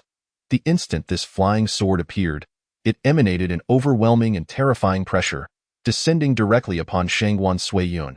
He felt as though he were standing beneath an imminent volcanic eruption, the searing and violent power pouring down upon him. Nearly stealing his breath away, Shangguan Suiyun summoned all his magical energy. I am waiting for my sister. Those who obstruct me shall perish, rumbling. The two forces collided violently, with Shangguan Suiyun evidently at a disadvantage. To dare come alone to the territory of Mount Shu, one must acknowledge his audacity. Meanwhile, atop Tongtian Peak, Feng Liuli gazed intently at the battlefield through the divine mirror, clenching her fists as she watched Shangguan Suiyun struggle. Her body trembled slightly, her lips pressed tightly together. No, don't, please. Do not struggle any longer. Hurry. Act now. Finish him off. If he does not die, I will never sleep soundly again. The words of Brother Xianshao echoed in her mind. Never let emotions cloud your judgment. Do not naively believe that a demon will forever love only you, and do not assist in their tyranny. Upon discovering the true identity of the other, do not act rashly. Plan your moves carefully. If one day you encounter a demon who harbors special feelings for you, You must stabilize him. You must outsmart him. With your strength, you cannot resist. The most prudent course of action would be to deceive him into the sect and then strike collectively. At that moment, Feng Liuli lowered her head and timidly remarked, "Doesn't that amount to deceiving someone's feelings? Perhaps he has his own struggles as well." Li Xianxiao replied earnestly, "Every struggle, every tragic experience, does not justify the harm inflicted upon the innocent. If you extend your compassion to him, who will extend theirs to the innocent people he has harmed? Since he has made this choice, he must be prepared to bear the consequences." Feng Liuli nodded, seemingly understanding yet still puzzled. "Senior brother, I still find it hard to empathize," Li Xianxiao replied calmly. "One day, you will comprehend that moment." After witnessing a village of innocents being ruthlessly slaughtered, Feng Liuli finally grasped her senior brother's words. She couldn't help but shout, "Quick, don't let him live." Chapter 73. A Woolly Scheme. Ah, splendid. You are ready to embark on your journey. In the depths of the small cold realm, after observing Feng Liuli's actions, Li Xianxiao, as her mentor, couldn't help but nod in approval, filled with a sense of accomplishment. His year-long guidance had not been in vain. She had not succumbed to temptation. He could finally focus on his own endeavors with peace of mind. At this moment, Li Laolu was hiding 500 meters underground, sensing the commotion of a fight occurring not far above. The battle raged fiercely in the southwest. Others were also engaged in a magical duel. While in the northeast and northwest, one might mistakenly believe it was a beast-fighting arena, Li Xianxiao concentrated, truly hidden 1,000 meters underground, manipulating his clones until the combat concluded, and only then did he emerge from the earth. At that moment, several lifeless bodies lay scattered about. Li Xianxiao swiftly searched the corpses, finding several valuable items. Once he had finished, he fled without a trace of reluctance. His consciousness scanned the area, 2 clones positioned in the left front and right front, while 2 others were in the left rear and right rear, resembling migratory geese, robust and strong on either side, while the feeble and vulnerable Li Xianxiao was sheltered in the center. Though these geese were somewhat oversized, Li Xianxiao journeyed northward, intentionally avoiding crowded areas. The spoils along the way were not abundant, primarily due to his excessive caution and reluctance to engage in conflict. Whenever he spotted others, he would deftly evade them, consequently missing many opportunities for treasure hunting. However, Li Xianxiao remained unhurried. A hasty approach might yield some treasures beneficial for cultivation, yet it could equally lead to his demise. The ratio of reward to risk was entirely disproportionate. Days passed. Li Xianxiao squatted by a brook, observing the medicinal herbs growing along its banks. This was the fish mortar grass, an essential material for concocting soul pills. He carefully excavated, uprooting the herb. Glancing at his storage ring, he noted it was already filled with numerous precious materials. Truly, the secret realm was extraordinary. Li Xianxiao felt a profound sense of satisfaction. He pressed on, searching for valuable materials. As a competent alchemist, how could he not recognize the raw ingredients?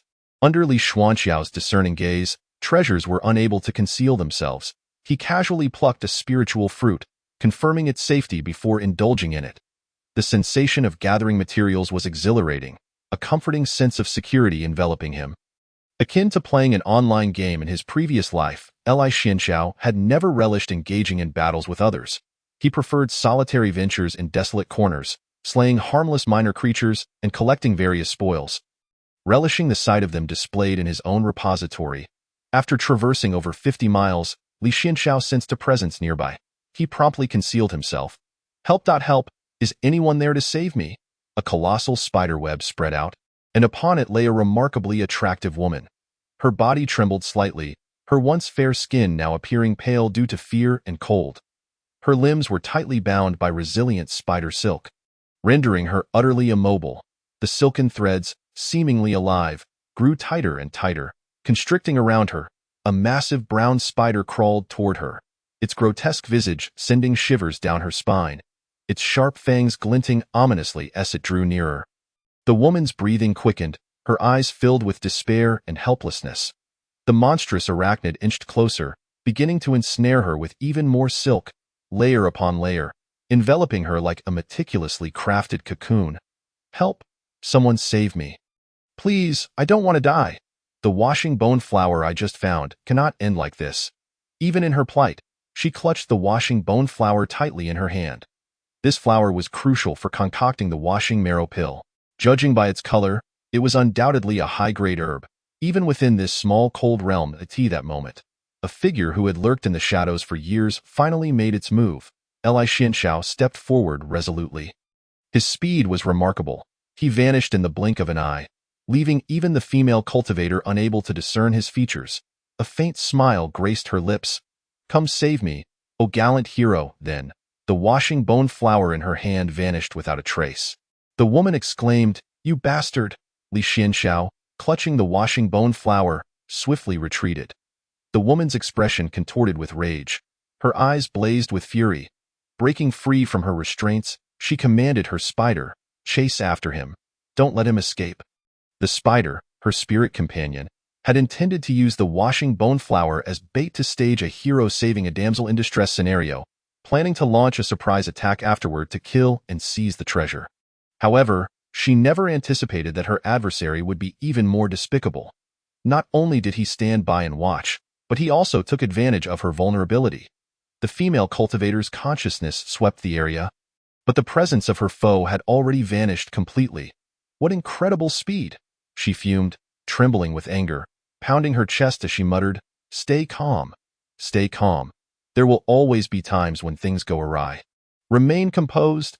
Having regained her composure, the female cultivator allowed her spider to bind her once more, then retrieved another treasure from her storage ring.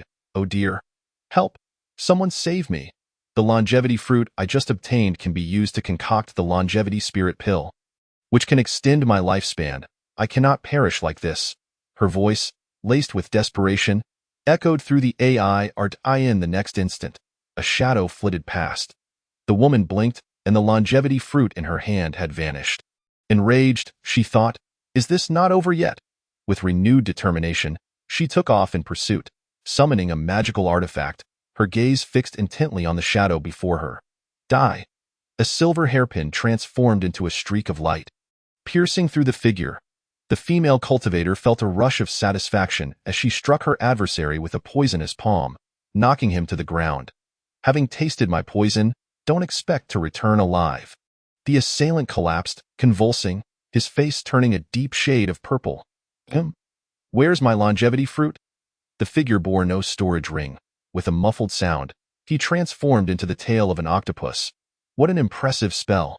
The female cultivator thought, realizing the gravity of the situation. Turning her head, she saw a figure swiftly incapacitating her spirit companion spider, carrying its lifeless form away. "You scoundrel! Stop right there." Chapter 74. A well-meaning bystander gone? "He's so fast." The female cultivator's face flushed with rage, her eyes nearly bursting with fury. She had lost 2 precious herbs and even her tamed spirit beast. Grinding her teeth, she pressed her hand against her pained chest. "You scoundrel, may you meet a terrible fate." Cursing under her breath, she turned to leave. At that moment, a hand stealthily emerged from the ground, snatching away her magical silver hairpin and instantly sealing its aura. Next, 2 small poison vials were taken from her waist. Oblivious, she continued her tirade. Li Xianxiao emerged from the earth in a safe location. He swiftly dealt with the spider, gathering its legs, eyes, and fur, each part a treasure. The process was completed in no time. Within half a stick of incense, he activated the Brahmin technique, releasing flames to turn the creature's body to ashes. He then collected the ashes in small vials, which were also valuable. This female cultivator had some skill in poisons. After a brief study of her concoctions, Li Xianxiao deemed it worthwhile to sacrifice a clone in the qi refining stage to deal with her. After all, clones were meant to serve as substitutes in dire situations. Li Xianxiao adhered to the principle of non-aggression. He preferred to avoid killing unless absolutely necessary. Taking a life invited karmic retribution, and one could never ascertain the extent of another's merits. Peace. Having swiftly tidied everything up and erased his traces, Li Xianxiao departed. In the following days, he encountered no one else, spending most of his time exploring alone. His objective was to locate some refining stones to enhance his intrinsic magical artifact, the crane-top silver needle. After searching for quite some time, there remains no trace of the refining essence stones. The treasure pavilion of Mount Shu, however, does specialize in selling these stones. Yet, purchasing them would leave a record, revealing the grade of one's innate magical artifact. The quantity of refining essence stones would indicate the size of one's artifact. What if someone schemes against oneself? Moreover, they are quite costly. Suddenly, the dispersed spiritual stones captured a specific location. Refining essence stones, and in considerable quantity. Li Xiandao halted his steps. Something was amiss. His divine sense only detected the refining essence stones, while the surrounding circumstances were shrouded in obscurity. Moments later, a puppet squeezed through a crack in the stone. Within the underground chamber, numerous corpses lay strewn about.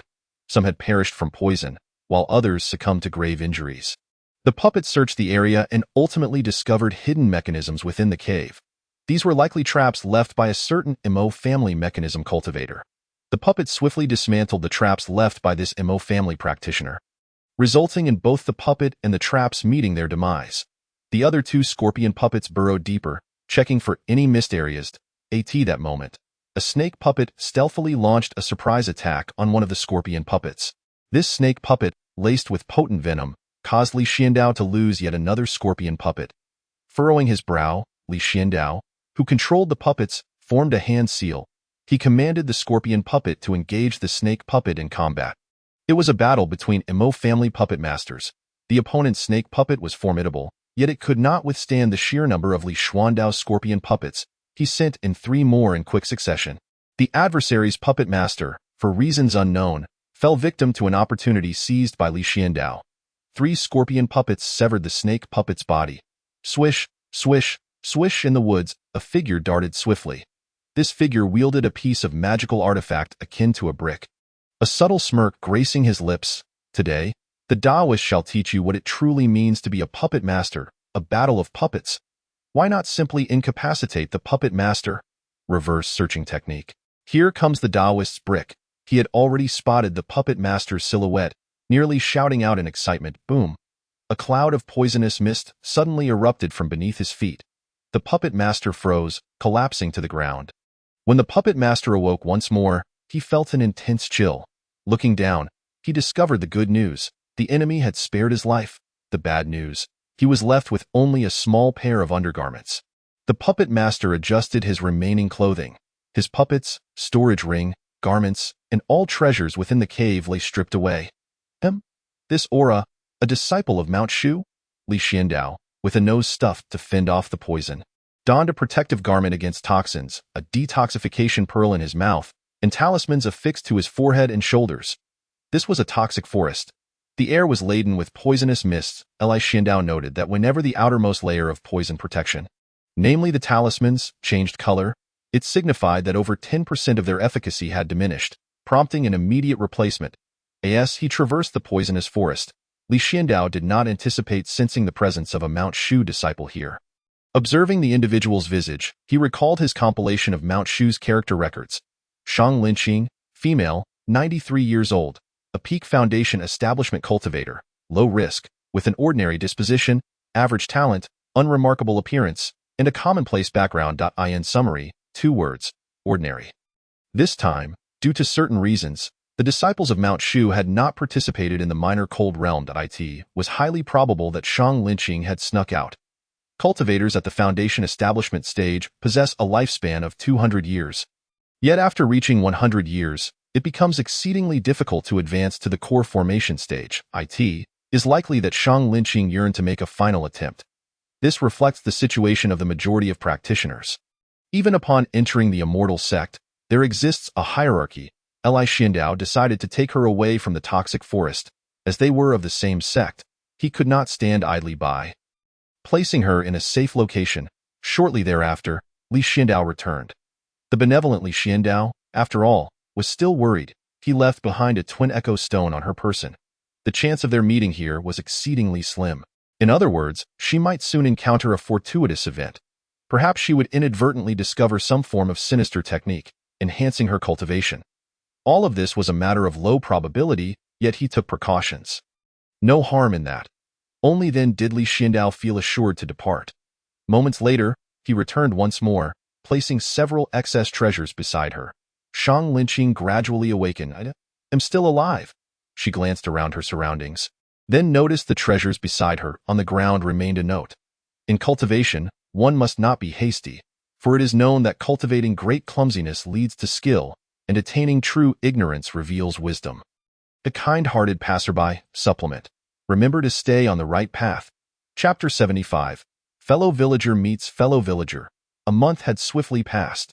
The minor cold realm was nearing its closure. Li Xiandao concealed himself within a certain cave. This time, the harvest was plentiful. These resources had yet to be refined and remained in their raw form. Once concocted into elixirs, their value could double. It was akin to the difference between a watermelon and watermelon juice. You could purchase a watermelon for 20 coins, yet likely could not afford a cup of watermelon juice. It seemed he would not need to leave Silver Sword Peak for several years. Li Xiandao exhaled contentedly. Though arduous, it was all a sense of fulfillment. Finally, he could take a proper breath of relief. Calm down. He was still within the secret realm. He could afford to relax a little once he returned to Silver Sword Peak. Thus, Li Xiandao patiently awaited the closure of the minor cold realm. At this moment, he was remotely observing the battle conditions of other core formation cultivators through his avatar. Learning and practicing more would yield greater chances of success during actual combat. Just then, all cultivators within the minor cold realm sensed a formidable force. Everybody involuntarily froze, including Li Xiandao. The hair on Li Xiandao's body stood on end, and in an instant, he activated his earth escape technique. Burrowing into the ground, at this moment, golden characters materialized before his eyes. Dear friends, welcome to the minor cold realm.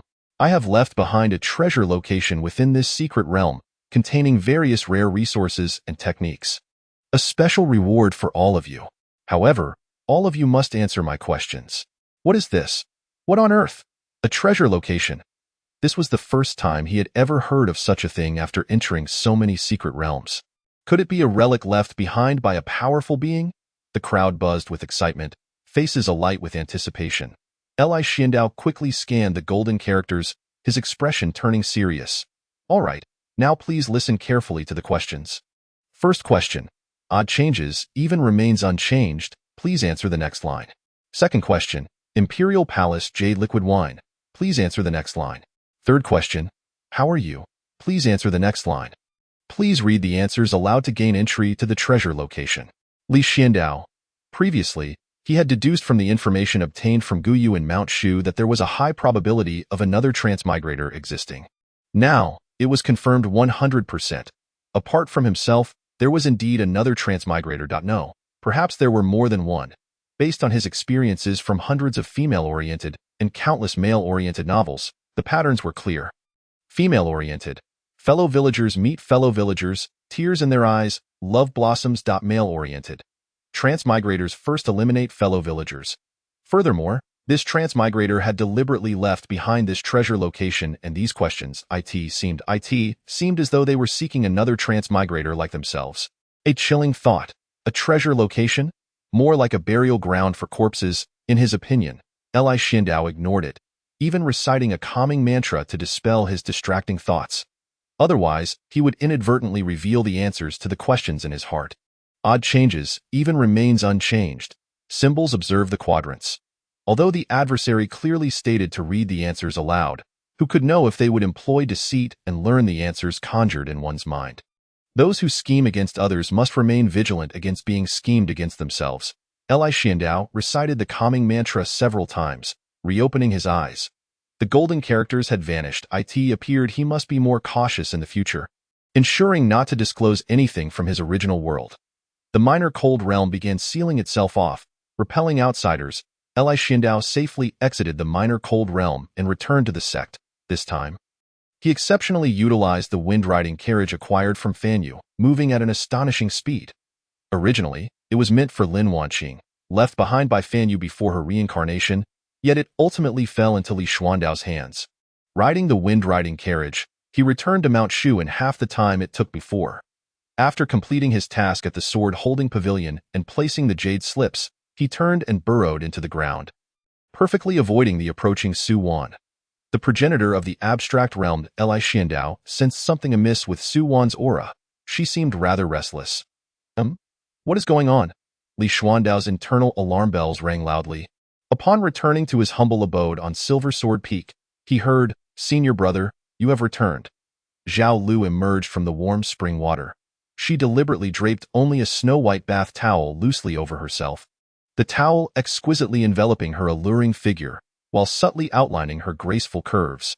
Her long, damp hair clung to her fair shoulders, water droplets cascading down her strands, falling upon her delicate skin like dewdrops rolling off a morning lotus leaf. Crystal clear and translucent, her tender skin, richly nourished by the spring water, appeared extraordinarily smooth and delicate, as if a gentle touch could release droplets, exuding an enticing radiance. In truth, over the past few days, she has been indulging in hot springs daily, all for this moment, for this scene. However, her senior brother has yet to return. If she continues to soak, she will surely become puffy. Just as he returns today, Zhao Lu has already spotted her senior brother. In a flurry, she hastily shed her garments and took a swim in the hot springs of Silver Sword Peak, pretending to just now notice him. Of course, none of this escaped Li Xuandao's keen observation. He could hardly be bothered to expose her ruse and simply tossed her the precious materials he had long prepared. Cultivate well. Have you established your foundation? Li Xiandao suddenly sensed a shift in his junior sister's aura. Indeed, Zhao Lu was elated. She had established her foundation, though she still had a considerable distance to cover before reaching her senior brother's golden core stage. Li Xuandao's expression darkened slightly. Who told you I am at the golden core stage? I guessed. Zhao Lu replied candidly. Given your cautious nature, isn't it normal to conceal a level or two? Li Xiandao fell silent. Senior brother, please tell me quietly, what grade of golden core have you achieved? 3rd grade. It can't be 1st grade, right? What golden core?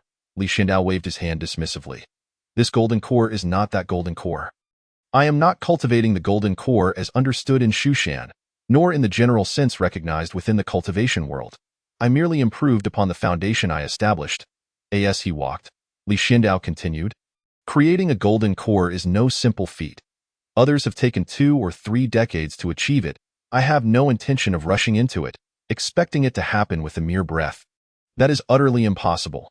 Upon returning to his humble abode, Li Xiandao planned to investigate Feng Liuli's studies later that evening. However, he figured he need not worry too much. He could allocate most of his energy elsewhere, particularly to guard against potential intruders. He needed to enter seclusion for a while to digest the precious materials he had acquired this time. Yet before that, one matter required resolution today. He sensed some fluctuations in Sister Su Wan's aura. Li Xiandao activated the reflective stone within Su Wan's cave dwelling to observe the playback of the recorded images. During the time he had been away from Shushan, he was unaware of the specific events that had transpired. Chapter 76. Unstable Heart of Tao. In the cave, Su Wan took a deep breath. Her breakthrough had once again failed. It seemed she had developed a mental blockage, preventing her from successfully forming her core. A rather delicate visage floated before her eyes. Su Wan shook her head and murmured softly, Does Li Xiandao truly have no feelings for me? Then why does he treat me this way? Why did he help me back then, when I was falsely accused and faced with scorn, with no one to stand up for me?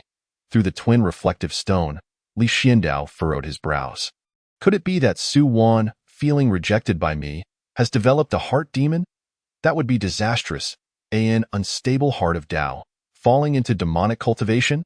Li Xiandao felt a surge of anxiety. Su Wan's temperament, indeed, could easily lead her into a spiral of despair. Reflecting on the words he had spoken to her, he realized he had been too blunt in his rejection. With Murong Mo's death, he had still turned Su Wan away, delivering her a double blow. Her self-confidence must have been shattered in an instant. At that moment, Su Wan pondered in her cave for a while before slowly speaking to herself. Why would he go so far as to protect me? Even to the point of killing Senior Murong. He deliberately avoids me, even going so far as to utter such words, merely to distance himself from me, right? Yes, it must be so. He is purposely distancing himself from me. But why? Because he wishes to protect me in silence, fearing the retribution from the Murong family, fearing the punishment from the sect. That is why he remains silent in my presence, simply watching over me quietly. Yes, that must be it. He says he does not like me, but that actually means he is willing to sacrifice everything for me. I am so foolish. Truly, I thought his rejection meant he had no affection for me. But now I realize he conceals his feelings even deeper. Li Xiandao, who had been silently observing the entire process through the twin reflective stone, lay quietly on the ground. I want to die. All my schemes and calculations, no matter how clever, cannot outmatch Su Wan's moment of inspiration. Good news. Su Wan's heart of Dao has stabilized. Bad news. Li Xiandao is on the brink of collapse. At that moment, a woman clad in purple entered Su Wan's cave. She was not from Shushan. The woman in purple saluted Su Wan. Miss, your engagement to the young master of the Shao family has been decreed by my lord. Unless he dies, he must honor his commitment. Su Wan retorted angrily, that was an engagement he unilaterally arranged. Why should I marry someone I do not even know just because he insists on keeping his word? Tell that old man I already have someone I care for. That person treats me very well. Recalling Li Xiandao and his silent guardianship over her, Su Wan could not help but shed a stream of tears. But my lord will not agree. You must think carefully, Mississippi. Give me 3 years. After 3 years, once I have successfully formed my core, I will go to the Shao family to annul the engagement. Without needing that old man's consent, within the humble abode, Li Xiandao mused, prepare a decent coffin. Perhaps fleeing Shushan overnight is the best course of action. I initially thought the other party was following a typical White Lotus script, but it seems she is more like Nalan Yinran. An annulment? The Shao family? Li Xiandao recited the heart-calming mantra several times to calm his agitated heart. Remain composed. It is merely a matter of a similar surname. I encountered Han Li and Yi Fan before, after all, and no need to make a fuss. As for an annulment, it is not an uncommon occurrence. As long as I handle it carefully, nothing is insurmountable. 3 years. I still have 3 years to prepare. The pressing matter is to process the precious materials I have acquired this time, refine my magical tools, and solidify my cultivation foundation. With that thought, Li Xiandao immediately set to work. Before that, he decided to pay a visit to Feng Lulid. Luzine emerged from his cave, clad in a brand new outfit, once again donning the flowing white robes of a celestial being. He found Feng Liuli alone in a pavilion atop Silver Sword Peak, gazing up at the sky at a 45-degree angle, tears streaming from her eyes. The wind tousled her hair. Feng Liuli exhaled deeply. The voice of Shangwan Suiyun echoing in her ears, sister. Seeing Feng Liuli's sorrowful silhouette, Lu Ziyin sighed softly. He had already heard about the affair between Feng Liuli and Shangwan Suiyun. Although the latter belonged to the demonic sect and everything may have been a facade, the love was genuine. He gently patted Feng Liuli's shoulder, offering a soft consolation. Our paths diverge, so do not be too disheartened. I understand that what you have done is no easy feat. You have already tried your best. Feng Liuli shook her head, tears streaming down her face. I am still too young. Do not regret what you have done, Lu Ziyin said solemnly, his voice gentle. Life presents us with 3 keys: to accept, to change, or to leave. If you cannot accept it, then change it. If you cannot change it, then leave. He reached out to gently ruffle the girl's hair. Cry, let it all out. Though he was from the demonic sect and felt he owed the world an apology, he felt he owed her nothing but sincerity. Feng Liuli looked up, her tear-filled eyes gazing at Lu Ziyin. Senior brother Lu, I have let down Master Xiandao. It is all right. It is all right if you feel unhappy. I can personally guide you to Lu Ziyin felt that since this was his own trial, he must resolve it himself and not pass it on to Li Xiandao. Feng Liuli shook her head. No, I simply failed too miserably. I should have lured Shangwan Suiyun deeper, to capture him in a trap, rather than acting rashly on the outskirts of Shushan, resulting in his escape. I feel so useless. Will he seek revenge against me? Just thinking about it made her tears flow uncontrollably. Lu Ziyin fell silent, looking up at the sky, nearly shedding tears himself. Where had that innocent, kind-hearted Feng Liuli gone? Hidden in the shadows, Li Xiandao nodded in approval, giving Feng Liuli a thumbs up. At least you understand the need for reflection. The future is promising. Although there were some missteps this time, and we failed to eradicate Shangwan Suiyun completely, at least he has suffered. It will likely be a century before he dares to show his face again. Chapter 77. Who can predict? Upon returning to her cave, Feng Liuli discovered the precious materials left for her by Master Xiandao. Her eyes lit up with joy as she eagerly rushed over to inspect each item. Master truly cares for me the most. At the bottom of the precious materials lay a note from Li Xiandao. Write a 10,000-word essay based on this incident. With your own interpretation and style, except for poetry. Choose your title freely. No plagiarism, no copying.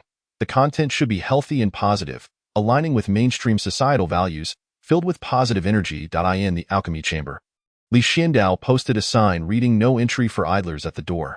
Entering the chamber, He activated the surrounding formations. In the center of the room stood a dilapidated cauldron, battered and patched. Its color uneven. Li Xiandao pressed a mechanism, and soon a brand new, higher-grade cauldron emerged, greater, larger, and more powerful. Li Xiandao sat cross-legged, preparing to commence his alchemical endeavors. He donned the heavenly spirit treasure Jiao dragon armor and bowed to the three pure ones. Seeking their blessing, may the disciple be spared from any furnace explosions. In truth, alchemy is not an overly complex endeavor. The primary objective of alchemy is to purify and retain the medicinal components found in raw materials, allowing them to combine as extensively as possible with the newly infused spiritual energy, thereby maximizing the formation of valuable medicinal spiritual energy. The second crucial objective of alchemy is to eliminate any harmful substances present. The challenges to address are, first, how to ensure that the medicinal components within the spiritual medicine merge thoroughly with the spiritual energy, transforming into medicinal spiritual energy to the greatest extent. Second, how to maintain balance so that the elixir can withstand the ever-increasing medicinal spiritual energy without exploding due to the repulsive forces generated within. Well, you have now learned the art of alchemy. It is time to commence the process. 3 steps to follow. This time, the alchemy will differ from previous attempts, requiring approximately 6 months to complete the material storage plan. The second step involves refining one's own life-bound treasure using the materials. The third step is to enhance one's cultivation and solidify the foundation. Finally, the retreat will conclude.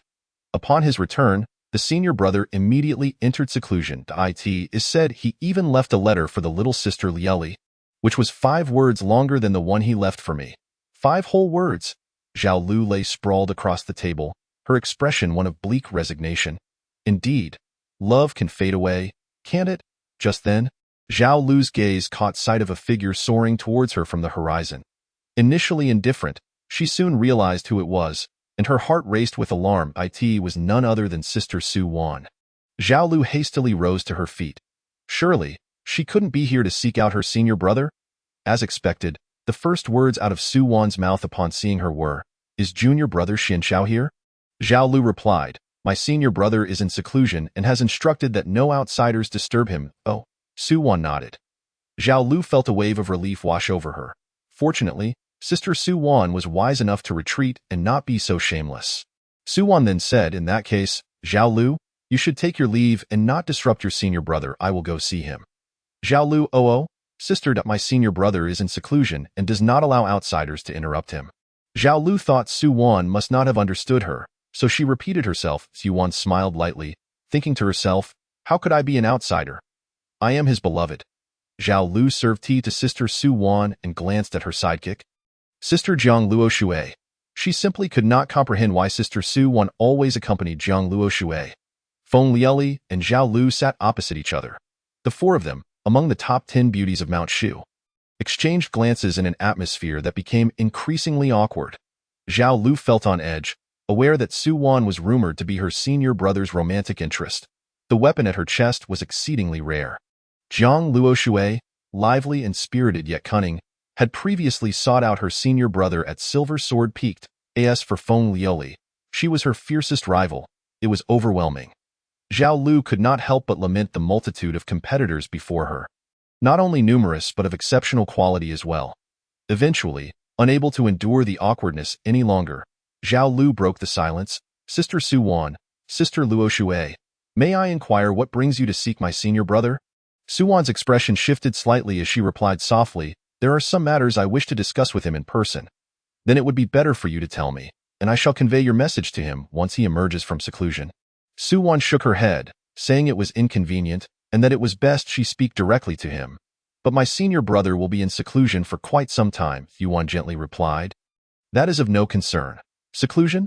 Most likely he was simply avoiding her," Su Wan mused. Thus, the 4 fell into silence once more. Feng Lieli, oblivious to the relationship between Su Wan and junior brother Xianxiao, was lost in thought, pondering the task her brother had entrusted to her. In the alchemy chamber, Li Xianxiao halted his work. "What are you 4 congregating for? Are you brewing poison?" he remarked, observing the toxic company gathered. To break the tension, Zhao Lu suggested they share a drink, offering to prepare some snacks. Li Xianxiao deemed it a trivial matter and resumed his alchemical practices, simultaneously monitoring the forging process. Days passed. As dawn broke, the room was filled with the scent of alcohol, clothes scattered haphazardly. Zhao Lu lay sprawled on the floor, limbs akimbo. Jiang Luoshui clung to Su Wan's feet, while Su Wan's head hung from the beam in an odd position. Feng Liuli had her head buried in the ground, an even stranger sight. It was just a bit of drinking, Li Xianxiao thought, shaking his head. After a while, the four gradually regained consciousness. In that case, I shall not see you off, eldest sister, Zhao Lu said. Su Wan nodded, replying, no need to see me off, second sister. Next time, I will come with the third sister to drink with you and the fourth sister. Feng Liuli added, we shall drink together again next time. This time was quite enjoyable. Jiang Luoshui wrapped her arms around the three, exclaiming, we are the best of sisters, Li Xianxiao, almost damaging that thing known as a CPU. Propping his head on his hand, Li Xianxiao contemplated for quite some time before continuing with his alchemical work, the bond of brotherhood forged. Who would have ever anticipated such a thing? Chapter 78, Mount Shu Still Lives. By the grace of the heavens, this round of alchemy proceeded smoothly. After successfully concocting the elixirs, Li Xianxiao ventured out. Over the course of a month, he sold all the elixirs he had on hand, converting them into cultivation resources with remarkable ease, far more swiftly than he had anticipated. Upon returning to the sect, Li Xianxiao entered seclusion once more. The alchemy chamber transformed into a forging workshop. The sound of iron clanging resonating periodically. The crane-top silver needle was originally a top-tier spiritual artifact. Spiritual artifacts are classified into inferior, medium, superior, and pinnacle grades. Artifacts of higher grades are referred to as treasures. Treasures are similarly categorized. As for innate and acquired spiritual treasures, they are not included in this classification. The corresponding levels align with the cultivator's realm, from Qi refining to Great Ascension. Artifacts of a higher grade than the cultivator's realm require a more powerful and precise consciousness. Thus, an artifact is not necessarily superior simply because it is of a higher grade. Rather, the best artifact is the one most suited to the individual. Li Xianxiao, originally at the foundation establishment stage, should have been able to wield artifacts of only medium spiritual grade. However, due to his mastery of divine arts and cultivation of consciousness, he possesses a stronger consciousness, allowing him to operate artifacts of a higher tier. Now that he has advanced to the golden core stage, his artifacts naturally require an upgrade. Yet, the resource consumption. All the savings he had accumulated over the years were now depleted, and thus, 3 years slipped by in the blink of an eye.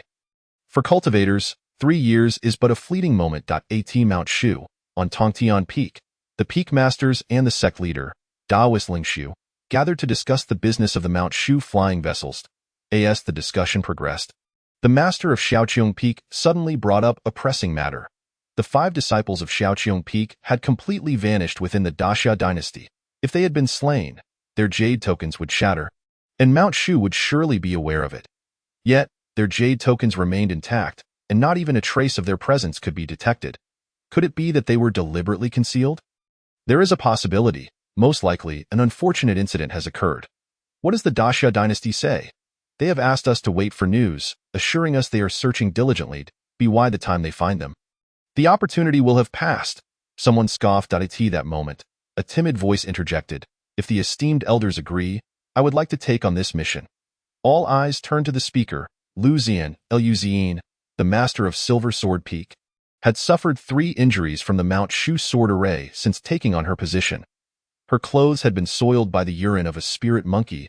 She had been lost in the back mountain once, poisoned twice, and the back mountain orchard had collapsed twice under her watch. It could be said she had achieved nothing for Silver Sword Peak. The silver lining was that Lu Zian's cultivation had improved. Consequently, many disciples regarded her with strange expressions, prompting Lu Zian to feel the need to prove herself. Grant me a chance. Lu Zian's eyes were earnest. The peak masters exchanged thoughtful glances and nodded in agreement.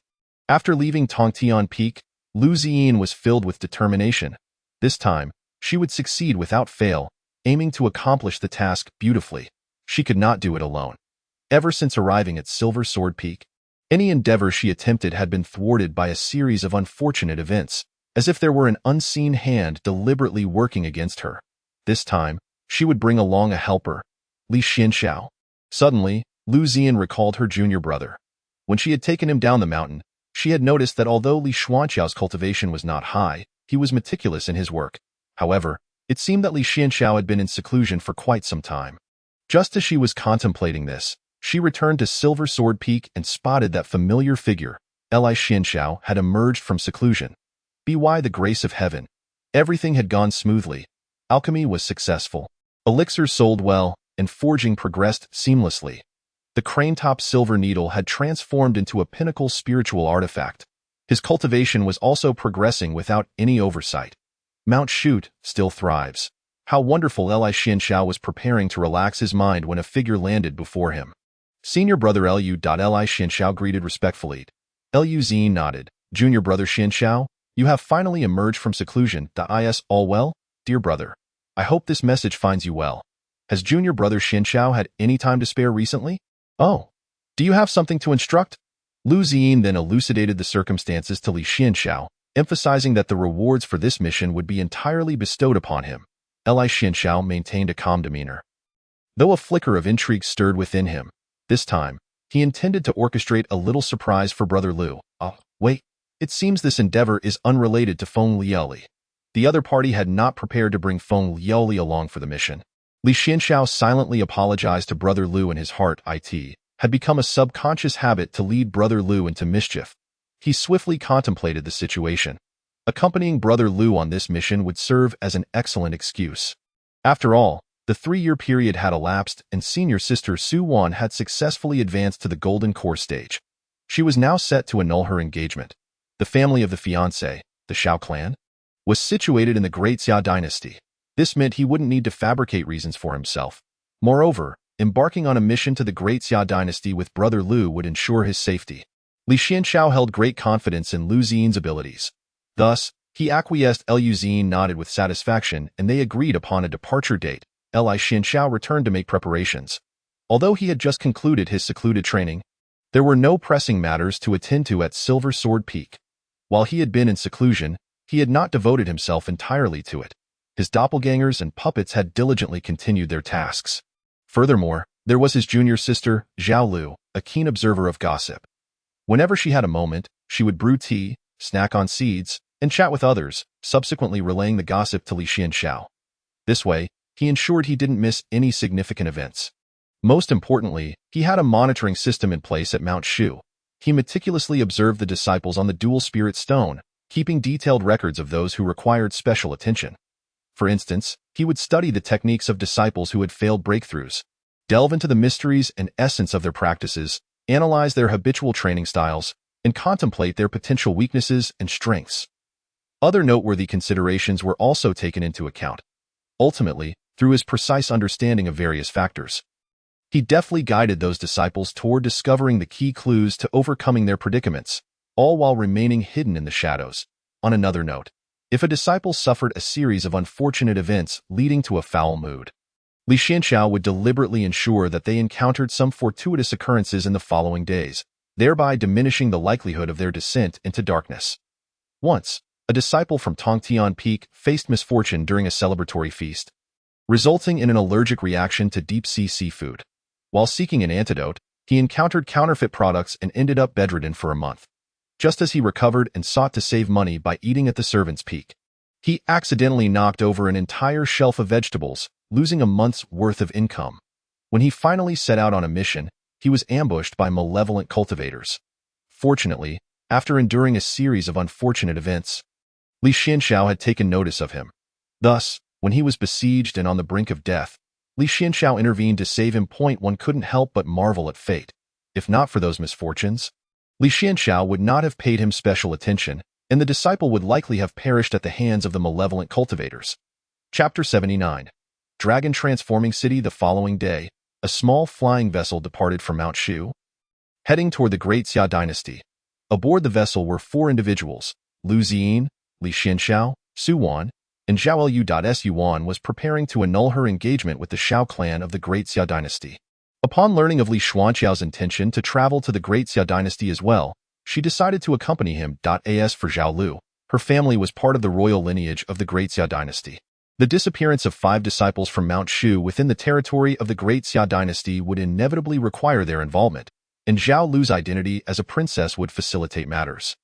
Zhao Lu was also eager to return home. Standing on the flying vessel, Lu Xin noticed that Li Xianxiao was quietly meditating nearby. Although he appeared relaxed, his body remained tense. He sensed Su Wan's gaze upon him and, in an effort to avoid eye contact, simply closed his eyes. Su Wan's actions were within his expectations. Rather than allowing her to act alone, it was better to join her. The object of Su Wan's engagement was none other than Xiao Ran, the son of the current patriarch of the Xiao clan in Dragon Transforming City. Once a prominent force in the Great Xia dynasty, the Xiao clan had fallen into decline following a devastating war that claimed the life of their ancestor. The clan's elite had perished, leaving them in a state of desolation. Su Wan's grandfather had once been close to the Xiao clan's ancestor, and they had arranged a marriage contract for their grandchildren. However, Xiao Ran was a prodigy of unparalleled talent, only to return from a mysterious forbidden land years ago, having lost all his cultivation abilities for reasons unknown. Li Xianxiao rubbed his temples. It sounded like a tale filled with an abundance of drama. Based on the current speed of the small flying vessel, it would take 2 days and nights to reach their destination. Coincidentally, the location where the 5 disciples from Mount Shu were assigned to carry out their mission was precisely the Xiao clan's Dragon Transforming City. With little idle chatter, their journey proceeded smoothly, and they arrived at Dragon Transforming City ahead of scheduled. That moment, an additional passenger joined them, a swordsman they encountered on the way home. According to the swordsman, he had left home to cultivate many years ago, and now, as his lifespan approached its end, he sought to return to his roots. The elderly swordsman, clutching a wine gourd, exclaimed, "We've arrived! We've arrived! It is time for this old man to bid farewell to you all. Thank you for accompanying me on this journey. Otherwise, I would have taken much longer." As the old swordsman stood, he noticed the peculiar gazes directed at him by the 4 travelers. Scratching his head, he joked, "What's the matter? Do you expect me to pay? I do have a few valuable items, but I wonder if they would catch your fancy." The 4 remained silent, merely observing him. The old swordsman was taken aback. Lu Xin spoke, "Senior, you cannot enter the city. It is time for you to depart." "Huh? You have already passed on. When we saw you, you had little time left," Lu Xin reminded him. The old swordsman slowly came to the realization, glancing at his own distant corpse, and suddenly broke into a relieved smile. I see. If you have some spare time, could you perhaps check on my family for me?" After receiving Lu Xin's affirmative response, the old swordsman's spirit dissipated into the air.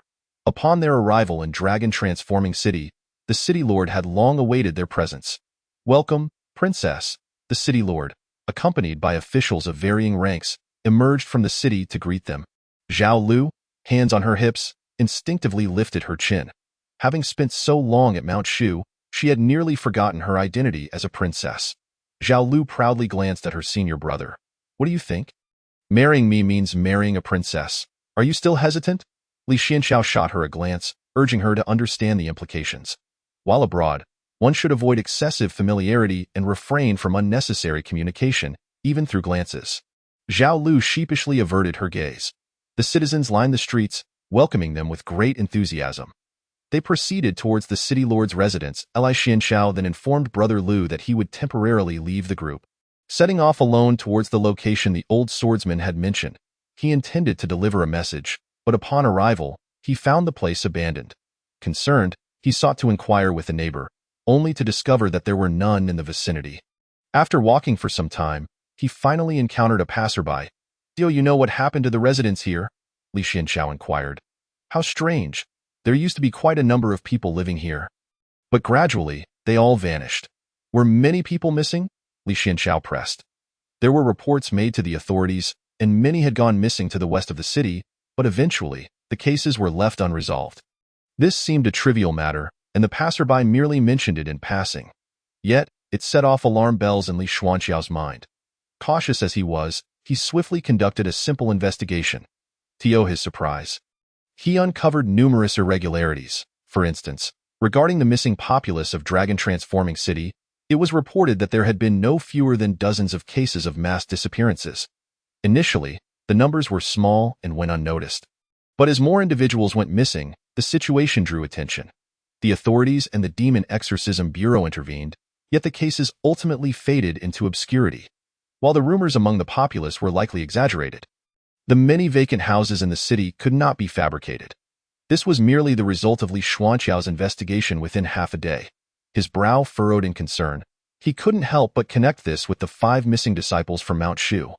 Could it be that they, too, had vanished mysteriously like the citizens of dragon-transforming city?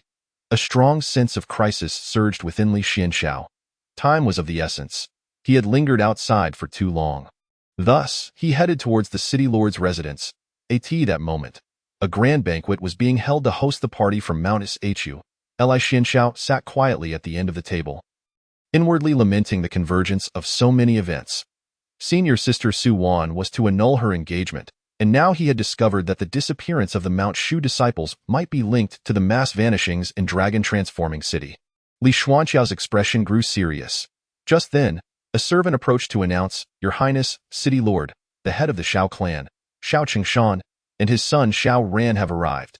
Su Wan set down her cup, her brows arching in surprise. Li Xianxiao, senior sister, shall we proceed? Now? Right here? Chapter 80. Annulment of engagement. Your Highness, the head of the Xiao family, Xiao Qingshan, has arrived with his son, Xiao Ran.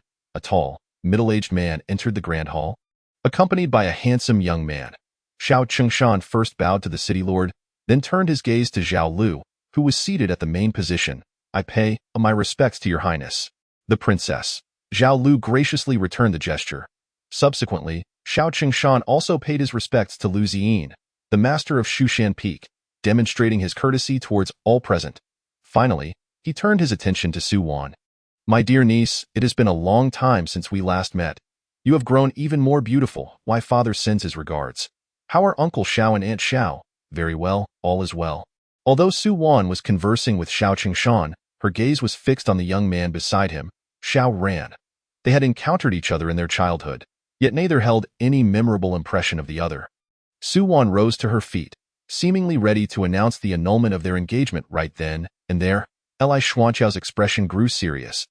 Tio discussed the annulment of an engagement in the city lord's residence. In front of so many people.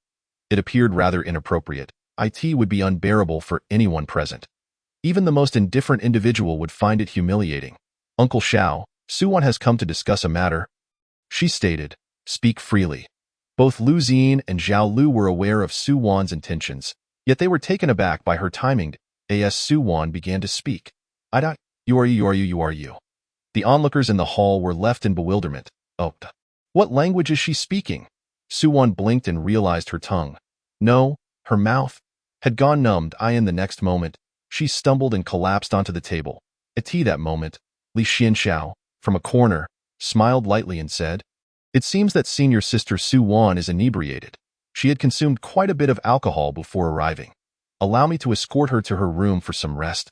With that, he helped Su Wan away from the banquet, guiding her to the room arranged by the city lord. "Fortunately, I was prepared. Regarding the disappearance of the Shushan disciples, I assure you, Panlong City will fully cooperate with the investigation." In the hall, the city lord, Yu Tianqi, expressed Panlong City's stance to Lu Ziyin. The fact that the master of Shushan had personally come indicated the importance Shushan placed on this matter. Lu Ziyin nodded. "Then we shall trouble you. To be candid, there are 3 peaks near Panlong City, teeming with ferocious beasts, and there are also cults lurking within the city," Yu Tianqi remarked.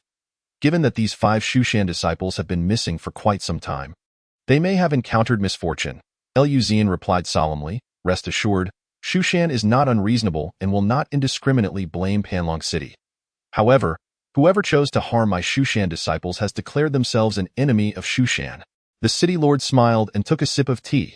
The following day, after awakening from her drunken stupor, Su Wan learned that the Xiao father and son had already departed from the city lord's residence and returned to the Xiao family. She felt an urgent need to head to the Xiao family to annul the engagement, as if she could not wait even a moment longer. "I must express my stance. I want to convey to Xianxiao my acknowledgement of his affections and my response." Su Wan swiftly made her way out of the city lord's residence. As she exited, her gaze unintentionally fell upon a nearby plaque that read, "Reciprocity and Communication in the World." Suddenly, Su Wan recalled that even if she were to annul the engagement, she could not arrive empty-handed. Upon further reflection, she realized she might have been a bit too impulsive. The engagement was not Xiao Ran's fault. He was also a victim. If she approached the annulment with such hostility, Would it not harm him? At the very least, she ought to offer some form of compensation. With such thoughts in mind, Suwon glanced into her storage ring and found nothing of particular value. However, it was certain that her senior brother, Lu Ziyin, possessed valuable items. With this in mind, Suwon turned to seek out Lu Ziyin. After she left, a hand emerged from the ground to retrieve the plaque inscribed with reciprocity and communication in the world. It's the Xiao family. Xiao Ran lay in bed, tossing and turning, unable to sleep. Upon meeting Suwon yesterday, he had a vague sense of impending misfortune. Second young master, the clan leader requests your presence in the reception hall. At that moment, a maid entered in the reception hall. Who has arrived? The maid shook her head. Xiao Ran already had an inkling of the answer in his heart. He sat up and quickly freshened up. The ancient pendant around his neck emitted a faint, eerie glow. Xiao Ran left his room and made his way to the clan's reception hall. Along the way, the gazes of the other Xiao family members were somewhat peculiar in the reception hall. The elders of the Xiao family were all present. Seated at the head was the current family head, Xiao Qingshan, while opposite him sat Suwon. Clad in a dark floral silk gown, Suwon exuded a unique charm despite her youth. Moreover, the alluring figure she possessed drew attention. Li Xianxiao once praised Suwon as possessing the innate qualities of a perfect partner. Xiao Ran looked at Suwon, and the ominous feeling he had sensed earlier resurfaced. Xiao Ran, what brings you here? An elder of the clan asked in surprise. Xiao Ran stood still, a look of confusion on his face. No one called for you to come here, the second elder remarked. Xiao Ran glanced around and noticed that there was not even an extra chair in the reception hall. Xiao Ran couldn't help but sneer inwardly why status in the family has fallen so low. How the tides of favor and disfavor can change. When he was 5 years old, refining qi, and 12, establishing a foundation, everyone in the family would fawn over him. But now at that moment, Suwon spoke up. I am here primarily to discuss a matter with young Master Xiao. Someone, bring a chair. Xiao Qingshan commanded coldly. Regardless of Xiao Ran's circumstances, he was still the son of the family head. To be treated this way by a few elders was indeed infuriating. Xiao Qingshan, being pragmatic, had faced exclusion from the elders since becoming the family head, particularly after his son Xiao Ran was deemed a waste. The others harbored intentions of replacing him. I have long heard that Suwon possesses extraordinary talent and has joined Shushan. At such a young age, she has already succeeded in forming her core. Her future is indeed bright. The elders showered Suwon with praises, leaving her somewhat embarrassed. After some time, Suwon finally brought the conversation back on track. Uncle Xiao, the engagement between me and Xiao Ran was arranged by my grandfather and the old ancestor of the Xiao family, without my consent at that time. I was too young to voice my opinion. Now, I have come to the Xiao family to annul this engagement. As her words fell, time seemed to freeze for several seconds. The forced smile on Xiao Qingshan's face could no longer be maintained. His expression turned dark and grim, his clenched fists trembling slightly. Chapter 81. Fate has its reasons. Bang. Xiao Qingshan slammed his palm onto the table before him, shattering it into splinters. The elders in the hall immediately cast their gazes over, exclaiming in unison, Qingshan, do not be disrespectful. The other party is a disciple of Shushan, and the Su family is currently in its prime. How could the Xiao family afford to offend them now? All the humiliation of the past seemed to have converged into that one strike. The loss of his wife, the fall of his beloved son from a proud heir to a subject of ridicule, and his own exclusion within the family. This father, as the family head, could only endure for the greater good. Xiao Qingshan sighed in despair. He knew that this matter was now unavoidable. From this moment on, they would truly become the laughingstock of all Panlong City. I sincerely apologize, Suwon. While you are willing to provide compensation to the Xiao family, the annulment of the engagement is simply out of the question. After saying this, Suwon added, this is not because Xiao Ran's cultivation has been wasted, nor because I have become a disciple of Shushan and the Su family has grown powerful while the Xiao family has fallen. It is not due to any disdain for Xiao Ran's appearance or any other faults. Li Xianxiao, who had been eavesdropping, helplessly rubbed his temples. If you can't speak properly, perhaps you should keep your mouth shut. Suwon had set the stage for quite a while, completely oblivious to the fact that the expressions of the entire Xiao family had grown increasingly grim. If you wish to annul the engagement, just do so. Why must you speak so harshly? Finally, Suwon got to the crux of the matter and continued, in conclusion, I wish to clarify that I, Su Wan, am not someone who seeks to curry favor. I have simply found someone I care for deeply.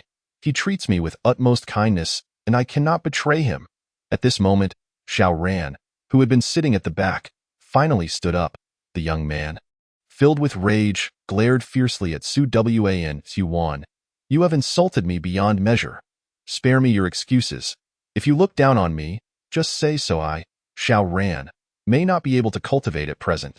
But do not forget, 30 years in the East, 30 years in the West. Do not underestimate the youth in their struggles.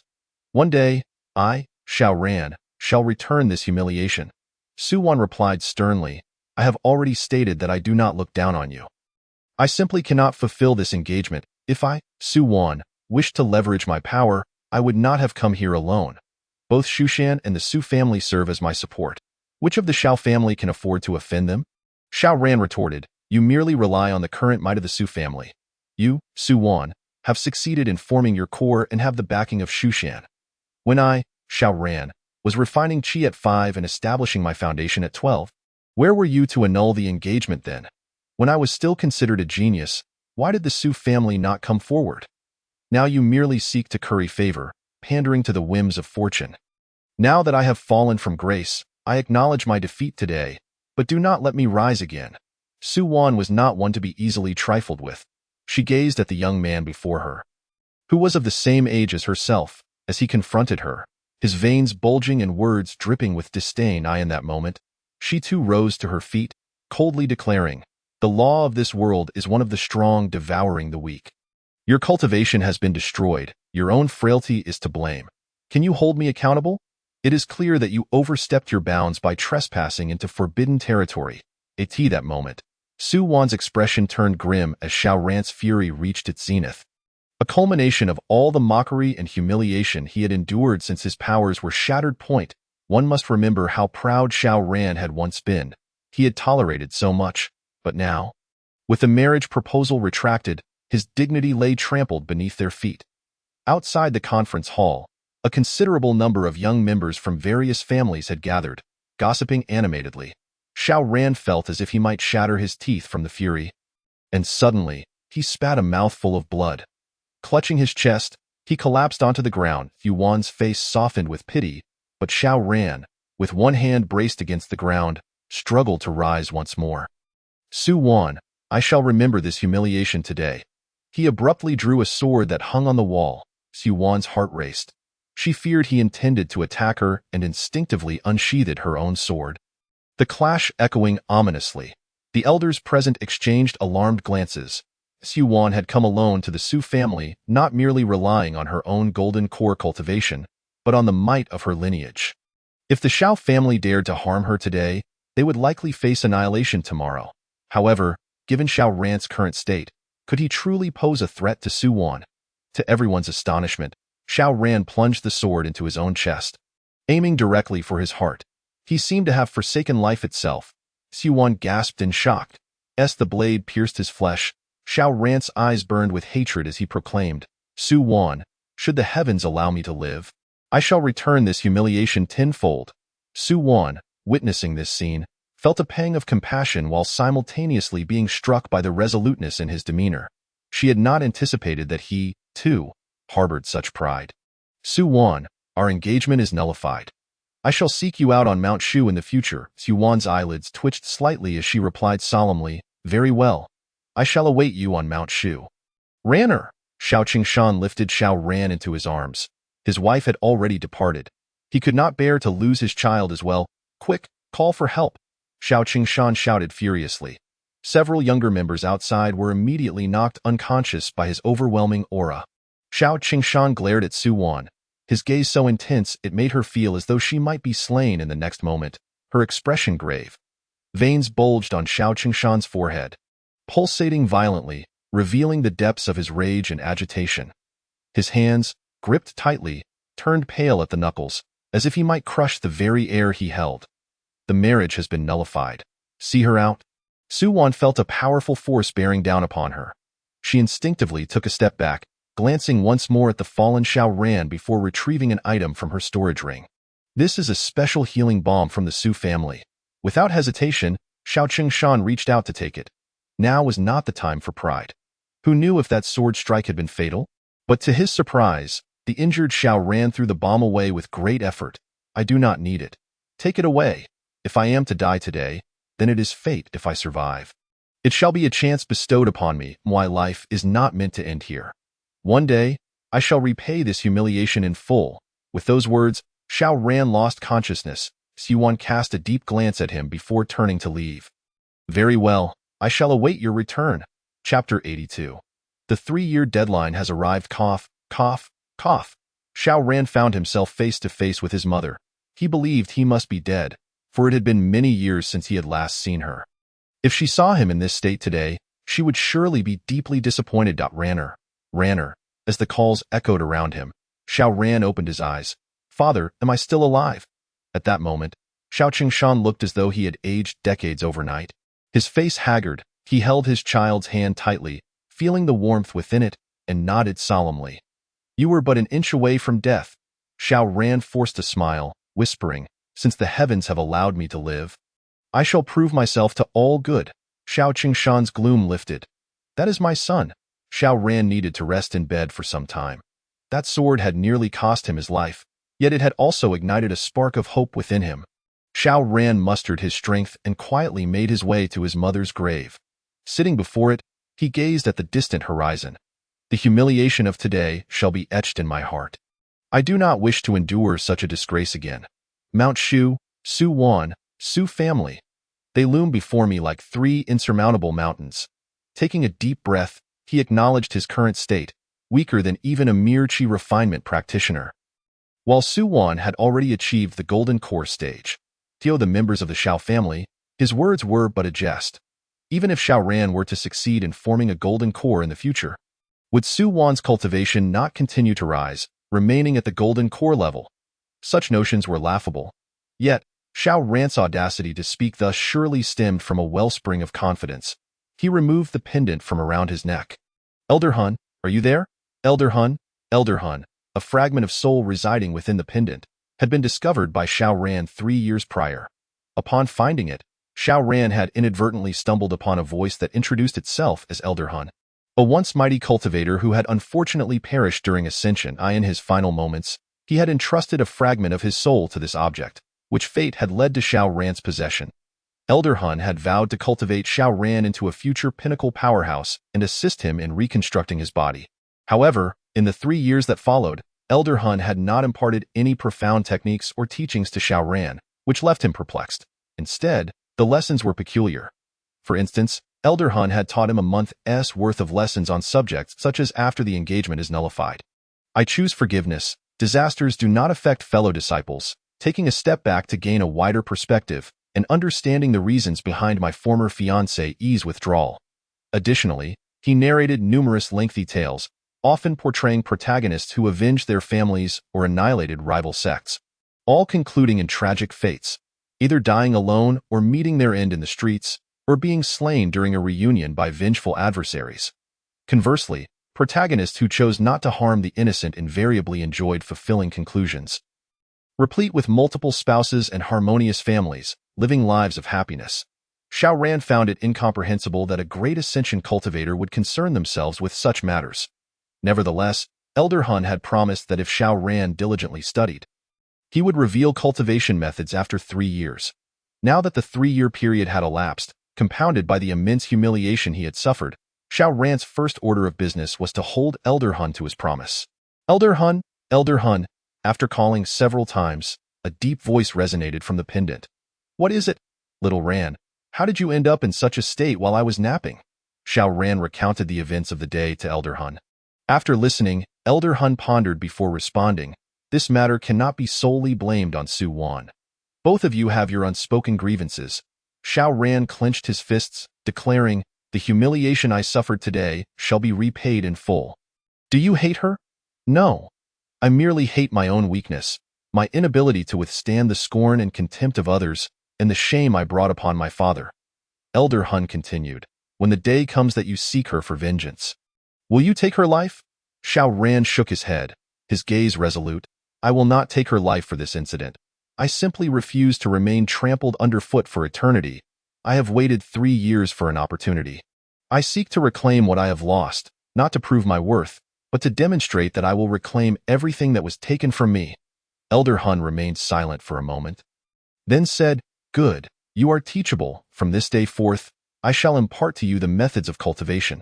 Xiao Ran rejoiced, but hesitated. "But after entering the forbidden zone, my meridians have been destroyed, and I can no longer cultivate. The old man has a solution. In my lifetime, I possessed a treasure trove located within Panlong City.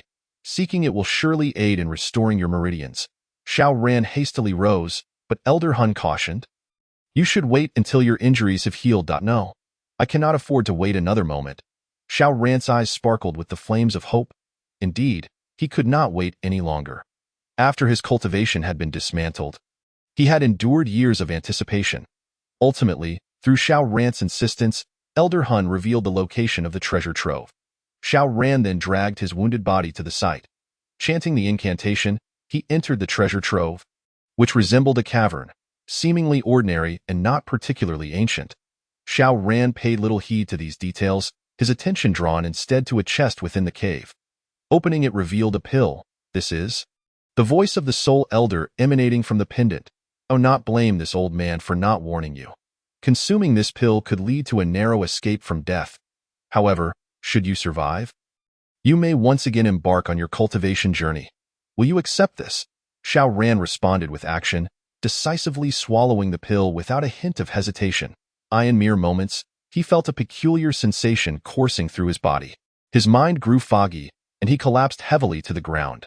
Soon, a small head emerged from the earth, exuding a sense of cunning. Li Xianxiao burrowed up from the ground and glanced at the unconscious Xiao Ran. The pill was merely an ordinary sedative. The true healer of Xiao Ran's meridians was none other than Li Xianxiao himself, employing the most rudimentary methods. There exists a form of corporate warfare that entails severing the opponent's connections. After 3 years of meticulous study of Xiao Ran's internal condition, Li Xianxiao held about a 90% certainty. Thus, he had previously communicated with Xiao Ran, akin to signing a waiver. Even if an accident were to occur, "Do not hold me accountable. This burden of karma shall not be mine to bear." 3 years ago, upon learning from Su Wan about the impending annulment of the engagement, Li Xianxiao made his way to Panlong City. Covertly observing Xiao Ran and the entire Xiao family, he set up a surveillance apparatus and deliberately left behind a pendant for Xiao Ran to discover, assuming the guise of the Soul Elder to guide him. Dear protagonist, do you wish to acquire power? Walk the path of the Medicinal Elder, leaving the Medicinal Elder with no path to tread. Chapter 83. An unspeakable existence. Xiao Ran gradually regained consciousness in the cavern. He surveyed his surroundings and raised his hand. The familiar power, that comforting sensation, the flow of absorbed spiritual energy within his body was once again invigorating.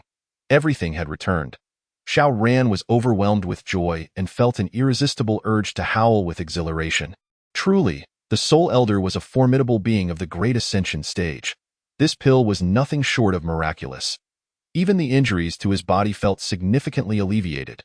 The Soul Elder removed the pendant and knelt, bowing his head in gratitude, solemnly stating, "Soul Elder, your immense kindness shall not go unthanked. I, Xiao Ran, am not one to forget a debt of gratitude. I shall repay you in due time." The Soul Elder replied nonchalantly, "What need is there for such talk of repayment? In the future, should you stir up trouble, simply do not implicate me." Xiao Ran conducted one final inspection of the cave, discovering that apart from the pill, there was nothing else. He then exited the cavern. As he departed, the cave collapsed, as if nothing had ever transpired there. Within the city lord's mansion, Li Xianxiao exhaled softly, contemplating the chessboard before him. Everything that had transpired thus far remained within his control.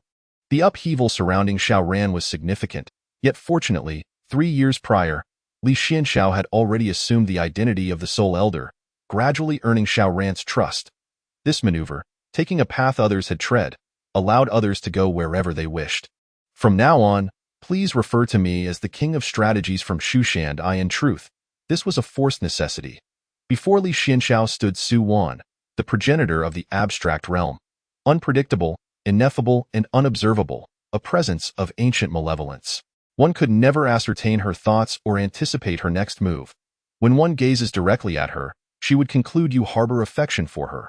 When conversing with her, one could never know which words might lead her to derive unforeseen conclusions. Had Su Wan become the sword-bearer, would the Trisolarans dare to flee? Her deterrent power far surpassing that of Luo Ji. Hence, Li Xianxiao shifted his strategy.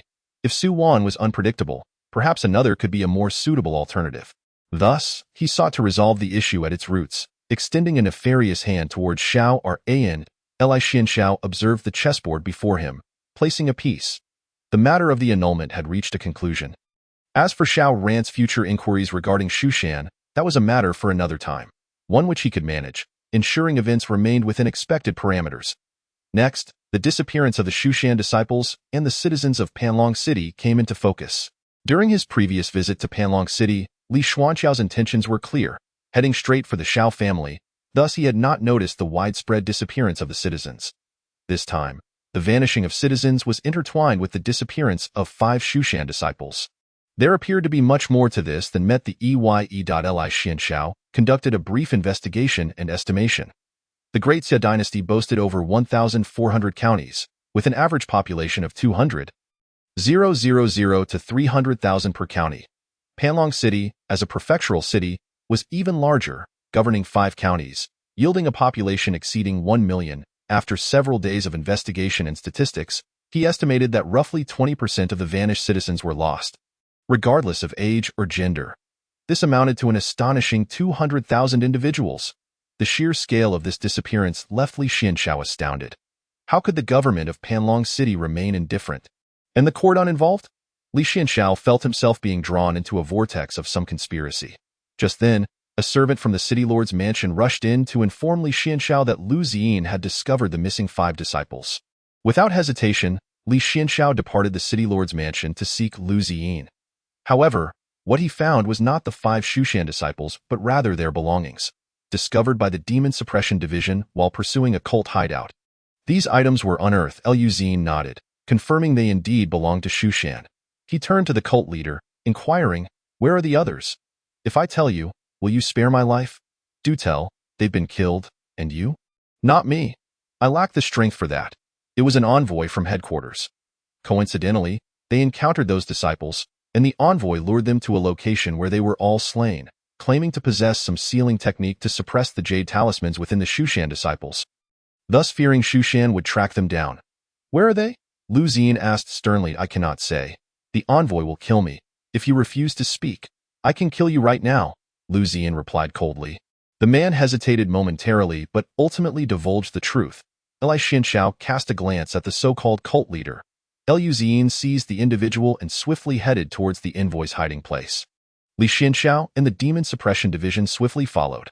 However, Lu Ziyin moved with such speed that by the time they arrived, he had already engaged in combat with one individual. Presumably, the other was the envoy. A fierce battle erupted in the air. Numerous citizens gazed upwards, witnessing a dazzling white light streaking across the sky like lightning.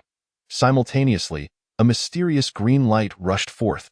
The 2 beams of light, one white, one green, closed in on each other at astonishing speed, colliding violently in the air. Following this, a sharp and piercing sound of swords rang out. Ultimately, Lu Ziyin descended from the sky, dragging the bloodied envoy with him. Observing this scene, the city lord, who had just arrived, couldn't help but twitch the corners of his mouth. The peak master of Shushan truly was formidable. The envoy was of comparable cultivation to Lu Ziyin. Yet Lu Ziyin had just crossed into his 40s, while the envoy had exceeded 300 years in terms of age. Lu Ziyin was but a fraction of the envoy's experience. Age often signifies experience, battle prowess, tactical methods, and inherent depth. Alas, in the realm of cultivation, age seldom allows one to catch up to genius. Their confrontation lasted but a fleeting moment, and Lu Ziyin had already secured a decisive victory. Grasping the envoy by the neck, he demanded, "Is it you who killed the Shushan disciples?" "Cough, coughed. Who are you?"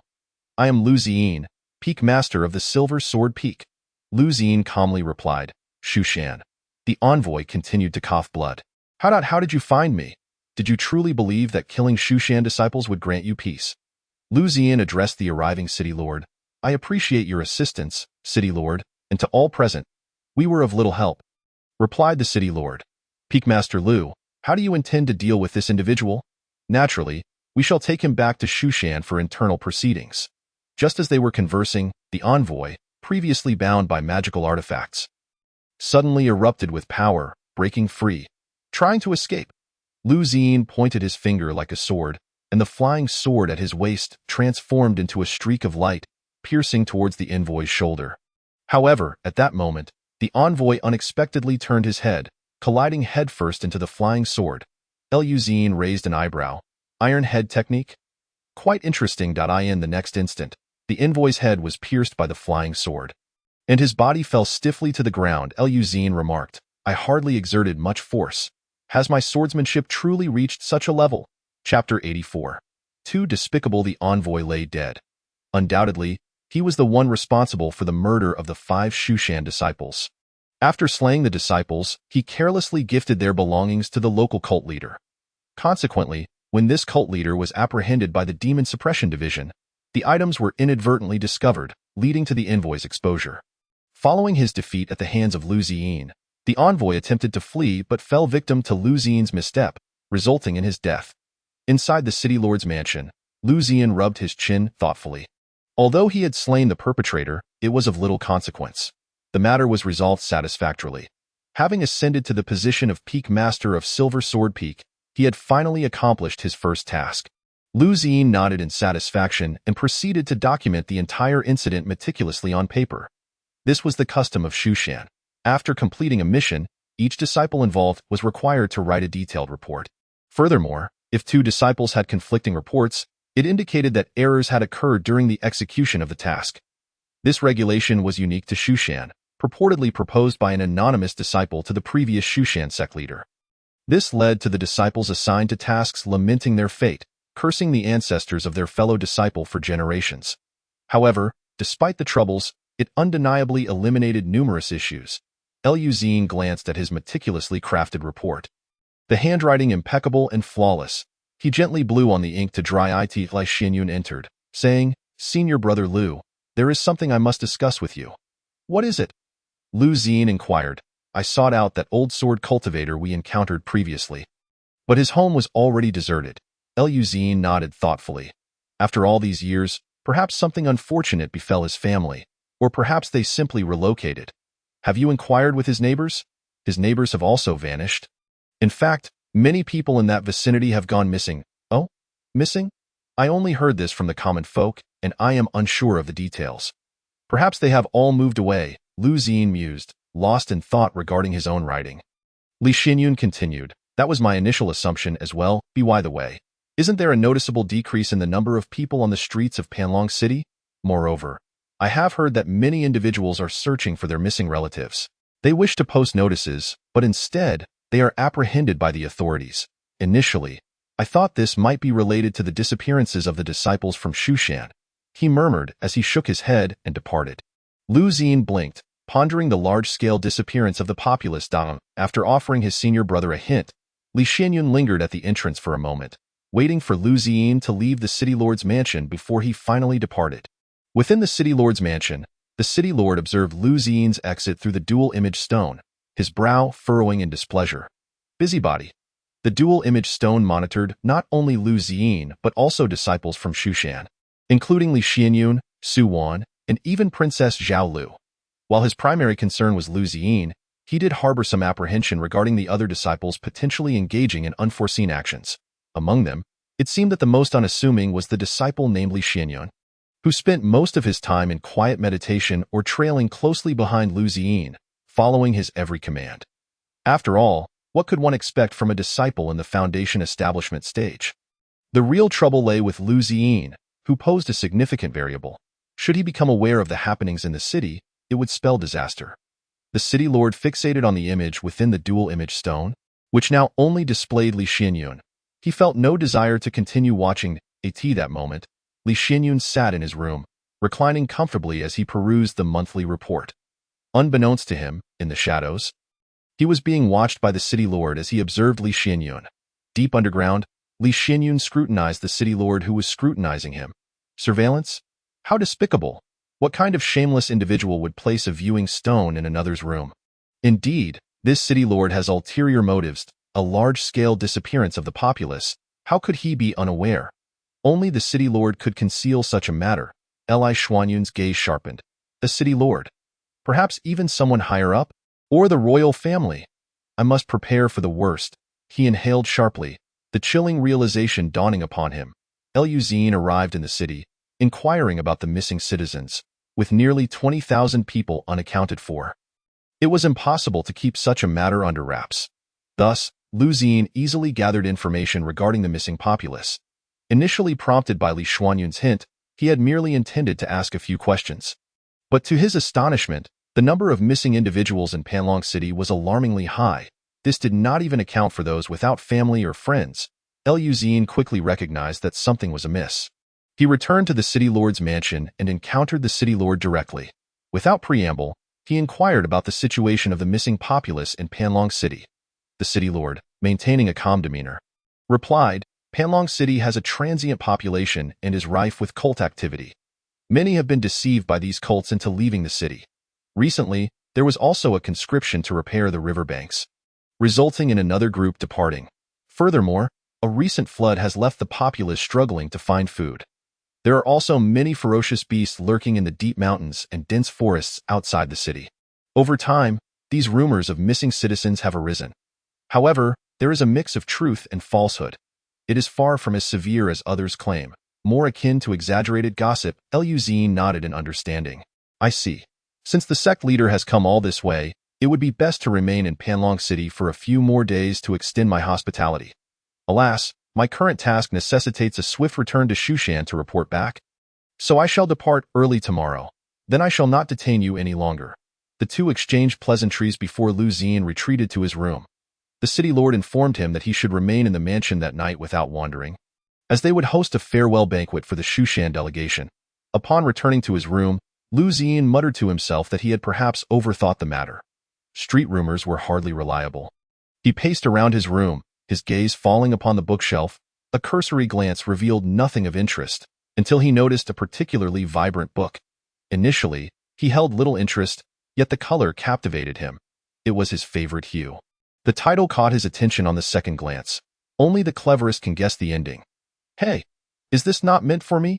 Liu Xin exclaimed as he opened the book and began to read. The narrative was brief, recounting the process of a constable solving a case. The murderer, in an effort to conceal the truth, provided the constable with clues and sought a scapegoat, pushing the blame onto them. The constable, believing he had resolved the matter after killing the scapegoat, was unaware that the murderer's true intent was to hide a far greater truth. Liu Xin nodded, deep in thought. Suddenly, he realized that this story felt oddly familiar. Chapter 85. Your greatest mistake was to oppose me. As he contemplated the tale, enlightenment struck him. He re-evaluated the situation. The Demon Suppression Division had discovered the relics of the Shushan disciples, subsequently leading them to a cult leader in this region. Following the trail of the cult leader, they uncovered the true mastermind behind it all. Ultimately, when this mastermind sought to flee after being subdued, Liu Xin had intended to harm him, only to find that the opponent was determined to die. Gasp! Liu Xin inhaled sharply, realizing that the story he had just read mirrored his own situation. The true mastermind was merely a scapegoat, whose purpose was to obscure the truth. With the constable being none other than himself, Liu Xin sprang to his feet, his eyes wide with revelation. I am extraordinarily clever. The mass disappearance of the citizens of Panlong City concealed this very truth. However, among the missing individuals, the perpetrators were unaware of the presence of Shushan disciples, which had drawn the investigation from Shushan. To counter this inquiry, they hastily produced a scapegoat. With a smirk playing on his lips, Liu Xin murmured to himself, Your greatest mistake was opposing me. Your failure was predestined. I must hasten to inform the city lord of this news. Meanwhile, Li Xianyun, who had been observing Liu Xin, thought to himself, You truly are quite clever. I have overestimated senior brother Liu's intellect. Perhaps the story should have been written in simpler terms. As Liu Xin stepped out, he encountered Li Xianyun around the corner. Li Xianyun bowed, saying, Senior brother, where are you rushing off to in such haste? I am on my way to find the city lord. What is the urgency? A significant matter is at stake. I nearly fell prey to deception, but fortunately, my wit prevailed. Oh, with your wisdom, who in Shushan could possibly deceive you? Li Xianyun exclaimed, astonished. This praise filled Lu Ziyin with pride. "What have you discovered, senior brother?" Lu Ziyin relayed his findings in earnest. Li Xuanyun's expression gradually stiffened, revealing a mixture of astonishment, admiration for Lu Ziyin, and a dawning realization. "Senior brother, your attention to detail is truly remarkable. I am in awe." Lu Ziyin waved his hand dismissively. "It is nothing of great consequence." "Then who is this mastermind behind it all?" "That remains uncertain," Li Xinyun nodded. "This mastermind must possess considerable influence in Panlong City, as the immense scale of missing citizens has failed to attract the attention of the court. Perhaps they have already drawn notice, and there may be accomplices within the court as well. Most importantly, with so many citizens unaccounted for, even if they were dead, the bodies would surely form a mountain. Yet, Panlong City has not produced a single corpse if the true mastermind operated within the city. The City Lord's mansion should have detected it long ago. However, not only has the City Lord's mansion failed to notice, but it also appears to be aiding in the concealment of this matter. This mastermind possesses such power. They must have a profound grasp of Panlong City, perhaps even more than the City Lord himself.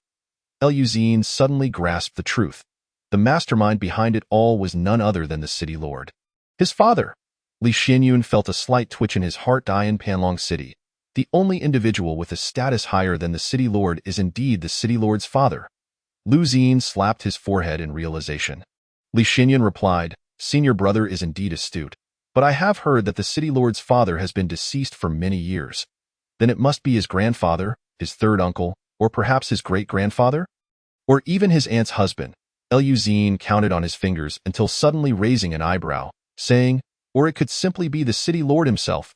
Li Xianxiao sincerely clapped his small hands together, producing a sharp sound. "Why, senior brother is truly a master of strategy, endowed with both wisdom and valor, astute and capable, resourceful and clever, possessing a unique insight. How infuriating! I shall seek him out at once."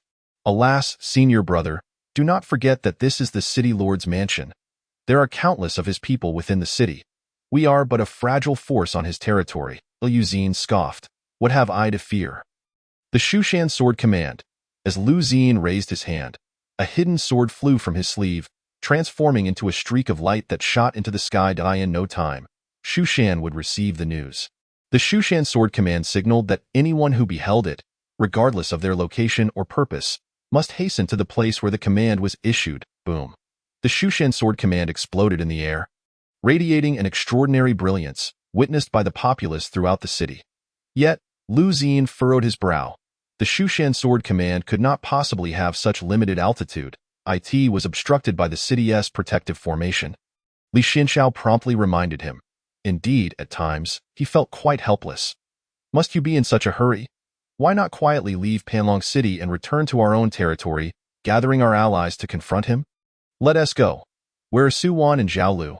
Lu Ziyin inquired immediately. Li Xianxiao hurriedly replied, "Sister Su Wan is on the street, while Sister Zhao Lu seems to have been summoned by someone from the palace." Thus, Lu Ziyin had no choice but to take Li Xianxiao along, and in the blink of an eye, they departed from the City Lord's mansion. However, at this moment, the City Lord stood outside the mansion. A dark mass of armored soldiers was swiftly approaching. "Lu Fengzhu, where are you off to?" the City Lord asked in a deep voice. "There is a matter concerning Shushan that requires my presence. I cannot linger. A day or two matters little. Why not stay here for a few more days?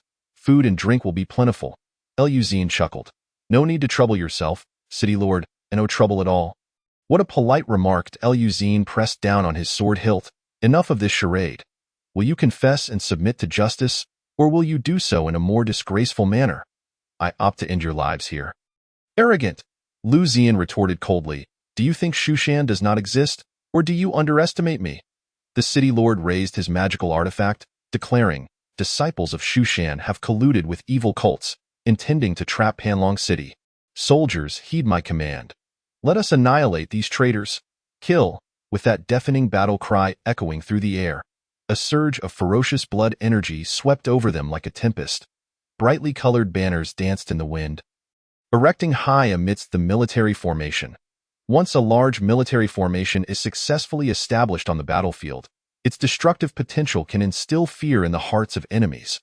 The majority of those forming this army were not ordinary mortals. They were body-refining cultivators, tempered through countless trials. Unlike those who pursued immortality, these practitioners forsook the desire for long life, dedicating themselves entirely to the path of slaughter and physical honing. Consequently, although these body-refining cultivators possessed extraordinary strength, their lifespans were often tragically short, seldom reaching the age of 40. The soldiers before them were evidently the city lord's trained assassins. Their armor, inscribed with runes, was connected to the entire city's protective formation.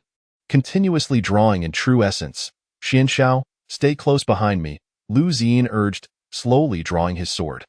Everyone, it is not too late to flee now. Chapter 86. No innocent souls under the sword, everyone. Retreat while you still can. Otherwise, there will be no innocent souls under my sword. The city lord smiled, having heard of Lu Ziyin's reputation as the foremost swordsman of his generation in Shushan, eager for a lesson today. One last question. What is your intention behind the slaughter of so many citizens of Panlong City? Cultivation. Oh? What will you do with the corpses of so many citizens? The city lord uttered 3 words. 10,000 souls banner. Upon hearing this, Li Xuanqiao's expression subtly changed, while Lu Ziyin appeared entirely oblivious to what the 10,000 souls banner was, as evident from his demeanor. What is that? An ancient magical artifact that can refine the bodies and souls of others, making them vanish without a trace. The city lord replied indifferently. In all the records of Zhengzhou, there is no such artifact by that name. Li Xianxiao understood, being a traveler from another world in his previous life's novels. The 10,000 souls banner was an artifact capable of devouring souls, also a classic magical tool in demonic novels, sealing both souls and bodies within it for summoning during battle. It typically contained the souls and bodies of cultivators, but could also encompass spirits and beasts.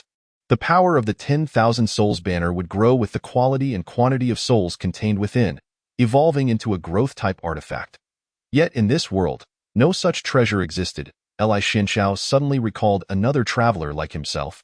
Could it possibly be him? However, judging by the city lord's demeanor, it did not seem likely. Evil and heretical beings, surrender quickly. Lu Ziyin drew his sword from its sheath. The darkened sky appeared to be shrouded by a massive black curtain, thick clouds accumulating like undulating mountains, instilling a sense of heavy oppression. A dazzling flash of lightning, akin to a silver serpent, suddenly streaked across the endless darkness of the heavens, illuminating the sky as bright as day. In an instant, the radiance brought by the lightning vanished, only to be followed by a deafening roar of thunder. This heart-stopping moment, Lu Ziyin swiftly unsheathed his sword. A glint of cold light flashed, and the long sword was drawn. In that instant, a fierce sword aura erupted from the blade, swirling around him like a coiling dragon, intertwining with the streaks of lightning that tore through the night sky, creating a visually stunning and awe-inspiring spectacle. Simultaneously, the previously drizzling rain suddenly transformed into a torrential downpour, cascading from the dark, heavy clouds like an opened floodgate. Large raindrops pelted the ground, sending up splashes of water. Enveloping the area in a misty haze, Lu Ziyin entered the path of the sword. Since his youth, wielding the sword meant he had no equal among his peers. Countless talisman arrows were shot forth from precision bows. Lu Ziyin could hardly be bothered to glance at them, striding forward unimpeded. Sword aura repelled the foes. He turned to look at Li Xianxiao. Stay behind me. Lu Ziyin surveyed the surroundings, looking in every direction. Where was Li Xianxiao? Senior brother, do not worry about me. I shall not become a burden to you. Li Xianxiao communicated telepathically. Lu Ziyin paused for a moment. This lad runs swiftly. Nevertheless, it was a wise choice. Remaining here as a foundational cultivator would only complicate matters for himself. With that thought, Lu Ziyin gripped the sword hilt tightly, raising it high and swinging it down fiercely, accompanied by the sharp sound of slicing through the air. An invisible force surged forth from the sword in the space between him and the crowd. A nearly transparent, exceedingly thin thread appeared out of nowhere, advancing with unparalleled might. Where it passed, dust flew, and the ground was forcibly torn apart, creating deep chasms. This powerful force was instigated by Lu Ziyin's sword aura. The howling sword aura seemed to possess limitless power, sweeping through the front lines of soldiers like autumn winds scattering leaves. Those heavily armored warriors, once deemed impenetrable, found themselves utterly powerless against this terrifying sword aura. The armor, crafted from the hardest of materials inscribed with mysterious runes, now crumbled as if made of paper. Shattered fragments of armor flew in all directions, and the entire Panlong city trembled violently from this earth-shattering strike. Liu Ziyin could be deemed foolish or somewhat narcissistic, but he could never be called weak. At this moment, a burly man stepped forward, crossing his arms before his chest to block the sword. Behind him, a luminescent aura swirled, the hard-body Dharma manifesting as he spread his arms wide. However, it merely held for a brief moment. While numerous assassins delayed Liu Ziyin, a magical seal descended from the sky. The City Lord had made his move. Not only the City Lord, but 4 other cultivators of the transformation stage also closed in from 4 directions. Joining forces to besiege Liu Ziyin, a furious shout rang out. Rise! Instantly, the ground began to quake violently. Robust vines, like slumbering beasts, broke through the earth. They grew and spread at an astonishing pace, weaving a dense net in the blink of an eye. Each vine twisted and writhed like a nimble serpent, swiftly surging toward Liu Ziyin not far away. The City Lord was at the pinnacle of the transformation stage. Liu Ziyin, with an early transformation stage cultivation, faced 1 at the pinnacle, 2 at the mid-level, and 2 at the early stage, contending against 5 without faltering. Li Xianxiao observed this scene from the shadows, nodding repeatedly. There was much to learn from Liu Shixiang's battle. Unfortunately, Liu Shixiang relied too heavily on his own strength. Perhaps all his talent points had been allocated to cultivation, leaving none for intelligence. Originally, Li Xuanxiao's 20th version of the plan was to feign weakness before the City Lord, then return to Shushan for reinforcements.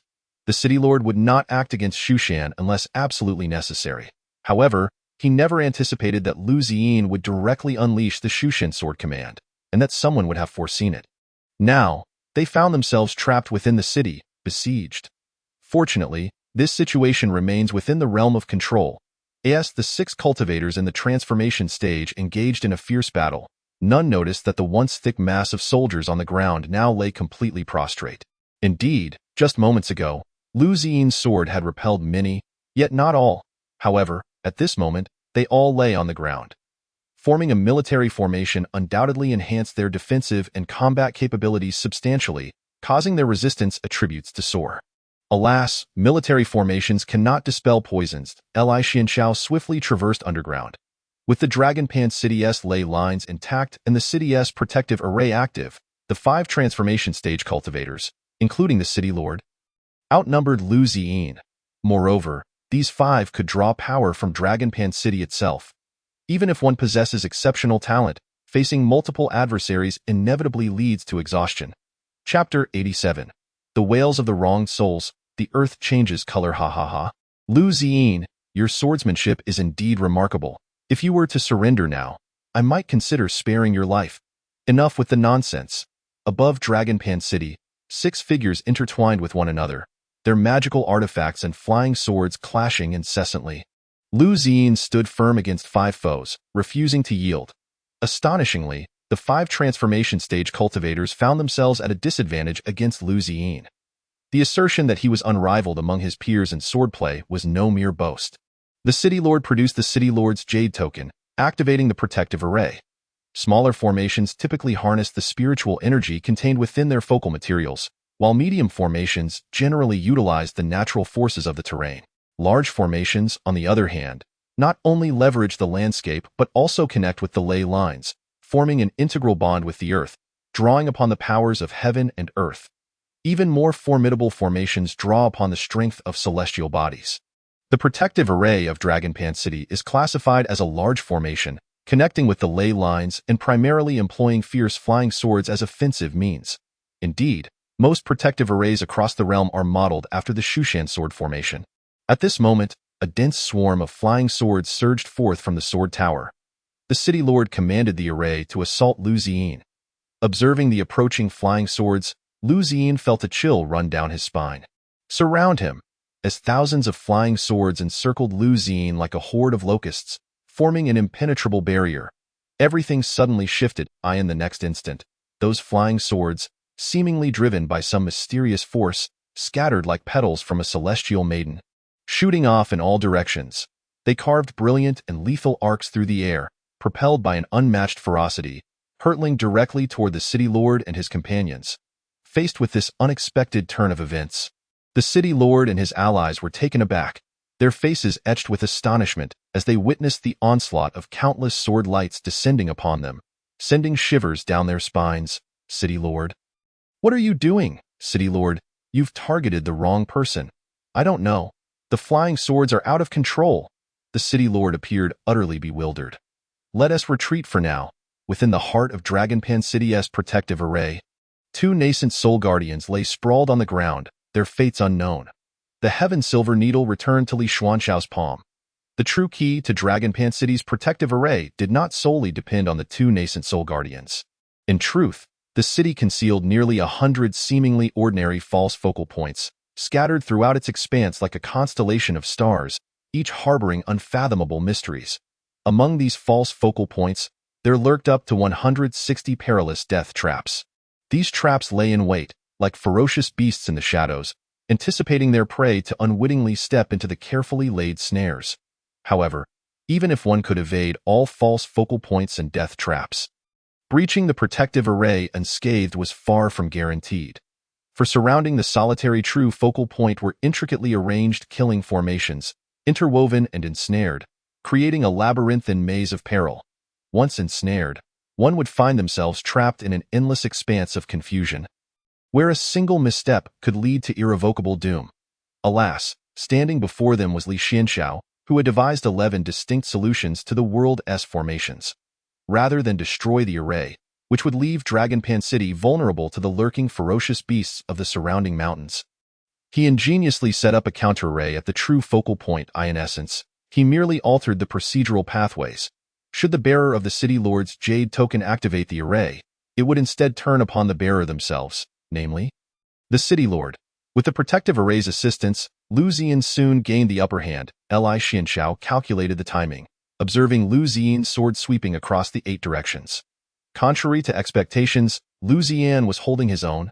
This situation was considerably better than he had anticipated. He estimated there would be around 30 chances, but it hadn't yet reached 50. Nodding, Li Xuanxiao continued to assess the situation. The City Lord watched his defensive artifact shatter in two, gritting his teeth as he glared at Lu Ziyan. You leave me no choice. A transformation stage cultivator had already perished at Lu Ziyan's hands. 5 against 1, and yet one had been slain in return. Chanting under his breath, the City Lord's every syllable caused the air around him to tremble slightly, hinting at a chilling aura. A formidable wave of sinister energy suddenly erupted from him, cold and piercing, laden with the scent of death, sending shivers through all who beheld it. A colossal banner materialized in the air, fluttering ominously, adorned with eerie runes and patterns that glimmered with a dark luminescence. The moment this banner appeared, a chilling wail of tormented souls resonated, as though echoes from the depths of the underworld, piercing the very core of one's being. Instantly, the heavens and the earth seemed to change hue.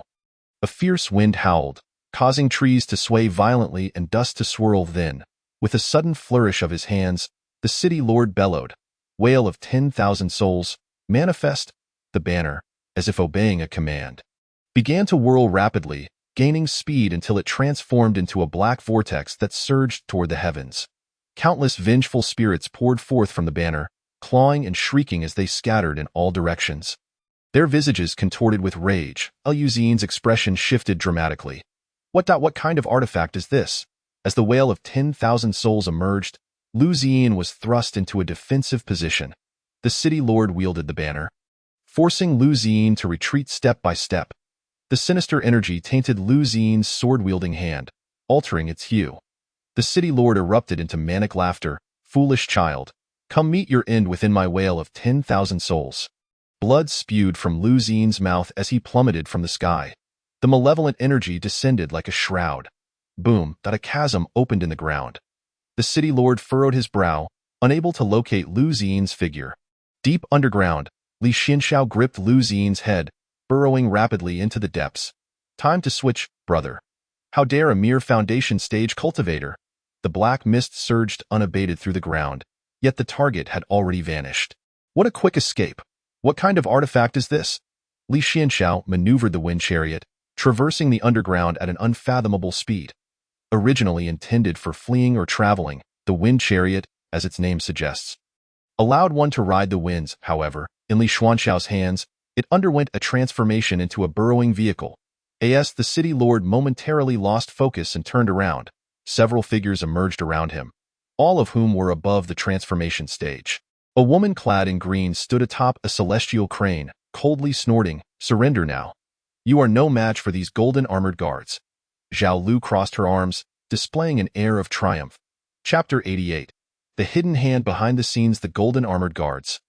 A close protection unit supported by the Zhao royal family of the Great Xia for generations, were few in number, yet each member possessed cultivation above the transformation stage. The Zhao royal family sustained them, and their duty was to safeguard the royal lineage. Upon Zhao Lu's return to the palace, her mother, deeply concerned for her daughter, eagerly left the palace to greet her. Unexpectedly, Zhao Lu reached her first and explained the current crisis facing Dragonpan City. Thus, the golden armored guards, initially assigned to protect the queen, appeared at this location. As for how Zhao Lu acquired prior knowledge of the events and sought assistance days in advance, one must credit Li Lao Lu. Not only did he inform the royal palace, but he also instructed Zhao Lu to swiftly relay messages to Xu Shan, urging them to come to Dragonpan City's aid. Li Xianxiao had painted the situation in dire terms. Given that the enemy's cultivation level was known to be in the transformation stage, preliminary assessments suggested their strength might surpass the combined body stage. Considering this was the enemy's territory, a powerful figure in the tribulation stage would suffice to resolve the issue. However, for safety's sake, due to the unknown number of enemies, he requested the dispatch of a formidable presence from the Great Ascension stage. Furthermore, since a single figure of the Great Ascension stage could easily be outmaneuvered, it was prudent to send a contingent of 5 such beings to ensure the situation could be handled effectively. At this moment, the sect leader, having just received a message from Zhao Lu, wore a bewildered expression. 5.5 Great Ascension stage beings to provide assistance. Has the calamity of annihilation descended upon us? Indeed, the whale of 10,000 souls possessed the capability to challenge levels beyond its own. It was a powerful artifact capable of limitless ascension. Yet, for a mere transformation stage cultivator to presume that this artifact could contend with several adversaries of the combined body stage was an egregious folly. The Lord of Panlong City, Yu Tianqi, has committed heinous crimes. Under orders, he is to be apprehended and brought back to the capital. You must not aid his tyranny. Zhao Lu exuded the authority of a princess. The several God transformation stage followers who had once surrounded and attacked Lu Ziyin, sensing the dire situation, immediately fled. Witnessing this scene, Lord Yu Tianqi's eyes bulged with rage, blood streaming from his 7 orifices. It seemed that wielding the wand of 10,000 souls was not without its side effects. Capture him alive. Zhao Lu heard her senior brother's transmission. Without hesitation, she commanded, capture him alive. Several golden armored guards of the combined body stage swiftly closed in. Regardless of how Lord Yu struggled with the wand of 10,000 souls, ultimately, it was a futile resistance. 1 guard dislocated the Lord's arm. Another ensnared him with a magical artifact, while yet another chanted Buddhist incantations to temporarily suppress the restless wand. Junior, surrender, and you may live. Lord Yu struggled desperately, attempting to maintain control over the wand. I refused to accept this. Suddenly, a surge of malevolent energy erupted violently from his body. Under the impact of this dark energy, the Lord's physique suffered unprecedented devastation. His once tall and imposing figure was now as fragile as porcelain, shattering into countless pieces in an instant. His limbs, torso, and head dispersed in a horrifying manner, each fragment swirling in the air, trailing a mist of blood before crashing heavily to the ground, stirring up a cloud of dust. The scene was both bloody and bizarre, chilling to the bone. The wand of 10,000 souls had turned against its master. When employing such a sinister artifact, one must always be wary of the risk of backlash. After devouring its master, the wand suddenly shot toward the heavens, vanishing from Panlong City in the blink of an eye. Just as the Lord perished, a small hand reached out from the ground, grasping the Lord's jade token tightly. With the jade token in hand, Li Xianxiao swiftly seized control of the city's protective formation, intending to intercept the wand.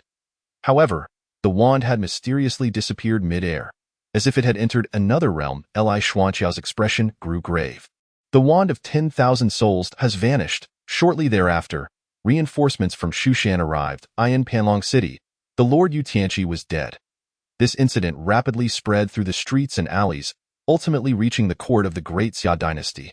The entire court, both civil and military officials, were astonished, struggling to comprehend that such a horrific event could transpire in their jurisdiction. Lord Yu Tianqi had long been secretly colluding with factions for personal gain, and he had madly employed a mysterious and malevolent soul artifact to perpetrate a bloody massacre against the innocent citizens of Panlong City. Preliminary estimates indicated that over 200,000 people had gone missing. Inciting the wrath of both gods and men, such crimes are intolerable. The Emperor of Great Xia immediately decreed severe punishment. With Yu Tianqi dead, his entire family would be eradicated. Simultaneously, the political landscape of Panlong City was shaken to its core. Due to the extensive involvement of Yu Tianqi and his accomplices, numerous officials associated with him were swiftly dismissed and investigated. In total, over 500 officials faced removal from office, with the number of those implicated exceeding 50,000. In an instant, the political dynamics of Panlong City had been completely reshuffled. Those once in high positions, wielding power and influence, now found themselves either imprisoned or fleeing like lost dogs. Meanwhile, the newly appointed officials were filled with trepidation. Fearful of following in the footsteps of their predecessors, Shushan launched a full-scale investigation into the vanished Wand of 10,000 Souls, an artifact capable of silently disposing of over 20,000 lives. Leaving not a trace, it was utterly terrifying. Su Wan and Lu Zian returned to Shushan first. This mission was initially aimed at resolving the disappearance of Shushan disciples. Unexpectedly, it had directly implicated the disappearance of over 200,000 citizens of Panlong City. A truly shocking revelation. Upon returning to Shushan, Lu Zian was immediately commended. Senior brother Lu is indeed formidable. He must have sensed something amiss from the very beginning when he took on this task. If it weren't for senior brother Lu, how many more innocent lives might have been lost? Senior brother Lu is truly the youngest sect leader of Shushan, a role model for our generation of disciples. He deserves to be hailed as the foremost among us. Indeed, I will take senior brother Lu as my benchmark from now on. Lu Zian could hardly suppress a smile. During this mission, Lu Zian had first uncovered the truth that the Lord was the true mastermind behind the chaos. He had single-handedly battled 5 God transformation stage cultivators, defeating one despite the unfavorable circumstances. It was only when Lord Yu Tianqi summoned the Wand of 10,000 Souls that Lu Zian was ultimately bested. Fortunately, Zhao Lu arrived just in the nick of time. Speaking of which, why did Zhao Lu suddenly appear with reinforcements at that critical moment? After basking in the accolades, Lu Zian returned to his cave dwelling. Replaying the entire narrative in his mind, he found it somewhat peculiar, yet he could not pinpoint exactly what felt amiss. There was an unsettling sensation that an unseen hand was manipulating his actions like a chess piece. Lu Zian had also inquired of Zhao Lu, but she merely claimed it was a coincidence that she arrived when she did. Not by design. Lu Zian shook his head, muttering to himself, "I'm overthinking it. How could I question my own intellect? An unseen hand. Ridiculous. Who could control my actions?" Chapter 89. Finally tricked after resolving the affairs of Panlong City, Zhao Lu, accompanied by the golden armored guards and her mother, returned to the palace. After much pleading from Zhao Lu, Li Xianxiao finally agreed to accompany her back. The journey was silent, and before long, they arrived in the capital of Great Xia. Zhao Lu secretly smiled. Finally tricked. Upon entering the imperial palace, Li Xianxiao slowly lifted his head, squinting against the glaring sunlight as he gazed into the distance. He heard the sounds of revelry approaching, drums beating and Suona horns blaring, creating a lively atmosphere. Upon closer inspection, he realized a wedding procession was making its way toward them. The participants were clad in vibrant red garments, marching in orderly fashion. A large flower palanquin was being carried steadily by several brawny men, adorned with exquisite patterns and silk, radiating festivity. At that moment, 2 figures materialized like phantoms, appearing suddenly at Li Xuanxiao's sides. Both were God transformation stage cultivators, exuding powerful auras that trapped Li Xianxiao in between them. Meanwhile, Zhao Lu, barely a blink of an eye later, had changed her attire. Now dressed in a splendid red gown, she resembled a blooming flower. Her beauty was captivating, her skin smooth as cream, brows like distant mountains, and her eyes sparkled like stars. Senior brother, this is what you taught me. When encountering someone stronger, one must feign humility, avoid impulsive actions, strategize, and ideally lead them into your own territory before striking. Li Xianxiao. All your cunning is directed at your senior brother? Senior brother, just yield to me. Li Xianxiao scanned his surroundings with his divine sense, realizing there were not only these two god transformation stage cultivators, but also more than 10 golden core guards nearby, with a formation laid by a talisman master beneath their feet. The stone tiles had been specially treated to prevent earth escape, a method Li Xianxiao was particularly adept at. He nodded approvingly. Very good. She truly is my student. Li Xianxiao then glanced at the storage ring on his hand, which the palace guards had requested to be stored outside upon entry. Indeed, those who plot against others will themselves be ensnared. Senior brother, do you really dislike me this much? Zhao Lu pouted playfully. Senior brother, if you marry me, you will be the prince consort my father and mother dote on me. Once I inherit the throne, I will pass it on to you, and you shall be the emperor. How about that? Not at all. Li Xianxiao unhesitatingly rejected her. Zhao Lu puffed her cheeks. Senior brother, then do not blame me for being ruthless. The forced marriage may not be sweet, but it certainly quenches thirst. We'll make a done deal. With a wave of her hand, the two god transformation stage cultivators propelled Li Xianxiao forward into the flower palanquin. First, let us change senior brother's clothes. Zhao Lu clapped her hands, and a group of palace maids approached with delicate, synchronized steps, cautiously carrying a resplendent red wedding gown. Upon closer inspection, the gown was intricately woven with gold filigree, each thread shimmering like stars in the night sky. The exquisite patterns featured lifelike phoenixes and mandarin ducks, symbolizing marital bliss and everlasting love. The craftsmanship and materials indicated that this gown had been meticulously designed and prepared over a long period. It was evident that Zhao Lu had not conjured this idea on a whim, but had been planning it for quite some time. Senior brother, is it beautiful? As long as you are with me, all of this will belong to you, including my inner treasury. Inner treasury? Not that. Zhao Lu's face flushed. It's my inner treasury that my mother prepared for me since childhood. It contains many rare treasures and endless wealth for a lifetime. Li Xianxiao nodded. Senior brother, do you agree? What I meant was to return to Shushan soon, not to roam outside. As he spoke, Li Xuanqiao's body suddenly began to transform, ultimately becoming the tail of an octopus. Zhao Lu opened her mouth wide, exclaiming, It is the doppelganger of my senior brother. Wicked senior brother. Odious senior brother. You clearly promised to return home with me, yet you sent a mere projection instead. Wailing and lamenting will resolve nothing. Remember this day. With the theme of those who scheme against others shall be countered in kind, compose a 10,000-word argumentative essay for me, accompanied by an 8,000-word retrospective summary. It is imperative to elucidate the central idea, imbuing the piece with profound significance. Suddenly, a sound emanated from the octopus's tail, which then began to dissolve on its own, leaving the enemy with no opportunity to study it. Upon her return to the palace, Zhao Lu prepared to pay her respects to the emperor. Approaching her father's chamber, the eunuchs, upon spotting Zhao Lu from afar, hurriedly came forward to greet her.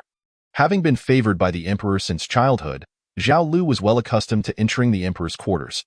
Moreover, having recently become a disciple of the Shushan sect, these eunuchs were keenly aware of the necessity of currying favor. Thus, Zhao Lu followed the eunuch into the inner palace. How is my father? Zhao Lu inquired.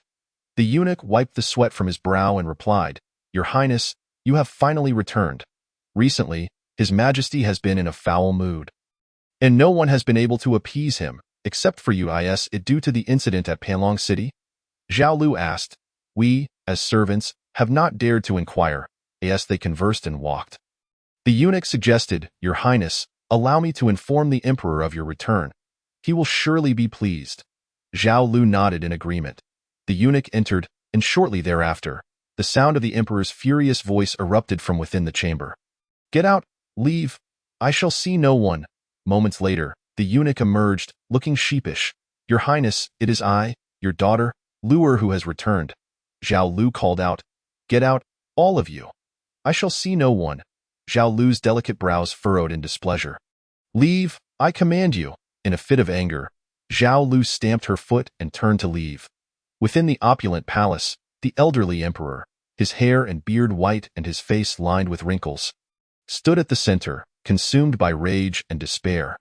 His once murky eyes now blazed with fury as he frantically grasped any object within reach. Delicate porcelain, precious scrolls, and ornate trinkets, before hurling them mercilessly across the room. The sound of shattering echoed as the chamber descended into chaos, strewn with broken shards and scattered debris. Damn it! Where am I to find another puppet at the god transformation stage? In the end, it was my own daughter who led my golden armored guards to destroy my puppet. After cultivating so few, what good is it? Your Majesty, regarding the examination question you posed, none among this cohort of candidates could answer it. Get out! The old emperor roared. They don't even know that Chao CO2 Kako 3, nor do they recognize the palace's exquisite wine, nor can they recite the lines, I raise my head to gaze at the bright moon, and lower it to think of my hometown. What kind of imperial examination is this? They might as well go home and sell sweet potatoes. Keep searching. Find that person for me. This individual knows that the vast horizon is my love.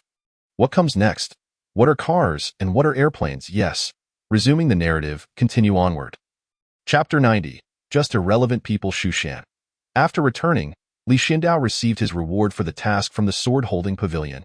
This reward was exceptionally generous. Initially, it was merely to locate 5 missing disciples, but it unexpectedly uncovered a shocking truth.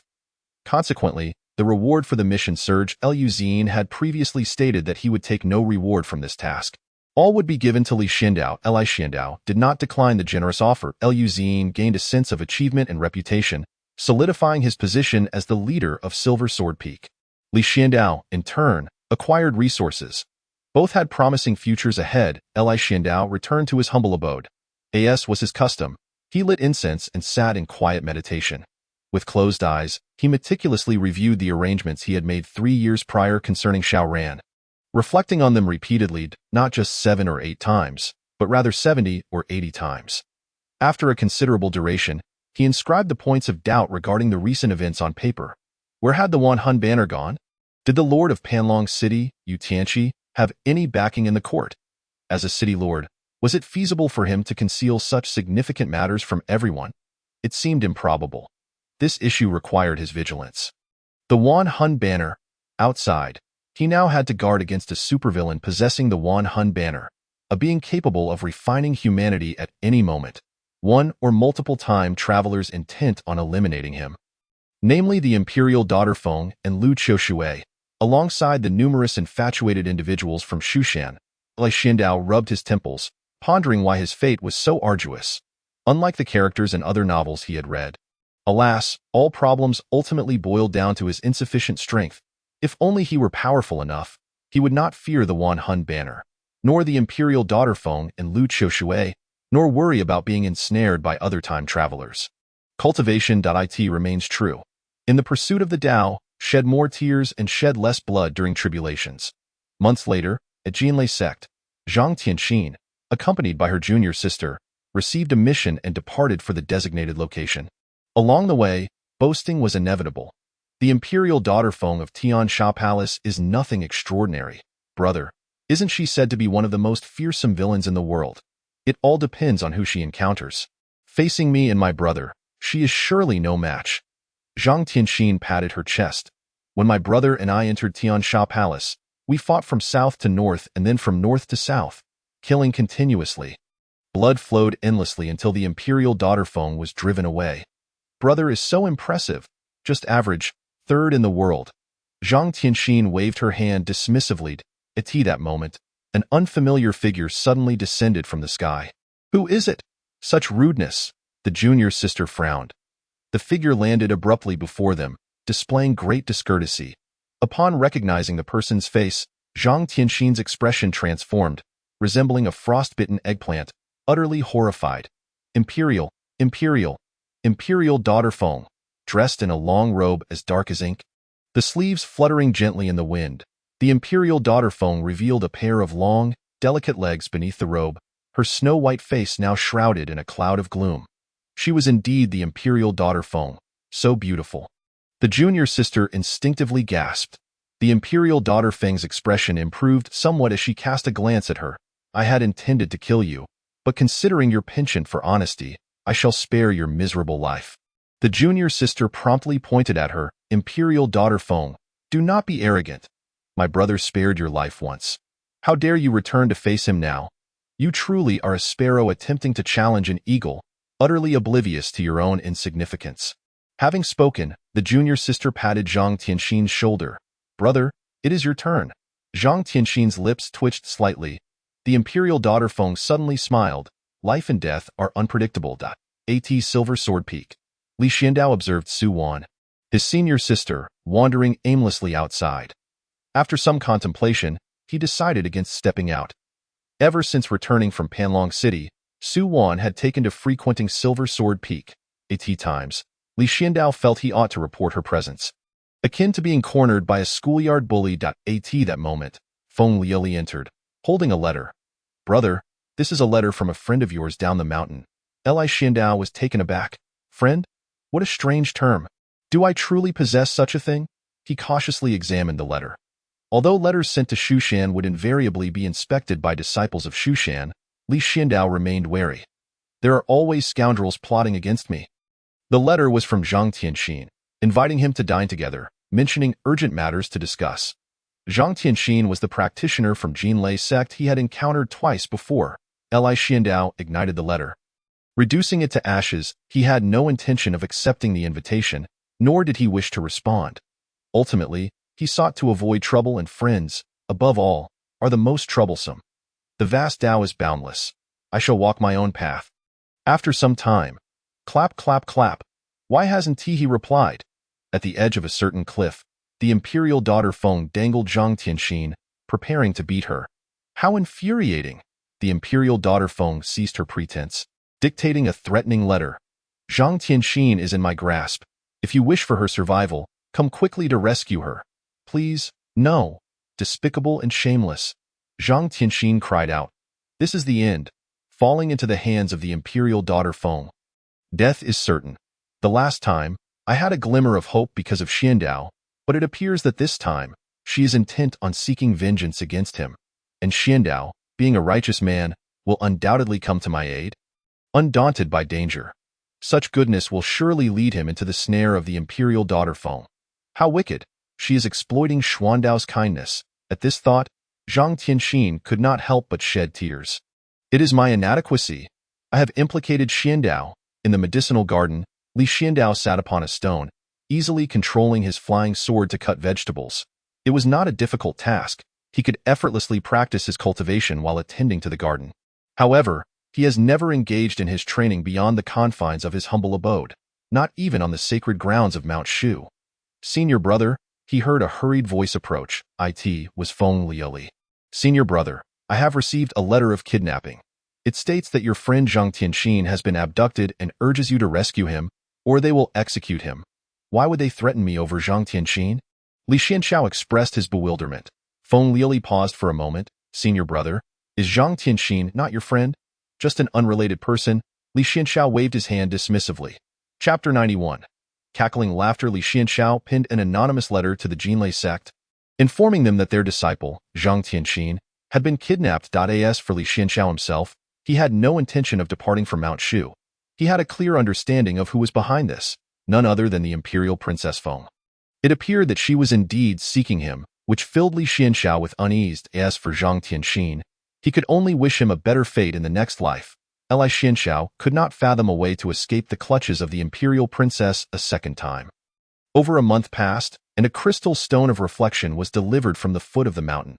Within it, Zhang Tianxin was seen enduring a brutal beating at the hands of the imperial princess. Li Xianxiao, if you do not come soon, I will beat him to death.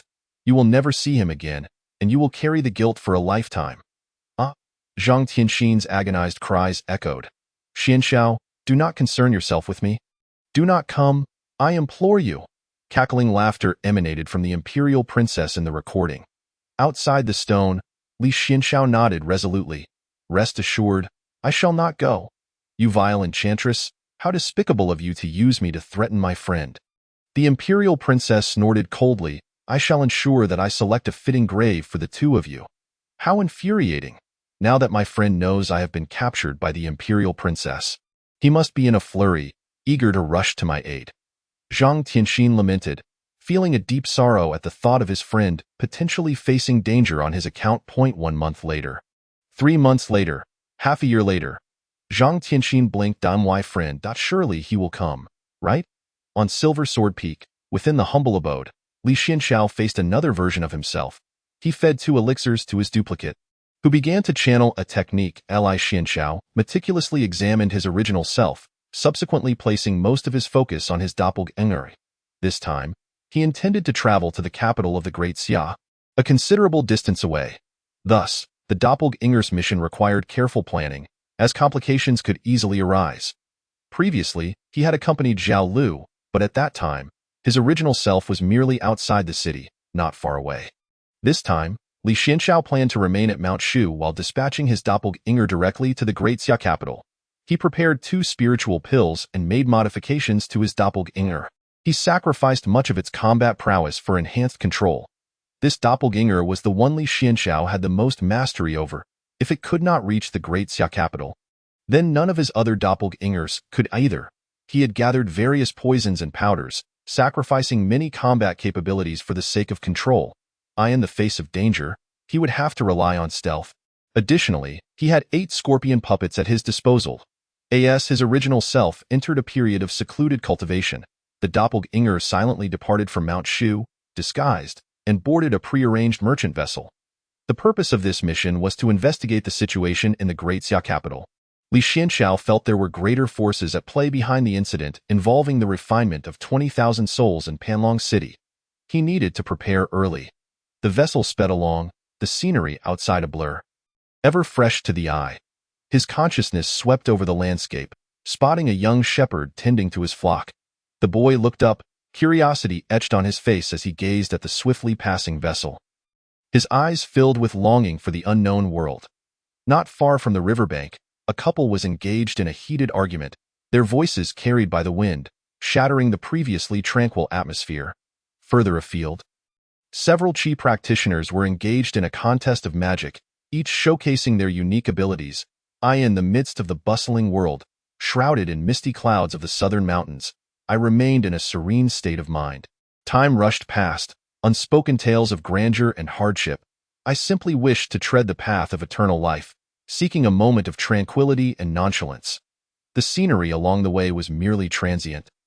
Yet the peace and resolve within me remained steadfast, accompanying me through each dawn and dusk. 3 days later, Li Xianxiao donned coarse cloth garments, his complexion darkened, sporting a scruffy beard. He wore a wide-brimmed hat and followed a group of bodyguards toward the capital. Just 1 more day's journey, and he would arrive. This time, he entered the city as a merchant accompanying the trading convoy. 6 months prior, he had assumed a false identity as an inconspicuous merchant in the convoy. This was his first solo venture. Entering the city under this guise, even if trouble arose, it would be nearly impossible for anyone to uncover his true identity. The snowfall in the capital was heavy, fitting the saying, "A white dog on a yellow dog, swollen on a white dog." The escort reached this point, and typically, there would be little danger around the capital. The group prepared to return the way they came. Li Xianxiao cast one last glance at the escort. On the return journey, a group of enemies lay in ambush, waiting to attack the escort. Both sides were merely ordinary people, yet the adversaries were equipped with crossbows and had prepared their ambush well. It was likely that the escort would meet with disaster. The conflict between these ordinary individuals was strictly prohibited by the laws of Mount Shu. If it did not involve cultivators, they were not to interfere. Li Xianxiao had no desire to entangle himself in such matters. The escort bid farewell. The leading bodyguard clasped his hands, saying, "May we meet again."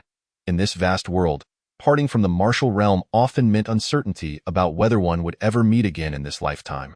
Li Xianxiao returned the gesture, about to turn away when suddenly, a small hand tugged at him.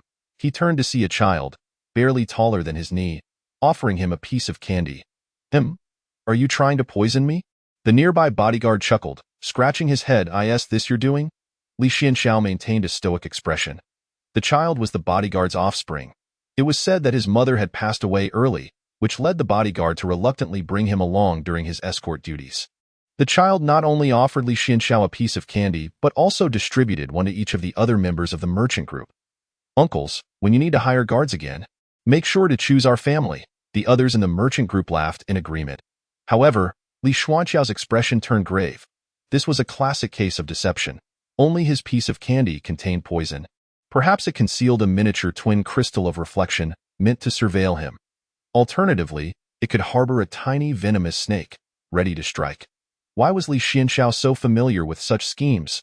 Because he had orchestrated similar plots himself. As the escort departed, Li Xianxiao remained deep in thought, contemplating the candy point 2 days later, in an inn. How long have we been asleep? I don't know. It feels like we've been out for several days. What about the people from the Longtong escort? No idea. My head feels heavy, like I've been poisoned. Damn it. Wake up. If they get away, how will we report back? The group hastily donned their garments and armed themselves, rushing to the route the escort would take. Eldest brother, it's the escort. Quick, prepare the crossbows. Eldest brother, my legs feel so weak. I have no strength left. At that moment, they could barely manage to run a few steps, let alone engage in combat. We have been outwitted by scoundrels. Chapter 92. At last, I have found you, though the great Xia may not be the foremost dynasty of the Central Plains. It nonetheless holds considerable power. The capital is rife with prosperity. Upon entering the city, Li Xianxiao separated from the merchant group. He ventured alone to a tea house, ordering a pot of tea and a few snacks. There, he sipped tea and nibbled on delicacies, blending in as an inconspicuous passerby. The tea house buzzed with lively conversation, many tales woven with threads of truth. Li Xianxiao cracked sunflower seeds, listening intently. Did you hear? There's a hot-tempered old gentleman at the private school in Gi Lane. I know about that. Another patron chimed in. This old man is over 60 and prone to striking his students. Once, he beat a particularly effeminate student so mercilessly that the poor boy cried out in distress, which only fueled the old man's fervor. Li Xianxiao raised an eyebrow, intrigued by the unfolding drama. Then it escalated to a fatal incident. A tragedy indeed, he mused, shaking his head. The first patron continued. They clashed, one striking while the other cried, one questioning in anguish while the other persisted in his assault. Eventually, the two ended up together, ignoring societal prejudices. The second patron added. Li Xianxiao felt somewhat perplexed. Is this how the townsfolk entertain themselves? But how could two men together conceive a child? To avoid drawing attention, Li Xianxiao changed tea houses every couple of days. As time passed, he amassed a wealth of intriguing stories, sitting cross-legged on the Kong, recounting the capital's peculiar tales for days on end without repeating a single one. On this day, Li Xianxiao continued his usual routine, switching to a new tea house, just as the waiter set down the sunflower seeds. The voices of the tea patrons nearby suddenly reached his ears. Imperial jade liquor, imperial jade liquor. The vast expanse of the horizon is my love. Li Xianxiao maintained a calm demeanor, yet tumultuous waves surged within his heart. A time traveler, encountered in such a vivid manner.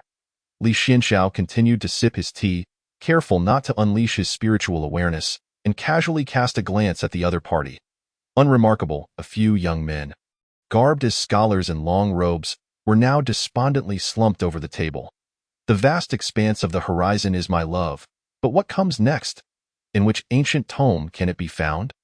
Why can't I locate it? Don't mention it. Can anyone tell me what follows after got a nail fungus? Another examinee chuckled. What is the weapon of the 2nd Battalion commander? I'll buy a few oranges. You just stay here and don't move. What is the relationship between you and me? You are called Bai Yun, and I am called. How much for the big hammer? How much for the small hammer? The rites have collapsed. The music has faltered. What kind of bizarre questions are these? Stop babbling. I've heard this is a question posed directly by the reigning emperor. Empty words, empty words. Li Xianxiao, who was eavesdropping, furrowed his brow slightly. These questions were all issued by the emperor of Daxia. Were they testing for the top scholar, or hunting for time travelers? Li Xianxiao had originally come to the Daxia dynasty to investigate the matter of the Wandering Soul's banner, but unexpectedly gleaned information regarding the whereabouts of a time traveler. Thus, after several days of inquiries, Li Xianxiao confirmed that this time traveler resided within the imperial palace. Perhaps it was the emperor of Daxia himself, or possibly a close minister by his side. The Wandering Soul's banner, a time traveler, Panlong City, the emperor of Daxia. One clue after another woven together. Li Xianxiao drew a sharp breath. How terrifying! Could it be that the Wandering Soul's banner was in the hands of the emperor of Daxia? A time traveler possessing a bug-level artifact, This was within reason.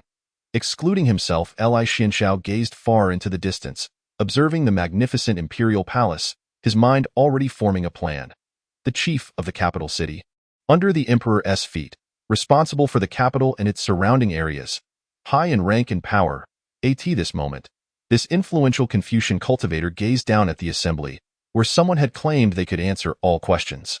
Do you know the answer? Of course. Then do tell. The individual below promptly stated, Imperial Jade Liquor, 180 per cup. How is this liquor? Allow me to extol its virtues. Blow, blow. Behold my eloquence. 1 cup to whet your appetite. The chief of Jingzhao's eyes twinkled. What is the weapon of the 2nd Battalion Commander? Italian cannon. The chief of Jingzhao continued. I am called Baiyun. And you are called? Haitu. I am 71. You are 75. I belong to the rooster. You belong to the tiger. How much for the big hammer? How much for the small hammer? The big hammer is 80. The small hammer is 40. The chief of Jingzhao's eyes widened in astonishment. Everything matched. All the answers aligned with those of the emperor. This was the person the emperor sought. The chief of Jingzhao scrutinized him closely, the one whom the emperor had been yearning for. From a distance, the figure appeared somewhat frail, with skin bearing an unhealthy dark hue. Upon closer inspection, one could discern his emaciated form, as if a gust of wind could easily topple him. His face was long and thin, resembling that of a goat, with high cheekbones and a pointed chin, imparting a shrewd yet slightly cunning impression. Was this truly the individual? The chief of Jingzhao pondered quietly. He instructed his men to keep a close watch on this person and to report back to the emperor. After inquiring a few more questions, he ordered an investigation into the individual's identity. To his shock, the investigation revealed that this person was a wanted criminal. Not only a wanted criminal, but one guilty of heinous crimes, having raped and murdered 8 women. The chief of Jingzhao was further bewildered.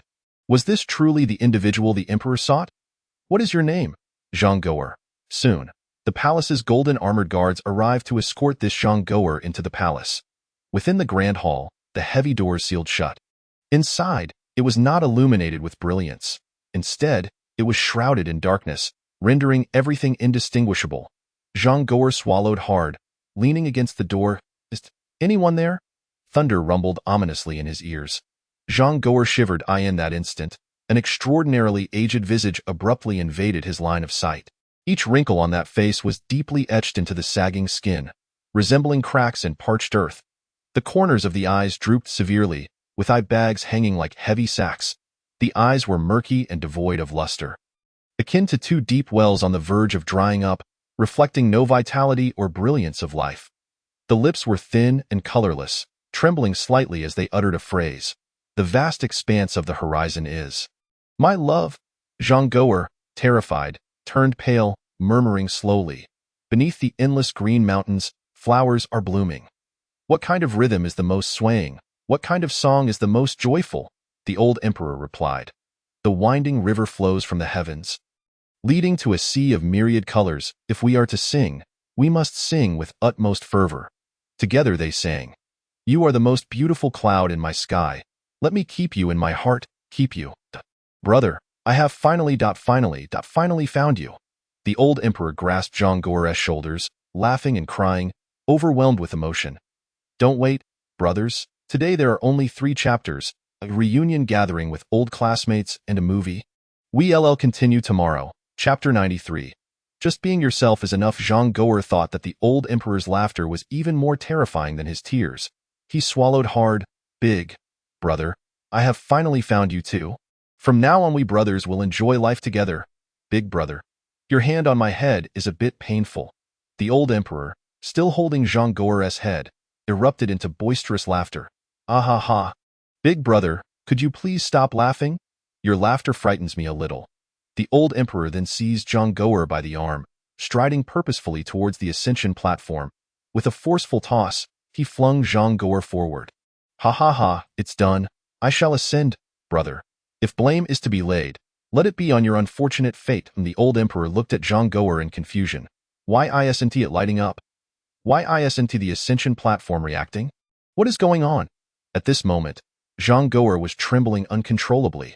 The old emperor grasped Zhang Goer's collar, demanding, what is happening? Why isn't it lighting up? Zhang Gou'er was on the verge of wetting himself. "It's your thing, why ask me? Why Haven tea you cultivated? Is it because you are not a cultivator?"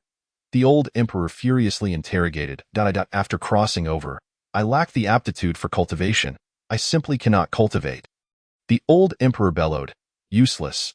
You are the most useless time traveler I have ever encountered. If you cannot cultivate, can't you do business?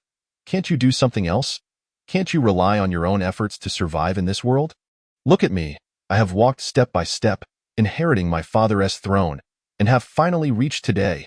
And you, merely surviving off scraps, how disgraceful for a time traveler." And oh wait, the old emperor suddenly realized. He fixed a penetrating gaze on Zhang Gou'er. "You truly are a time traveler?" "Indeed." Zhang Gou'er hurriedly nodded. The old emperor's eyes gleamed. "Now, please listen to the question. My grandmother walks very fast. How many meters can she walk in a minute? A. 800 kilometers per minute. B. 80,000 kilometers per minute. C. 800 million kilometers per minute. Zhang Gou'er's expression froze. "Please answer, how many meters can my grandmother walk in a minute?" Zhang Gou'er replied, "C." When in doubt, choose C. Zhang Gou'er recalled what someone had told him. Smack! The old emperor slapped him across the face. "Who exactly are you?" Zhang Gou'er immediately knelt down. "Your Majesty, spare me. My name is Zhang Gou'er. Someone told me to say this, and I would live a life of riches and never worry about food and drink. Your Majesty, spare me." Who was that person?" I don't know." "What did he look like?" I don't remember." The old emperor pressed his hand firmly on Zhang Gou'er's head, extracting his memories. Amidst Zhang Gou'er's cries of despair, the old emperor glimpsed all of Zhang Gou'er's memories. Yet, he found no useful information. What is happening? What is going on? Zhang Gou'er had perished. The forced soul search had left him dead. Even cultivators would either suffer soul injury and become fools, or have their cultivation roots severed. Unable to cultivate again. As for ordinary people, soul searching equated to death. "Bastard, you dare scheme against me. Golden armored guards, find him. Bring him to me." Suddenly, the old emperor crushed Zhang Gou'er's head, reaching to seize a tiny insect hidden within. "Goo worm!" The old emperor glared at the goo worm, which also stared back at him. The old emperor smirked, addressing the goo worm.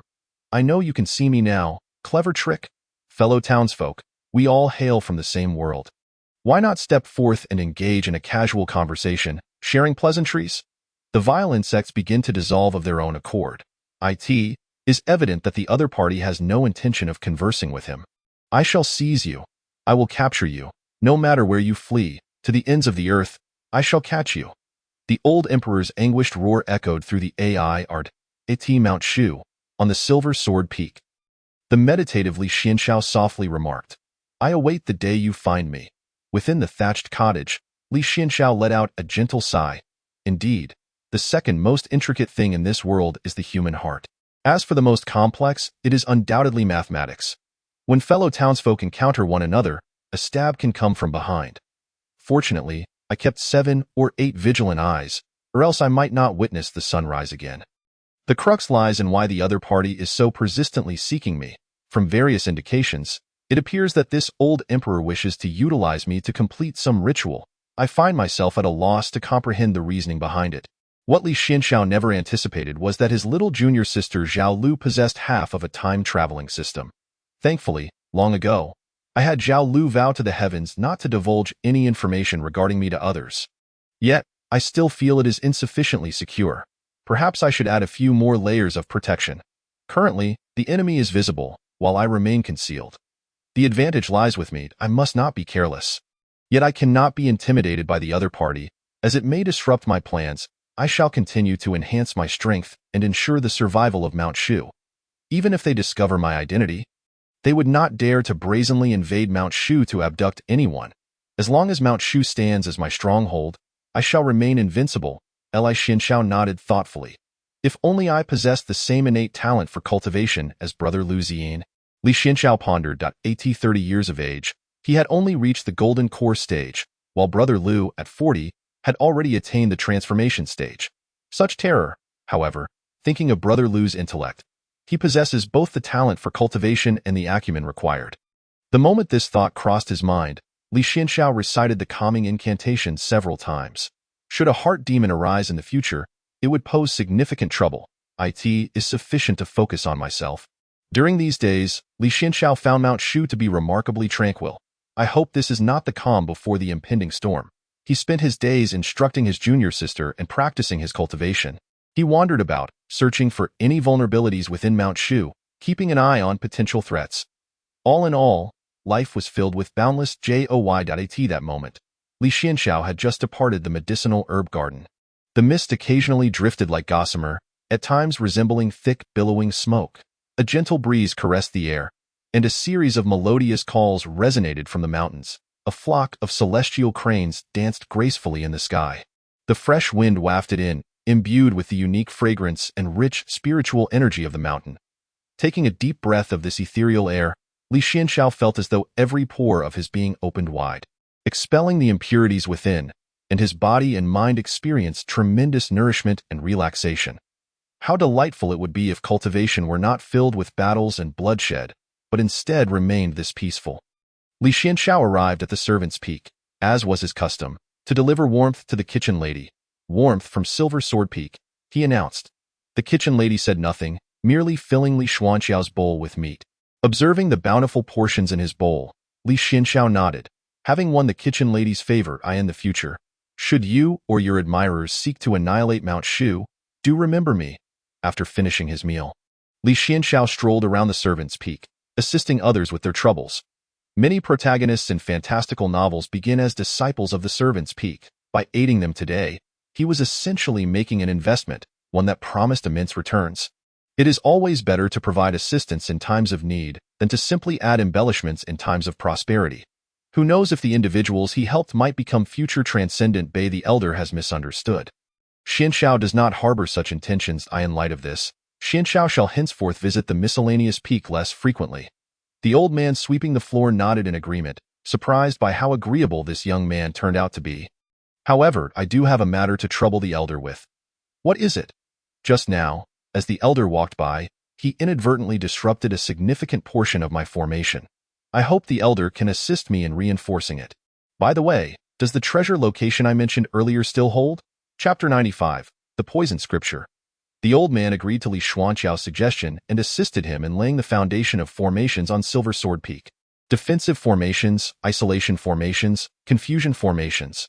Why does this young man set up so many formations? The old man furrowed his brow as he examined the blueprints provided by Li Xianxiao, feeling somewhat overwhelmed.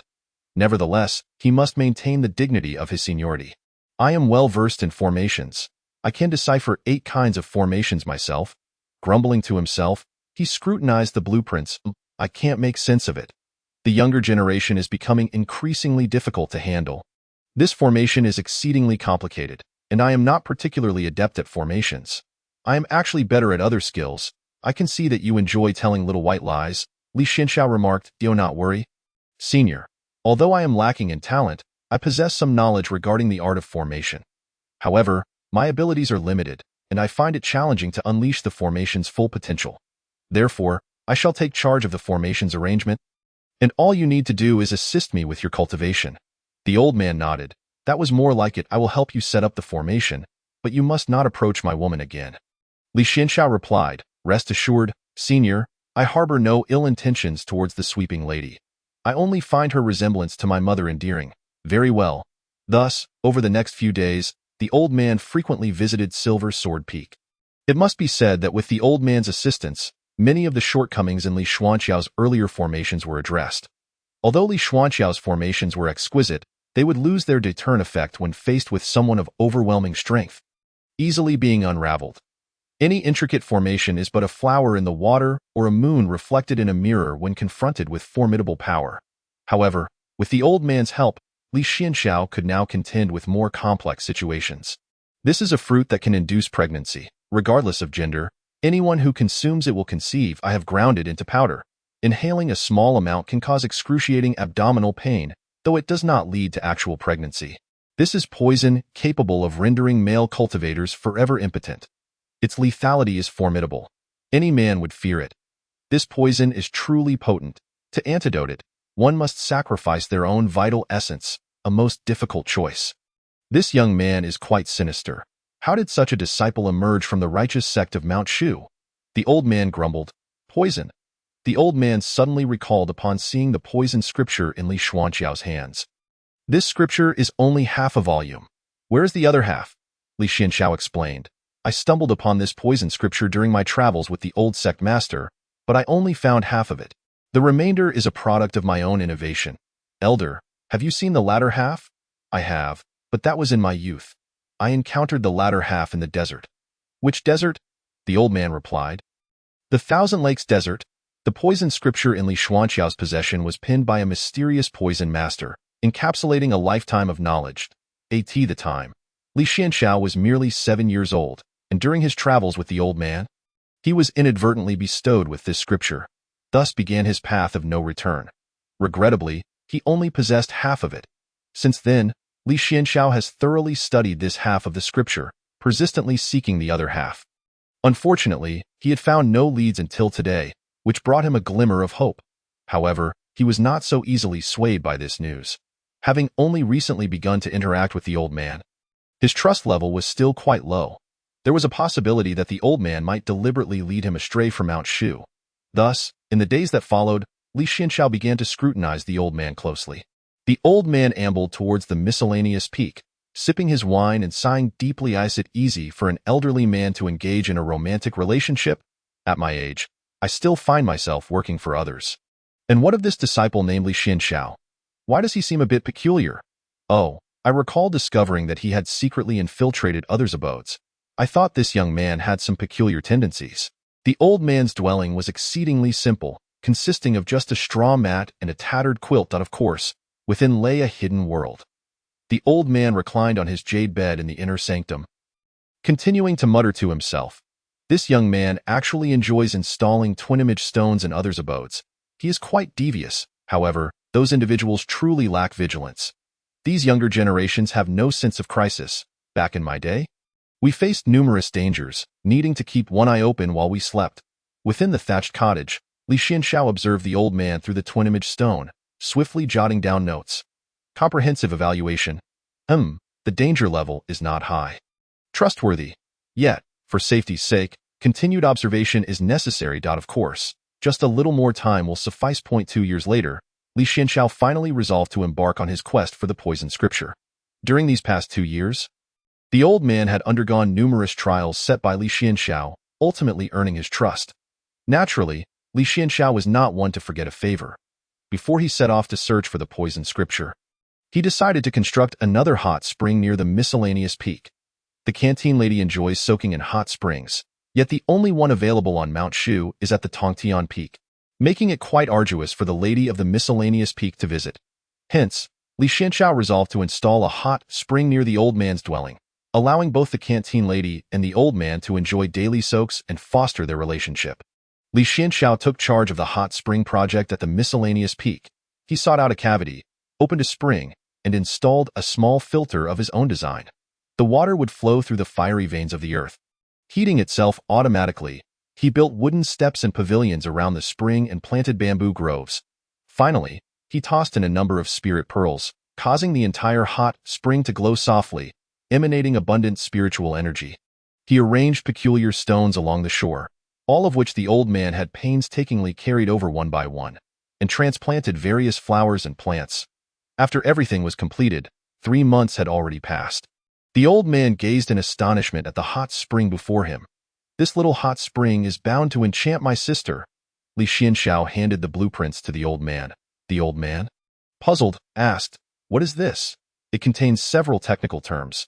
If the canteen lady inquires how this hot spring was constructed, you may explain it to her using these blueprints. She will surely admire you.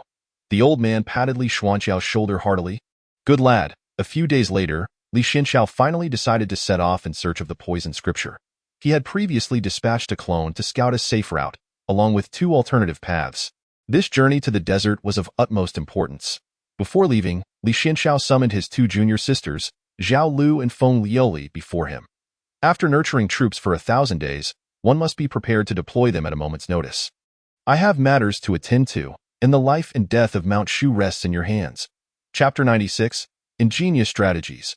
Rest assured, senior brother, I will protect Mount Shu. Li Xuanqiao nodded in satisfaction. Excellent. During my absence, You must embody the essence of our sect. Now, please recite our new mantra. The hearts of men are treacherous and merciless, traps and poisons intertwine in a deadly dance. Exercise caution and do not be negligent. A single misstep may cost you your life. Do not be careless in your comings and goings. Distance yourself from crowds to avoid calamity. Heaven and earth may unleash disasters. Do not flaunt your skills or gamble recklessly. Should you taste the fruit of love in secret, your cultivation will surely falter. If you are lured into a trap by chance, you will find yourself forever mired in a quagmire. These are 3 strategies I leave behind. Should you encounter insurmountable challenges or dilemmas in Mount Shu, take out the strategies in order. Do you understand? This departure from Mount Shu is unlike any before. The Thousand Lakes Desert is far too distant for my clone to reach. Moreover, the quest for the poison scripture is of paramount importance to Li Xianxiao. He cannot afford to be careless. This journey may take an indeterminate amount of time, and he hopes that Mount Shu will still stand upon his return. Li Xianxiao cast a deep gaze back at Mount Shu. After leaving Mount Shu, Li Xianxiao followed the alternate routes he had previously established to the Thousand Lakes Desert. The journey was fraught with unexpected challenges, with mountains and rivers accompanying him, and the sun, moon, and stars as his companions. Atop the lofty peaks, he beheld the rushing rivers. Amidst the clustered mountains, he confronted the winds, feeling the mighty gusts as he sat in the wilderness. Traversing the Twilight Point 2 hurried months passed. The Thousand Lakes Desert lies to the northwest of Mount Shu, an endless expanse of yellow sand. Blackwater City is the largest force within the Thousand Lakes Desert. The ruler of Blackwater City is not a human, but an ancient tortoise that has cultivated for countless years. Some say this tortoise has practiced for tens of thousands of years, while others claim it has existed for 3 great epochs. No one knows the true extent of this tortoise's cultivation, or how many years it has truly endured. In the city of Heishui lies a divine pearl. It is said that consuming this pearl can greatly enhance one's cultivation, prolong life, and preserve eternal youth. This pearl is named the Beefing Pearl, and it is precisely because of its existence that the city of Heishui came to be. At this very moment, within the treasury that houses the Heishui Pearl, a figure descends into its depths. Cackling with glee, the figure declares, "The Heishui Pearl belongs to me. Who dares to trespass upon sacred ground?" 2 voices echo simultaneously as the guardians of the treasury emerge from the shadows. How noisy!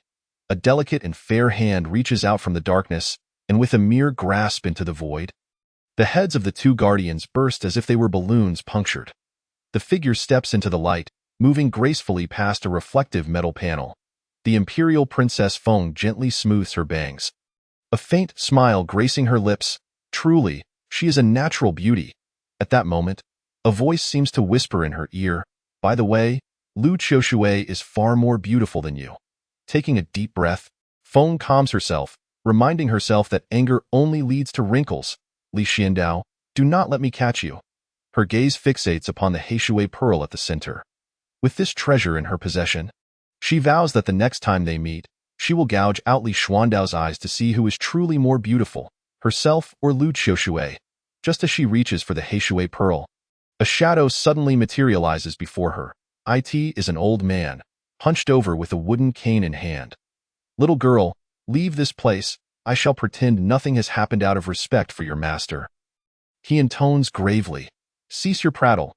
Either hand over the Heishui Pearl to me, or I shall have you caught and boiled for turtle soup."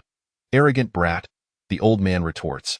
Princess Feng's beautiful eyes widen, and her jade-like hand shoots forth like lightning, aiming straight for the mysterious Heishui Pearl. In an instant, a terrifying surge of power erupts from the pearl, flooding the space like a burst dam. Distorting the surrounding air and producing a cacophony of shrill howls, the treasury trembles. Feng raises her head to behold a colossal figure in the air.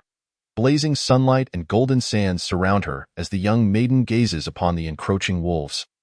Her face paling in fear. The wolves emit a fearsome howl, and she instinctively shuts her eyes. When she dares to open them again, she finds the once threatening wolves inexplicably collapsed upon the ground. "Excuse me, is Heishui City in this direction?" The girl responds reflexively. The voice dissipates. She surveys her surroundings, finding not a single soul in sight. Deep beneath the desert, Li Xiandao rests in a cave he has just excavated. "I cannot continue. I have already exhausted much of my strength." Traversing the desert is a strenuous endeavor, and he senses that he has lost 3% of his true essence. The peril is great. The Qianhu Desert is no ordinary desert. Its unique geological and spiritual vein structures create a distinctive terrain, in the Qianhu Desert. Cultivators at the nascent soul stage and below who go without water for extended periods will gradually weaken, even risking death. Even those at the transformation stage are affected. Thus, Li Xiandao has prepared only a small amount of water. Just a little. He takes a generous sip and resumes studying the map intently. This map was drawn from the memories of the Sweeper Elder. Given that those memories are quite ancient and the Elder is prone to forgetfulness, Li Xiandao has spent years confirming and cross-examining, employing various interrogation techniques to mark 3 locations of utmost suspicion. The toxic scripture he seeks is likely among these 3 spots. He takes another hearty gulp of water, applies a cooling patch to his forehead, and sprays himself with a protective mist before setting out once more. The journey is fraught with danger. He must remain vigilant against sandstorms while also being cautious of venomous snakes, scorpions, and various poisonous insects that inhabit the desert. Not to mention the mercenary bands that thrive in this treacherous land. Fortunately, Li Xiandao is well prepared. After half a month, he believes he has arrived at his destination. Emerging from the sands, he finds himself atop a small dune. Chapter 97. The journey through the Qianhu Desert. Li Xiandao marks an area on the map with a large cross, indicating that it does not contain the toxic scripture he seeks. He stows the map and gazes at the dune before him. Once he confirms that the surroundings are safe, he begins to dig. According to the Sweeper Elder, the location of the toxic scripture lies within an underground tomb in the desert. Li Xiandao instructs his puppet to commence excavation. Night quickly falls. In the darkness, Li Xiandao's ears perk up. Something is approaching rapidly. As it draws near, its true form is revealed. A camel. The camel, speaking with human voice, bellows, "Which grave robber dares to act recklessly in my territory?" Beneath the desert lies a multitude of tombs, giving rise to many practitioners who live by grave robbing, yearning to unearth miraculous elixirs within the sepulchres. Moments later, 2 figures emerge from the ground. Run! The 2 figures sprint desperately through the desert. Suddenly, the camel raises its head and opens its mouth, releasing a long, piercing howl. In that instant, an astonishing scene unfolds. Enormous camels materialize from thin air, their massive forms draped in thick fur akin to impenetrable armor. This herd of gigantic camels charges at the 2 diminutive figures with astonishing speed. As they stampede forth, a tempest whirls around them, sending clouds of sand into the air, forming a colossal wave of yellow dust. The 2 unfortunate souls barely have time to react before they are engulfed by the onslaught of camels. Their agonized screams are swiftly drowned out by the thunderous sound of hooves, followed by a series of chilling cracks and the sickening sounds of flesh being crushed. In the blink of an eye, the 2 men are reduced to a gruesome puddle of indistinguishable flesh. A sight too horrific to behold. Thus, the 2 grave robbers meet their demise. The leading camel snorts disdainfully, barely glancing at the lifeless bodies. After a while, Li Xiandao's head emerges from the ground, gazing at the grim sight of the 2 unfortunate grave robbers. The city lord has decreed that grave robbers face the utmost punishment. Yet these fools remain unrepentant. How terrifying! Li Xiandao sets up another layer of protective barrier to obscure his presence, then turns to continue his excavation. The digging persists for 2 days and nights until, at last, through the efforts of his subterranean puppet, Li Xiandao uncovers a damaged tomb door. The one previously destroyed by the Sweeper Elder. A flicker of joy ignites within him. At last, I have found it. Li Xiandao burrows inside, quickly clearing away any traces of disturbance above. The puppet is the first to enter the tomb, followed by his clones, and finally, his true self. According to the Sweeper Elder, the tomb posed no dangers and was quite safe. However, Li Xiandao suspects that what may be safe for the Elder could spell doom for him. The passage through the tomb is not long, merely over 5 zhong, yet it takes Li Xiandao a full 2 hours to traverse. He proceeds with utmost caution, every step fraught with tension. Testing and retesting, he is more vigilant than a minefield sweeper. Finally, he stands within the main tomb. The puppet and clones remain unharmed. All of his prepared protective gloves and detoxification pills, everything is untouched. Li Xiandao gazes at the treasures of gold and silver within the tomb. Completely uninterested, his eyes fixate on an ancient tome resting at the center. The surroundings are secure, the ground stable, the ceiling intact. Everything is safe. It seems as though this place is indeed, as the Sweeper Elder described, a bastion of safety, devoid of peril. The Elder once claimed that upon finding no apparent danger, he assumed it was merely an ordinary tomb, casually taking a few treasures. It was only upon further inspection that he realized those treasures were extraordinary. Li Xiandao dons his protective gloves, attire, and detoxification talismans, consuming 2 detox pills in advance, and wears an anti-poison pendant. He first tests the toxic scripture with another object, finding no issues and detecting no toxicity. At last, with great caution, Li Xiandao reaches out to grasp the toxic scripture, in an instant. His expression shifts dramatically. From life to death, it occurs in the blink of an eye. He collapses, lifeless upon the ground. The tale concludes here. With a sigh, Li Xiandao sketches a period in the corner. What a perilous affair! He glances at his vanished clone, leaving not a trace behind. All of his protective measures against toxins have proven futile. Death was but a fleeting moment away. The facade of safety ahead had always lulled one into complacency, designed to obscure the true dangers that lay in wait. Li Xiandao instructs another clone to use 2 wooden sticks to lift the toxic scripture. This seems harmless enough. It appears that only human contact triggers the poison. He experiments further, flipping a page with the stick, nothing but empty space. After several tests, Li Xiandao gains a rough understanding of the nature of this poison. No storage artifact can contain this tome of toxic scripture, for doing so would not only damage the storage ring but would also lead to dire consequences. In the storage ring, the items were also subject to the corrosive effects of poison. Ultimately, Li Xiandao devised a clever plan, instructing his doppelganger to continuously grasp the book of poison with chopsticks, intending to thoroughly study it upon reaching Mount Shu. This venture into the Thousand Lakes Desert turned out to be far more fortuitous than he had anticipated. After securing the book of poison, Li Xiandao cast a fleeting glance at the gold and jewels scattered within the cave. His attention was suddenly drawn to a stone tablet nestled in the corner. In my lifetime, I have cherished poison, for it has led me to enlightenment. I have both taken lives and saved them. In the end, I am left solitary, with none daring to approach. All the wealth I have accumulated. If encountered by a fated person, I implore you to disperse it on my behalf. I would be eternally grateful. These treasures were indeed captivating, and Li Xiandao noted that they were not mere worldly riches. For cultivators, they held profound allure, and it seemed unlikely that anyone would undertake meaningless endeavors motivated by the tablet's inscribed words.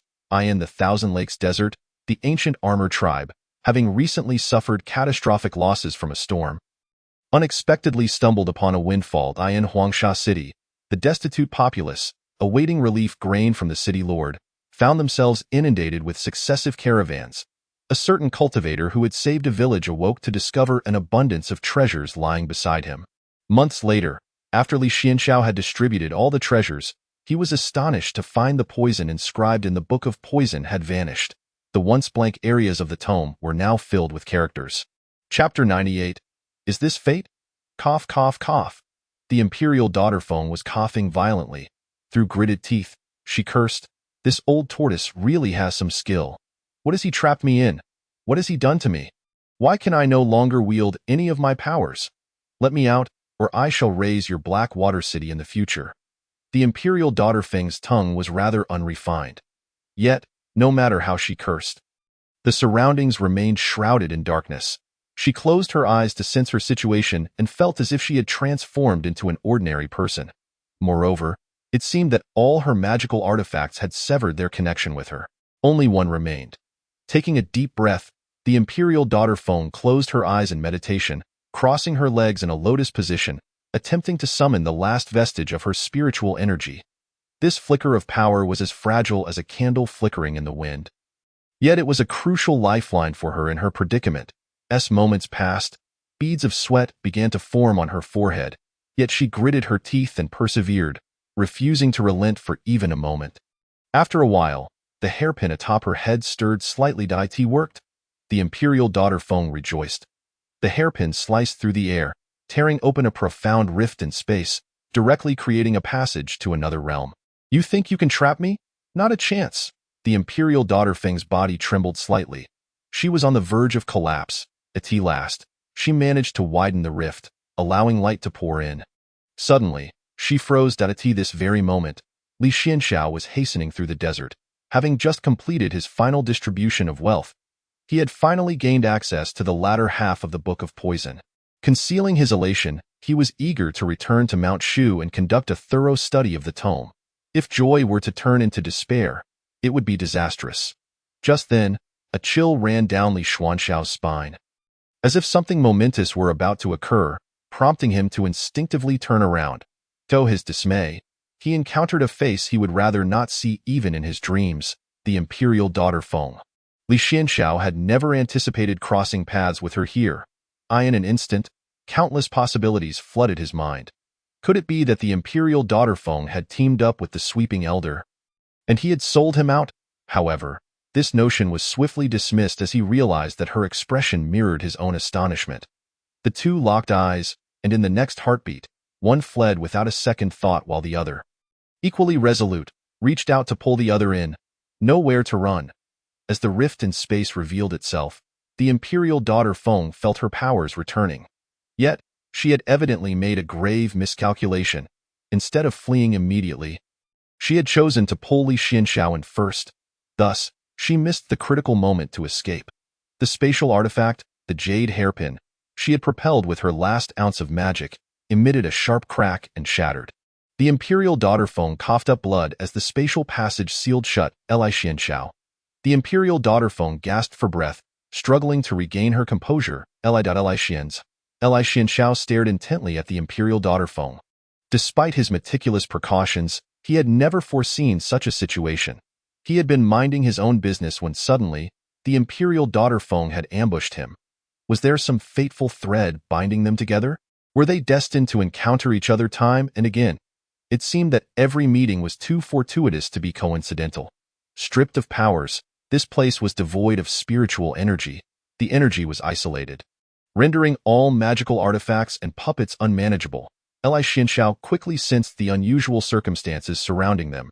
Observing the imperial daughter Feng, her situation appeared to be similar to his own. Well then, no need for pleasantries. Li Xianxiao, the imperial daughter Feng bellowed. At this moment, the imperial daughter Feng's hair was elegantly styled, adorned with a jade hairpin, and she wore a flowing rose-purple gown. The dress bore stains of blood, resembling torn burlap.